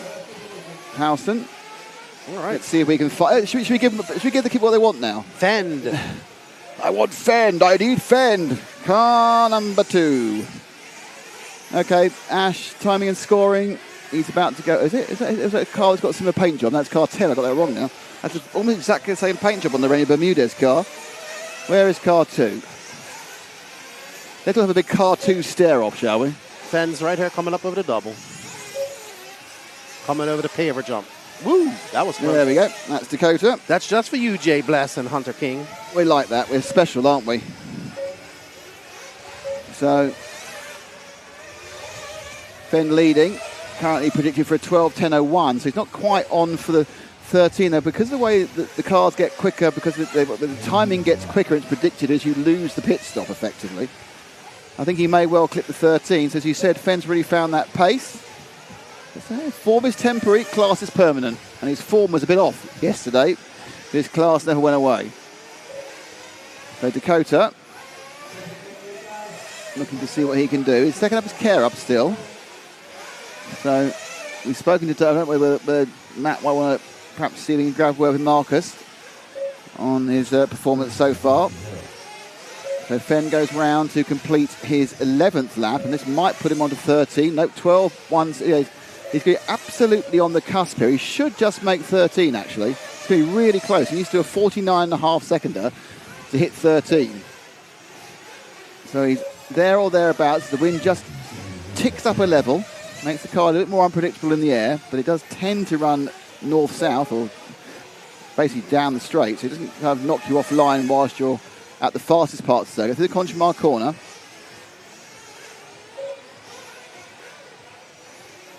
Right, will Fenn make the extra lap or not? It's really coming close now.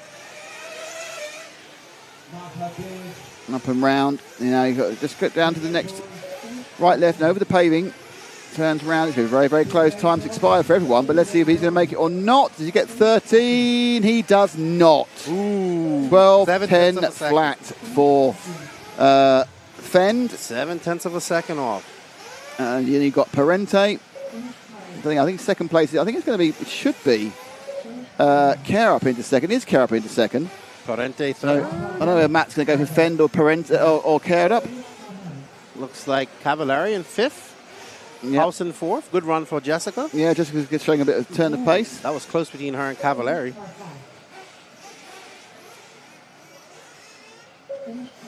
Okay, let's run down to Matt. Marcus, How's it going on track for you? It's all right. I just keep making shitty mistakes. I mean, pace is really good. I just keep tumbling stupid places. So the track quite hard. Is it hard, the track for you? It's really hard. I mean, it's hard for everybody out there, but yeah, you just need to get on top of the game. I mean, you got to be tidy. It's close out there. Best of luck for the next one. Well, there we go, Europeans. What can you do? The man who was most famous for dropping the S word was Niki Lauda. You couldn't stop him from saying it. It was like, I'm Austrian, I'm going to say it every single time, wherever I am on television or not. Fun fact about Niki Lauda. Go on. He used to live in the Dominican Republic. Did he? Yeah, not too far from where I live.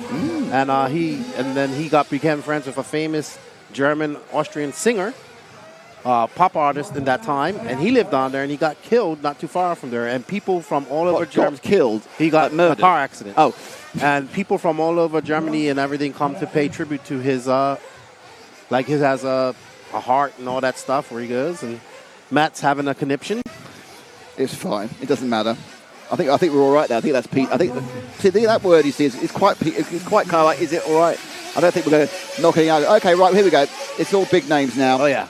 Juan Carlos Canas, Elliot Boots, Bruno Coelho, Marco Barofalo, Daniel Parente, Burak Kilic, Birkin Kilic, Ryan Lutz, Pecco Evening, Filon Nugo. How do you say it? Nguyen. Filon Nguyen. Filon Nguyen. Filon Nguyen. I need my win. Filon Nguyen. I need my Vietnamese translation. Ryan Mayfield and Mason Fuller. So quite a few people we didn't see last time round. I don't think you saw anything the Killers, did we? No, we didn't. By the way, you can hear what the drivers are saying in response to my questions better than I can. Right. I didn't know he swore. I can't hear what they're saying. Oh, because of the noise. Crazy. Yeah, it's so loud down there. I just ask a question and they just mouth, and that's all I get. I'm like, okay, well done. Best of luck. He didn't really swear. Did he not? We said yes. Silly sausage. Yes, silly sausage, he said, yes. Sorry, folks. It's fine. Right, 2 more heats to go of this round, and the temperature is up. I'm sitting here sweating. I'm sure you are. Nah, not too bad. I keep forgetting you're used to it. A little sheen. It's all right. I think we come from a blue tropical island. It's fine, isn't it? This is nothing. It's really not that much humidity. Don't. This is nothing, me. Just because you live in a really lovely place, it's always hot. It's not humid. Oh, that's fair enough. This isn't humid. Well, I have to agree to disagree, I think. Alrighty, let's go. Is we gonna see Ongaro take round 2? Are we gonna see Canas step up? Will Coelho make that mistake again? We shall find out. Well, let's make that mistake. Rana Falk would be looking out there to come out swinging as well. But then the Rana Falk and Ongaro aren't in this race. Oh, right. We're 14. I'm ahead of myself. You are. I'm in the future. You're in a different race entirely. I'm getting excited. You are. Well, that's good. That's what you should be. Okay, we are out and about with car number... I think that's Birkin, actually. I think we're running with Birkin Kilic. I'm not 100% certain because I've got old eyes. But we are with car number 7. And that is Birkin Kilic racing for Turkey. Name Yugen MBX 8R. I believe he's running the Ninja Motors. I might be confused. Seismic tires. Nope, they're the popular ones. But neither of them put in much of a good run. Neither Birkin or his brother Burak had a particularly good run in round 1. Hello, Kemp Anderson. How are you? Man, Kemp, good dude. Heartbreaking 12 scale worlds last year for Kemp Anderson. First time ever going to a 12 scale race last year. It was awesome. I've been to lots. I used to race 12. Yes. Kemp could have won it, but his car didn't go, unfortunately, on the start. He was supposed to be here. Your dad's here. Good to see him. Right, so Birkin's at a 49.8, so he's gone off at quite a pace. Perhaps they've managed to begin to get on top of this car. Yeah, so they asked about the Killick brothers. No, they get along. You talk to Birkin, he goes, it's all about Team Killick. I think Burak is the more serious one here. They get along too well. I'm suspicious. Brothers shouldn't get along that well. Coelho's just done a 48.6 out of the barrel. Unbelievable. Unbelievable. Wow. Canas has done a 49.1. So the usual suspects are quick. Let's see what the second lap says for Birken. And it says I'm going to do a 49.8. Let's see if we can find car number 4. I will find out about what tires the seismic guys are on. Lefty, did you even sleep? Yeah, I got about 5 hours last night. Okay, timing and scoring, Ash. It's the pink car about to go over timing and scoring. And that is Marco Barufalo with the WIRC. Now watch Marco as he comes to that pave in the 180. Oof. Off the air. Watch Marco through this section going up to the back section. Very smooth. Marco, who is the definition of a character. He's a fantastic bloke to be around. Oh, yeah. I like Marco a lot. 2022-23 Silver State winner. You have an excellent race to win that. And he's since changed chassis again. Yep, that was for Techno. Now, WIRC. I was chatting with him at the Euros, and he said he had a couple of bad races, and he told Mr. Jota, WIRC, unless he changed certain things, he was going to leave the team. And so they changed certain things, and he didn't leave the team. So I think Marco knows what he wants. That lap for Marco was a 49.4. Coelho leading this one. Not quite sure where Canassi is. Got to wait for that to stagger to unwind. You've got Burkat, Burak. There's a lot of good driving there. Canas is way down behind everyone else. One of the last people to complete a lap, Canas. He fueled. I think Canas has got a problem. Ooh. Might be my timing, actually. It was my timing. But he is down, scored in... No, he has got a problem calling this. It's way out. Oh, no, he's on 13. Sorry, he's not. I've just misread that entirely. He's not a problem. He is a little bit... He's scored in third, effectively, at the moment. So a little bit slow updating on the timing there. But don't worry if you're a Canas fan. Things are going absolutely fine. All right. Well, I'd like to say hello to the Dexters from Down Under. Okay, can you drop back a couple? Just the blue and white car about to go over start-finish now, Ash. That's the other one of the Kilic brothers. That's Burak Kilic. The older brother. The more serious brother. 5.2 second stop for Coelho. Well, even looks more serious in the picture. I went out to dinner. I tell you what, he looks just like his dad in that picture. He does. I went out to dinner with them when we was in Portugal. It was hilarious. Burak is hilarious. He's very dry. Very dry wit, I get the impression from Burak. Quite laconic. But he's currently driving. I mean, obviously, the Euros, had a very unlucky Euros, looked really quick in qualifying. Then had a mechanical issue in the semi-final, and then he ran out of fuel, but whilst pushing in the race with it boots in the last chance, it didn't even make the final, despite being sort of guaranteed to be in the top 3 in the Euros. That's the great thing about this, you never know. When you've got to race your way into the final, you just never know. There you go, stopping there. Car's picked up, fueled up by... Drake's pretty good, isn't he? He's very good. Pretty good stopping from Drake there. Motion. It's just like in, out for Fump. He's done that a few times. Yeah, that is fair. 5.05. JCC has the best one with a 4.8, so the team's really on point for JCC. Coelho's behind JCC now in the overalls. All right. So it's all kind of happening now. Everybody wants to see... Everyone wants to see Lutz and Mayfield. They're not really doing very much. Did we see Mason Fuller's looking pretty good. Did we see Lutz last time? I can't remember. Yes, we watched him. Mason Fuller, maybe. We're probably going to have to go and see JCC now, to be honest.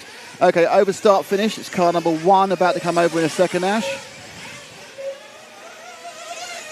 There he is, scored in second at the moment, but he's picking up back onto the 13 lap speed.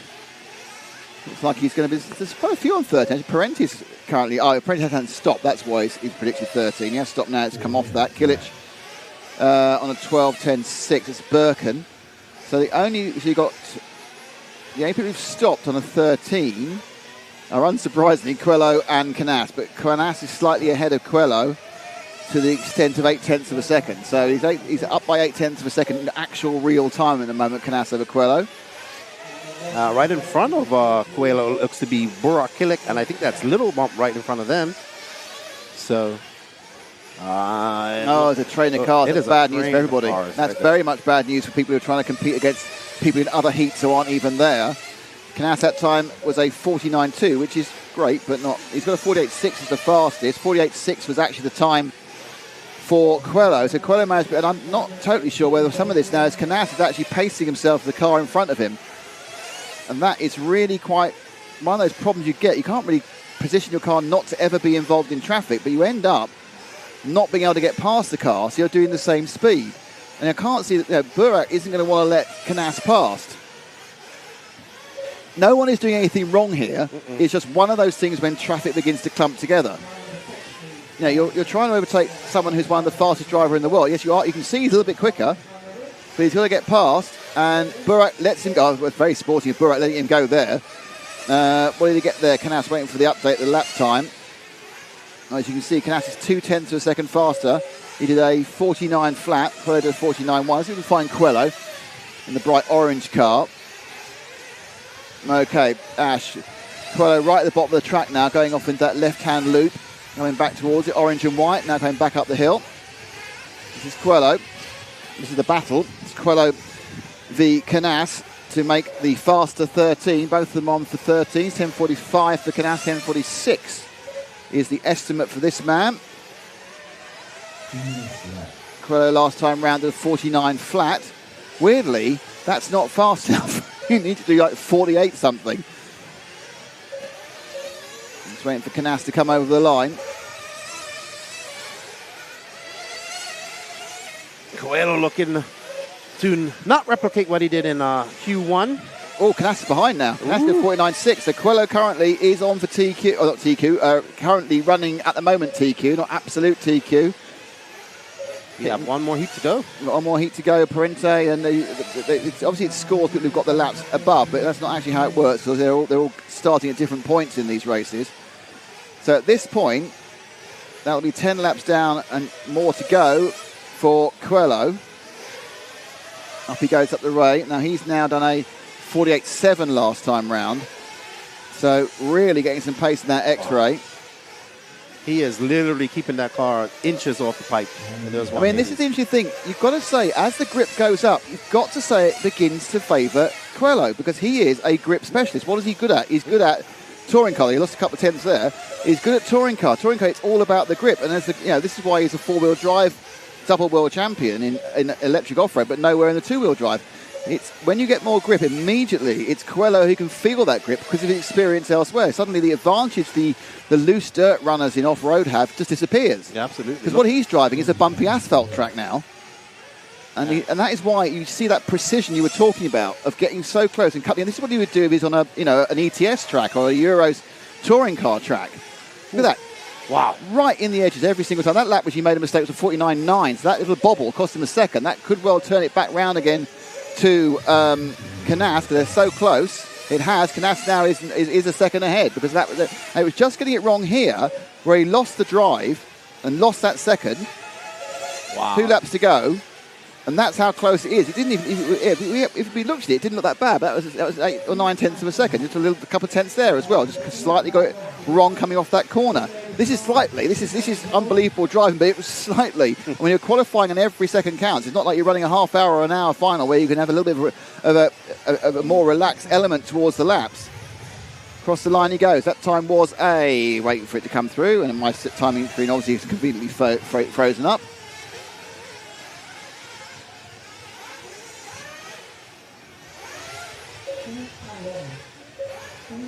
Canas leads by 1.2 seconds. So Canas has literally just managed to put down the effort with the last lap to go. So it looks like Canas has got that one back again now.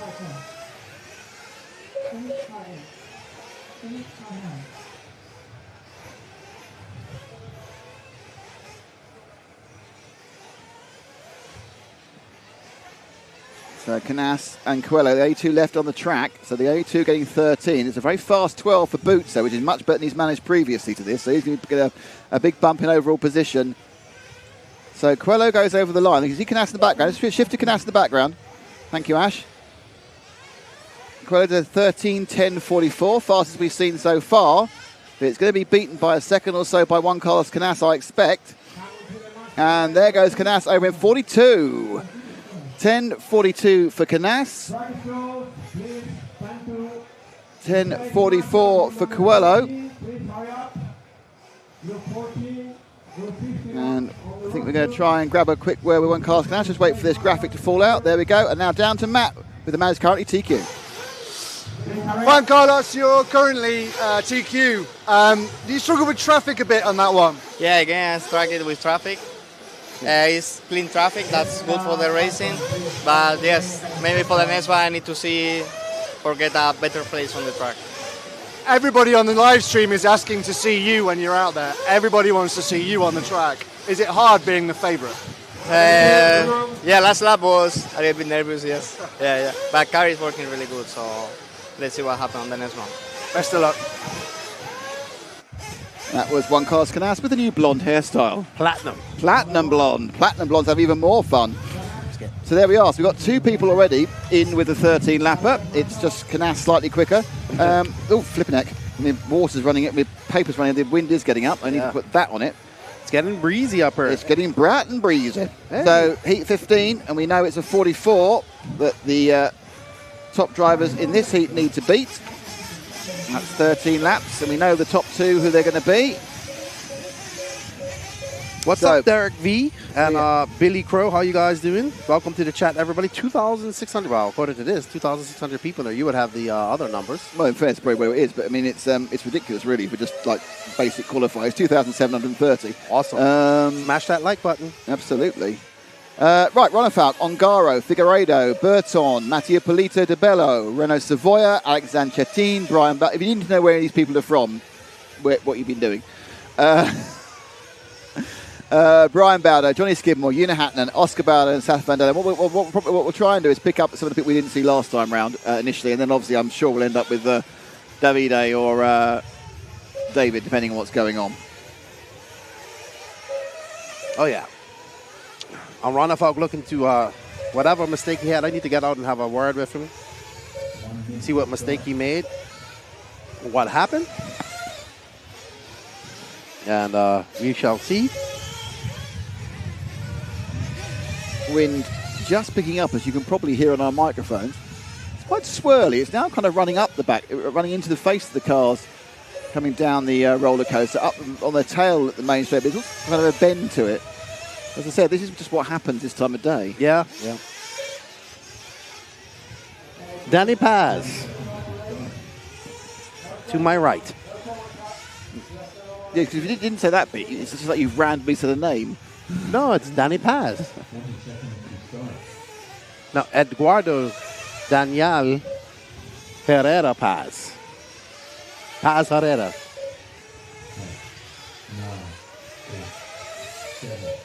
Okay, here we go.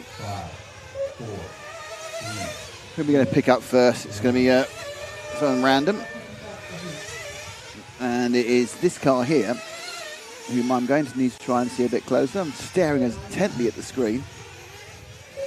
I have not got that one. It might be Seth Van Dalen, actually. Well, let's have a look. That is Seth Van Dalen. Okay, so we're Van Dalen in the 12. From the land of 10,000 lakes. The state of 10,000 lakes.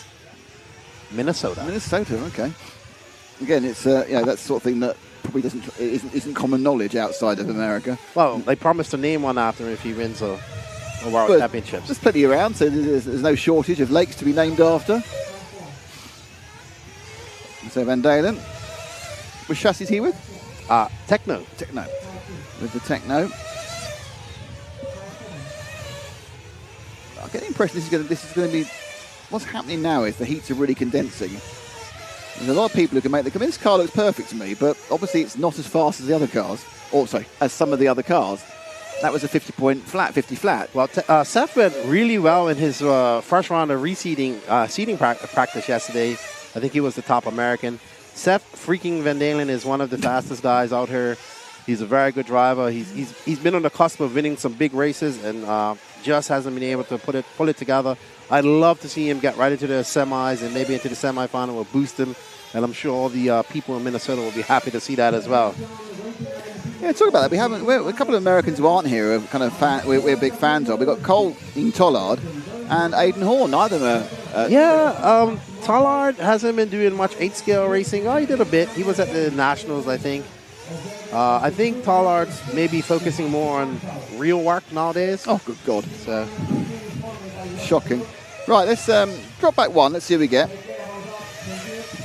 And the answers we get, David Ronefalk. Okay, it's a bit earlier, but let's see what's happening. Ronefalk's got the problem that Knaus had. He's got a bit of traffic in front of him.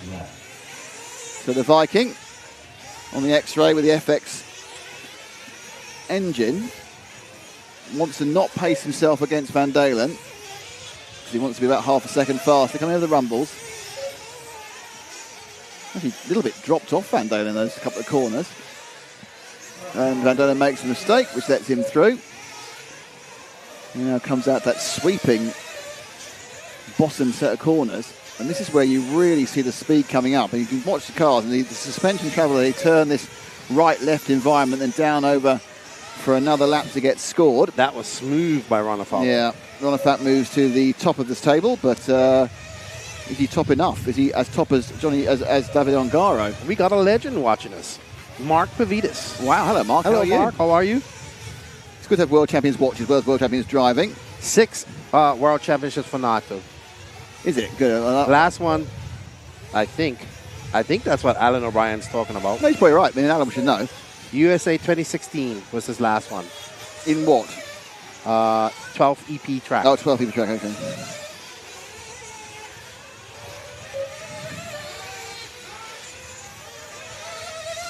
Just watching this one as it emerges and it develops.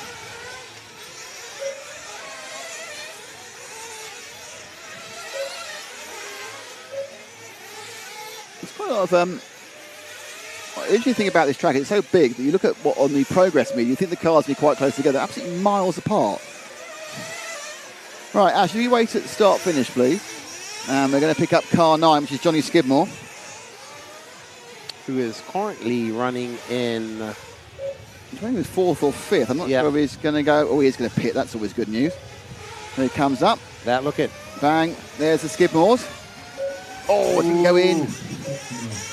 Didn't get it in, and that one for Skidmore was 6. That's a second longer than it should be. Going to be kicking themselves for that one. That's second. In for fuel, and it's going to be a 5.3 fuel stop for Ongaro. There you go. He's good to go. That's the I big like one. this. That's the big difference. That doesn't matter. That's like Skidmore's been lost a second, and he hasn't done anything wrong. And that's time you theoretically just lost time. You can't make it back up on the track. It's gone forever.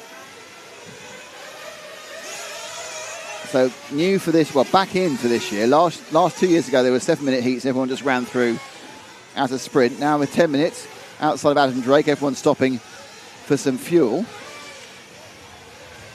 Ronefalk, I don't think he actually leads because we have to wait for everyone to trundle through, and obviously Ongaro's had his fuel stop, so it's all going to depend on that point. Looks like we got Polito in for fuel. Barton came in for fuel. Yeah, 5.4 for Barton. Great pit stop. Brian Baldo, 4.8. Ooh, that was lightning fast. Absolutely right. Savoria's done a 5.6. Dan Chettin 5.7. Ronefalk's in for fuel now. What's it going to be? It's going to be a 4.755. More Scandinavian super speed in the fuel stops. Let's see if we can... Who didn't we see last time? I'm trying to think we haven't seen. This will be probably Mattia Panito, which is 5. Savoia, we haven't watched. Okay.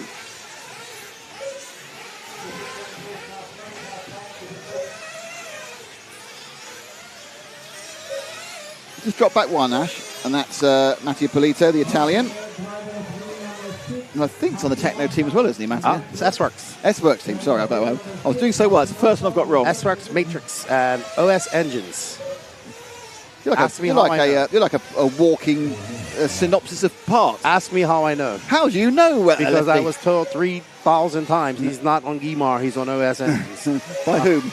By him, by people online. And I'm just like, you do things for people and you do make one little mistake and they complain. I know, it's and all you want is thanks, isn't it? I'm like, all right, we'll fix it. Like, looks to me like Ongaro is the fastest at the moment. When he completes the lap, he's going to move to the top. Ronefalk on 5.52. Yeah, Ongaro is 4 seconds quicker in real time. Wow. Than Ronefalk.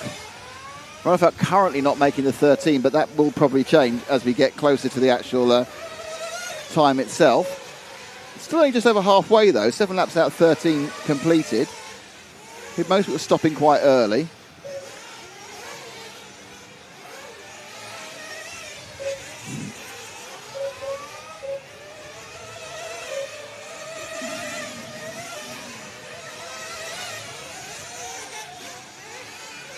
Vito round the top corner there.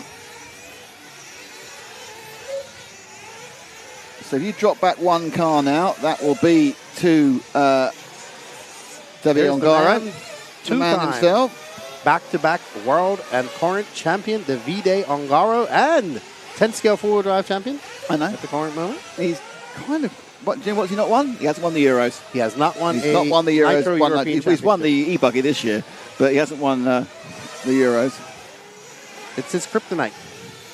Just combination of like desperate bad luck or somebody having an inspired weekend. I suppose if you're going to win something, you might as well win the Worlds twice rather than the Euros twice. Yeah. He may not have won a Euros, but he's going back-to-back at the Worlds. Well, yeah. He's also been a... Oh, that's a couple of tenths, but that's all. He pulled that back. That was a great save, but how much is it going to cost him? He's so far ahead. He's only really racing Canas, to be honest. Canas isn't in the race. That was a 49.6, so he lost about half a second there. Incredible. 7:20. He's on for a 10:45. That's obviously, don't forget, it was a 10:44 for Canas. I didn't count down the bits after the 44. Ronefalk's still struggling to get onto that 13 lapper. Don't forget, Coelho and Canas both did 13 lappers in the round before. Looking like the top three is going to be the top three again, maybe in the same order, or maybe a little bit of shuffling. Ongaro looking particularly good. Impressive. Very impressive by Ongaro. Looking very smooth out there. The Italian with the stick radio. Davide Ongaro, that's the only sort of radio you should have. Stick radios. He is looking quite good. Bring back the stick. Oh, mistake there. Gets out in the fluff, gets on the pipe. That's going to cost him a couple of tenths. Maybe. Like we said, he's racing Canas at the moment. Ronefalk moving on to the 13 lapper. It's going to put him fourth, I think. I don't think he's going to have enough time. He might get past Coelho.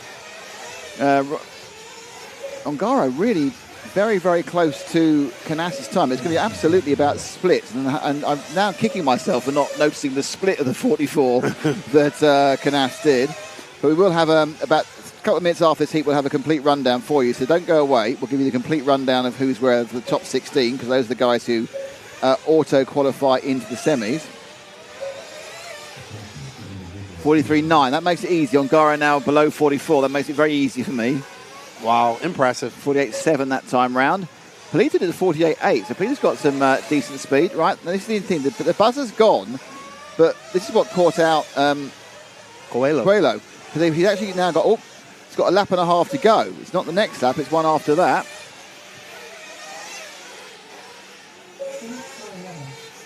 There we go. Ongaro.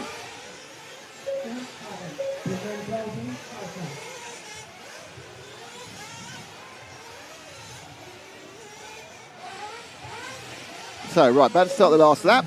Ronefalk's made 13 as well.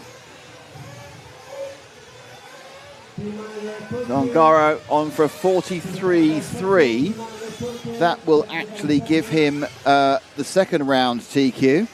He can't be overall TQ today, because even if he gets 3 TQs, it doesn't make him overall TQ, because obviously there's 3 rounds tomorrow, and then comes down to the tie break maybe. Though in fairness, if you got 3 TQs, it'd be a damn good chance, but it wouldn't necessarily happen. Yep. So Ongaro, is he still on He's still on for it. He's just got a few more corners to go. Ronefalk's finished on a 47. Mm-hmm. So backing up his pace. But it's going to be a little bit quicker. But is it going to be enough to get past Canas? Let's find out as we wait for the last person to finish, which is Davide Ongaro.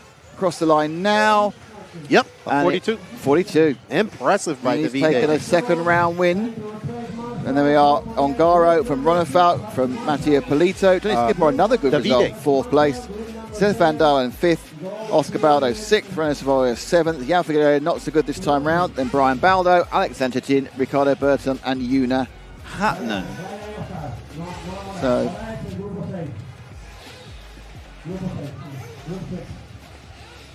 there's not been an update yet. So that's the result without the last heat. Just wait for them to shuffle the last heat into the history books and accept everything's fine. Obviously, everyone then goes through a bit of what do you call it? They go through scrutineering. That's right. And you know what's been catching people out this weekend? Car width. Absolutely. Okay, let's see if we can get the overall result up now. And there we go. Canas got a 42. Oh, see, we were wrong. I was wrong. Canas. So Canas got it. Got a 42. Okay, can I apologise for listening? I got that slightly wrong. It's entirely me. 0.3 of a second. Canas 42.4. Ongaro 42.7. I was for Coelho the 44. That's why. Coelho the 44 in third. Ronafalk 4th. There you go. Dakota Fend in 5th. It's getting better every round. As he is. Better every round. Mattia Polito in 6th. Elliot Boots in 7th. Much better for him as well. Then it's the Kilich brothers. It's Birkin from Burak. Then Robert Battle in 10th. Good for him. Tony Skidmore gets his second decent result. Theo Nguyen is in 12th. Oscar Navarro 13th. And Marco Barufalo 14th. I'm not sure what that means for the overall top twos. That I don't... Not quite sure what's going on that one. Let me just see if I can... I don't have an overall, unfortunately. Oh, here we go. Overall, officially, currently, it's Juan Carlos Canas who's top. Ongaro who's second. That's on fastest time. Coelho third. Ronafalk fourth. Fenn is overall fifth as well. Mattia Polito is sixth. Johnny Skidmore is seventh overall. Barufalo is 8th overall, Birkin Kilich is 9th overall, Boots is 10th, Kerop is 11th, Battle is 12th, Mason Fuller is 13th, Hal Figueiredo is 14th, and Burak Kilich is 15th, and Oscar Navarro is last, the alternate bump-ups. Wow. Impressive. BeachRC.com, the racer's one-stop online hobby shop. Choose from all the popular brand and variety in stock with super fast shipping and great customer service. BeachRC.com still has the local hobby shop feel with all the benefits of the internet. BeachRC.com is the exclusive distributor for Ultimate Racing, S-Works, Pro Circuit Racing tires, Nitro Lux fuels, and Assault RC performance products. So fill up your cart and check out at BeachRC.com today.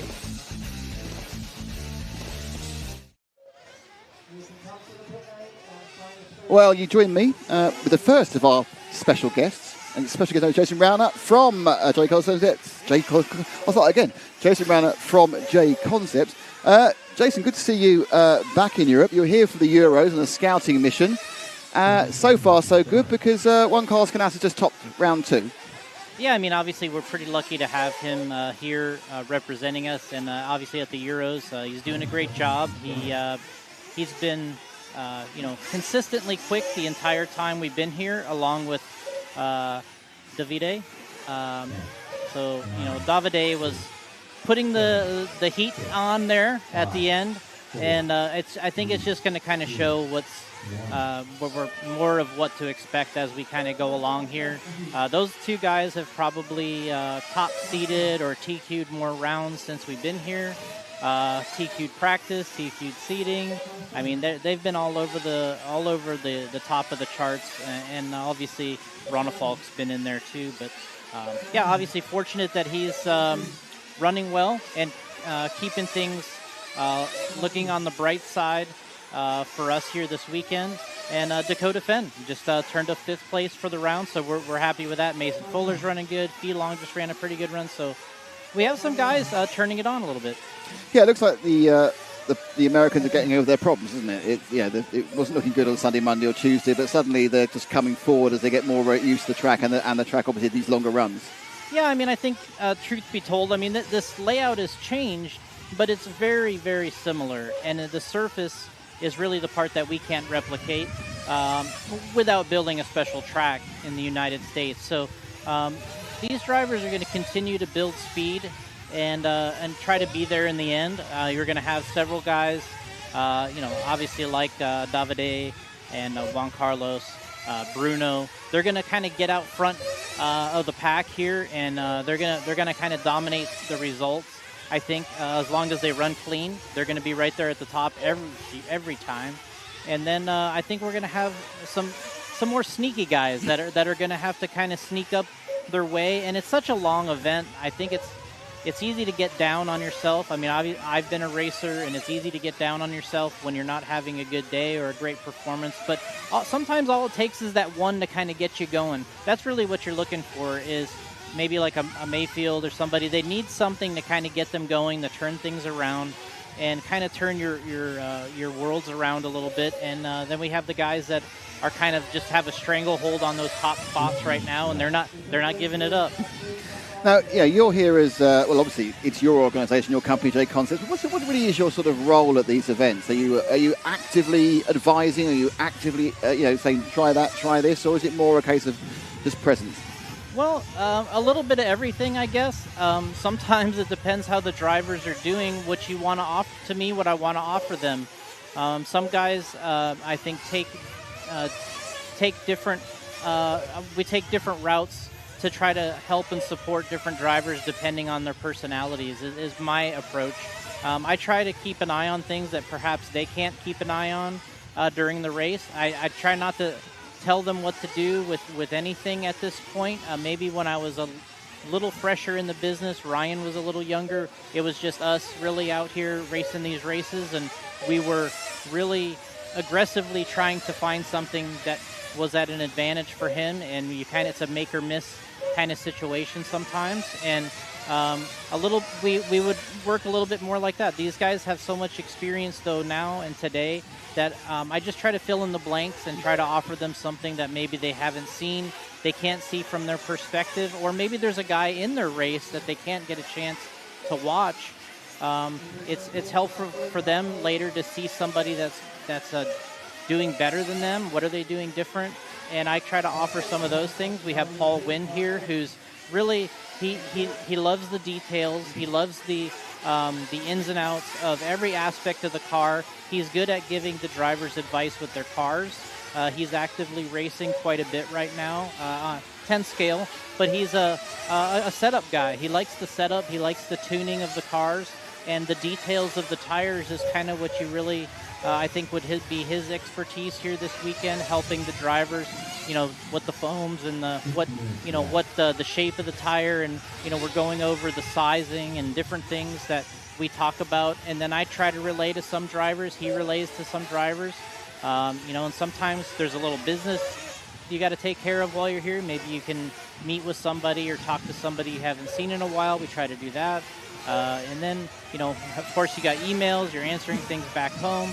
We got Danny here doing the media for us. So we try to make sure our drivers are covered. They're getting some photos and videos to share back home because it's an experience, and you want something to go along with your trip. We're trying to give the drivers that experience. And so I'm just trying to help anywhere I can and use some of my expertise or knowledge or just watching, and anything I can pick up on I try to relay. And then Paul's kind of the details with the equipment, and Danny's kind of covering the media part. Now, corporate-wise, as in J Concepts, the big difference over the last 2 or 3 years is suddenly you're a major mover in the tyre market. Before it was hop-ups, it was body shells, it was special parts, and now we're seeing J Concepts tyres, literally at the front. How much of an investment, how much of a work was that to suddenly make yourself a top-line 1/8 tyre supplier? Well, I mean, we've been doing this for 20 years now, and this is our 21st year, and there's ups and downs. I mean, we've, I think the first Worlds we went to for 1/8 was 2008. Basically, it was, I actually raced that race, but Ryan was right at the top. He was on the pole position in the A final with our tires.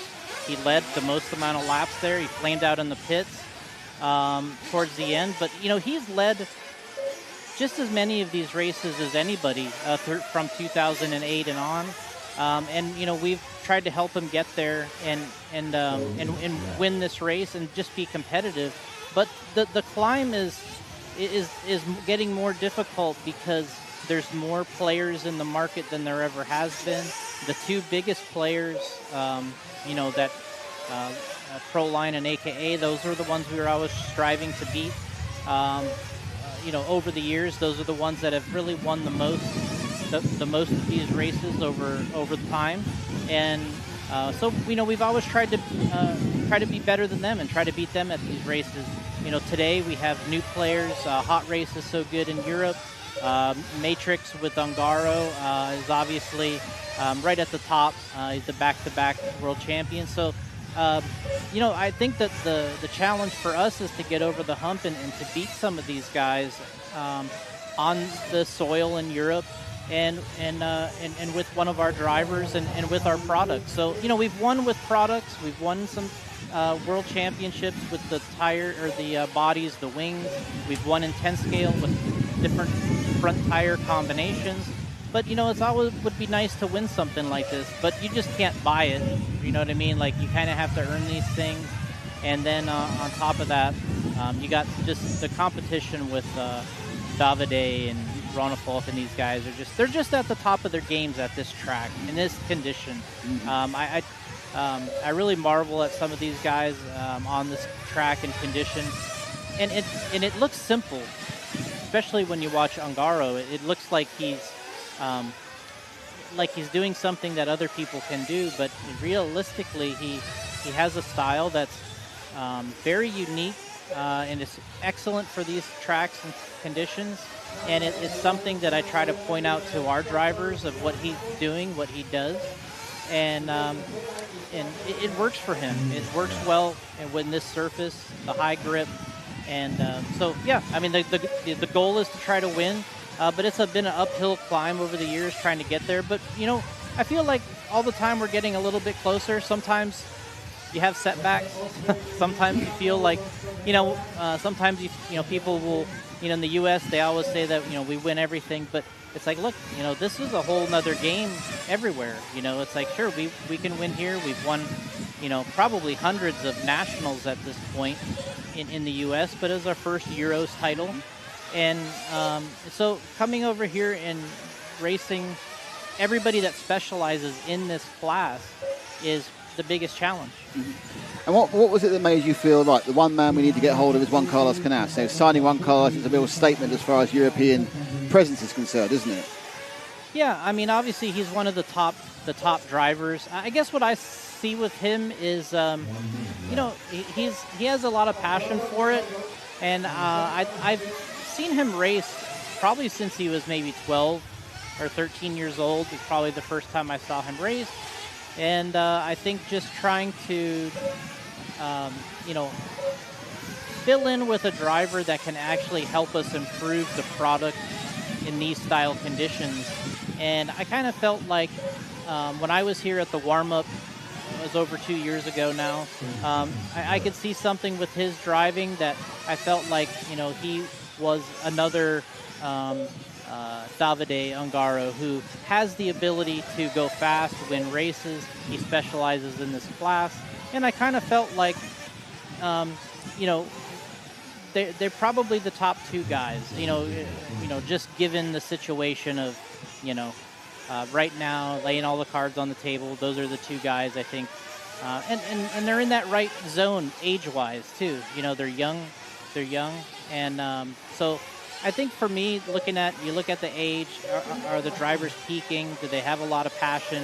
The dedication is there, and are they true professionals, right? True professionals means that you're working every day on the equipment. You have a routine, you have a practice regimen. So you got to be a true professional to perform in this. So that's what I looked for, and I think that he's doing a fine job. And it's not just about winning this race. People say, "Oh, you picked them up to win this race." Yeah, sure. I mean, why not? But you know what?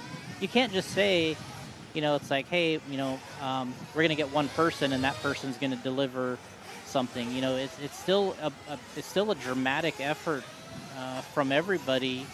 The team to help different people, and for them to be able to have no problems and finish one of these events off. And you got to be able to beat the champion. That's the goal of every sport, right? Who's the dominant champion? can you take him down? And that's the Davide. He's the champion. Can you take him down? He obviously he showed right there. He's coming. You know, he's not going anywhere. So that's going to be a good battle as long as those guys can stay lit and out there the entire race. It's going to be the battle. Jason, thank you very much. It's lovely to chat to you. Hope we can chat to you again before the end of this. Well, we've got 4 more days, so I'm sure we'll be able to. Thank you very much, and congratulations on your TQ. Yeah, thank you. Well, not yours, your company's TQ. Well, it's yours, I suppose. I was driving. Yeah, I saw you up here. Like that. Yeah.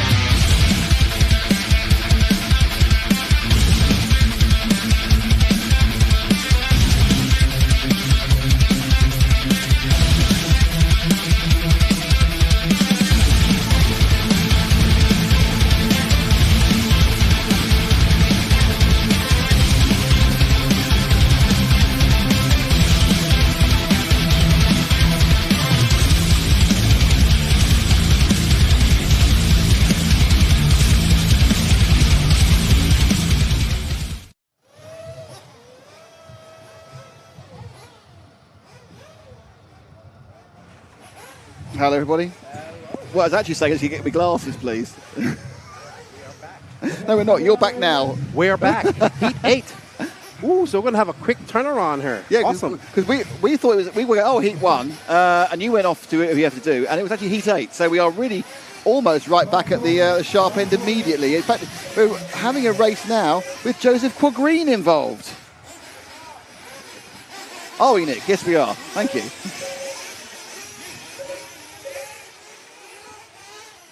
So Heat 8 will be out in a second. Wow, that's a quick turnaround for those guys. An hour and a half. Oh, yeah, that's that time. There's plenty of people here. Bear with me 1 second. Right, so here we go. So people who are all left thinking, oh, it's nothing like as good as it was. They've missed out. We've gone straight. So we haven't got, straight to the other thing. Heat 8. Everybody's favorite engineer. Rimfire says, I really can't say enough about Jason Brown and J Concept. Dude loves RC racing. It's absolutely true. He does love RC racing. Jason came for the Euros as well. I did. I was shocked he was out there. Yeah. So J Concept's definitely taking this world serious, coming over here. They signed JCC, the Baldo brothers as well, running J Concept. So smart moves. Certainly helps. Okay, so it's JQ in 1, Spencer Hecker in 2, Juanmi Martinez in 3, Alex Vaz in 4, Nacho Sanchez in 5, David Michaud in 6, David Olsen in 7, Colt Ogden in 8, Lewis Jones in 9, Hugo Tavernon in 10, Alex in 11, and Jerome Sartell in 12. Let me have I haven't even looked at the last round. Let me have a look at the results summary. If you guys don't know how to use the Everlapse software, you go to Off-Road Nitro Buggy Summary Qualifying, and then you can pick up, you can even go into the different rounds of qualifying that you want. So great software here at Everlapse. You have Robert had a good run in 10th. Yeah. Question from Rimfire asking about tomorrow. Obviously, round 3 and 4 start with Heat 7. And then round 5 and 6 starts with heat number 12. Oh. So 12, 13, 14. So they got to be here early. No, because that's the second round tomorrow. Okay. It means you kind of know who's on pole quite early in the afternoon. Yes. Well, we have what I wanted so far, and that's 2 separate winners. Yep. But we have no idea who's going to be TQ. So hopefully we get a third. I think we should. Oh, Little Bump had a good run in 12th too. Well done. Yeah, there's a few people who did better. Boots had a much better run as well.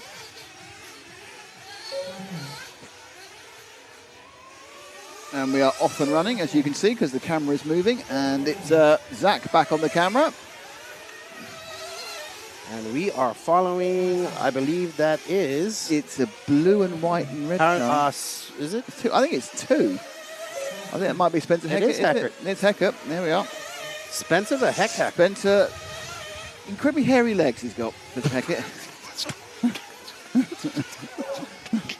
It's just something I noticed. Oh my goodness. This is neither a positive or a negative thing, it's just a statement. His father is the actual, what's the word I'm for? he didn't want the job, but he has the job of being the American team manager. Yes. Whenever you start with he didn't want the job, but he got the job, you know it's the national team manager. But Scott's like, man, I don't know how I got stuck with this. Yeah, obviously met Scott during the RCGP days. Yeah, Scott Hacker, good dude. He likes to come to these races and have fun. What's up, Mike Lopes? Having some popcorn for breakfast here. I see that. The chat is active. Don't go anywhere, everybody. It's not going to be long before we have the top heats up here again. They are almost immediately. Yes. So excellent, excellent news. Cole Ogden seems to be out front right now. And there's Heckert. Let's see. Ogden's still out front. Maybe show Ogden a little love. There's a couple of laps. We'll just kind of wait and see what's going on. I'm trying to remember who we've shown before. I know we had somebody's requesting to watch Michoa. I'm not gonna say this Kevin right. Mishudet in car 6. I think is he a mechanic of? No, he wouldn't be racing. Mechanic of who? Obviously decided he's not that, but what is he not? I thought he was Renault Savoya's mechanic. Oh, it could be. Because he does have, but I think he's from Quebec. Maybe RC Kevin will know. We're glad you guys are enjoying the coverage. Don't forget to smash that like, subscribe, become an RCTV hero. Huge number of benefits becoming an RCTV hero. Exclusive content, discounts on merchandise. Don't forget to share. Yo, we got you get free set stickers. There's Heckert getting it wrong. And did he hit the pole of doom? I think he's upside down. Nice bit of marshalling there. You can crash and be marshalled in the same phrase. That's okay. We need to find somebody else. It was car 6 we were looking for, wasn't it? Kevin Michudet in car 6. Cole Ogden still holding on to that lead. 6 minutes and 38 seconds left. Grabbing hold with all of his might.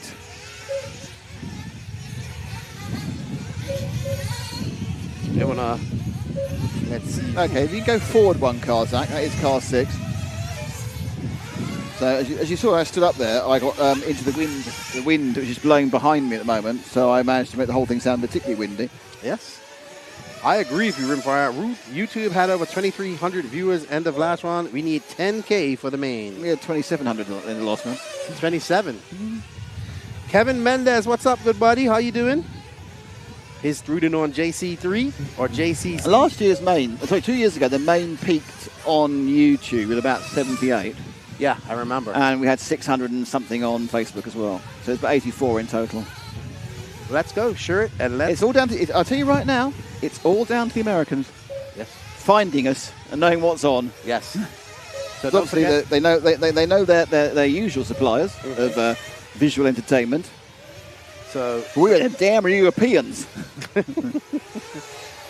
RC Racing TV on YouTube and Facebook, and rctv.1 for all your links and radio information. Radio. Listen to us on the radio. We're even better when you can't see us. So Michudet turning laps around 51. What does Michudet run? Let's ask in the. Let's see. I don't know actually. It looked like it. It's a bit far away to be. Unless you can see a big sticker, it's always quite hard for me to work out. Because don't forget, he might not be running the actual. Body shell that comes with the kit, of course. Also, this is a very quick circuit, so there's very few places where they're going really slowly. Let's see. How can Zach tell us what car it is? You can, but probably make everyone watch you seasick. Probably easier to ask the chat. Alex Vile, I think, has had a problem. Good morning, Calvin Bruce, watching from Arkansas, USA. Arkansas. It's Arkansas. I mean, it spells Arkansas. See, I don't want to actually question that because you actually spend a lot more time in America than I do. I'm sure it's Arkansas. It's definitely Arkansas, but just like I call Canada, Canada. What up, Sonny Santucci, my boy? He is an avid RC monster truck driver. I'm quite concerned we get blown away here, by the way. It is definitely getting windy up, as it does this time of day. If we had a gazebo, we'd be in trouble. We'd be holding on to it, you and I and everyone else. Who else was he? He's running an HB. Thank you, JP. French driver. Thank you. Okay, if you go to the bottom of the roller coaster, and it's car 8, white with red stripe. There, just a good kind of a moment.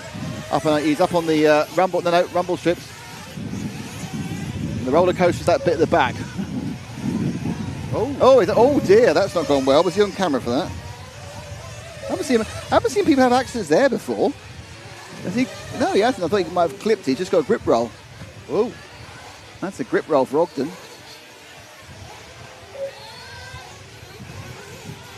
Good morning, Sam Arsenault, tuning in from the great state of New Orleans. I think that's how you pronounce it. Arsenault. New Orleans is the state. Sorry, city of New Orleans, state of Louisiana. I don't want to keep correcting you. That's all right. I embrace my mistakes, like falling over the gate in the start. Did you hurt? No, I didn't fall. I just tripped it over, knocked it over. The thing is, when you're doing a live thing, you hurt yourself. You have to keep going. It's great here. I'm enjoying myself a lot. Took one for the team. All right. We do appreciate you guys tuning in. Don't go anywhere. Heat 8. We'll be up in those upper echelons. Kevin is friends with 311 Me. They're French teamies.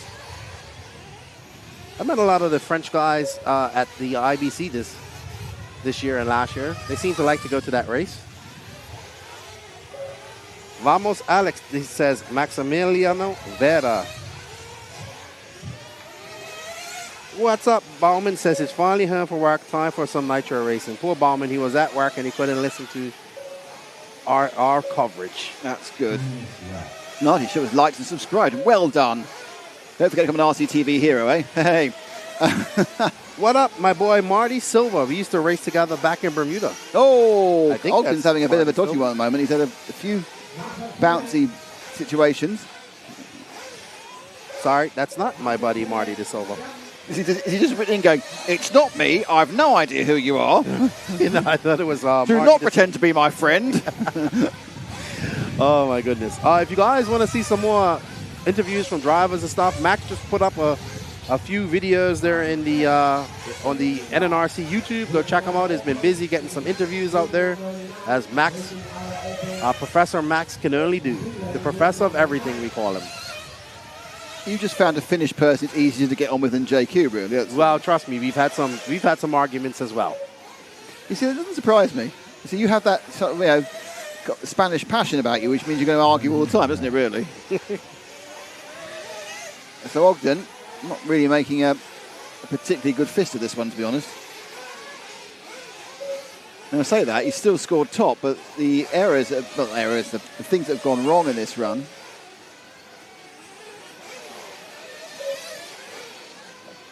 No one else has really looked particularly quick.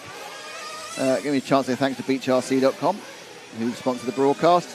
RC1 Racing, J Concept, just had a bit of a chat with Jason, and Amiibo Sport.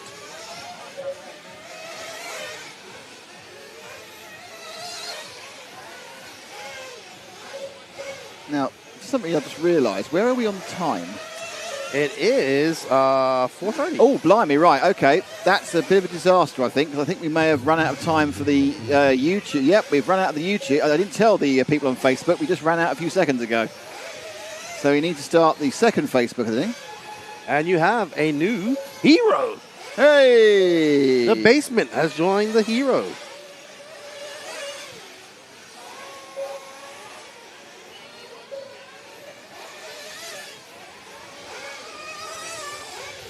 Right, so unfortunately you won't know this because unfortunately I missed it by 2 minutes. What happened? The Facebooks have run out and I didn't get a chance to tell them they're going to run out. Oh, dear me. So now I missed it by 2 minutes, but I will now reopen the Facebook. Do you want me to do it? No, I've just done it. Okay. I've even changed the title of them as well to Part 2. Oh, blimey. And we do have a new RCTV hero. Who is it? Tell me who it is. I need to know. The Basement. The Basement. David Bauman. The Basement. David Bauman has become an RCTV hero. Thank you, sir. Thank you so much. And also get to see that you do have a discount on merch, like the merch that Matt is currently wearing. I'm so What is that one called? This one. Yep. If you.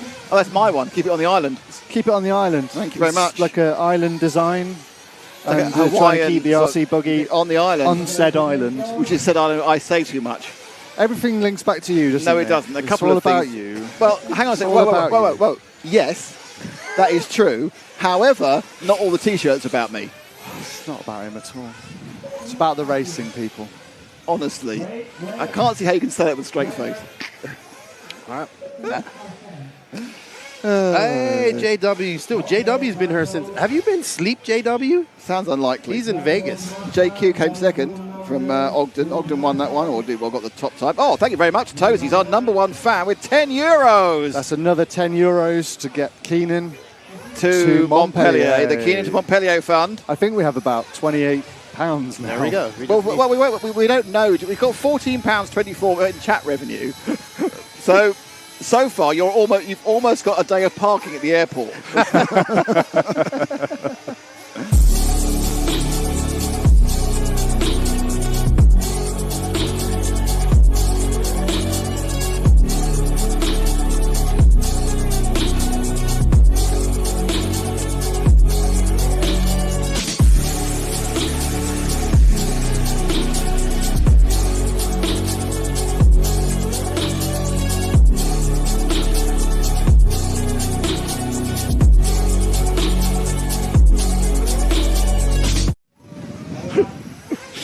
That was good. That's I gone enjoyed that. that one's Well gone done. way spacier. Really enjoyed that.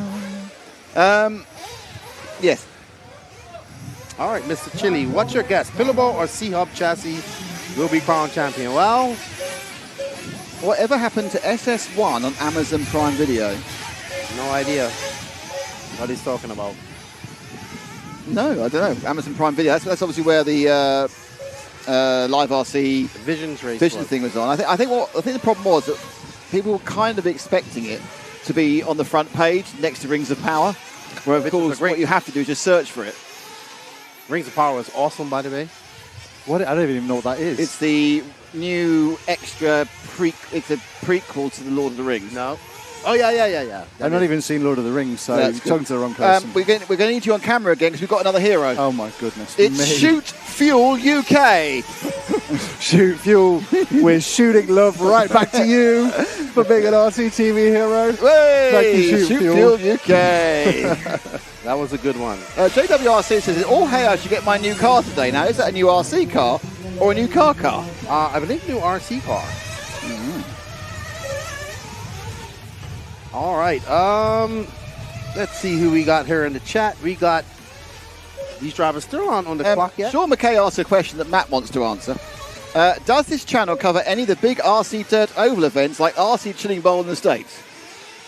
Why do I want to answer that? Because you want to do it, but we don't do it at the moment. No, most of the American stuff is covered by American streamers. We are mainly European-based. We have done American streams in the past, and we have done Far Eastern streams in the past. But We have. geographically, we tend to be in Europe. It makes sense to go. It makes sense to watch live RC for the American races. I think I Scotty, can't argue with that. That's Scotty's race. Oh, there's another live streaming company in America. Oh, yeah. Where you can watch. I've heard they have an air-conditioned truck. I've forgotten their name. Well, What an are they air-conditioned called? truck of three. What are they called? They're called 332-inch TVs and Aircon Streaming Limited. What are they called? They're called Elite RC Productions. Oh, there you go. That's the one, yeah. Or basically, Just Keep Keenan Happy Productions. I think they work you pretty hard, though, the Keenan. I love it. I don't mind it. Yeah. Oh, he likes to be worked hard. We have a blast when we go. It's just like we have a lot of fun when we go to the races. Hello, John Moore. It is a new RC car for JWRC. He's going to buy a Mugen. Ooh, nice. Oh, hang on a second. Combustion RC just said that the RCTV Redovan trailer you just played is epic. Epic, Zach. Epic. Zach is happy. And there's hang on a second. Anthony Richards reminds us there's also in the States there's Mod Live Media as well. Mod Live Media. MOD Capitals. Yep, there's Mod Actually, Live. there's actually lots of little companies picking up, like Toby Hampson 46 RC. He's doing their streaming up there in the Northeast. Yep.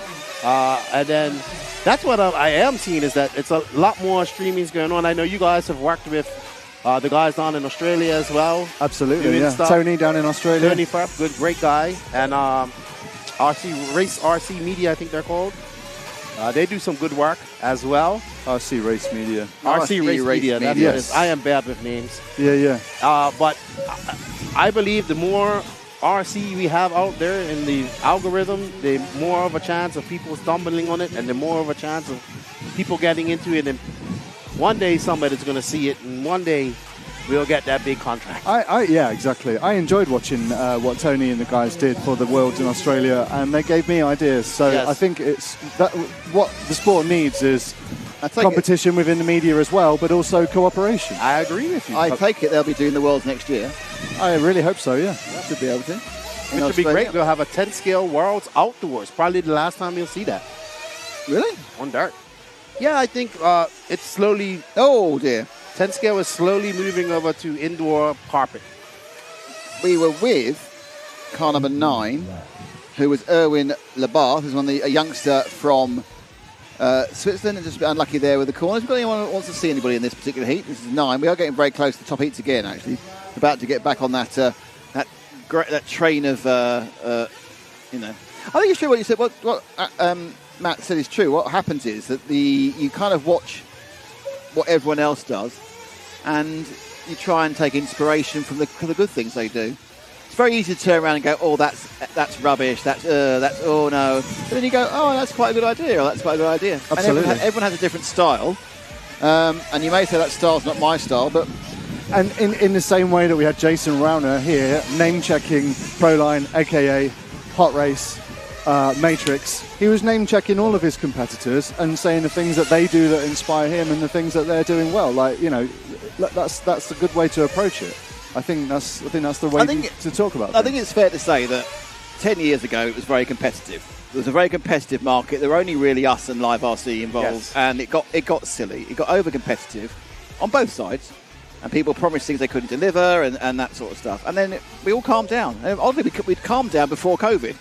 And now, Matt working with RCTV, he's very good friends with Brandon, and they try and work cooperatively. And realistically, we all know, if it's a European event, then it's most likely going to be us. If it's an American event, it's going to be Live RC. If it's like a small event, it'll be Mod, or it'll be your guys. And if it's in the Far East, they've got a couple of good local people there. Yeah. And, if anyone wants to pay for me to come over and talk, I'm happy to, but everyone loves you, so that's fine. Excuse me, you've got a golden handcuffs deal. Right. You can only work with RC Racing TV. Okay. But actually, it's interesting what you say, because one of the things that, as you know, I get... Nick's being asked, so he's muted his mic, he's been asked if he wants an ice cream. And the answer was yes. But one of the things, it's quite interesting. One of the things, because obviously I'm doing the karting, and the karting tracks we go to are covered by other companies. So absolutely, I look at everything they do, because I want to see what camera angles they've got and what works, what doesn't. It's really quite interesting actually, because one of the main differences between us and Live RC initially was we were a bit tighter and they were a bit further away with their shot. And it was the kind of, okay, that's kind of, and in the karting, one of our major rivals are just way too tight all the time, in my opinion. And so you kind of think, oh, that's what we won't do. So it's horses and courses. One thing I would say, though, it's very easy to do streaming if you've got a lovely wired connection that does 10,000 megabits up. It's a lot harder from a field somewhere. Well, I was telling Matt that we carry our Starlink with us. Seems to work pretty good. James said that Starlink... I think it's different in America, and I think they probably got the big boy package. I see. Right, let's just give a half minute on this one. We've had a lovely chat, but I keep forgetting we're chatting about heats that are quite high. Normally I'm chatting to the lower heats. Well, we got Joe Wiggins tuning in from Michigan. Says he's supposed to be working. Shh, don't tell him. Don't work. Oh, I can't say that, can I? Mark wants to know who is doing the announcing for the 10-scale Euros for RC Racing TV. Who's doing that? Announcing the 10-scale off-road Euros. Yeah. Tom Cockerell. Tom Cockerell. Cockers. Cockers.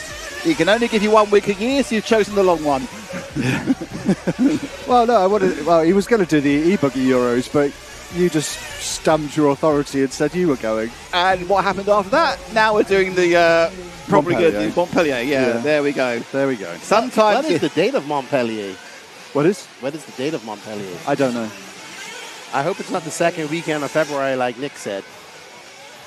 It's normally the second week. It might be the third, actually, in fairness. I don't know when it is. So I was right. That is my buddy Marty De Silva. Make up your mind. Is he your friend or not? He was your friend. Now he's not your friend. Now we he's your traveled friend. to race in 2005 together. We've had fun. Let's see if we can find. Looking at these, who have we not seen? We've seen Bradley, haven't we? Let's see. Did we actually get to Andre Bento last time? Or did we miss him again? We only got a couple of laps. Let's watch it. Let's try and find car number 3. I'm not sure. I honestly, I don't know who we're with at the moment, so I'll have to find out.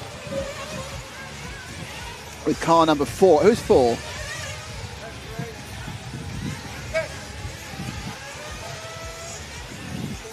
Okay, car 3.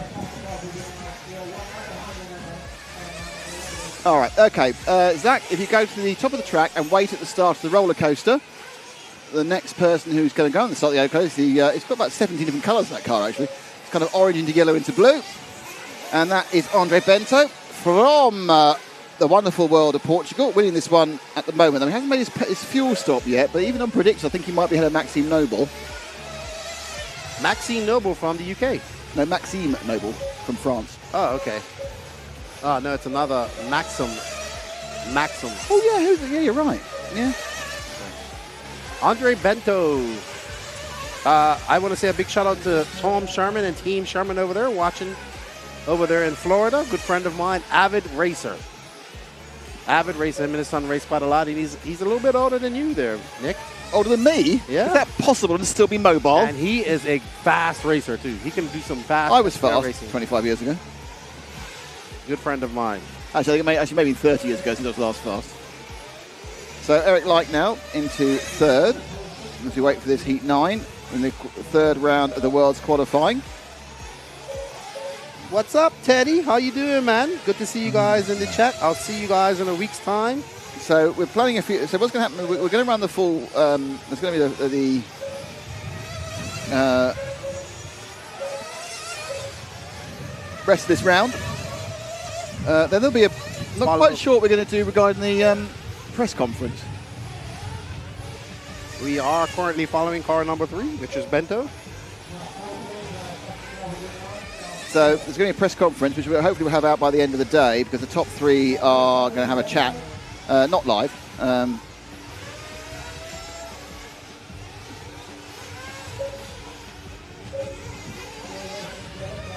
That's some time away. We've got Heat 10, Heat 11, Heat 12, Heat 13, Heat 14, Heat 15. So we've got, bloody heck, we've got 15. We've got an hour and a half of top racing action coming up. Oh, yeah. How excited are you? Oh, I'm trying to... I think you're keeping a lid, aren't you? Yeah, because, you got to ramp it up. What I remember, the thing I remember most of the last World Championships is in the final, you were able to give it for the first 4 minutes, and then you got so excited because you thought Ronald Felt was going to win, you couldn't say anything. I was too busy watching the race. And Keenan, I'll carry on then. I think it's great. I must admit, I think it's really, really good, because I think it's you've got to love it. You've got to love it if you're going to cover it. There's no point covering it if you don't love it. It was that was probably one of the best races I've seen. Oh, I love that race. It's great. And you can, if you want to go watch it, you got to watch it. You got RC Racing TV. It's got quite a lot of views. It's got 300,000 views. That's quite a lot. Was an awesome race. We need something to go super viral like our one video from 15 years ago did. It's now had 14 million views. Yeah. Then you guys could retire. No, even with 14 million views, you can't retire. I think the amount of money that YouTube pays, I think people seem to think it's significantly more than it actually is. I'm sure you know. Well. Also, unfortunately, the other thing is it's where the views are from. So a lot of our views are from Indonesia for some reason, and an Indonesian view is not worth anything like a tenth of what an American view is worth. Really? I thought a view is a view. No, because they're saying you get a percentage of the advertising. So if you're selling it into Indonesia, I'm about to sneeze. All right, you can find live timing and scoring at rctv.one or everlaps.com. But RCTV.one has all the links you need for scheduling and scoring and everything else. And also sneezing. Yeah, so if you're watching Indonesia, because they can only sell the adverts for a lot less money, you get lots of money per view. Oh, right. That unsurprisingly, the most money is an American view, and then a Northern European view. Just basically, if you think about it, where things cost the most money. Oh, hello. Oh, that does look like a good ice cream. Oh, hang on. Oh, it's a cone. I was very confused about the ice cream there. I was fondling it and going, wow, that's a very strange shape. Oh, look at me chocolate. Oh, bonjour chocolat. And now you'll hear from Keenan. All right, as Nick eats his ice cream, we are getting ready for heat number 10. Well done to, looks like Andre Bento is going to take the winner for 12, 10, 16. So track seems to be getting faster. A big shout out to Beach RC for presenting this, as well as RC1 Racing, J Concepts, and Meebo Sport. Remember, we did start on heat number 7, everybody. Andre Bento, Eric Lackey, HK Young, Saul Ordonez, Jorge Sola, Maxim Novo, Tom Robin, Bradley Bird, Kevin Brunson, Ricardo Simonato, Alejandro Dares, and Aaron Labarte from Switzerland. We thank you guys for joining us. Don't forget to smash that like, share, and everything button. We are getting ready for the top heats here shortly, so don't go anywhere. BeachRC.com, the racer's one-stop online hobby shop. Choose from all the popular brand and variety in stock with super fast shipping and great customer service. BeachRC.com still has the local hobby shop feel with all the benefits of the internet. BeachRC.com is the exclusive distributor for Ultimate Racing, S-Works, Pro Circuit Racing tires, Nitro Lux fuels, and Assault RC performance products. So fill up your cart and check out at BeachRC.com today. Thank you to Beach RC for all the support. Big shout out to Brent Densford, who is racing with us. Shout out to all the Beach RC staff, Lucas Lauren, and Pac-Man down there watching. I've actually been to Beach RC. Yeah. We went there one of the days after to South Carolina. That's all I have to say on that one. I'm going to eat more ice cream now.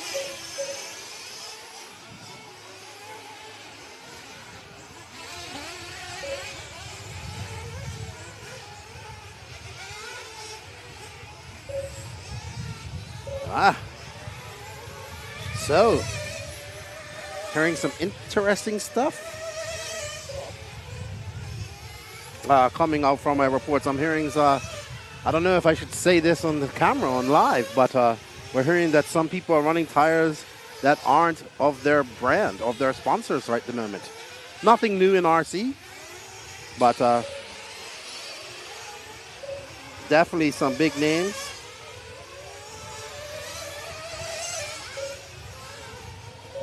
So, who are they? Who are the names? What are the brands? Ooh. Well, go on, tell us. Well, I don't know if I can do that. I might get them in trouble.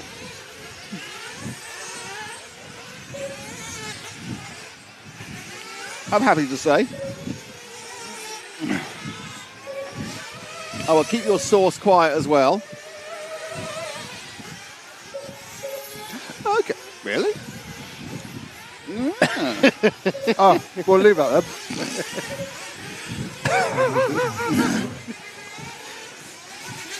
then. No, I'm happy to come out with that. I just don't know. Is that where they should be running? I don't know. No. Who is it? What should these people normally be running? Not what they're running. That's surprising.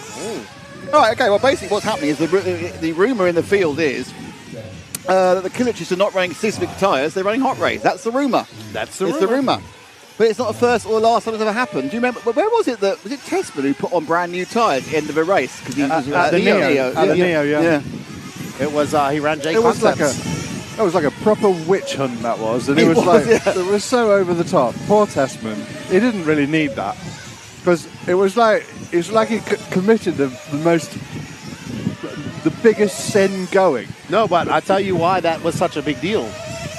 Because 2 weeks prior to that, Proline had put out a notice saying that if anybody was caught running anything but Proline, they would be kicked off the team immediately. And then 2 weeks later, that happened.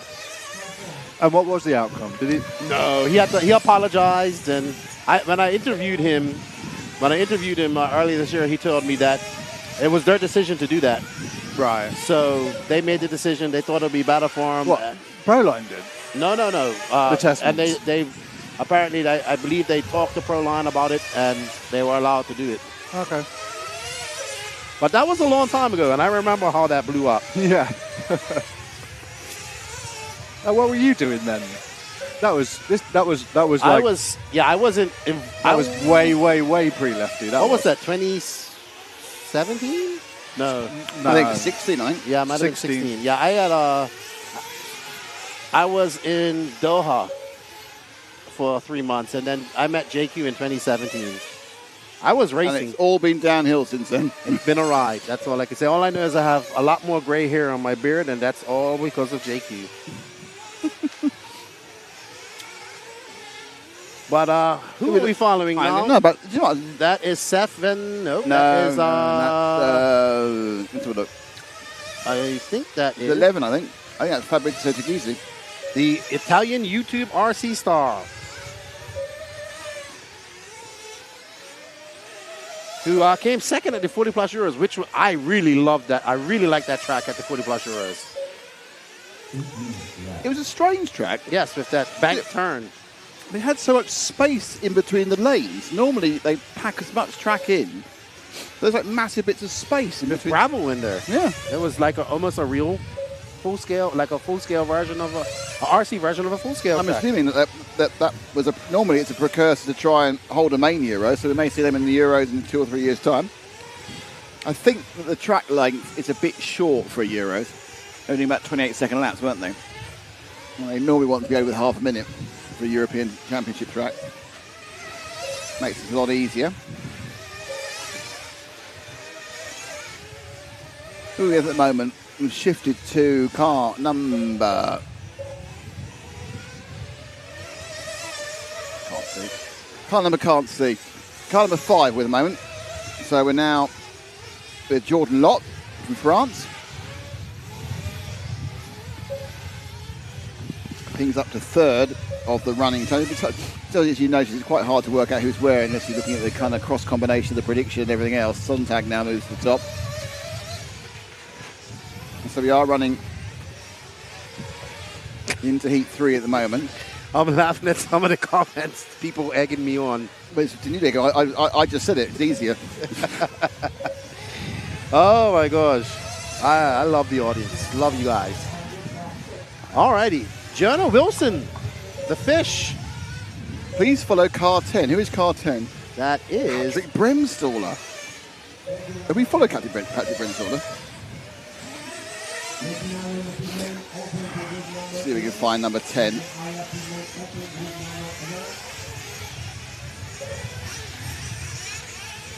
There we go. Okay, if you can wait at the bottom of the roller coaster, Ash, just a couple of seconds before he comes through. He's the car at the top of the roller coaster now, blue and red.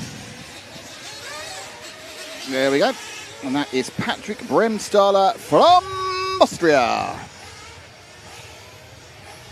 Oh, the repercussions of that sneezing fit, there was mostly the dust that's now blowing in here. It's gone right in my sinuses. Well, now we don't have the wafting paint smell. That's because I think that's the direction of the wind. Yep. Else. Now we have dust. Come say, come so.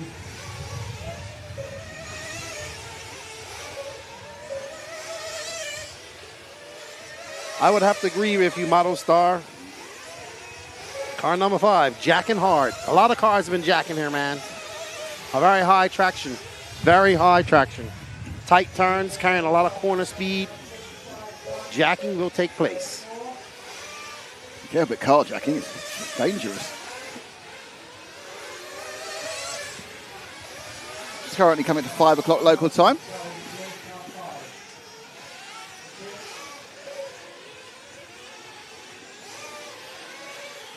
And are we following now? Is it Tegesio? It's Baumgartner. Oh, okay. Let's follow our leader. Bremstaller. Baumgartner was completely different Austrian. Bremstaller.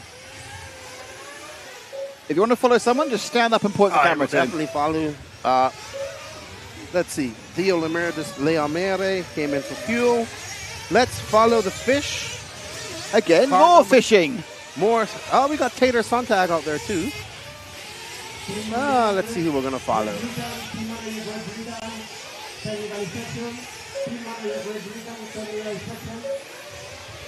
Oh, somebody's getting called for team management. Somebody has failed tech. Oh, dear. Somebody's going to be tech upset. failure. Let's follow car number 3, please, Ash. coming over the start finish line now.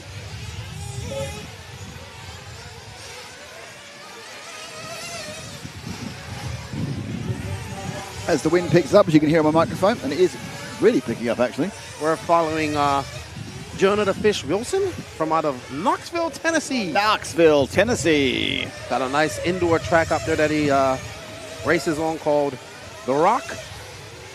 We'll get Caden as well.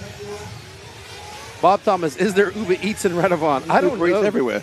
Oh, yeah, probably. Redavon's not the most populous place, is it? Everybody has asked me what's my favorite Spanish dish so far, and I have not ate any Spanish food. Really? No tapas? So I'm going to try. Oh, paella. I did have some paella the last time I was here. But hopefully tonight I get to have some Spanish food. So. Seems about right. It's a good point, Ray. I mean, I think, it's often quite hard to get. We're not really in a town. Where are you staying? Where's your hotel? I'm in Murcia. How far is that? Like 25, 30 minutes. No, you're the other way, because we're in. It's actually really nice. Puerta, so we had a nice pizza. Obviously, pizza isn't actually Spanish. Elche is the nearest sort of big town. Where's Nick's Knoxville accent? Oh, don't start having a go at the accents, love.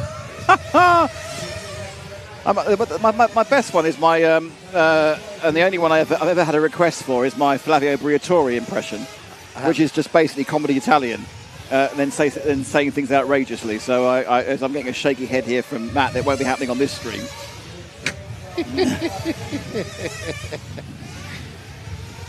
Chris Panton, Knoxville represent. I think at Knoxville I just got my standard South of America kind of thing, which is mostly based on Scarlett O'Hara in Gone with the Wind.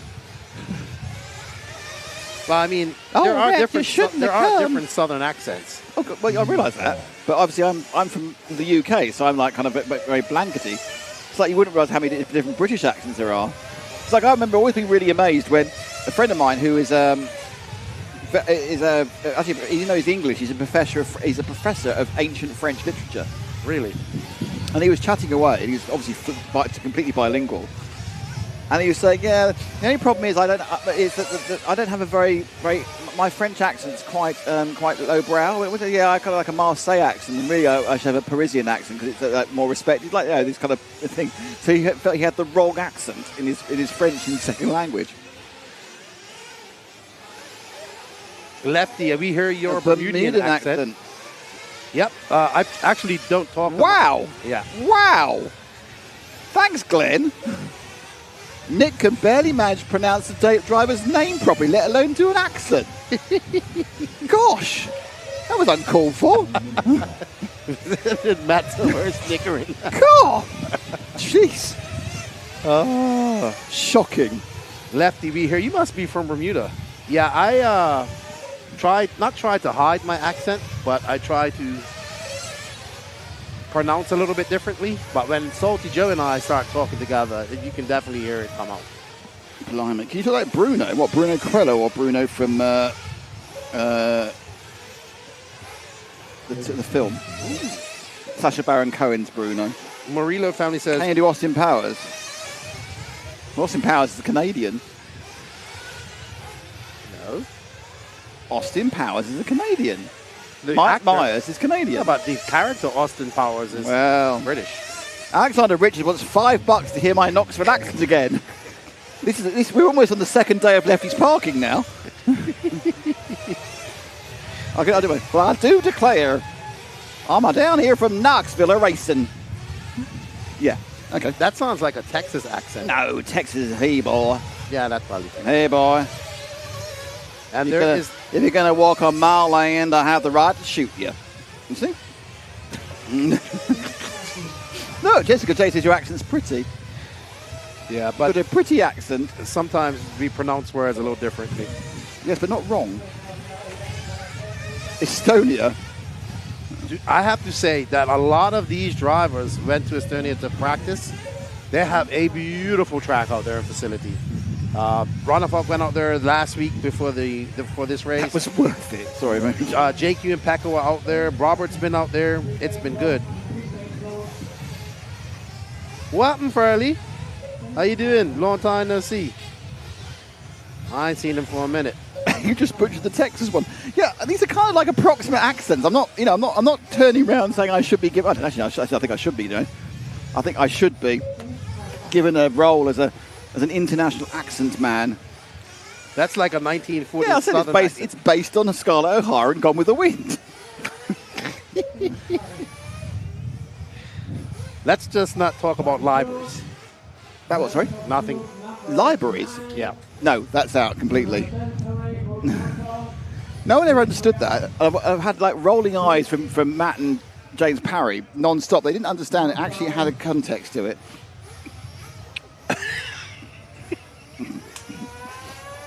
Okay, so we have the results of this one. Thank you to our supporters, Speedworks Euro RC. Oh, it's gone again. All right, so we're getting here. We got Adam Drake up next, Danny Battier, Pele Comse, Joey Bourdon, who did not start. Did not? The last round, so he's looking. He's already got a throwaway there. Mm-hmm. We have a very important announcement on the chat from David Chen. His announcement is, I like sandwiches. And Derek says, I like turtles. Now, this is a slight issue I have with this. Does he mean he likes turtles, or does he mean like tortoises? Or does he like terrapins? Because there's 3 different types, but the Americans just call them turtles. Like if you live solely on land, you're a tortoise. If you live in land and water, you're a terrapin.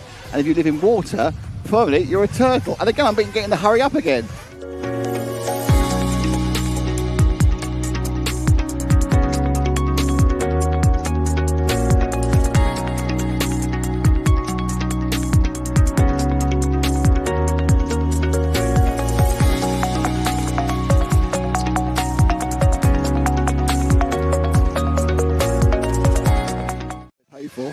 Hello, we're back again there from that advert which was thrown in so they could all slap me. I had 3 of them laughing at me there. Anyway. Thanks, Derek. Right, let's go and see. Derek, this one is Danny Battle, Adam Drake, Pele Cumsey, Joey Bourdon, Clement Boda, Jermaine Robinson, Oscar Berg, Gabriel Astorino, Alex Constantine, Ivan Navarro, Eric Bergchil, and Andreas Meyer. What kind of turtle? Don't do that, Derek. I'm in trouble as it is. Amazing subject, says Danny Puljic. Maybe you're talking about a turtle when one of these cars are flipped over on their shell. Could be. Let's bring it back there. See, straight on message. You got dust in your eye? No, I'm crying because I was laughing. Oh, sorry. You had dust in your eye there. All right, so we have another request for Clement Boda. I want to show, we can get Clement Boda. We're going to show a little bit of Joey Bourdon. I'm sure his mom and everybody's watching at home. Whereabouts in the States is he from? Ohio. Ohio? Yeah. That's quite that's quite cold during the winter, isn't it? Yeah, his father travels quite a lot for work, all over the world, actually. Very nice man. We've become really good friends. Joey has had an impressive, he's been coming up in the Techno Youth Program, I would say. And he is now about 18, and he's been getting faster every year and just having he's a good kid, good young man. I hate to call him a kid, young man. Oh, well, yeah, sometimes they're quite young. But definitely had a good last year and a half for Joey Bourdon. Made some good big finals in the USA and done very well. And I think we're starting off with... Don't know, but it was a very, very definite sort of bit of framing. You're gonna have to if you can go really super close so I can read the number, that'd be really useful. This is the problem. The track is way too fast. And it's car number 5. Sort of Dave Ronner Falk tribute colour, actually. It's Clement Boda. Oh, we're on to Clement Boda. We've got Clement Boda. There we go. Straight on. It hasn't started yet, Clement. So this is the lap starting. Those who are just joining us, let's have a couple of laps around. So you go up Main Straight. That's past the pit exit there. It's much more of a narrowness there at the end than it was 2 years ago. Over that double. And you go back on a couple of hairpin switchbacks before you sweep round to the right and then sharp left and go down the roller coaster. So 1, 2, 3, land and turn and brake. So left hand and then up onto the rumbles. It's really important to get the rhythm there. And then you cut back, drop down the hill quite sharp and into the Conchemar corner.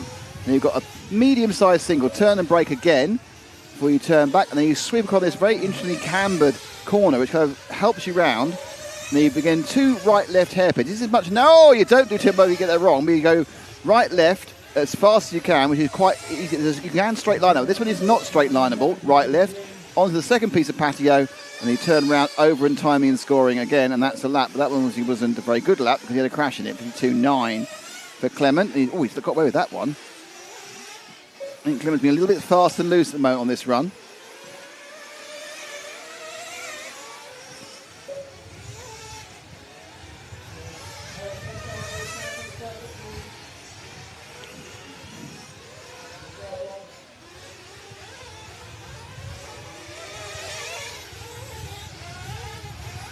Alrighty, so we are following the Clement Boda. The Clement Boda. Very good, a very good 10-scale racer in France, and now doing a lot more 8-scale racing here. He started at RCGP at Nemo. He didn't really do much nitro racing. You know what? I was surprised. The biggest surprise for me this year was Noah Ben Mohammed announcing that he's not doing any more RC after having that good run at Montpellier. Yes. Really? Yeah. He's only about 15, isn't he? Yeah, but he's not doing RC no more. Shortly after the Montpellier race where he done really well. Is he doing something else? Or? I have no idea. I had not seen that, and I am massively surprised as well. So, very strange. Okay, so Oscar Berg is, well, he's not leading. It's Adam Drake actually is overall in the lead of this one. Let's show Joey de Bordon, because I know someone asked for him in the previous round. I'll find him for you. And then we'll go to Drake and get everybody wants to Bordon's just started his lap, so he should be coming underneath here in a second. No, perhaps it might be in the first corner. I think he came in for fuel, so he's just coming out of the pit now and going up over the double. There we go.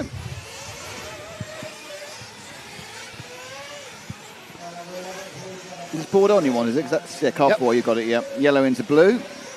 Oh dear, oh dear, oh dear. But he gets himself his very own replay. Thanks to invisible speed.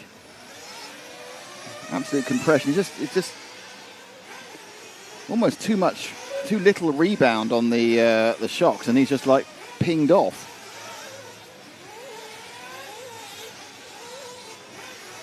Carlos Arredondo cheering on his teammate. What's up, Carlos? What was up? Have you found that? It is dusty up here too, because everything's getting a little sheen of dust. Yeah, it's very sheeny. Hello, Nick. You can find results at everlaps.com or go to rctv.1. RCTV.1 has all the links. RCTV.1.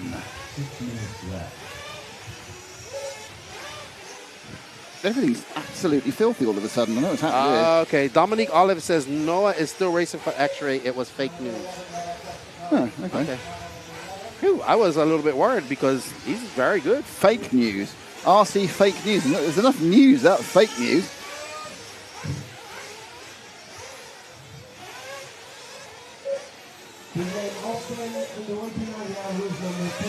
Alrighty, so we're following Bordon as he makes his way through the... We need to come up with a name for that part of the track. What part of the track? The new part. No, the new part. Look at the new part. It's the weirdest... Ooh, a little bumping and rubbing going on there. As Harry told Coral Trickle, rubbing is racing. All right. Oh, that was nice. That was close. Great comeback. I think that's Danny Battier, actually. So it comes through. He's up on 2 wheels here. Almost. That was nice. If he got underneath him there, it'd be even better. Yep, that was Danny Battier right there. All right, let's find Adam Drake. I'll get him. Adam numero dos. There he is, just coming to the start-finish line. Third car in line, Ash. Clearing, number 2.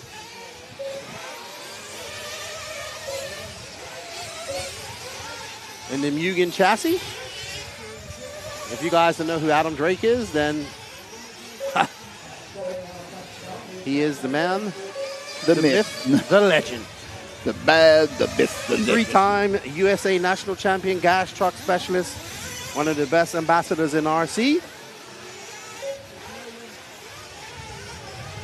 And still pretty fast. That is certainly sure. But his, he would, I mean, he wants to do well, but he knows that his time of winning championships and stuff are done, and he's been doing a good job with the Mugen brand. That was actually my first 8-scale car. I was a loyal Mugenist. Were you? Oh, yeah. That thing is, it's titled I'm a Mugenist. A Mugenite. I think you've just changed it. A Mugenist, a Mugenite. Yeah. I make up all types of names. That is true. So we got Drake just ahead, or just behind, sorry, just going through past the 7 car of Oscar Berg. So that's 2 ends of the experience scale. Oscar 14, his first World Championship. Adam Drake not 14, and has been at many World Championships. Adam Drake is the guy with the secret room.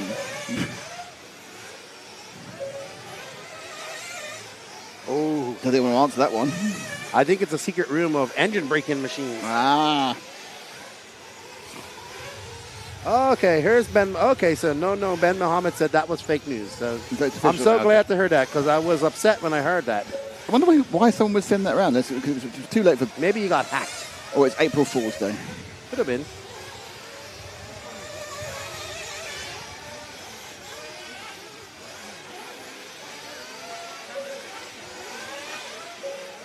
Bobby Thomas, Mugen Mafia is the real thing in the DFW.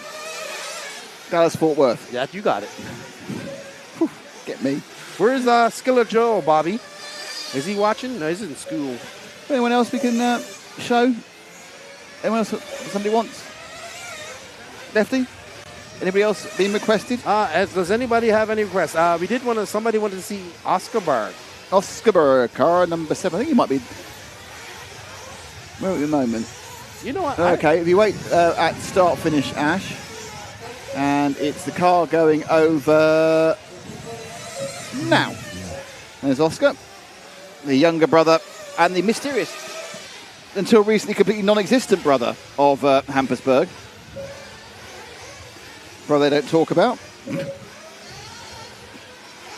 At least I've seen him and he exists, unlike Max's brother. How much younger is Max's brother, do we know? 18, 19, I think. And Max is how old now? 24. Yeah, because Max stays national service, isn't he? Oh, yeah. If you're in Finland, when you're on the Russian border and quite concerned about Russians, they still make you do national service. Yeah. So, still a minute and 22 to go. It's getting quite breezy up there. It kind of goes in phases, and when we get one of the big phases, it is quite windy. Like it's really attacking bits of the set.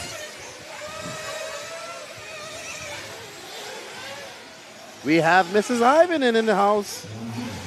Tanya, she's here. Tara's in. Oh, Tara Ivanen. Oh, we love a bit of Tanya. Tanya, where is she? Hey, oh dear. We're going to have a great racing day. Super exciting. All right, Tara. I wish for the last round of dirt sleddings this weekend. Oh yeah, he's they're going to be at Brookthorpe, doing some live stream at Brookthorpe. I did a little promotion. I'm not overly sure a lot of people are watching that against the Worlds. This is on Sunday, of course, when it's finished. Yeah. So good luck to everybody there at Brookthorpe. I hope you don't get any rain because that's been the big thing. Yeah, I got rain. We went there and it got rained off, which was disappointing. Was about 12:30 a.m. Mountain Standard Time, not on purpose. So tuned in and have been watching it on since. Blimey. We're glad you're enjoying it. There's going to be some very tired people around the world. Awesome. I can't wait. I was talking to Cody. He says they're going to do some more racing next year. That's awesome. Can't wait to see you guys.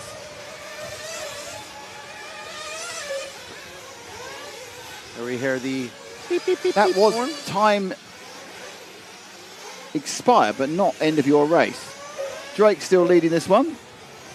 Oh. Like Drake said, I can go 10 minutes anywhere. Underwater. With fuel to spare. Well, he's certainly right, he can. Okay, right. He looks like he's taken this one with a 12-10-10. Adam putting in some good performances, has to be said. Hey, Farley, when you go burn me, if you see my people, tell them I said, what's up? Blimey, that was like a foreign language you said then.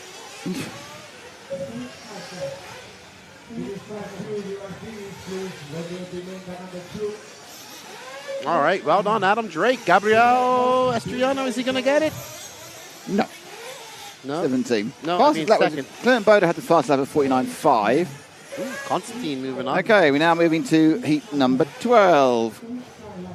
right. is... wait a minute, we haven't got there, but the fun result. Thank you to Speedworks, URC, S-Works, Scuderia Scampi Rosso, Infinity and T-Works being our event supporters. And of course, RC1 Racing, J Concept and Maybear Sport for being our prime sponsors. And BeachRC.com, who are our title sponsor. All the information you need is at rctv.1 on the internet, rctv.1. That's got all the links you could ever possibly need for timing and heat listings and everything else. All on one page, rctv.1.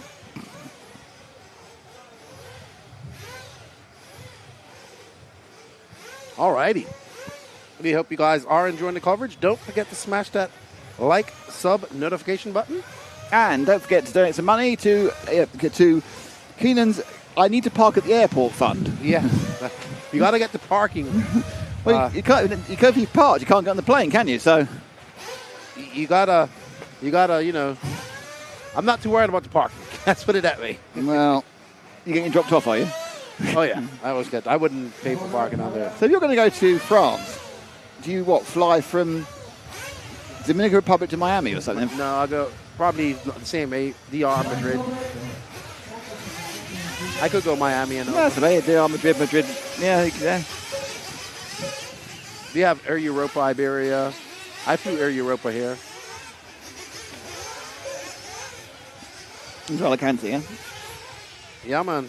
Yeah, man. So, Robert Battle in 1, Brandon Rose in 2, Misha Widmeyer in 3, Oscar Navarro in 4. Ewan Neumann in 5, Spencer Rifkin in 6, no, Hammersberg in 6, Spencer Rifkin in 7, Jared Wiggins in 8th, Kuko Kato in 9, Andrea Trevisan in 10, Yosemi Sanchez in 11, and Matisse Payer in 12. Now, I don't think we've seen Matisse Payer. I don't think we've seen Wiggins. Yosemi Sanchez either, so... and Wiggins. So should we make sure we cover those three, shall we? And So, we haven't seen Newman.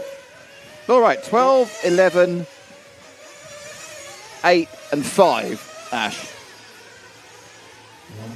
I'm not saying necessarily, basically just start with one of them. And we've got 12, 11, 8 and 5, and we'll be there on and running. Okay, so we are now getting into the business end. People who can qualify in the top 10 of a round in this heat because it's slightly more spread out than normal. So I kind of thank that difficult pre-qualifying team. We've now got kind of a much more diverse look to the top few heats. We started Robert in the last one. He had a good run too. If we got a chance, we'll show him. I know a lot of people like to watch Robert. We've got a list of 4 people we're going to show first. I'm pretty certain we haven't shown them so far. So, admittedly, if our memories are rusty and we have shown them, I apologise. But you're dealing with me, who's very old, and Keenan, who's quite old. Getting there. I don't mind getting old. I mean, it's better than the alternative. Yes. Right, 11 or 12 or 5 or 8. But tell me which one it's going to be. This isn't a great start, is it? About any of the 4 cars. 4 cars you're looking for. Okay. Sean DePoit, can you say hello to my girlfriend? Hello, Sean's girlfriend. Pinolela Crow. She's watching for the first time and loves it. We are watching from the south of France. And which number is this one? This is your Newman. So you've got Neumann in the 5 on the S-Works. Multiple European champion in electric buggy. He's like a at world least champion too, right? Yeah, but that was in 1/8 GTs. I'm not sure when he won it, whether it was the official World Championship or not. It might have been. It was last year, World Cup. No, it was 2 years. It was the first one, the GT he won. That was Australia. Tony Gruber won it. That was in Australia last year. Yeah, but I don't think the electric is a World Championship. I think only the Nitro. Oh, is it? No. World Cup? It's the World Cup, yeah. So the Nitro was a World Championship and Gruber won that. Tony, how do you get any time to go racing when you're obviously in the gym the whole time, Gruber? Almost. That guy is massive. Have you seen Tony Gruber? No, but he he's is pretty built. massive out there. No.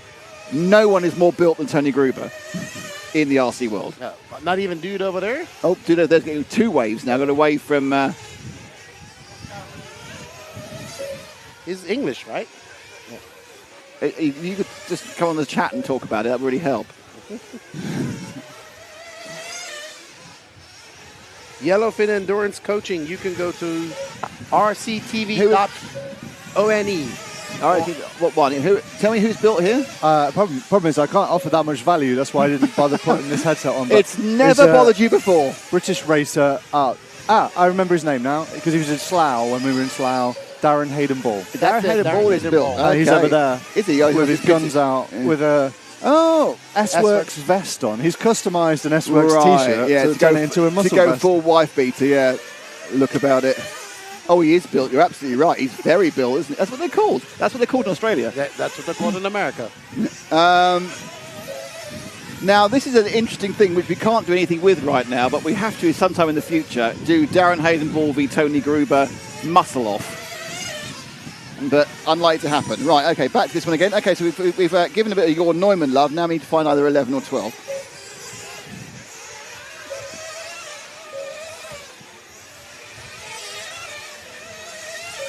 See, what I really enjoy about these days is the randomness that can turn up.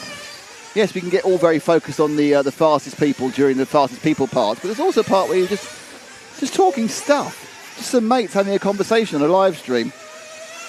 This is amazing how neither 11 nor 12 has turned up. But I think statistically that was almost impossible. Okay, number 11 is about to go over, is next go over timing and scoring, Ash. Red, white and blue. That's the 11 of Josemi Sanchez. Do you know anything about Josemi Sanchez, lefty? I mean, you're reading intently something. Oh yeah, I'm just Max was asking me something. Is he got any more gossip? No. People not driving on the right tyres. He's trying to fix something. Apparently, everything's gravy. Everything's gravy? Yes. That sounds particularly good for an English person. We love a bit of gravy. So, Josemi Sanchez, Spaniard.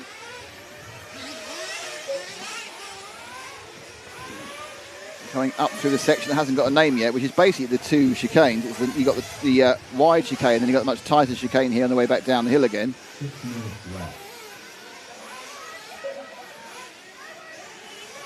Over the timing and scoring loop. I heard some excessive screaming. Yes, there was some screaming going on there.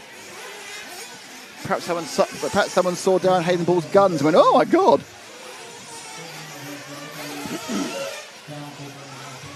There was a penalty being given out then. Ooh, somebody got a penalty. They did. Let's see who it is. Oh. No, gentlemen, they are not on clays yet. I was talking to everyone. They're thinking maybe sometime tomorrow. It's always tomorrow, isn't it? Yes. Ooh. There's going to be some people who are going to turn up on Saturday after an entire day of running on Friday. They didn't have anything to do with it and wonder what the track's like.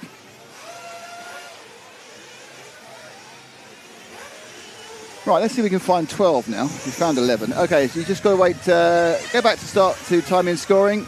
Ash, it's the red and orange car going over right now. That's Matisse Payard, the young French junior who I remember doing quite well at the e-buggy. I think it was in the A final of the e-buggy Euros in Montpellier, where we have currently got you 2 days of car parking. Fair. Yeah, number 12. Yeah, Jonathan Moore, JUN stands for junior. So there will be a junior race as well. There'll be a junior final and there'll be an over 45s final as well. I'm impressed actually that what's happened in the last sort of 10, 15 years is that they've made the older races much older. Because first time it was like an over 35 was seniors, then over 40. I think now it's over 45. And in the over 40s Euros, they had an over 60s race, didn't they? Or over 55 race. Still not old enough for me. Otis Driftwood, watching before I go in for a colonoscopy. I wish you all the luck. Gee, isn't he suffering enough today without that? I wish you all the luck. Do you think he's doing it because he wants to get used to the embarrassment and the pain by listening to us? Oh. So we are... Perhaps we should live stream that. So Matisse Payet over the rumble strips. We've released the interview. I wonder who's going to talk to. All right. So we've had many people request, "Hey, Jonathan Kurz, how are you? Welcome to the 2024 IFMAR World Championships." Brilliant. interrupted yourself then. I know. I'm a master of doing that. But everybody wants to see Bobby Battier. Well, we've seen Bobby Battier all of last time. We need to see Jared Wiggins first. Oh, yeah. We forgot about the Wizard. Car 8. That's Wiggins right there. Where? Oh, no. Sorry. Yeah, I think if you drop back one, Ash, to the orange and white at the top of the roller coaster, that's Wiggins. He's orange and white now at the bottom of the roller coaster. There is Mr. Wiggins.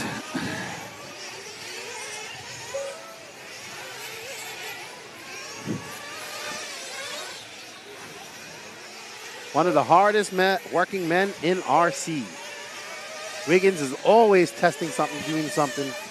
I think every weekend is at the track. Yeah, it's an RC family because he's obviously, I don't know, his fiance, girlfriend, or wife is very heavily involved as well. Oh yeah, she races. Katie races, and she does a lot of the social media for A-Main and Techno.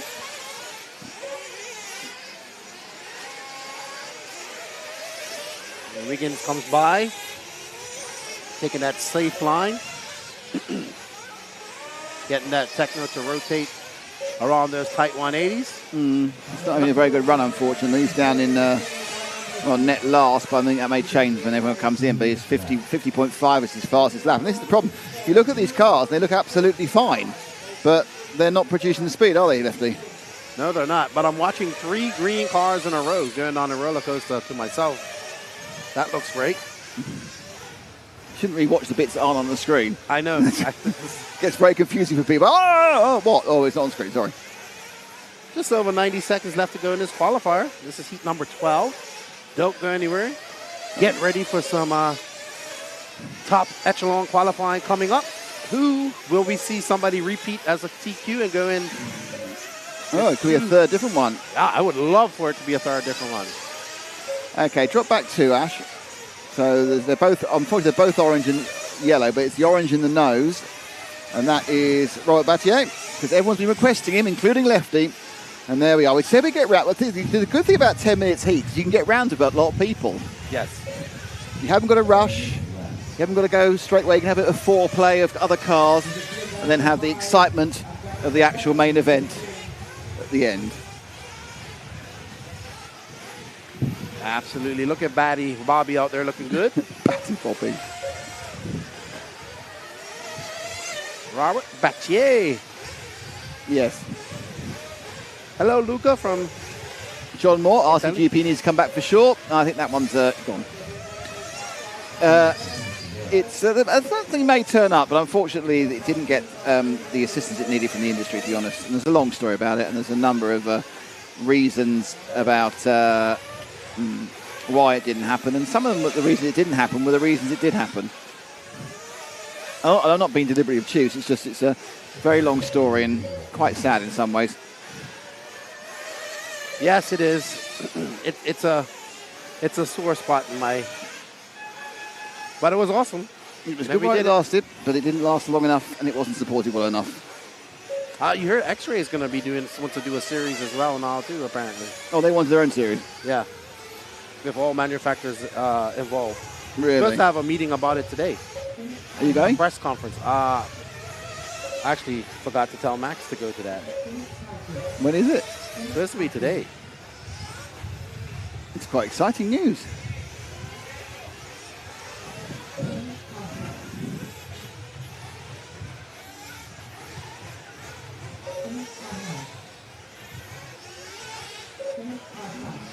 So they're just coming in, and Robert, I think, has won this round. This heat round. Oh, I don't know.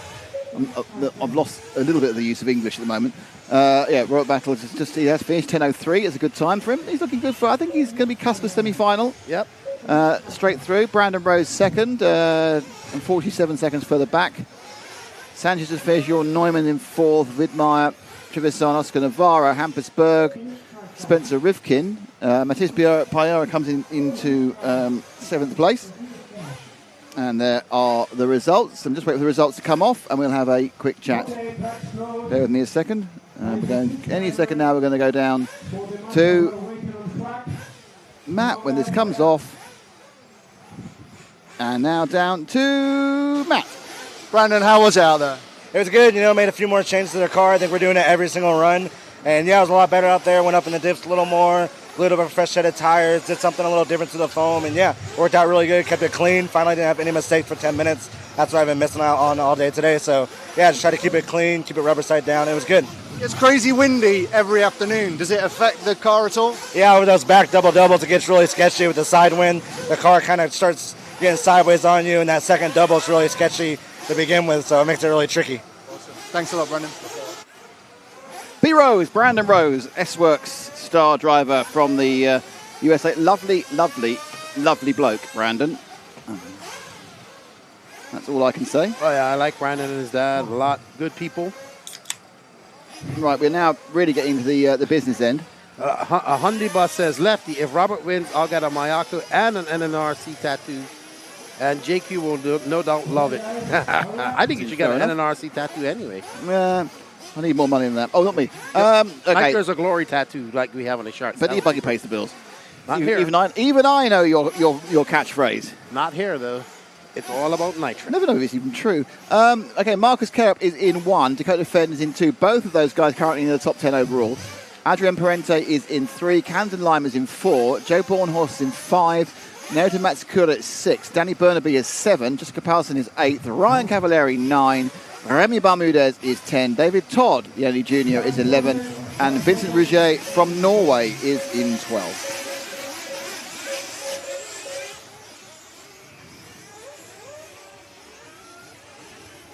Went a bit late, didn't I, really, the pit shot when they all just release the cars. Oh, it's got noisy. Oh, no, it's gone. Kerup had a good run as well in last round. So he's looking to build on that. Fend climbing the ladder. I expect it to be faster this round around. It is definitely getting a lot windier. I was talking to Joao yesterday. He said the wind has been affecting him when he was over on the roller coaster jump. So where I guess it's at its once you're up in the air, yep. I mean, the cars have got quite a big angle, so they're kind of a sail in 7 different directions. They are going to move around.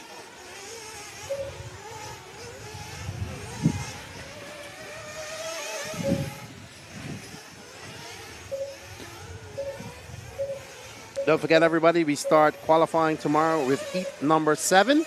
We do. At 8:30 in the morning. That's right. And then we go straight through to... Well, we'll be going straight through. So we go through heat 15 today, and then 1, 2, 3, 4, 5, 6. That's it. 6. And then we're done. Today. Then tomorrow we start at 7. We run through to 6. Then we jump to 12. And run through the whole lot. And then we jump to... Then we go out again. But so actually the top heats go out first on the final round, and then they get interviewed. I don't need to be worried about that. I'm a fellow sufferer. I need to be worried about it. Inhalers. But we can do that. We can actually do that off air.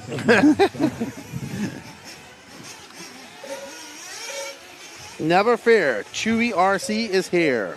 Is that something I should fear? I don't know, but he's here and he's loving it. Bjarne Holland, so the flag from Denmark is raised. Let's go, Marcus. Show them your speed, and a safe, fast run is there.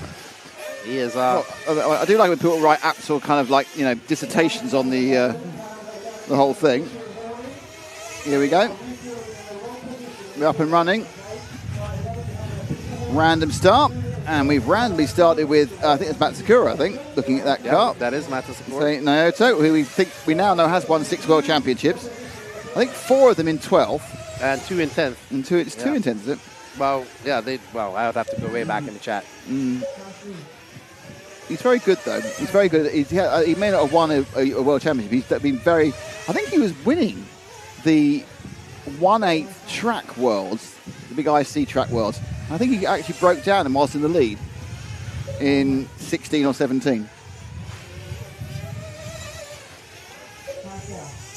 Bryce Holloman, the type of dirt that they're using here, honestly, looks like it just comes from locally. It's just dirt. It's desert dirt. It has not been imported from the finest shores of the Lake Titicaca. It's what they seal it with. Team Nitro's the Glory will not, unfortunately, making a return to the MORBC endurance race this year due to the format this year. Oh, sorry to hear that.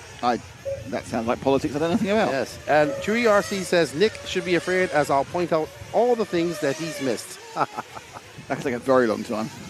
I can only see what's in front of me. And even they're not always looking. And a big shout out to my good friend Notch. He just gave us $19.99 of top-notch shares over there. Of dollars? Oh, yes. Thanks, Notch Johnson. What a lovely man. That's basically, I think you're parked now. Now he can start paying for the flight. Yes. He has his, he's a race director over there in California. Has his top-notch series. My buddy Jason Bacall. What's up, buddy? We could always just drink all of it, of course. I mean, it wouldn't take much. Not here. A few beers and we'd be going to go, oh, well, you're going to have to park your own car. Let's shift somewhere else. Make a request at the moment, Ash. You can choose where you want to go. I think I know who people's going to want to watch. Well, you know. We will get there, but I keep saying it's a slow burn. That's car 7 with now, which is Danny Burnaby, which is good. We haven't seen Danny. Danny absolutely flew at I think the Euros here. He flew at the Euros here, running a chassis which I can't remember the name of. It was really heavily promoted for about 2 years and has completely disappeared since then. They actually sponsored the Neo for a while. Do you remember? It was a chassis, I think a Taiwanese chassis again, not S-Works, but something else. Soar. That's it. What a brain we have here. And he was running the Soar chassis and he TQ'd effectively yesterday, but it didn't count for anything. And he was the fastest qualified at the Euros and then just kind of I remember that. Disappeared from there. I think he still made the A main, but it wasn't like he was like a huge favourite before it actually started properly. Right. Tim Lime asks if we can follow his son, Camden Lime. Well, in fairness, if Daddy asked for son, it's only really fair, isn't it? So let's find car 4. I got him. I think he's just finishing the lap, isn't he? He is coming up right now. At the main straight? Yep, that's him. Okay, Ash, we can get to the car that's just coming round there. Multiple coloured. Yep, Tim, who should be here, but unfortunately, I think it was hopefully what sounds like a medical condition that seems to be heavily on the mend, preventing him from flying. Thank you, John. We appreciate the support.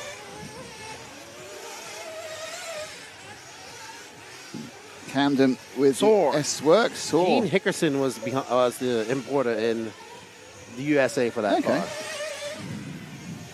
Gene the Machine Hickerson. Gene's an interesting man. That is definitely true. Gene is someone who comes up on my timeline and in Facebook, and you're constantly going, what? He's a very nice guy, though. I'm sure he's a lovely bloke. He still racing down there in Florida, too. Just came up with some tires, dialed RC tires. He's an entire brand.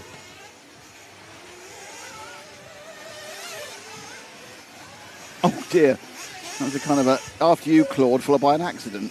All right, yeah. Big shout out to the West Coast Nationals happening in Bakersfield this weekend. JW says he can't make it. Ooh, that was like, I'm going to go. No, you go. I go. You go. Why would you put a Nationals on the same weekend as the World Championship? It's not an official national. No. But why would you put it? It's a race in California. It's not an official Raw National. So Fenn leading this one and currently on for a 13-lapper, but that doesn't really matter because of course he hasn't stopped for fuel yet. You don't really get an idea of actual pace. They stop for fuel. Burnaby up the hill. Sun now beginning to get a little bit in the camera's eyes when it goes to the left. At this point, just so you know, at this point of Saturday, the final should have finished by half an hour. So the main final is going to be on the windiest part of the day, but the sun won't be as affecting people looking to their left. There's Camden making his way around that 180 on the brick section. Camden's had some hard luck. He's had some good qualifying, good runs over the last year and a half, but just not been able to put it all together in the final. It's a difficult thing. Ooh, that was great correction by Camden. 5.9 stop for Marcus Kerup, currently in second, and you can go somewhere else again, Ash, now. See who we're obviously avoiding a certain thing. We'll get there in the end, don't worry. And now we are with the bright yellow. Yeah, because Hunter King's about to have a conniption in the chat. Yeah, that's a great word, conniption. This is a 12 car, and that's Vincent Rougier, the Norwegian. I'm saying Rougier, but it could be Rugger. Ruger. He is from Norway. Ruger. I said Ruger. I think about Norway. Vincent Ruger. Yeah, Ruger. Yeah. And now Probably we're offended about following- 4 different countries in Scandinavia there with that one. Here's Vincent right there in the all yellow. He was all yellow. An orange car. Looks flow orange on the bottom. He's got a couple of colours. At least he isn't using that. I must admit, there seems to be a better selection of colours here. Everything got very samey a couple of years ago. And you're just looking... One thing I will say, I've not seen many one cans. You mean like 12 scale racing? One can paint? Despite being in Spain, he's the famous Spanish painter. One can has not got much work. 3 minutes to go. Fenn's still leading. Still over 30. Still doesn't stop for fuel, actually. But he has been stopping late, to be honest. Right, before everyone explodes, let's see if we can find Mr. Fend in car number... Was he car number 2, isn't he? 4.7, Gavin, we think, by Pecco. Carup's car is shining. Okay, let's... if you wait at timing and scoring, Ash, he is the next car past. And that will be Dakota Fend. There's a good chance of he going into pits, or will you try and do it without stopping, is the question. The Phenom. Been running Losi since he was 8 years old. Into the pits. There you see the far end being serviced. Oh my goodness, what a pit And now stop. out. Was that Mike Sontag pitting him? 4.649. Oh. That might be the equal fastest. Wow. That was impressive. We haven't got down to the 1,000 the fastest. I don't remember any much faster than 4.649. Actually, sorry, that was Dylan Nelson as mechanic. That was an impressive pit stop by Nelson. So I think he's going to still be on. Will he still be on for 13? Looks like it. Dakota's certainly the best of the Americans and a massive improvement every run, it seems to be. And much as Lefty said that the team was going to come on as time went on. Well, certainly, I'm not sure about the team coming on. Certain drivers have, but certainly Fenn really pushing his way into the reckoning for this championship. If he improves as much tomorrow as he improved today, it's going to top every single round. Probably not going to happen. Hunter King, you know what would be great? If you just chilled out. There's other people that want to see people racing too. You'll get to Fenn. You are on Fenn right now. You can calm down. He's my buddy, so I can talk to him like that.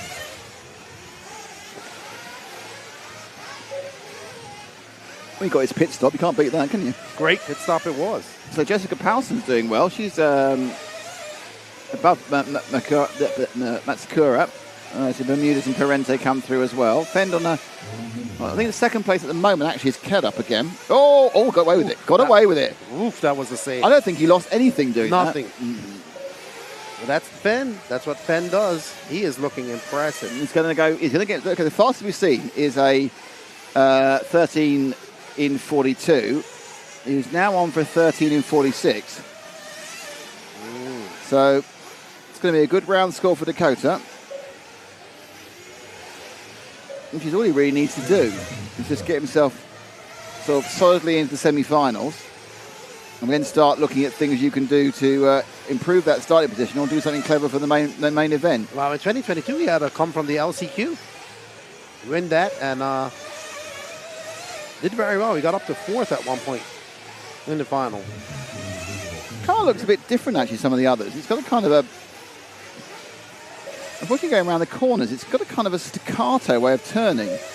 Like it's turning in several sections rather than turning as a whole. So I guess it's probably what he's trying to do. He's trying to shed grip, and it's kind of gripping it, losing and then re-gripping each time. Down the straight, onto his 13th lap. I don't think Carup's going to make 13, so he's going to be second. So the only person on 13 is this man here, to kind of fend with the TLR and the ultimate engine. Flying down the roller coaster. At this point, he's made 13 laps, so effectively his worst finishing position is about 4th or 5th. There's only 4 or 5 people are going to make 13 laps. A little bit wide that time, but I don't think it's cost him too much. Just skidding a bit too far towards the inset of the start of the Conchmar corner. Flies up and round, and he's got to go up and through the double back chicanes. The first one, the softer one, and then down back over the jump for the more severe right-left. And he's got 2 corners to go. And what will his finishing time be? It will be a 45.456. Remember that. We need to remember these. 45.456. So Fend puts himself pretty solidly into the top 5. All right. Up next, the penultimate heat. No, sorry. The penultimate top heat. Not the penultimate heat, because we still have 6 more to go. 7 more to go. 8. 8 more to go. Some defend, Cara Parente, Bermudez, Bornhorst, Paulson, Line, Bernardi, Matacasora, Ruger, David Todd, and Ryan Cavallari. All right. Okay, let's go and have a quick chat with Matt. Jessica, look really solid out there. Is it going well? Yeah, I think so. We tested a little bit on the car, and it was better this round, so I'm happy with that. Are you happy with the setup? Is it all coming together? Yeah, the HP car is working fantastic out of the track, so I'm really happy with it. Awesome. Best of luck. Did you hear that Polish accent? Yeah, absolutely. It was like being in Warsaw. We're very naughty, aren't we? Oh, we're very, very naughty. You're right. Yep. Okay, so we're getting around to the final, the top 2 heats. This next one has the man who is currently the leader. Nick, you sound like the Swedish chef in the Muppets. That's my Norwegian accent, obviously. That was a solid run for Fenn. Let's see how it holds up against... 45-4, let's remember that. 45-4. Right, okay, Juan Carlos Canas is in 1 in this one. And, of course, Juan Carlos Canas is the person who took the last run. So he has 1 TQ. Elliot Boots improved in 2. Bruno Coelho in 3. It's got pace. It's just a little bit off the other 2. Currently he's in 3rd overall. Marco Barofalo 4. Daniel Parenti 5. Burak and Birkin-Kilic are 6 and 7. Got Ryan Lutz, Pekko Ivanen, Feeling Long. Give me, how do I say his name? Sorry, I'm trying not to get this wrong. Phi Long Win. Is that right? Phi Long Win. Phi Long Win. He's in 10. Ryan Mayfield 11 and Mason Fuller is 12. Well, Tower is here, so we have to show Pekko. We do have to show Pekko. Pekko is an absolute prerequisite of showing in the number 9 car. So Canas has the fastest, which is a 42 flat. We've just seen a 45.4. I'm going to piss up. Is that a pen? Someone got a writing instrument they type here. We have these things called cell phones where you can leave notes. Sounds terribly modern. I like pens. You can write things with them. If you have one. Now, I found the rucksack. Nick, no, Orlowski is not here. Heckler, can we see what the qualifying stack is now or not until... Not until after. Yeah, not until Q3 heats are done. So 45.4 was Fend. 32 seconds to go. All right, so what can Canas do? Canas took the Q2 TQ. We got Elliot Boots, Bruno Coelho, Marco Brufalo, Parente, Burak, and Birkin-Kilic, Ryan Lutz, Pekko Ivanen, Philo Wynn, Ryan Mayfield, and Mason Fuller.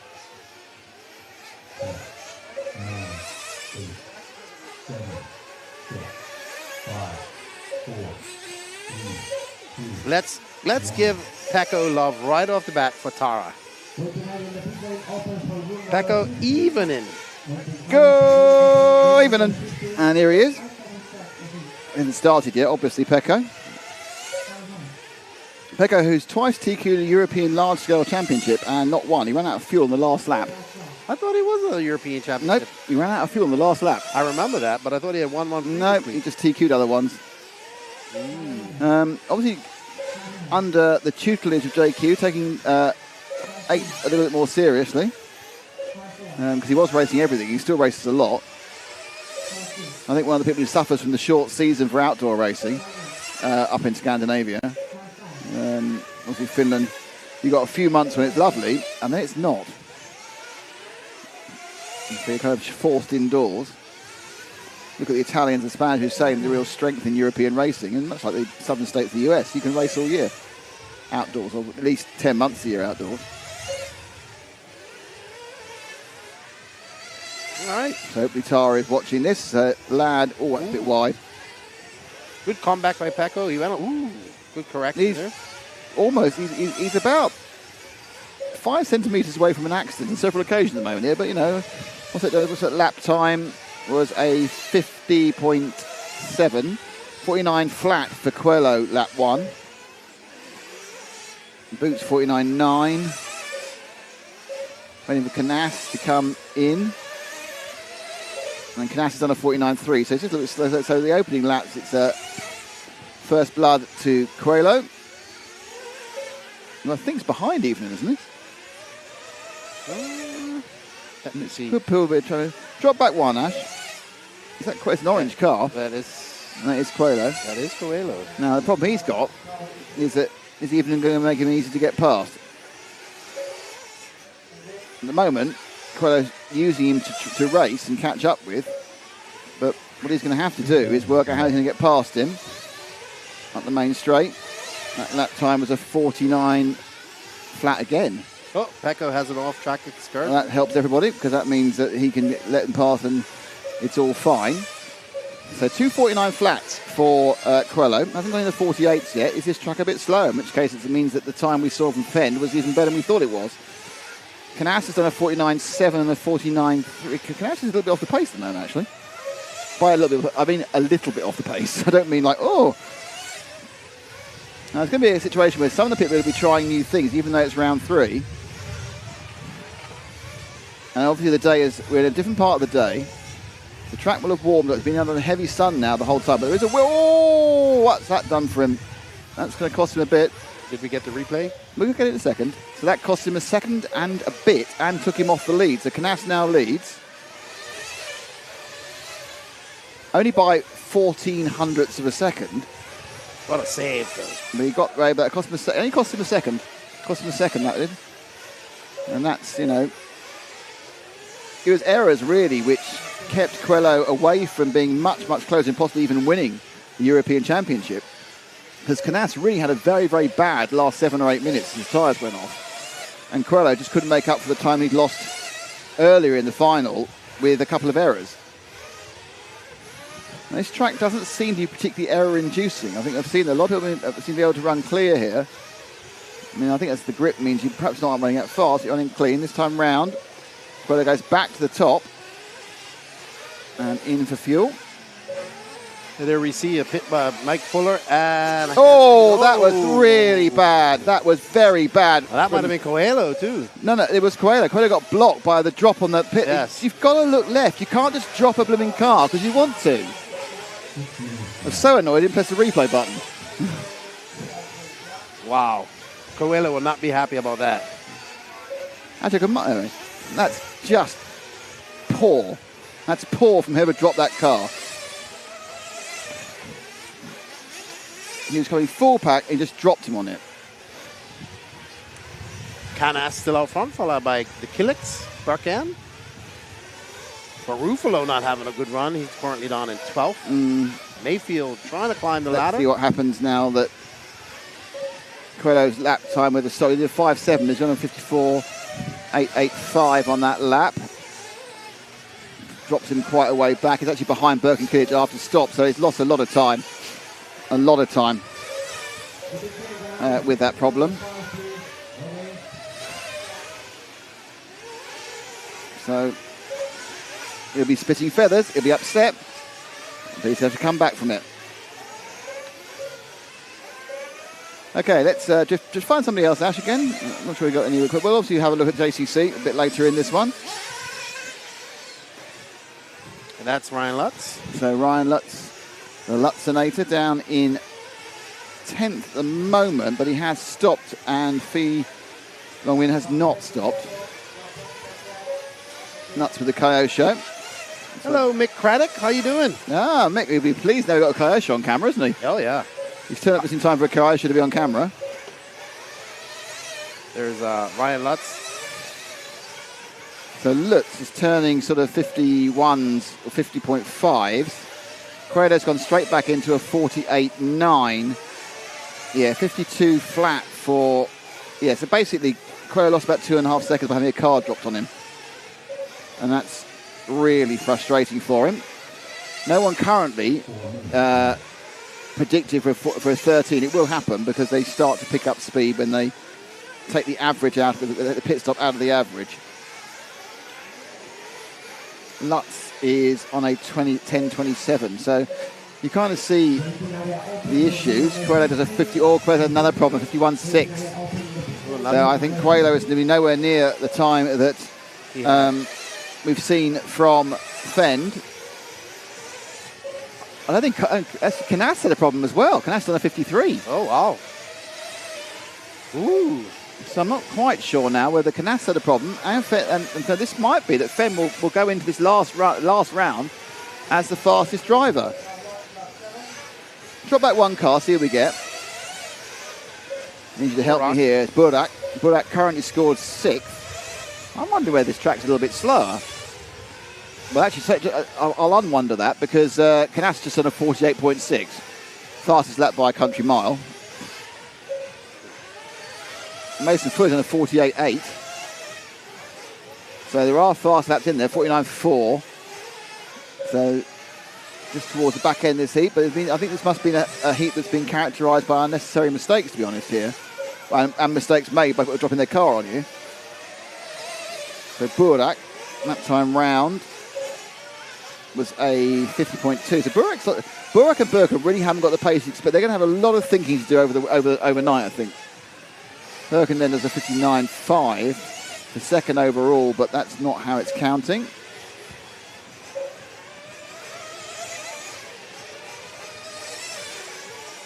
Burak doing a little bit of endo as he comes down. He is on it right now. He's pushing hard, but he is pushing very hard. The lap times are sort of there, but not exactly there. So the Mugen team needs to have a really good think about what they're doing. They need to find 2 or 3 tenths. It's not the end of the world, but it's not the easy thing. Elliott Boots coming up again. It's not having a great day. The second round was okay. Well, that's a beautiful thing. They have 3 more tomorrow. Yeah, I think a lot of people are going to need to have a really good think about what's going on. Track's evolving the whole time, which is a slight problem. You're not fighting a static target. You're fighting a moving target. Let's see if we can find car number 1. Can we find Canas somewhere? I think he is towards the start. He's probably quite close to where... Oh, that's brilliant. This is why we pay him the big bucks, you know. Unfortunately, we missed the... Unfortunately, we don't pay him the big bucks. Nuclear Crypto, we didn't get the pit lane incident. Yes, we did. You got it? It was on live. It wasn't on replay. Okay. So if you want to scroll back, you can see it. It was on live. And Quello got his car dropped on, so you can scroll back the live on this, just to that point, and you'll see it. I was so annoyed I forgot to press the replay button. Burak pushing really hard. Oh, no, I'm JC3 now. Well, Canas now has just put in some blistering laps, and he's now on for a 45.5, which is actually just 1/10 off where Fend was. So with 2 laps to go, Canas could well take the provisional TQ. No one else is going to hit 13. It's just Canas. Coelho's had another bad lap at 50.8. So Coelho's having one of those races he has occasionally where it's not quite working for him. He's done the work earlier in the day, of course. But this is pace enough for Canas to take the provisional TQ with 1 round to go. With the S-Works and the Reds and the J-Concepts tyres. Canas. So he's about to start his last lap. Okay. And that 1 round, he's absolutely flying. That was a 48.3.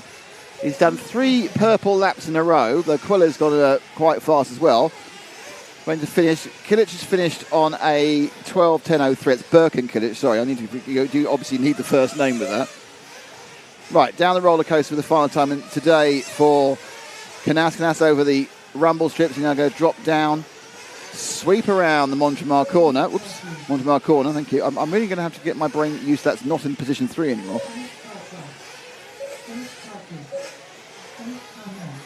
Canas putting in some burner laps here. Looking very good. Canas confident. Yep. So 48.3 last time round. There's a little bit of time there because he's going to get slightly held up with the person ahead of him. And finish the final one with a 48.6 and does a 43.282. So about a second slower than last time, but he did have a couple of minor errors in that one. But he is top. Coelho does a 12.10.02. Boots a 10.03, which is good for his run. For him, getting these chunky sort of 6th and 7th overall. Birkin Kilic 10.03 as well. Parente 10.03. Burak 09. And that's where the issue comes from. And looks like we're going to have a quick word with Elliott just as soon as his graphic flies out. So Bear with me 1 second, and we're going to have a grab of it. And we're going down to Matt now. Elliot, how's it going? Yeah, not too bad. Getting there slowly. Are you just looking to find a couple of tenths, or are you struggling with the track, or where are you at? Where's your head at? Yeah, I mean, we're obviously it's reshuffled every round, so different times of the day, the tracks are different temperatures and things like that. So, yeah, we keep trying like small little changes, see if it's better or worse. We made a few changes there. I think we should go back to what we had before. But no, other than that, it was a pretty clean run, not super fast, but safe. So we'll see where that puts us. Best of luck. Yeah, I think there's a few people who are doing that, aren't there? Just going for the safe runs, laying down these safe runs, getting the points in the bag, and not giving themselves a nervous run towards the end on a difficult surface. Or a difficult surface it's not a difficult surface to drive. It's not a difficult surface to do a 50-second lap. It's a difficult surface to do a 49 or a 48.5. Absolutely. It reaches up and bites you. It certainly does. Okay, top heat coming up in a second. And that is the final hit of the day. So it's David Rodefak in 1, Davide Ongaro in 2, Hal Figueiredo in 3, Ricardo Burton in 4, Matteo Polito de Bello in 5, Savoy 6, Ancettini 7, Brian Baldo is 8, Johnny Skidmore is 9, Una Hatton is 10, Oscar Baldo is 11, and Seth Van Dalen is 12. Now, I know for a fact we haven't seen Una Hatton so far. I don't think we've seen Zanchettin either. I'm not sure we've seen either the Baldos. Neither of the Baldos. So when we get going in a couple of minutes' time, we'll try and pick up those people. And then we will then obviously see what's going at the front, which will certainly be Rodefak and Ongaro scrapping it out for the overall against Juan Carlos Canas. I think Boots there. I don't think Boots is quite on it yet, but he's kind of using his experience to give himself the points, to give him a springboard and guarantee his semi-final position. I'm not sure what you think there, Lefty. I think that Rodefak comes out swinging. He's going to want to TQ one of these rounds too. I think so. But, I mean, we have a guy called Davide Ongaro there that can say something about it, as well as João Figueiredo. Polito might have something to do, and maybe Van Dalen has something in the tank to do well here. We shall see, but Rodefak will be determined to get his name and become one of those TQists here as well. You know, I think you're right. I think Rodefak knows he's stuck the points in the bag for a top 5. Yeah. He knows he's going to be in top 5. Then his top 3 start in the semi-final. You're going to go, that's fair enough. I think so. Now he tries to go fast. Is he going to try and lay down a position? Because at the moment it's been Ongaro and Canas going, look at us, we're, you know. But I'm not sure this time. Maybe I would like to see it because I would like to see a third different TQ. Oh, absolutely. I mean, it's nothing to do with people. It's everything to do with that, you know. It's like whenever we cover an electric event, we say we don't care who wins as long as it goes to 3 legs in the A final. Okay, so a few seconds to go. You have your choice of 10, 11, 8 or 7. 7, 8, 10 or 11 is your choice, Ash, to start the day. The buzzer's going to go in 13 seconds.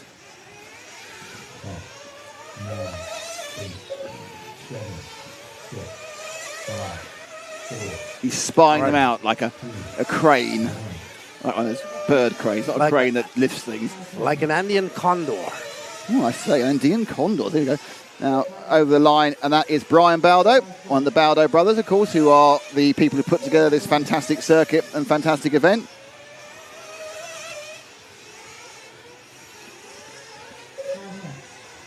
And people who say they're only this high up because of it's their home track should point out they make the main finals in the European Championship just about every one of them does, or both of them do, just about every year. So, obviously it helps if it's your home circuit, but you've still got to drive it. And that is Baldo. Brian Baldo. Brian Baldo. You can tell that because Matt put his picture up. That looks like a professional. I'm very happy. I'm very trimmed to be marvellous. A big thank you to the Baldo family for all their hard work getting this facility ready in a short manner of time. Yep. For the World Championships. It certainly was only a choice of 2 here or Barcelos because they're permanent tracks with great family ownership. Donnie's dad 3 out of 6 count, so they have 3 drops. Yeah. So I'd be interested to know how they work out who the top 3 are at the end of the day. Whether they'll just count 2 or whether they'll count 3. I don't know. Only because we have because we have a press conference. Okay, let's see if we can find either 10, 7 or 8 next. Oh, no, we've got 8. 10, 7 or 11. 10, 7 or 11. Ah, now we found somebody out. Who is this?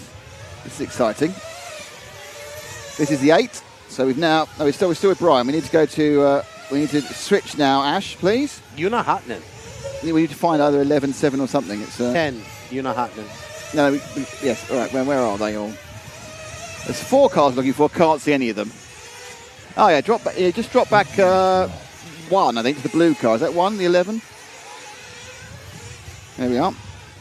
That is... Oscar Baldo. It's the other Baldo. Oh. We were having a Baldo special at the start of this one. There's... Oh, I say, look a bit cheeky in that picture, isn't he? Oh, that's the old Tinder photo, isn't it? Hello, come and see me. I'm... Nick, this is... Yeah, thank you, Rimfire. Thank you. So Oscar and Brian, both X-Ray drivers, of course.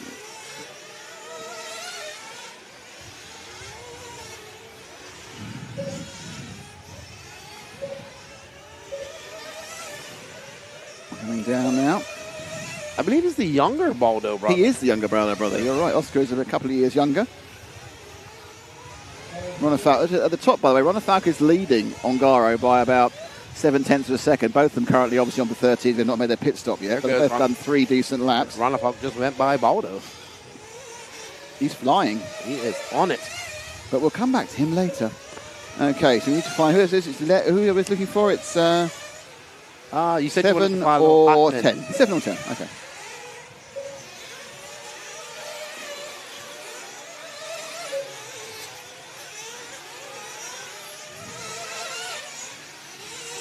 Okay, so the big 0. Ash is about to go down. He's about to be at the top of the roller coaster any second now. It's all green because apparently that's the colour you have to be to finish. And that is Yuna Hatnan, better known for some stellar performances in 10th. But now keeping going. Ronafalco remains faster than Ongaro at the top, despite having a slightly slower lap that time round. Is Yuna Hatnan. Is he associated with Hatnan? He was associated, wasn't he? Is he associated? Yes. Yeah. Oh, a little bit of a scuffle there for the finish by Hatnan. I think one of the advantages of the speed of this track is you've always got momentum straightening you up the whole time. Because you might have a bobble at the rear end of the car. He's coming in for fuel. There's his dad.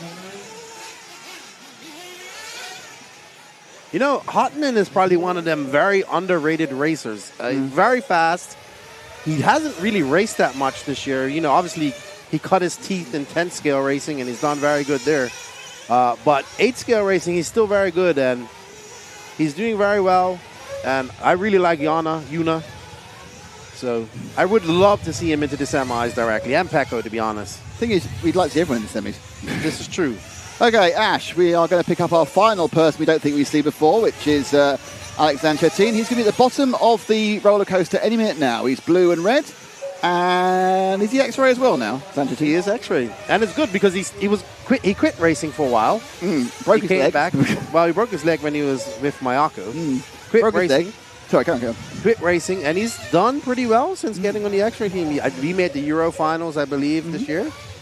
So always good to see Alex. He's always, when you see him, is always smiling. And I saw his father's doppelganger, right? And I said, dude, he keeps telling me his father's doppelganger. I wouldn't know what his father looked like if he came and hit me with a fridge. He looks. You would never forget him. He's got. You know what Zanchetin's father looks like. I have no idea. Absolutely, you do. You've seen him a million times. Well. Oh gosh, yes. Good point from RCGP. This is something he got away with. Ooh. JQ would say that's a track cut. Well, I don't think he had his fastest laps. It's probably okay. Ongaro leads, or does he? Went for Ronafalco to finish the lap, actually. Ronafalco had a 4.46. That's the fastest we've seen, isn't it? Ooh, that's pit flying. stop.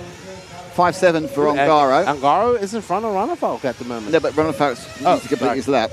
And he stopped for fuel. Let's see where he comes up in a second. Oh, no, he's running. Oh, he's in another, not a great out lap again. But he's 9/10 behind. You can make it up. Hey, what's up, Cam Goff? No, I don't think that we're going to have any rain this weekend. I sincerely hope not. There should be none. The weather's going getting cooler for Friday and Saturday. It's going to be 33 tomorrow, and it goes down to 26. Oh, someone's going to pit.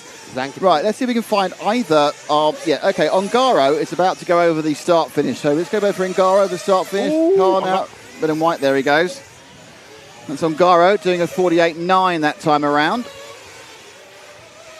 And on for... it's going to start clipping into the 13s quite soon.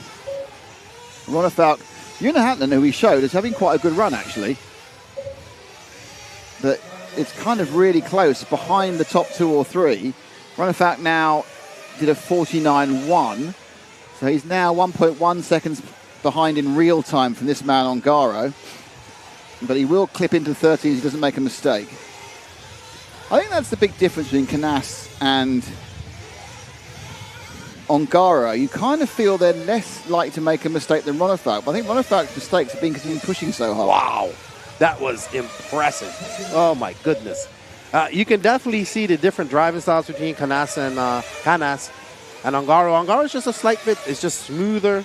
Looks like he's out there effortlessly out there driving. Canas is definitely more aggressive out there, but both equally as fast. So very impressive. Did some great lines by Ongaro there as he makes his way up over the rumble section.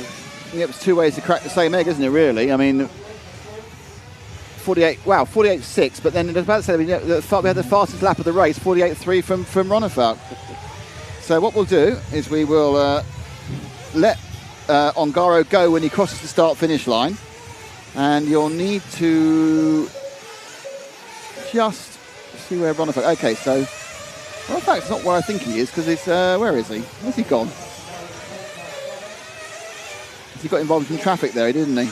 That wasn't very good. So Ronefalk's lost a bit of time in traffic now as he comes up at the inside here. He just got past both car number 11, that's one of the Baldos, and car number 8, which is another Baldo, both the Baldos, but unfortunately got kind of shuffled up in the time of doing. I'm not sure what it's done to his lap time. Yeah, 51. That's all gone wrong there, and off camera coming together with the... This is no one's fault, but it's just traffic again. That's cost him 3 seconds. That's going to not... I think he's still going to get a 13, but it's going to take him behind Canas and probably behind Fend as well. There's nothing you can do about that. It's just a frustration of the fact you're racing against people who are very, very fast and getting past them when they don't want to let you pass because they don't want to lose time themselves, because every second counts. It's difficult. So he got tripped over there. I mean, I didn't see the whole instance, so I don't want to apportion blame. I was just looking for him on the track to pick him up.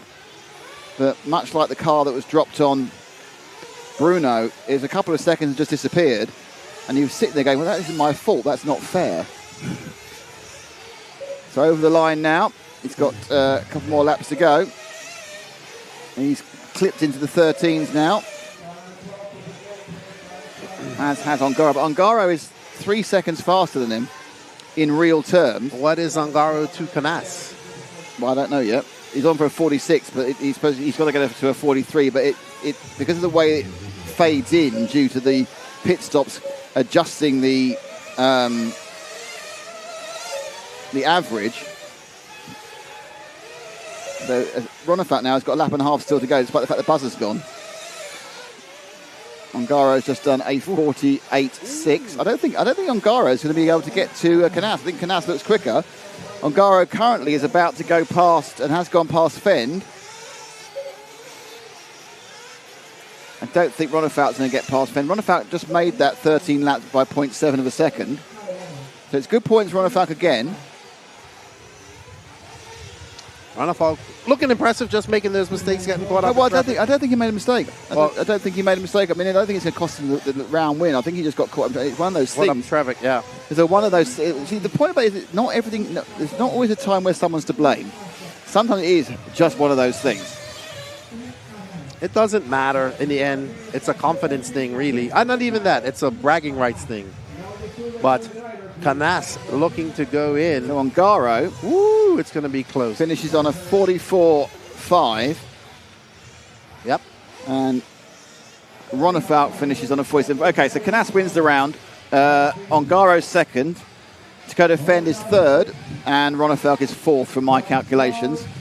There's the individual results of this race. Let's wait a little while before we get the results of the whole thing. Savoy, well done him, fifth in Savoy. Skidmore again keeps putting in these results every single time. It's looking like another shoe into the semi, Skidmore. I'm just waiting for them to do the resort. Renan Savoia and then Ricardo Burton. Newton Hatton was 7th. Oscar Baldo was 8th.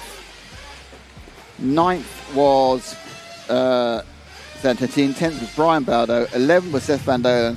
And then 12th was Mattia Polita Della Bello.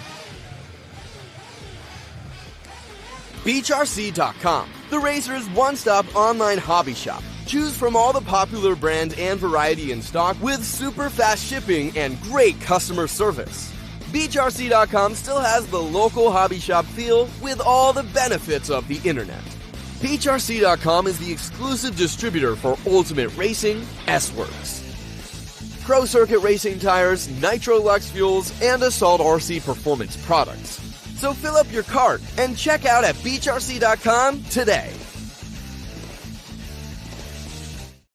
The round result, because we've switched to Group 1 again.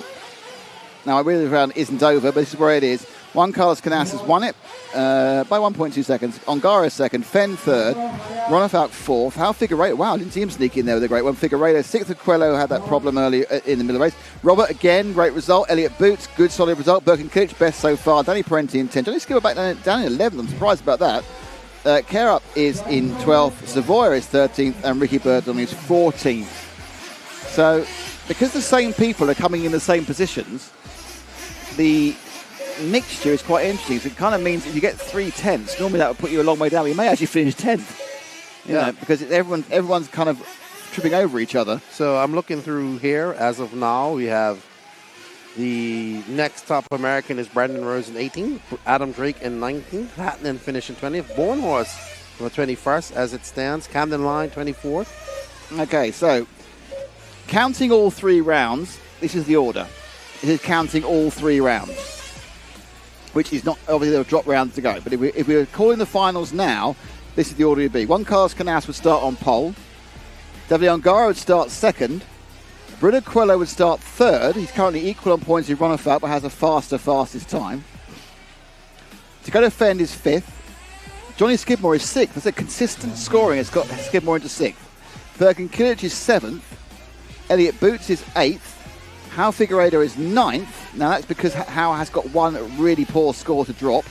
The others are kind of, so Figueiredo absolutely is going to finish better than 9th as soon as you get the drops out of the way.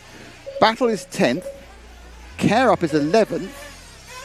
Burak Kilic is 12th. Renault Savoia is 13th. Daniel Parente is 14th. Ricardo Burton is 15th. And Mattia Polita de Bello is 15th. Now, because there's no drops in this, there are a couple who are going to have one bad score that's going to rip them out of it. So once the drops start coming in, we're going to see people begin to close up a bit. But I can't see anybody who's finished particularly highly.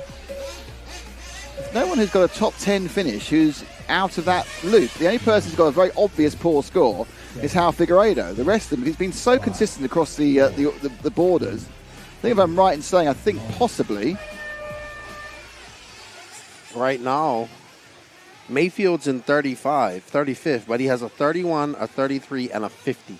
And it's not much to drop there, really, is there? The 50 isn't, you know. He has to have a perfect day tomorrow. He only had another, just to give you an idea, say that 50 was a 30 again, he'd still only move up to 29th. So he has to go home, reset, and get ready for tomorrow. Now, Phil Nguyen, he's got a 12th and 230, so he's got a nice, shiny score there, which he can work with moving forward. Just looking at the rest. Mattia, actually, no, somebody else who's got a bad score is Mattia Polita de Bello. He's on 62 points, but one of those is a 46. So Polita de Bello is currently 16th. He's going to really ping up the charts. He might go as far as 7th or 8th if he gets a solid score tomorrow. So, you know, it's all to play for. But if you look at the top, okay, so a second, a first, and a first for JCC. A first, a second for Ongaro. A third, and a sixth for Quello. A fourth, and a fourth for Ronafalk. An eighth, a fifth, and a third for Fend. 7, 11, 11 for Johnny. 12, 8, 9. The same people are scoring the big points every single time. So even though we're scoring 3 from 3, you're not going to see huge movements. At this point, the only people who are going to qualify in the top 4 are the people currently in the top 5. Got you. So it's only going to be Canas, Ongaro, Coelho, Ronefalk or Fend who will get into the top 4. So no Kiliches, no Figueiredos, that sort of stuff. It just won't happen. And realistically, I don't know, if Fend is actually in with a chance. I think it's obviously it's Canas against Ongaro, obviously for pole, and then the second positions and the third positions in the semi-finals are really up for grabs. And it is, yes, the first rule is to try and make the semi-final. The second rule is to make it in a position where you're not about to get yourself destroyed in the first lap. Absolutely. But this is ladder system, and people can bump up. Yeah. So don't be despaired. We still have 3 more rounds to go. But like you said, now these guys are definitely on the back foot. So we shall see. Mayfield needs some good runs. Right now, he would be, if it was to go tomorrow, he'd be in the, let's see, so top 16, go to the semis. Yep. So Mayfield's actually in the 8th. He would be in the 8th, so he's 2 mains back at the semis. So he'd have to bump twice to get to the semis, then place in the top 6 in the top 5 in the semis, or have the sixth fastest lap to get in, or go to the LCQ. Yep. Wow. I did not expect to see the worlds unfolding like this. But we still have lots of racing. But the interesting thing is, we were talking about it yesterday with the Americans nowhere. Well, one American's figured it out. Yes. Completely. Fenn's completely figured it out. Not surprised there. And, and actually he probably had the worst Tuesday of all of them. He did, but he also had a very good Sunday and Monday. And this is it. And so, it's not really about where you come from. It's how you adapt to what you've got. Mark Brute-Young says another round. No, it's not another round. This is just the end of round 3. There's 6 more heats to end round 3. Yes, so this is the lower heats now running. We round 1 to 6. And then it will be over. So will we. There's going to be a press conference recorded in the next half hour or so with the top 3, which I assume will be Coelho, Canas and Ongaro. It depends on the drops. I like the fact that Ronefalk's been 4th in all 3 rounds, which is quite impressive. Well, Figueiredo, besides that... 5-5 and nothing, yeah. So, and a good run for Bobby there, 7th. He's got an 18. We're looking at some people, I think we're looking at... If you look at the people in the top 12... They'll be in the semis. Yeah. They'll all be. They won't get knocked out. It's just because the big points. You know how you see sometimes that Barry's had a rotten day and then suddenly pings in with 2 great scores. I don't think that's going to happen. I think the top end is the top 5 positions are nailed on, and so there isn't a chance somebody to come in and get this amazing score. It's a very interesting circuit. A very interesting event. More interesting. Qualifying is more interesting than I thought it was going to be. I'll be honest with you.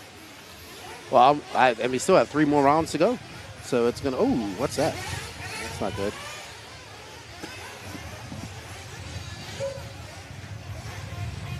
Oh, Wapper Escudero, who took the win in this race earlier. Missing seeding yesterday.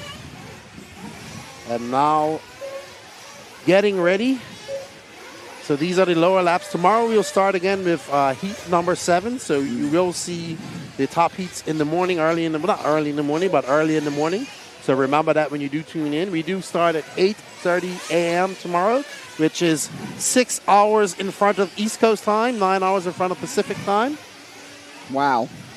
Don't ask me about Australia and all the rest. Well, Australia's ahead of us for some hours, but there's 3 times as amount of Australia as well, at least. So... But it's a very nice day. It's been a very cool day. Yesterday was very warm. It's not been very cool. It's been a little bit cool. This has been a great day. You wait till Friday. It's only 26. So what's Friday supposed to be? 26. You wait till Friday, it'll be 26.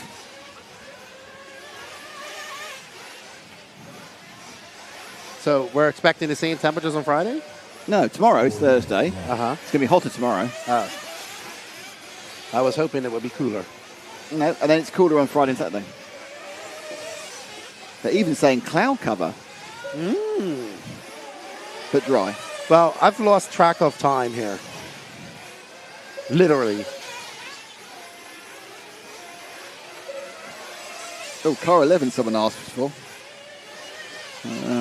Who's car 11? Car 11 is Jose Thomas Escudero, who's winning this one again. Yes, he is. The teacher. Are we with 11? I think we are we? Right, so he missed seating yesterday, so that's why he's down here in this. And that is 11 with now. We may have been with him before that, to be honest. I've been chatting to you rather than looking at the screen for Heat 1. Yes, he's a teacher. And You've been trying to figure out, I see your brain clicking up there, and you're trying to figure out qualifying already and make predictions. I like predictions. It keeps me amused over the many, many hours of qualifying. Now, we won't know who's TQ to at least round 5, because even if Knass TQ's round 4, it would still be an opportunity for Ongaro to pick it up. Impressive driving by Ongaro. And unfortunate for Runabout, I'm going to have to go find out what happened with him, because if that was the Balders, those are his teammates as well. So some X-ray team orders coming on the line. For the Worlds, you're just going, But I know what happened. I've no idea. I didn't see it. I saw it all get confused up together. It may well have been absolutely innocent. It may well have been just, more than likely, it was what's called just one of those things. Yeah, that happens, People don't like just one of those things. It's like people don't like racing incidents. Sometimes stuff just happens. Well, you know what I liked about Coelho was he didn't blame his pitman. He didn't blame anybody else. He blamed himself for missing that lap. And sometimes as a driver, you just got to take the responsibility for your mistakes as a human being. So, it is what it is. It's not going to affect him too much. Not at all. He's going to start second or third in the semi-final. And I think he knows that's, whilst it's fun to get TQ. We have a request. Oh, car number. Are we following car number 11? We are. Okay. Yes. We've given a bit of 11. We're on 3 now, actually. We've moved to 3, who is Joaquin Ballesteros. No, so the main will be 12 cars plus 1 for the LCQ. That's so right, 13. Yeah. 13 cars. So how it works is 6. So 5 and 5 from the semis go. 5 and 5 from each semi go. So top 5 from each semi go into the main. And then the next 2 fastest lap time. Are they still doing that, are they? I believe so. Because the Euros, it was 6 and 6 and LCQ. Oh, really? I think it's because of this LCQ, they're kind of dropping this concept that you might have a faster or a slower semi. You know what? That's actually better. I'll ask Javier, because these minor rules change all the time. And they've changed, for example, this time, the running, we're running 10-minute qualifiers rather than 5-minute qualifiers, 7-minute qualifiers. So we did 7 in 2022? I'm pretty sure we did. I don't think so. It was 10, went back to 7 again. It's constant fiddling. Well, it has been 2 years ago, and it's been a lot of RC going through my brain. A lot of life since then. A lot of RC's gone through my brain since then. Let's see what our chat's saying in here. What's up, guys? What's up, everybody? Yeah. We need a driver with no pick and give him a pick off Lefty's butt. So that's that's a joke from one of our races where we do headshots of guys. So we'll do headshots as well. And then if you don't have your headshot, you just have 2 circles. And one day Patrick was like, if you don't get your headshot, you're just going to have a picture of Keenan's butt right there. That's quite hard to capture in one picture. Isn't it? Absolutely. You need kind of a widescreen look for that. I mean, hey, I've been blessed. Kevin Clark, who's going to take the bounty on Tyler Jones at Peach State Classic? I don't know. What is the bounty? Tell me about it. It's a $700 bounty who can beat Tyler Jones at the race I'm going to. Why is Tyler Jones a local star? Is he? He's actually he's semi-pro. He's very who's putting $700 up? The race promoter. Really? Yeah. Wow, that's a lot of money. So what happened to the V-Day? He wasn't as fast as Knass. Nothing happened to him. I think he may have had a couple of bobbles, but nothing happened to him. Heatherly 75, Mayfield and Dakota won't drive again until tomorrow. No, it starts at heat 7. Yep. So they're on again about. I'll tell you for those who are still listening. I'll tell you when the top heats go back out again tomorrow. And the answer to that is they go out at, he says, finding it's on across two pieces of paper, obviously, because that would be the inconvenient way it would be. They go out at 9:45 local time, heat 12. So 9:45 local time, 9:45 UK time. God, awful early for the West Coast, East Coast, but stay up for the West Coast. So the West Coast are actually going out about 1:45 in the morning, so you need to stay up for that one. They then go back out again the second time. The top heats start at 12:15 local. And then the final time they go out at 4 o'clock local. So they're actually finished quite early. And then we have the... we actually get a lunch break on Friday. Nice. We're supposed to do our recap show. Yeah, we will have a Lefty's lunchtime show. Lefty's lunchtime show. On Friday and Saturday. Nice. With highlight reels and all types of stuff to geek out on. Wow. And this sounds like a major production. And let Max go into extreme science mode while I stare blankly into space. Look pretty.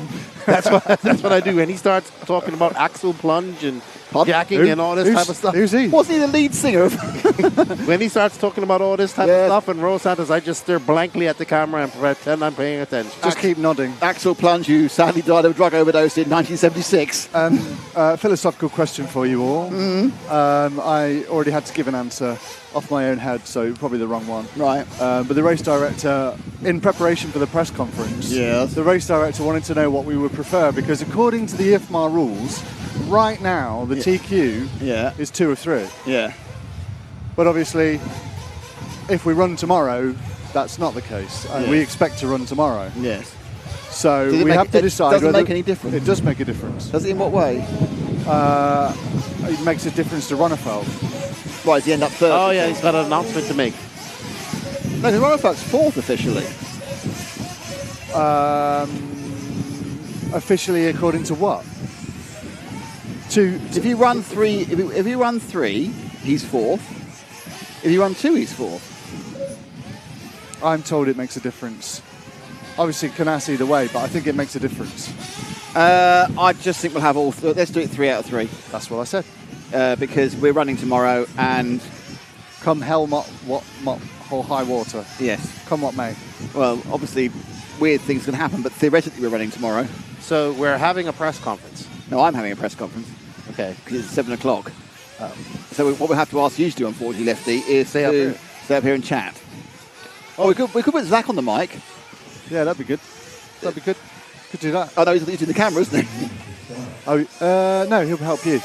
Yes, he's in the camera, so I just think he can't be on the mic while we're down there doing the questions. Okay, cool. Thank you. It wasn't really an existential question, just a question. Should we have an advert? He's not listening to me. No.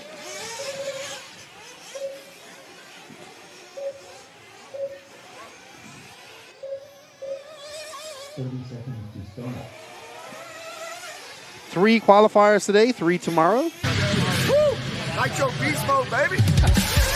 Are you ready to unleash the ultimate power at the track? At Ultimate Racing, we fuel your passion for speed and performance with our top-tier Nitro engines. Designed for precision, built for durability. Our engines are engineered to dominate the toughest off-road courses and push you to victory. From competition buggies to truggies, Ultimate Racing takes you beyond the limits. Get ready to power up, rev up, and race. Visit us at beachrc.com and order your Ultimate Racing products today. Ultimate Racing, where champions are built. So, as Stefan says, we were right. It was a 10-minute qualifier in the Worlds of 2022. Thank you, Stefan. Lefty's Leftovers show. That's not good. Lunchtime show. Maybe I'll be eating something while I do it. Alrighty, so we got our chat going in here. We are currently following car number... Yep, it was 10. I knew I was right.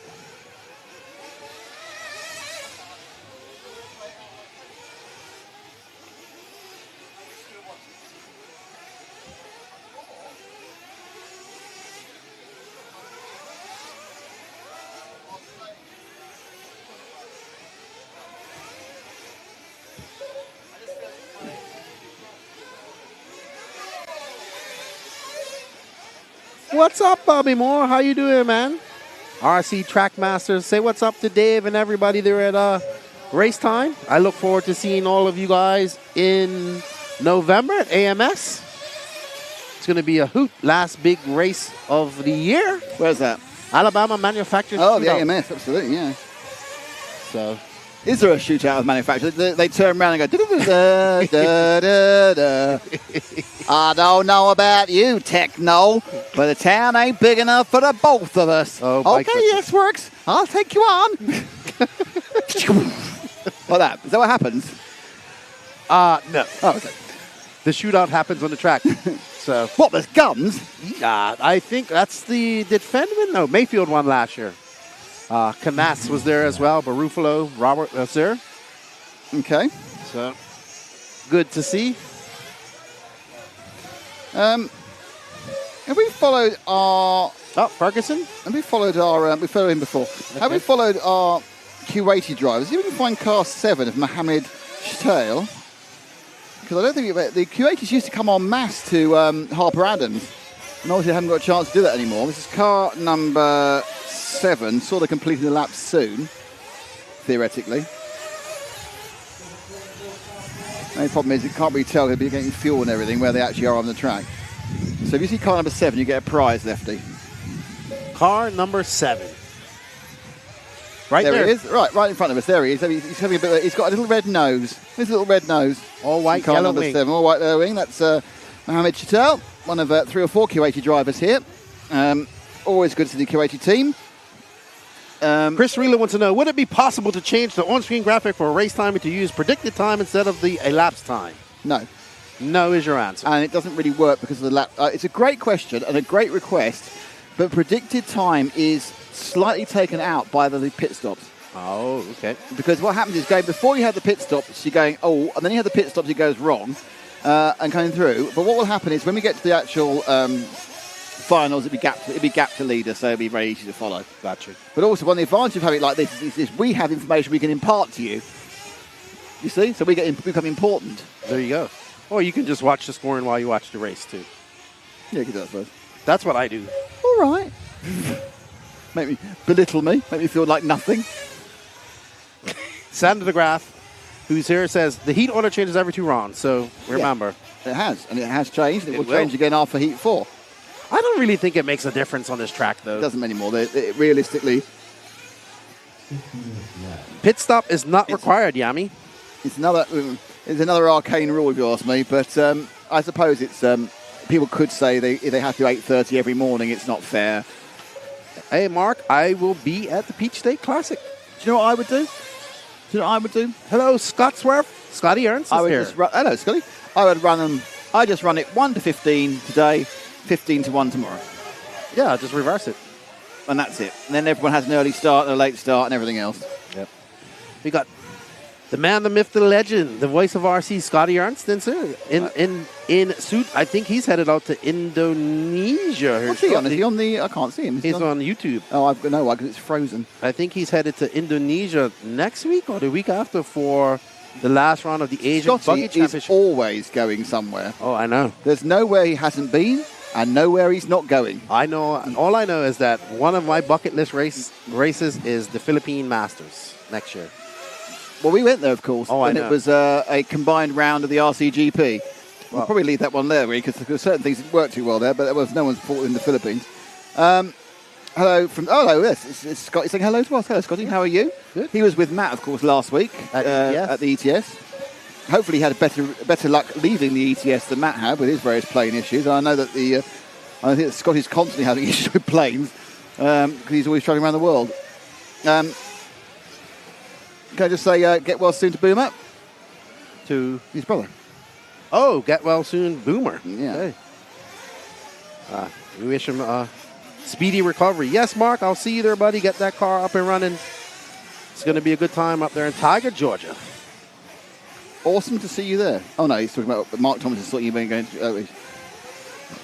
Yami R1M. Now, I'm guessing that at some point that man owned a Yamaha R1M. Oh, Singapore first engine car. After that. That's another. So Yami R1M Do you own a Yamaha R1M, or do you want to own a Yamaha R1M? Only saying this is I've got a BMW S1000RR, so I just want to talk superbikes with someone.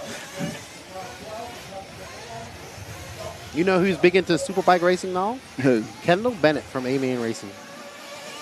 Now he lives in North Carolina. He goes to do some racing on the side there.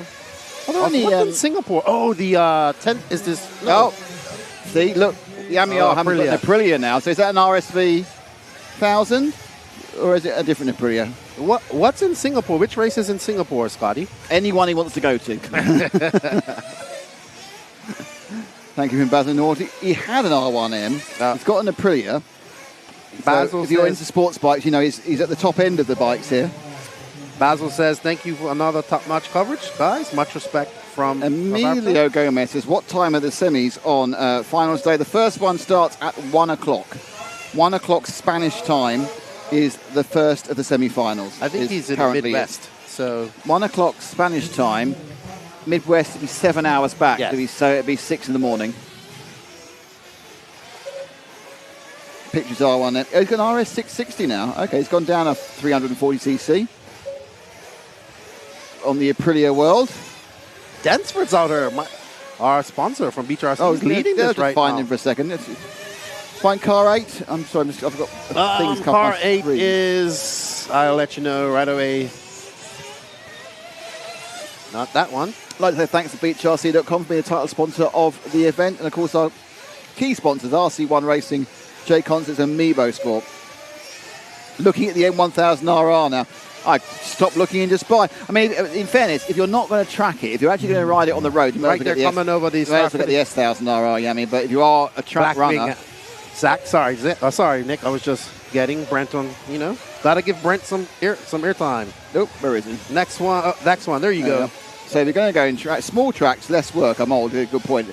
I did a 3-day track day at Cartagena, which is about 30 miles from here. It's kind of a testing track, and it's very tight. The big litre bike like I've got is way too big for it. You actually want like something little, like a 400 or 600, to actually even be quicker. But putting that around all day is a challenge, especially when it got wet. Oh yeah, I had a R1 Suzuki 650 and a 700 and the DR. They're my buddy's bikes, but we all had them. whether he wanted to or not. The 750 was awesome. Suzuki 750. I've got. I'm going to go to Estoril. I've got a 3-day track day at Estoril, and I'm driving a day down to Portimao. I've got 3 days at Portimao at the end of October. So I'm spending. Do you drag a knee? Pardon? Do you drag a knee? No. My body positioning is. I'm not. Yeah, I have done, but at this point in my age, no. But yes, I'm doing 6 days out of 7 and at a track. And someone said, "Yeah, are you worried about safety? And are you worried about?" And the only thing I'm worried about is I'll be absolutely shattered. I'm not actually. I'm quite concerned if my body will get anything like lasting 6 days at a track out of 7. But there we go. So there's Brent. You can tell it's getting late in the day. You can see the exhaust a lot clearer. The shadows lengthen over this Redovan circuit. Brilliantly put together by the Baldo family. Served us well. I'm not sure. Matt was supposed to come back for the end of this heat. He's not come back to it, which is kind of ruining things.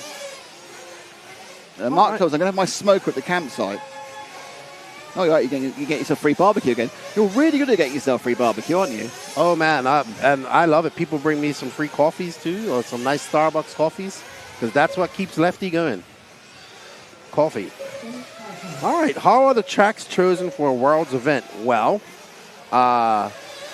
normally there is one of the blocks is given a award of the championship, and they invite proposals from any track within their block. So, for example, anywhere, if this had been 2 years ago, that's not fair play to say, any track can put a proposal in, a written proposal, and then it gets selected by the block. Yeah, if it meets the requirements that they wish. So, and everyone kind of goes, money.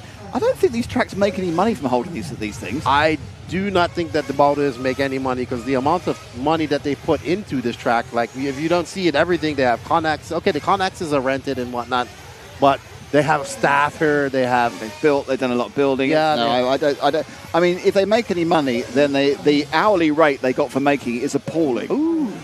Yami Arm, that's my boy, the Dangler. He's a Dangler, yeah. He's got an RS660 now, burns up his tyres.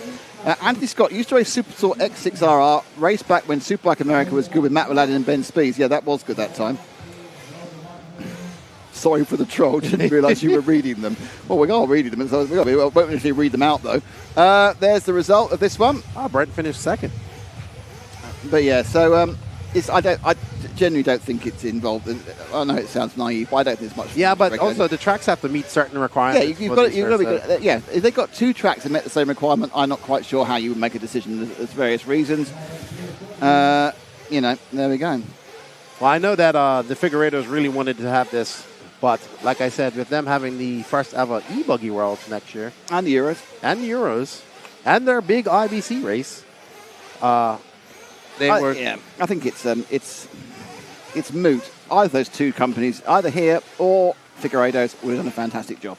Absolutely, they have a beautiful facility there I as just well. feel that with such short notice, EFA went for zero risk. Yeah, obviously, and for the Americans as well, they're a little bit more comfortable. Say now, I think if it had been handed back, like with 9 months to go, I think it might have been a different decision. Because they could have gone through and that's nothing against here and nothing pro anything else. But you've got 4 months. The sensible thing is to put it somewhere with zero risk.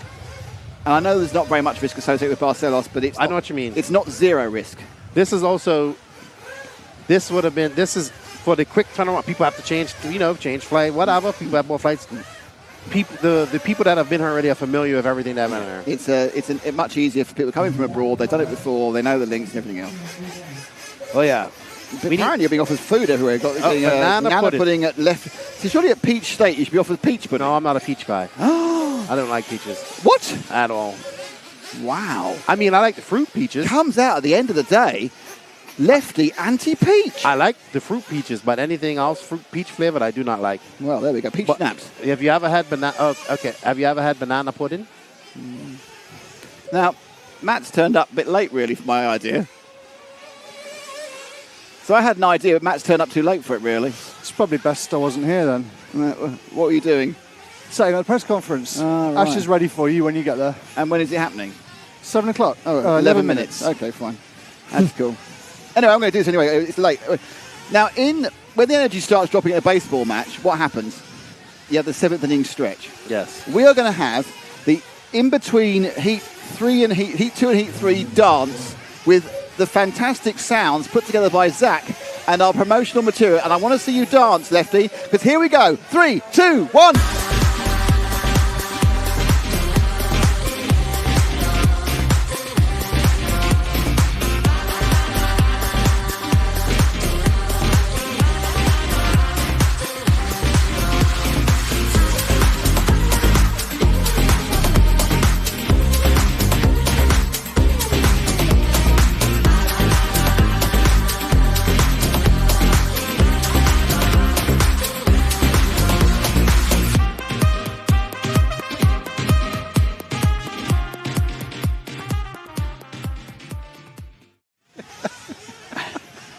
Get off. Oh, Get off. I hope you all feel suitably livened up.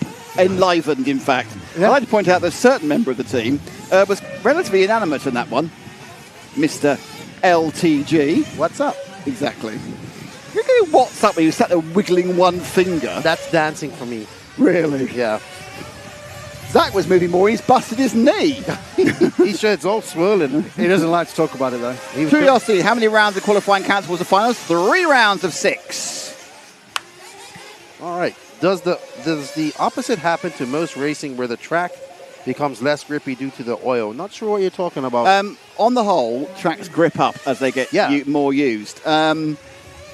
It depends on the circuit. Normally, what happens on any off-road circuit is it begins to get slightly slower because it gets more rough. But for example, when they ran the circuit in the last Euros at Hungarian, because it's a brand new circuit, it was way slow at the beginning because it actually got run in effectively, and it got faster and faster and faster. So it's hard to say.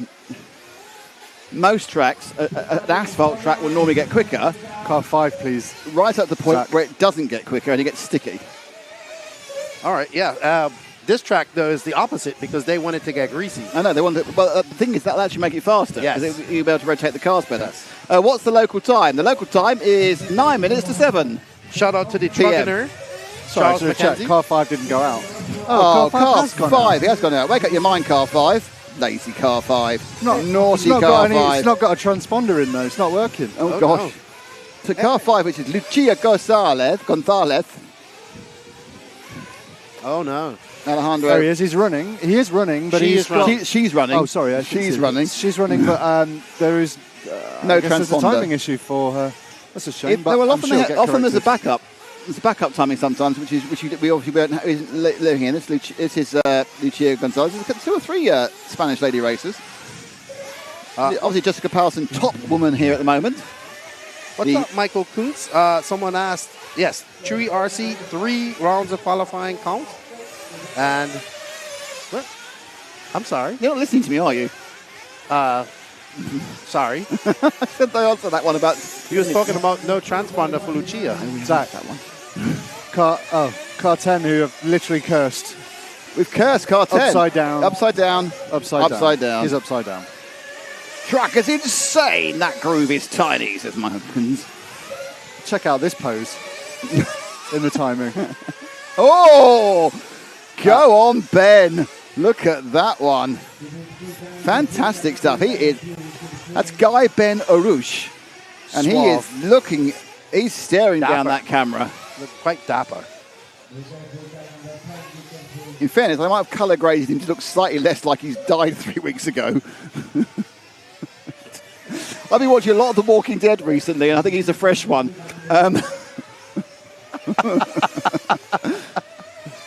Anyway, it's quite late in the day. Matt's wondering about the lawsuits. What can you do? Oh, boy. Have you got anyone else's picture for this? Hello, Mrs. Fend. No, there is no resort. Still staying 11. Right, let's find 11. Oh, no, 11 is out. He's just towards Robert the back. Daniel, 11's who's about to running finish the buggy lap, I tanks? think. Well, they according to have this. a thing There's called no car about to tanker. finish the lap, so... How can be so few cars on that part of the track? Is 11 now, or is it somebody else? Oh, he's in the pits, is he? 11 just had an absolute nightmare pit stop. Right, one of these cars that's come out of the pits is 11. No, it's still in the pit. Oh, it's Coming out out the pit now. Right, come out the pits now. Here we go. This is 11. This is Ziv Magnesi, which is a fantastic name. Yeah, from Israel. Loving that. He sounds actually like... Do you know what he sounds like? That sounds like a Russian car from the 70s. Yes, I have a Ziv Magnesi. Matt must be just like... He thinks, oh, gosh, thank God he's going in 4 minutes. Come on, guys. Oh, I say. I think Ziv could be having a few contacts from the ladies watching this show. We got Dakota Fenn's mother tuning in, Miss Nancy Fenn. Mrs. Fenn. Very nice lady. No resort, ma'am. So, well done. Dakota went third. Doesn't really need a resort. No. I mean, I know he's not on the top 2 heats, but I don't think it's really slowing him down, to be honest. No, everybody, the people he's with are pretty fast as well, so... Yeah, other people have been suffering with traffic. He isn't one of them. No, not at all. Sounded very sad then. No, I'm suffering with traffic. No, not at all. Gotta. Michael, could some of these cars looking like The Walking Dead? Possibly. Can I ask you a question? This is a genuine question. Okay, one of the most common things we're getting asked here is whether anyone's on a clay compound. Why is that so important to the racing community to know if they're going to be on clay compound or not? Because that's what all these top drivers are waiting for. But they're not on it. So, but why? What is going to happen when they are on clay compound? Well, I think that's where they think they're going to get the optimum performance. So they're suddenly going to go faster. I believe that's what they're waiting for. Too sweaty to click my fingers. There's a genuine question. I don't know. I don't understand why this is coming up so much. And obviously, lots of different people are asking about this. So it's kind of like, why is that? So Sorry, this isn't related to that. Okay. So, I genuinely thought, my God, Matt knows about why people build clay compounds. Fantastic. I just suddenly realised maybe I should let your conversation run its course because for once it's actually on topic. So I'll come back to you when you divert to talking about parrots or something.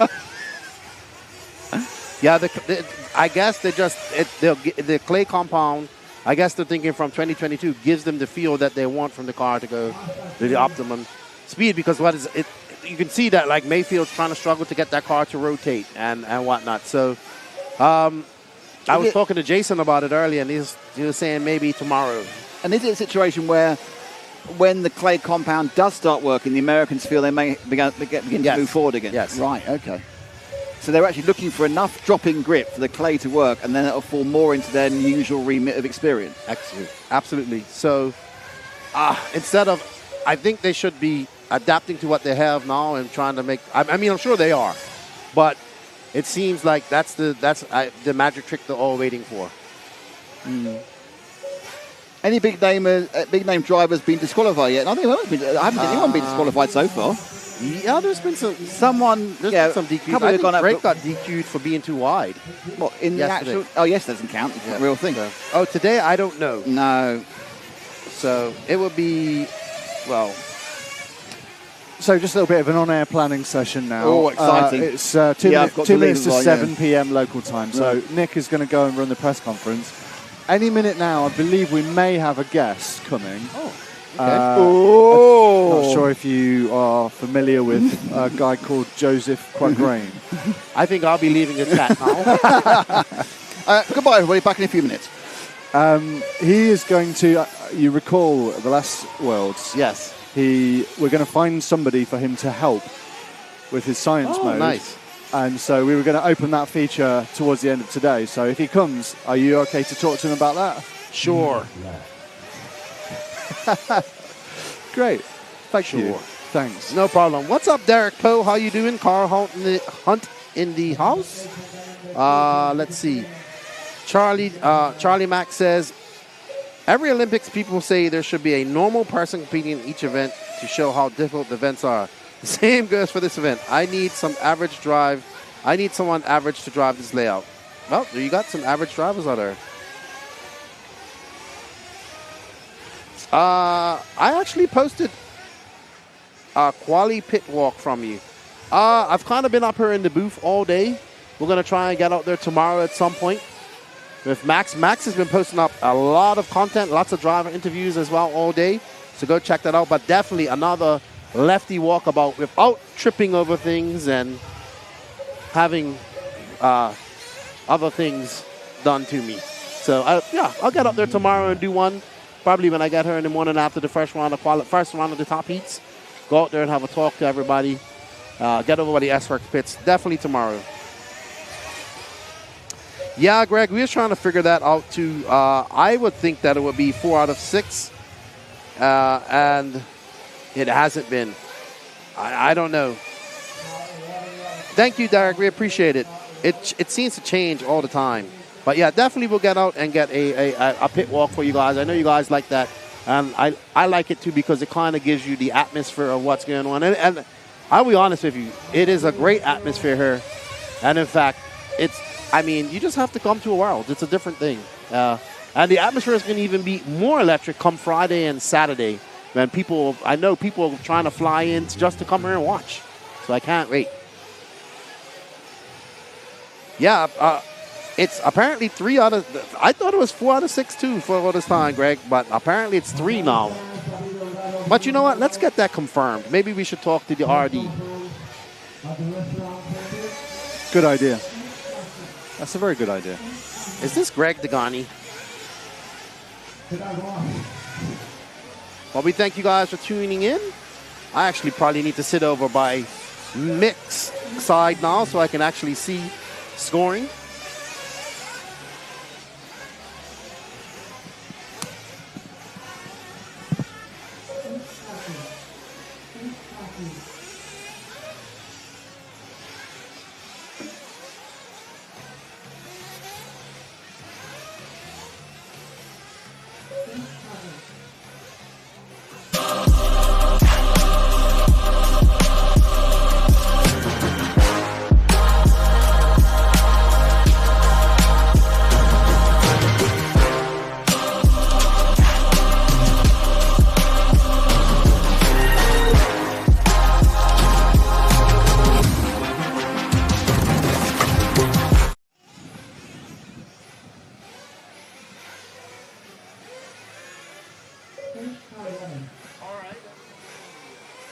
All right, everybody. We are back. I'm now sitting in Nick's spot. So now I feel at home. Now I feel great. I have 3 screens in front of me. I have control. So up next is heat number 3. Sorry, heat number 4 of Q3. We want to thank you all for joining us. Okay, it's definitely Greg Degani that's in the chat.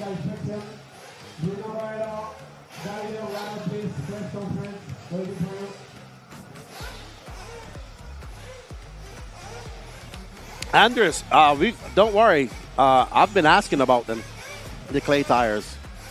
So we're on it.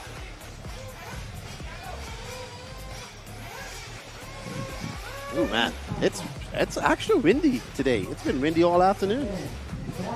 All right, everybody. Up next is, there we go, Costas taking the win, followed by Lucia, Ricardo Fauch, Vallejo Meja, Mohammed, not going to be able to say that, Jose Angel Gutierrez, Fernando Mariscal, Anira Almeida, Patrick Molet, Ben, I missed that, sorry I didn't read that out fast enough. But up next is Heat 4. I will try to find car 2 for you, Zach. Let's get car 2 on. Thank you for watching this live stream. We greatly appreciate it. It has been brought to you by BeachRC.com, title sponsor of our World's coverage here, and we're very grateful. We didn't get Brent on today. No, he's been racing. I know, but he said he'd come on after his racing. Maybe we'll get him on tomorrow. Well, he's racing, pitting. He's a ball of energy. Yeah. And thank you to RC1 Racing, J Concepts, and Mebo Sport. You guys rock our worlds and help make this possible. So everyone watching, if you're enjoying the show, if you're glad that the Worlds is streamed, then you should be grateful to these brands and have good feelings about them and maybe spend money with them. Yes. And while you're here, don't forget to hit that sub, like, and notification button. That's free. Give us a share. And if you want to go be even more supportive, we take super chats. And you can become an RC Racing TV hero. You can be my hero. And you get stuff like discounts on swag. You get some free stickers. You get early content. And all that nice, good stuff. All that good stuff. I'm laughing at Greg's comments. You must have saw the video, Greg. Alrighty then.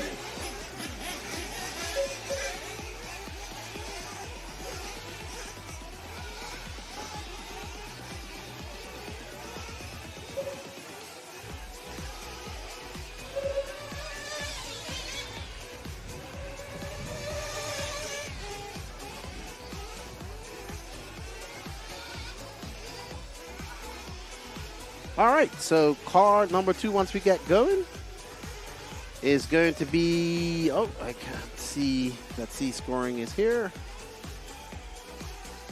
We got Juan Jose Cerner, Colin Brennan, Diego Maraking, Holger Like, Frane Buhin, Yale Zurloff, Thomas Copalete, Yaking Reyes, Scott Yang, Gil Otonga, Alice Gonzalez, and Tony Greco.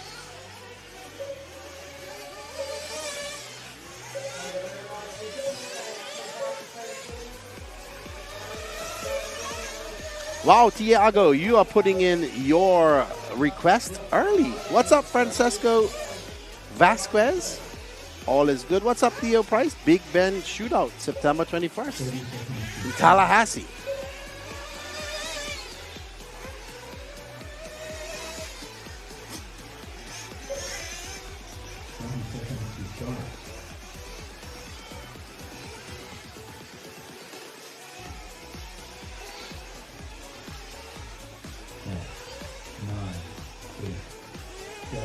All right, so we do have a request for car number 2. Colin Brennan, who bought me a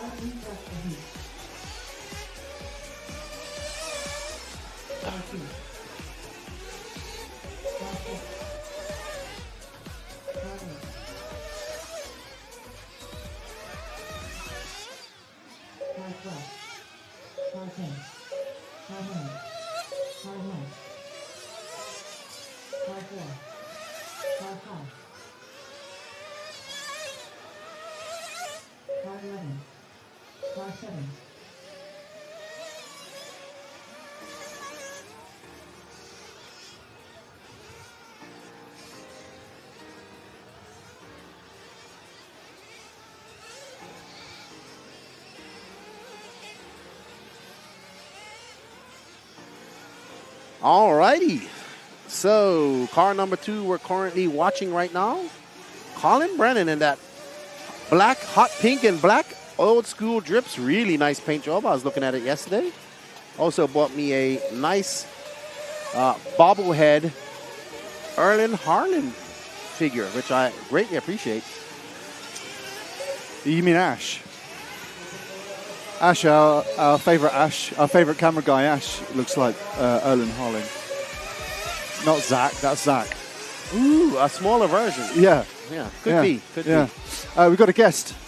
Oh, great. Should we? I thought I'll introduce our guest and have a brief, polite chat, and then you can get down to business with them. How does that work for you? Sure. Cool. Oh, we're completely black. Okay, hang on 1 second. We're silhouetted. 1 second. All right. As Matt gets ready to talk to everybody's favorite engineer, we are currently following car number 2 of Colin Brennan. Let's see what else we can follow here. Let's follow car number 4 when you get a chance there. Zach, I'll look for him. Holger Likey, let's show the N1 some love. That's him right there. Car number 4, just going over the car about shock towers. The last car in line right there. Thank you. Zach?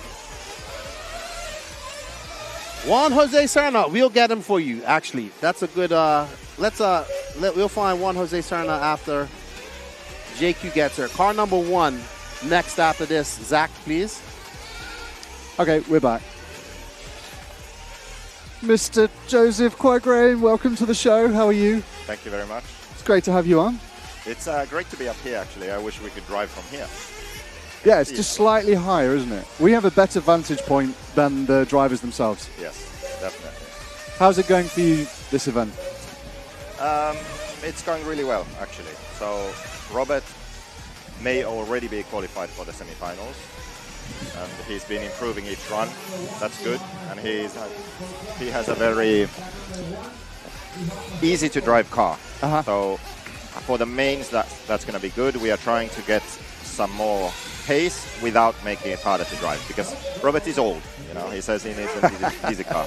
And then Pekko, he's very fast but crashes. He gets nervous when these world stars are behind him. He's not supposed to be faster than Mayfield and these other guys, but he is, and he needs to get used to that. Yeah, absolutely. So as soon as someone's behind him, he blows off the track. But when he's alone or behind someone, then he actually does really well. So if we can fix that for tomorrow, then Pekko will be right up there too. Yep. And me, I've had 2 clean runs and 1 disaster in pit lane. But I'm driving surprisingly consistent. I'm happy about that. And all our other Mayako guys have got 3 alignments and improved greatly. The best improvement has been in seeding, 17 seconds over 3 laps, 6 seconds on best lap. Very good. Yeah, so Very good. Setup station works. Are you feel less stress about the events? Do you approach them in a slightly different position now? Yes, because my personal results don't matter anymore, and I haven't prepared. So I can't really expect much. In the moment, I get really angry, for example, with the pit lane incident. But I don't really care about anything else than changing my setup to try something that can help Robert or Pekko. Got you. And we have been very lucky that I'm a few races before them. So conditions are the same. I can try something, and then we still have time to change it for them if it works. We've done that 2 or 3 times already, so it's been good. A little exclusive for the viewers, we filmed a feature with you at the Ongaro ring at the Euros for Pekko's quarterfinal, and we recorded all of your communications between you and Pekko. Yeah. And our friend Max has translated because obviously you're going to talk Finnish. Translated what you said to each other, and it's absolutely hilarious. Honestly, I cannot wait for this clip to come out. Unfortunately, it wasn't a great main for Pekka. We had problems. So, yes, Yeah, there that's may what have been some fun moments, but I mean, we were both a bit disappointed. Like, damn, if we had a good main, it would have been funny. But Of course, I'm glad yeah. to hear that it was funny. Yeah, but like people like to see when you approach not winning or approach disappointment in a like good-humored way. It's like, do you know what I mean? It's when is because that we gonna all be fail. released? Next couple of weeks. Oh, okay. It's honestly, it's going to be a really good watch. The way it was an eye opener for me just to see how you guys talk, the way you coach as a mechanic your driver is fascinating because you're literally telling him to calm down, and you're telling him when to push, telling him all these things, and it's so cool to see and read. Yeah, I would say Pekka is a bit of a unique case because he drives better when you talk to him. So that's strange because, for example, Robert, if I say anything, he'll crash. So you have to be very careful where you say something. He has to be going straight. Yeah, yeah. You know, or in the air. So then he can't do something wrong. But if I talk to him in a corner, he'll definitely crash. But Pekka doesn't do that. No, he can literally. I can watch him and know that he's about to crash, and then I just say, stop pushing, drive more precise, not faster. Yeah. And then he'll settle down and yeah. Cool. Well, you're all about helping racers go faster, thanks to Invisible Speed, and you're going to be helping some chosen drivers go faster. And so I think what we're going to do is you're going to move over to talk to Keenan about watching what we're looking at, maybe pick out some cars, see how they're performing. We'll follow some cars around and talk about it, and then we're going to pick somebody. And if you're happy to help them. Yeah, I think we are starting with race 7 tomorrow. Yep. So there may even be time to look at someone's car before the first qualifier tomorrow, Q4, Okay. but definitely for Q5 and 6. So if you can pick someone today and confirm with them that they're happy to take part, then we can do that. Awesome. Okay, cool. Well, we'll cut back to the main camera. And if you enter the commentary booth with Lefty, I don't know if you've met Lefty, and he'll talk you through the racing. All right, we're currently following Juan Jose Serna.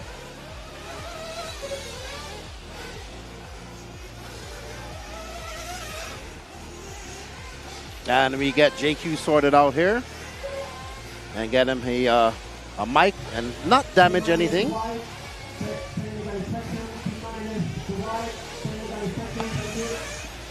And hey, JQ. Hello. How you doing? I'm a bit hot, actually. A bit hot. Yeah.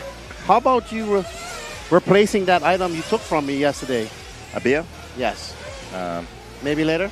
Maybe later. All right, JQ. So what's going on, man? Tell us a little bit about what's going on. Robert looked really confident just now. Had a good run, car number 7. Good stuff. We saw that you helped out Ryan Lutz yesterday as well. Yeah, but I jinxed him. Yes, you did, because now he's not having a good day. No, not. But he's improving. Good, he's good. improving. That's good. I guess, what are some of the things that guys have been chasing out here with these cars? And a lot of people's asking why everybody's so excited. Once everybody's looking to go on the clay compound tires. Well, for tires, it seems that everyone's still on normal compounds, and maybe tomorrow, at some point, we'll be running clays. But if not, then I think for the mains. Well, maybe you can explain to people out there why they want to go on the clays. What will the clay tires allow them to do?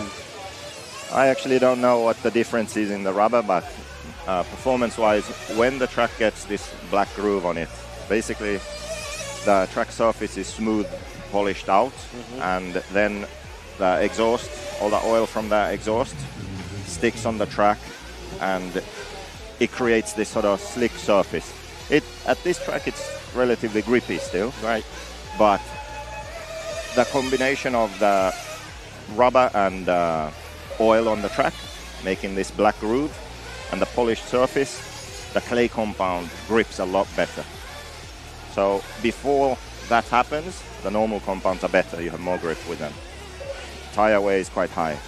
Once this magic thing happens to the track, which we are all waiting for, kind of, then the clay compounds will suddenly start working, and they'll be faster and they'll last longer usually also. And if we don't see it tomorrow, then I expect for the higher mains we'll see that. Okay.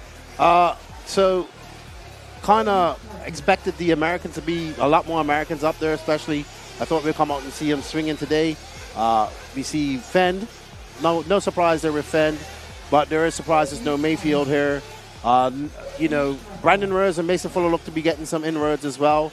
What are you seeing? What do you think the biggest issue you're seeing with the American drivers coming to this race? I think that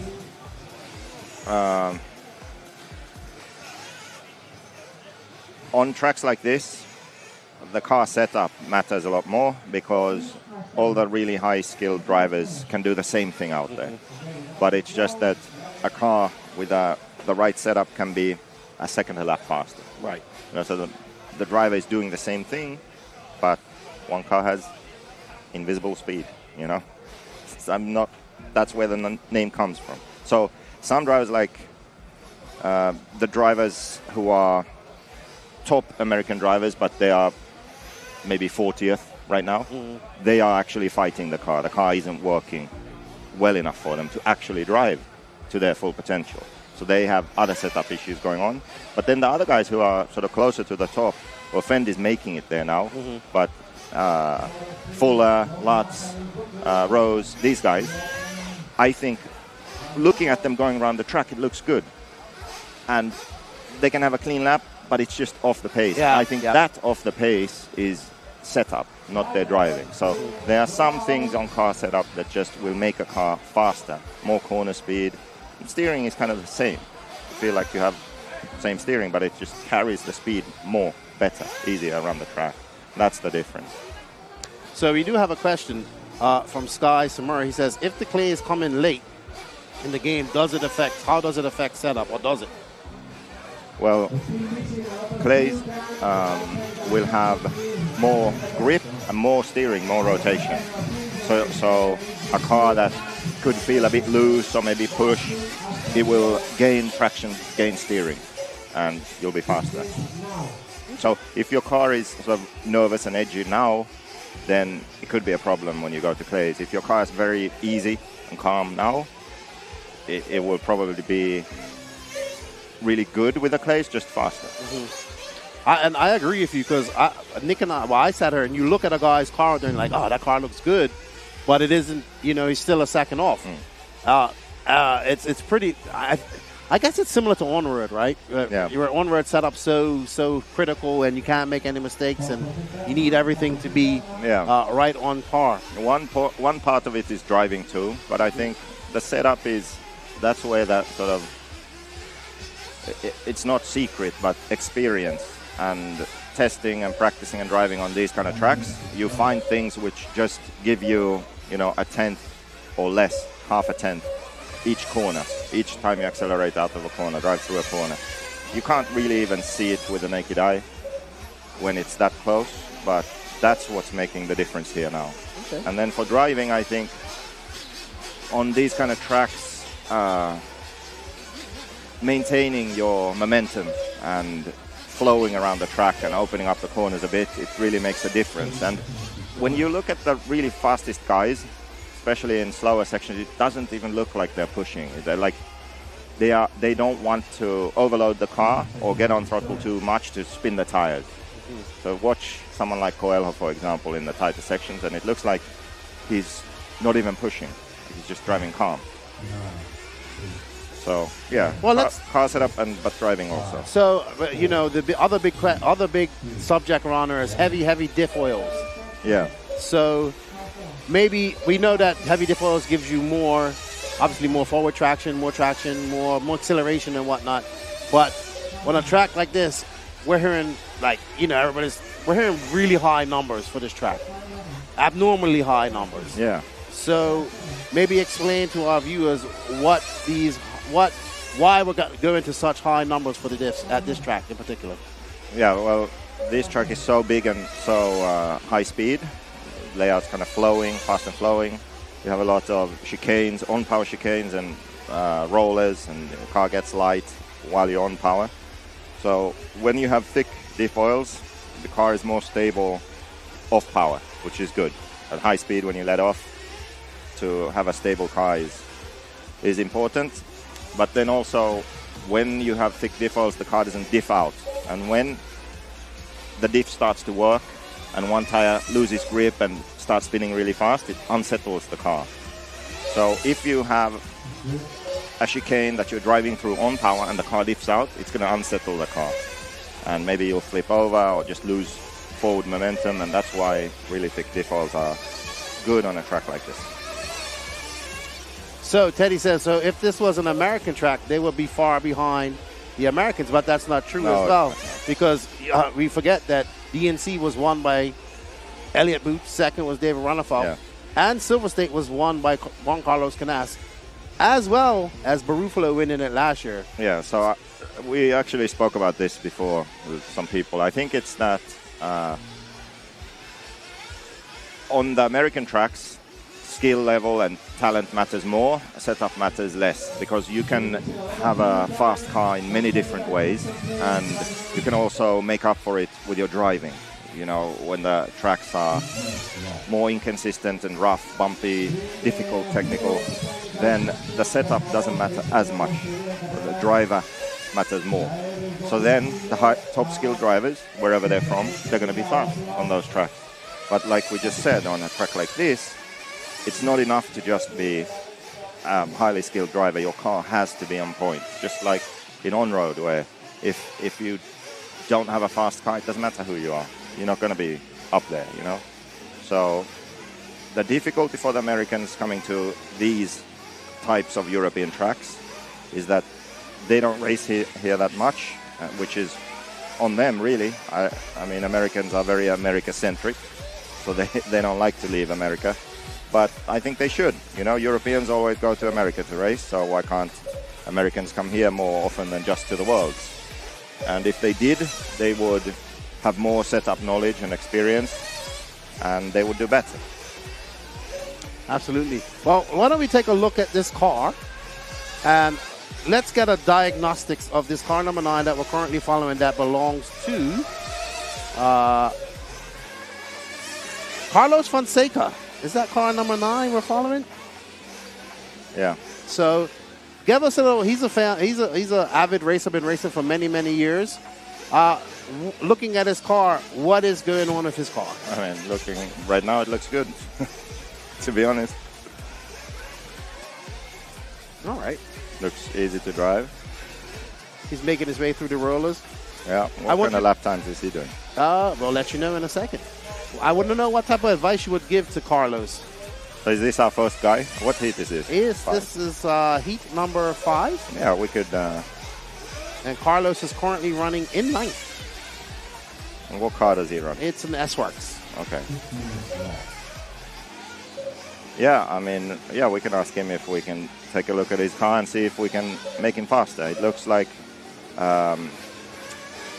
he can probably do consistent laps, but his lines are a bit off, you know, wide lines. Maybe the car pushes, maybe he's made it too easy to drive in a sense. But right at the moment now, looking at his car, it looks good to you. Yeah, it looks good. He loses time in the tight corners, in the hairpins, which can be a setup issue. Let's see now the long sweeper. So looks stable here. But you see how he's stopping in the hairpins. He's having to wait for the car. Yeah, because I was watching some of the faster guys, and they're able to carry so much speed going through those 180s, because they are very fast 180s. Yeah, and the chicane, he's turning too much. So I don't know if that's because the car is hard to drive at speed and just turn a bit, or if that's on the driver. I don't know, but we can look at that. All right. Well, let's follow another car. We had a request to follow car number 2, one of the Dutch drivers, who should be coming, Mr. Jeffrey Hamza, who's currently in 4th. He's about halfway down the track. maybe we can find his car and you can give him some advice. So, tell us a little more. What about the? You obviously got two different types of drivers. You got Pecco, who's young and very aggressive. I heard you talking about him needing to not be so nervous. What about Bobby? Like, Bobby's having a very good run. What are the type of things Bobby's been looking for? Just we need some more steering rotation in the tight sections without making the car nervous in high speed. He's happy with how the car is performing in the high speed section, except down there in the back left corner, it's diving too much onto the front. So they could be better for him. But most of the track, he's very happy with the car and he feels that it's comfortable and safe. But if we can fix those two things, then he thinks that he can have 2-3 tenths faster average lap, which will make a big difference. Okay. Who's been the most impressive to you this weekend so far, this race so far? Well, the top 4 is the same top 4 that I think everyone predicted, because it was not very hard to predict. Maybe Fend. Fend has been impressive today. He has been really fast and improving quickly. And let's see, I'm going to check the results here. Surprise. Skidmore was, yeah, but maybe we should expect Skidmore up there already. He has been doing really well. But yeah, they're really the only ones who really stand out. All right, so have a look at this car. I think we're looking at a different car. This orange and yellow car, who belongs to, that is car number 2, who is the Dutchman. Kyosha? I don't know. It looks like a Kyosha. It's got colored pills. It might be a Kyosha. I think so. You can see how much more steering he has in the hairpins than the previous guy. So this is a C-Hub car now we're looking at. We've had that question come up quite a lot as well. What's better here, C-Hub or pillow ball? It's not about that. You can have substitute balls also, like Savoia or Bobby.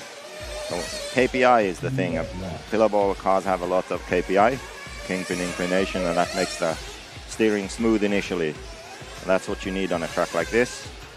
And that's what Savoia and Bobby have, even though they have a C-Hub. You can definitely see that this car has way more steering than Fonseca had. Yeah, what kind of lap times? I'll let you know. His last lap time was... He threw down a 56.4. His best time is a 54 flat. And what did Fonseca have? Fonseca has had a 58.0 last time by, 55.6 his fastest lap. Okay. So this guy... Second on best lap. Yeah. I guess, I mean, even the chicane he is doing smoother. But compared to the previous car, this car just has a lot more steering in the tighter sections, which helps out. Absolutely. But also able to carry the corner speed through these sections. Yeah. So this isn't, I know, like, well, it goes back to the conversation we was having about the American style tracks where they get rough and you kind of get into those 180s a little slower, not carrying this type of corner speed. And then we also see that some of these 180s are off camber and whatnot. So Michael asked, what does KPI mean? It means kingpin inclination. Yeah. So maybe you can explain what that is. Yeah. But you know what? It's in the Invisible Speed book, online course, YouTube channel. Just there you go. Search for it and you'll find it. There you Free go. on YouTube too. And on YouTube. Yeah. Sweet. So I guess you guys are done for tonight. What's the plans for JQ wrenching tonight? What are you guys looking for tomorrow? What changes will you make tomorrow? Unfortunately, I'm up at 8:45 and sometime in the day, and then 6:45 or something. So tomorrow is a really bad day for me personally. Because you have to be here early? Yeah. So we have to prepare all 3 cars now. We're ready. Because after me is Bobby and then Pecco, so there's not that much time in the morning. How about young Alex Lim, your young Paraguayan driver over there? No, well, we've been trying to, keep his father in check from, making random changes to the car. So he's pitting on our table. That helps. And how's the makeshift Mayako team manager been making out? Salty Joe. Salty Joe. Salty was busy in practice, but now he's taken more of a sort of manager yes. role. just being laid back, you know. Keeping you in place, too. Yeah. Okay. So, have we decided, are we going to take Carlos Fonseca as the first guy? Well, you know him. You know Carlos Yeah, Fonseca. we could do that. I think it'd be Let's do that. I think We he'd can- like that. Yeah. So let's pick him for tomorrow, and we'll have a free alignment. Yeah. And set up advice and see if we can make a difference.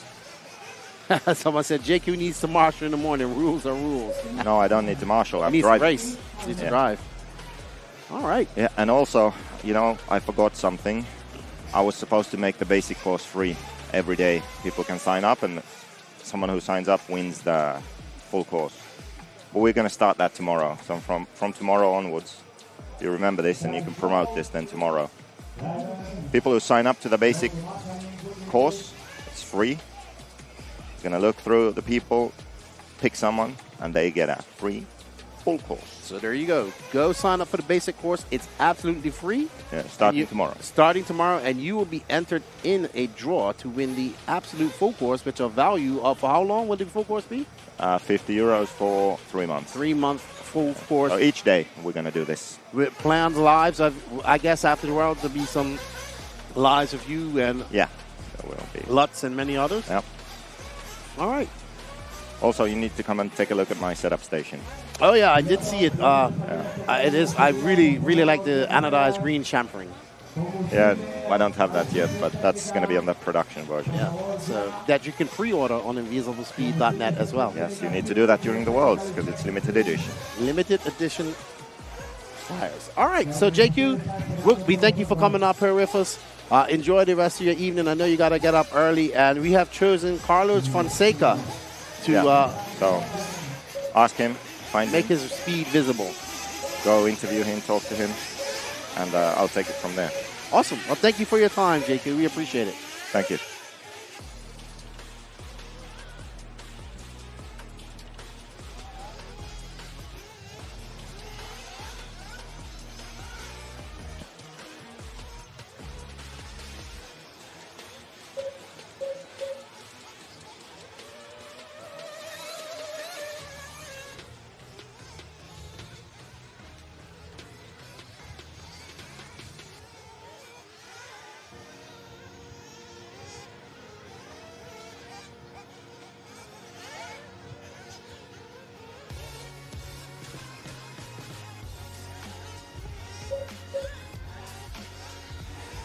As always, great stuff from JQ and Lefty. It's almost like they know each other. They talk like an old married couple from their many moons of conversation on the No Name RC podcast. It's just like you've just sat there forever. Yeah, so he's going to do Carlos Fonseca then. Carlos Fonseca, the lucky racer. Does Carlos know what's hit him? Oh my goodness. Okay, so it is now time, believe it or not, Lefty, it is the last race of the day. Yes, 7:35. How was the press conference? It was good, yeah. I mean, I couldn't hear some of the answers because the engines were so loud, but luckily it's all been recorded, it's all been edited, and you'll be able to see it. So we had a chat with Davide, Juan Carlos, and Bruno. I think Bruno's sitting around going, I've had one of those days, really.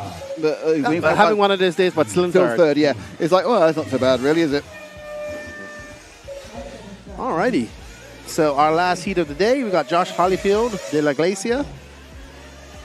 Let's follow Josh Holyfield. I know his good friend Michael Kuntz is in the chat. He would like to see him. What number is he? He is car number 7. He is an orange and yellow car.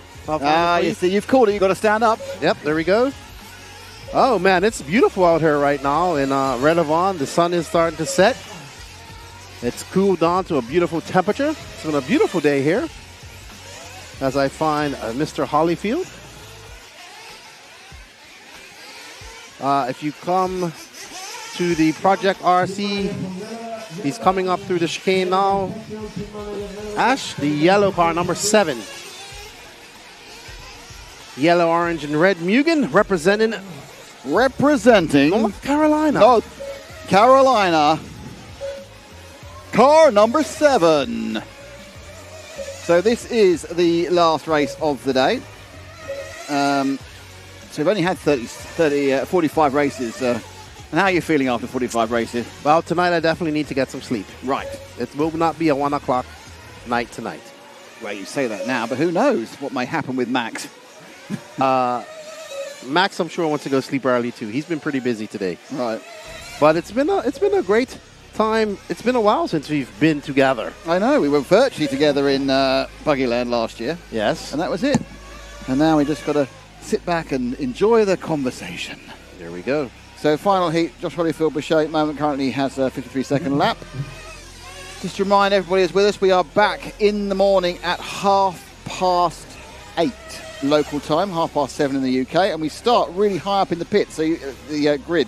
So you are going to need to think about waking up reasonably early or finding something to do at work, which means you can look at the screen, because by 9:30, if my memory serves me right, by 9:45 local time, we've got top heats coming out. Yeah, that's right. They start on a heat 7 4 tomorrow. heats.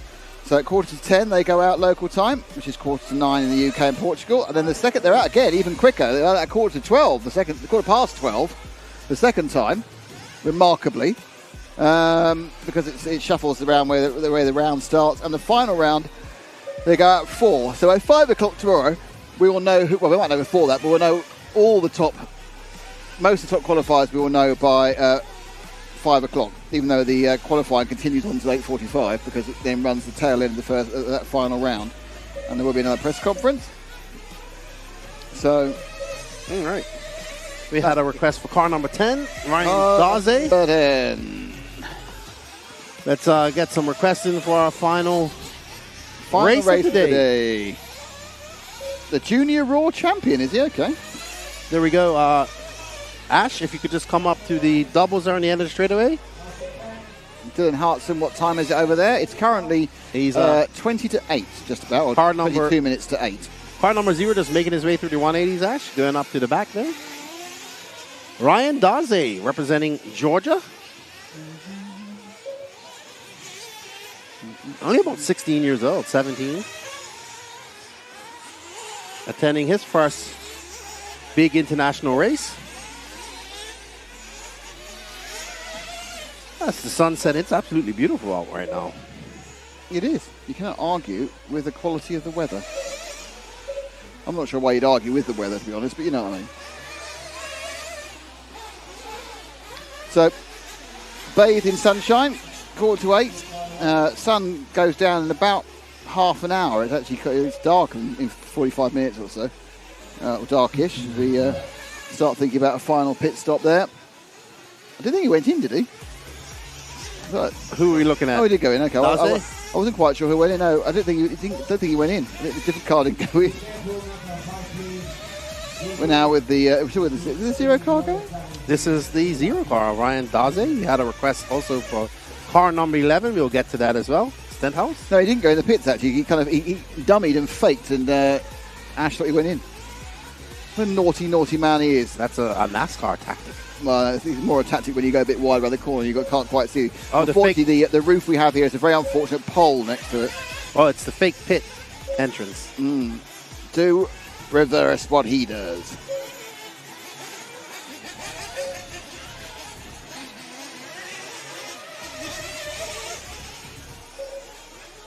Is he going in this time? Yes. No more fakery. He's there. He's fueled up. He's put down. He's out.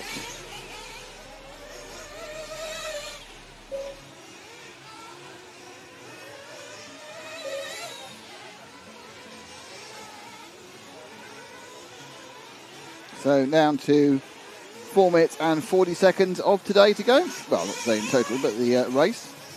Thank you all who's been with us. Obviously, thank you to beachrc.com, who are our key title sponsor. Thank you to RC1 Racing and J Concepts and Amiibo Sport, who are our silver level sponsors. It's great to have you all with us.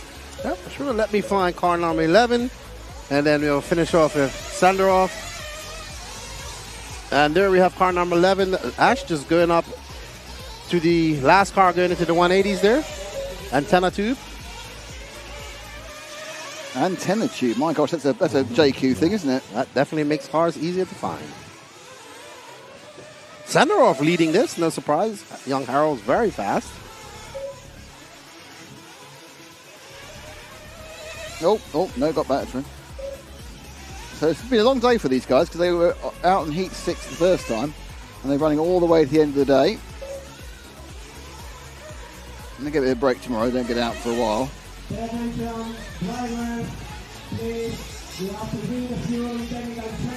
the problem is they have to come and they have to marshal the first heat tomorrow. That they do, so they can't even sleep in. So they get the literal worst of both worlds. You do not want to qualify in heat 6. Yeah.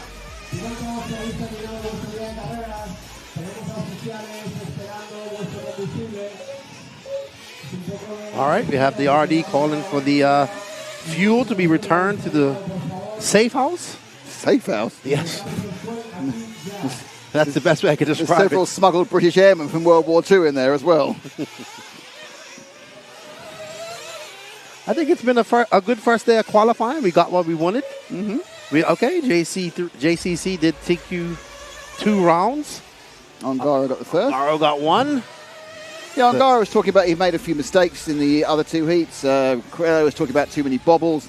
So I think JCC, seemed a little bit more happy. But I think, overall, if you sat down and stuck them all in the final now, including Ronefeld, you wouldn't want to predict who'd win because no one's showing a great pace advantage. The amount that JCC is ahead after 10 minutes is a second. He's a second ahead after 10 minutes of a final. It's a classic final. So none of these drivers really that far ahead of each other on race time. Long way to go. No real surprise. I suppose the real surprise, I would say, I'm not. I mean, you predicted that Dakota Fenn would come back, and he did. I think the real surprise is that Mayfield. Mayfield is the ultimate surprise. But let's see what he puts together. You can never doubt Mayfield. No, never. Him. I just wonder why he's so lost. He's got the best tyres because they're the tyres on provisional pole. He's got a chassis that must be able to work because Figueiredo's picked up 2 fifths. I think he's just missing something on setup. There's a disconnect somewhere. Yeah. Well, just copy. I know people's driving styles are different and perhaps it wouldn't work, but you kind of think you've got someone who's... Well, I've watched Mayfield a lot over the last year, and he's either had it really easy or he's had to muscle the car on for that win. So that's what I mean. He's probably going to go have a reset. I mean, I've been to a race where I've seen Mayfield. He was not even in it all through qualifying, throughout the whole weekend. And then something clicks in the final. He gets out to a lead, or I've seen him have to muscle that car to a win as well. So we shall see. But you've got to get into the final first. You do, but he still has plenty of chances.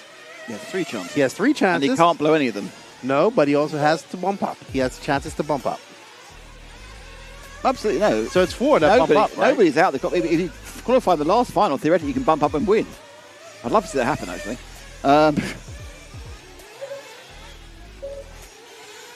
The most I've ever seen, I think, is about 6. Someone went up 6. I think it's Martin Hoodie who had a disaster at a 1/10 Nitro event and then bumped 6 times. You can talk to us. Yeah, the end of the... hang on, I've lost him now. Oh, yeah, going down the roller coaster now, if that's what you're calling it. Oh, he's just flung his tyre off. He's now upside down. Is he down a tyre, is he? Now he's at the end.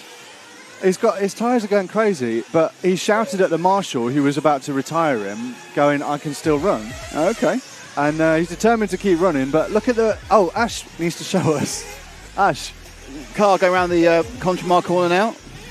We want to see the tyres on this car. Have they become unglued? Oh, yeah. Let's finish with an unglued set of tyres. Oh, yeah.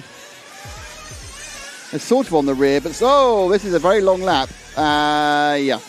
So it's 3-wheel drive. I kind of think going slower would be an idea here. Is it 2 or 12? It's 12. So it's Zach Edwards, the British junior. He's trying to do it 3-wheel drive here. He's not really helped the 7 out there either, has he, actually? Ooh, that was hectic. It worked out all right for Josh Holyfield, but there we go. Oh, he's now going the wrong way up the pit lane. He's now done a wall ride at the front. Excellent. Of the pit lane. There's the pit lane.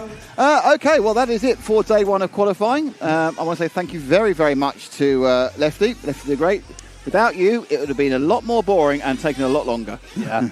Thank you. It was a good day. Good first day of. And I'll say thank you to Matt, who mainly was operating as it's golden hour. You were being the kind of moderator more than anything else, and constantly glaring at me if you thought I was going to go too far off topic. Exactly, yes. Just that's no what I'm fun here for. whatsoever. That's what I'm here for. I'm the supply teacher in this situation. I'd say thank you to Zach Fenning, who's currently editing the press conference, which will be seen hopefully quite soon, and also put together our super disco dancing vignettes, and obviously to Ash Leontine, who's been moving the camera more than most. Big thanks to James Parry for doing a huge amount of work very late at night from California to sort out us and get us back into shape after some problems yesterday. And finally, my name's Nick Damon. We're RC Racing TV. Thank you to BeachRC.com, Speedworks, EuroRC, S-Works, Campo Rossi, Infinity T-Works, J-Concepts, RC1 Racing, Miba Sports, but mostly BeachRC.com. We're back with you tomorrow, 8:30 local time, with 3 more rounds of qualifying. We're RC Racing TV. This is the world. Good night. BeachRC.com, the racer's one-stop online hobby shop. Choose from all the popular brand and variety in stock with super fast shipping and great customer service. BeachRC.com still has the local hobby shop feel with all the benefits of the internet. BeachRC.com is the exclusive distributor for Ultimate Racing, S-Works, Pro Circuit Racing tires, Nitro Lux fuels, and Assault RC performance products. So fill up your cart and check out at BeachRC.com today.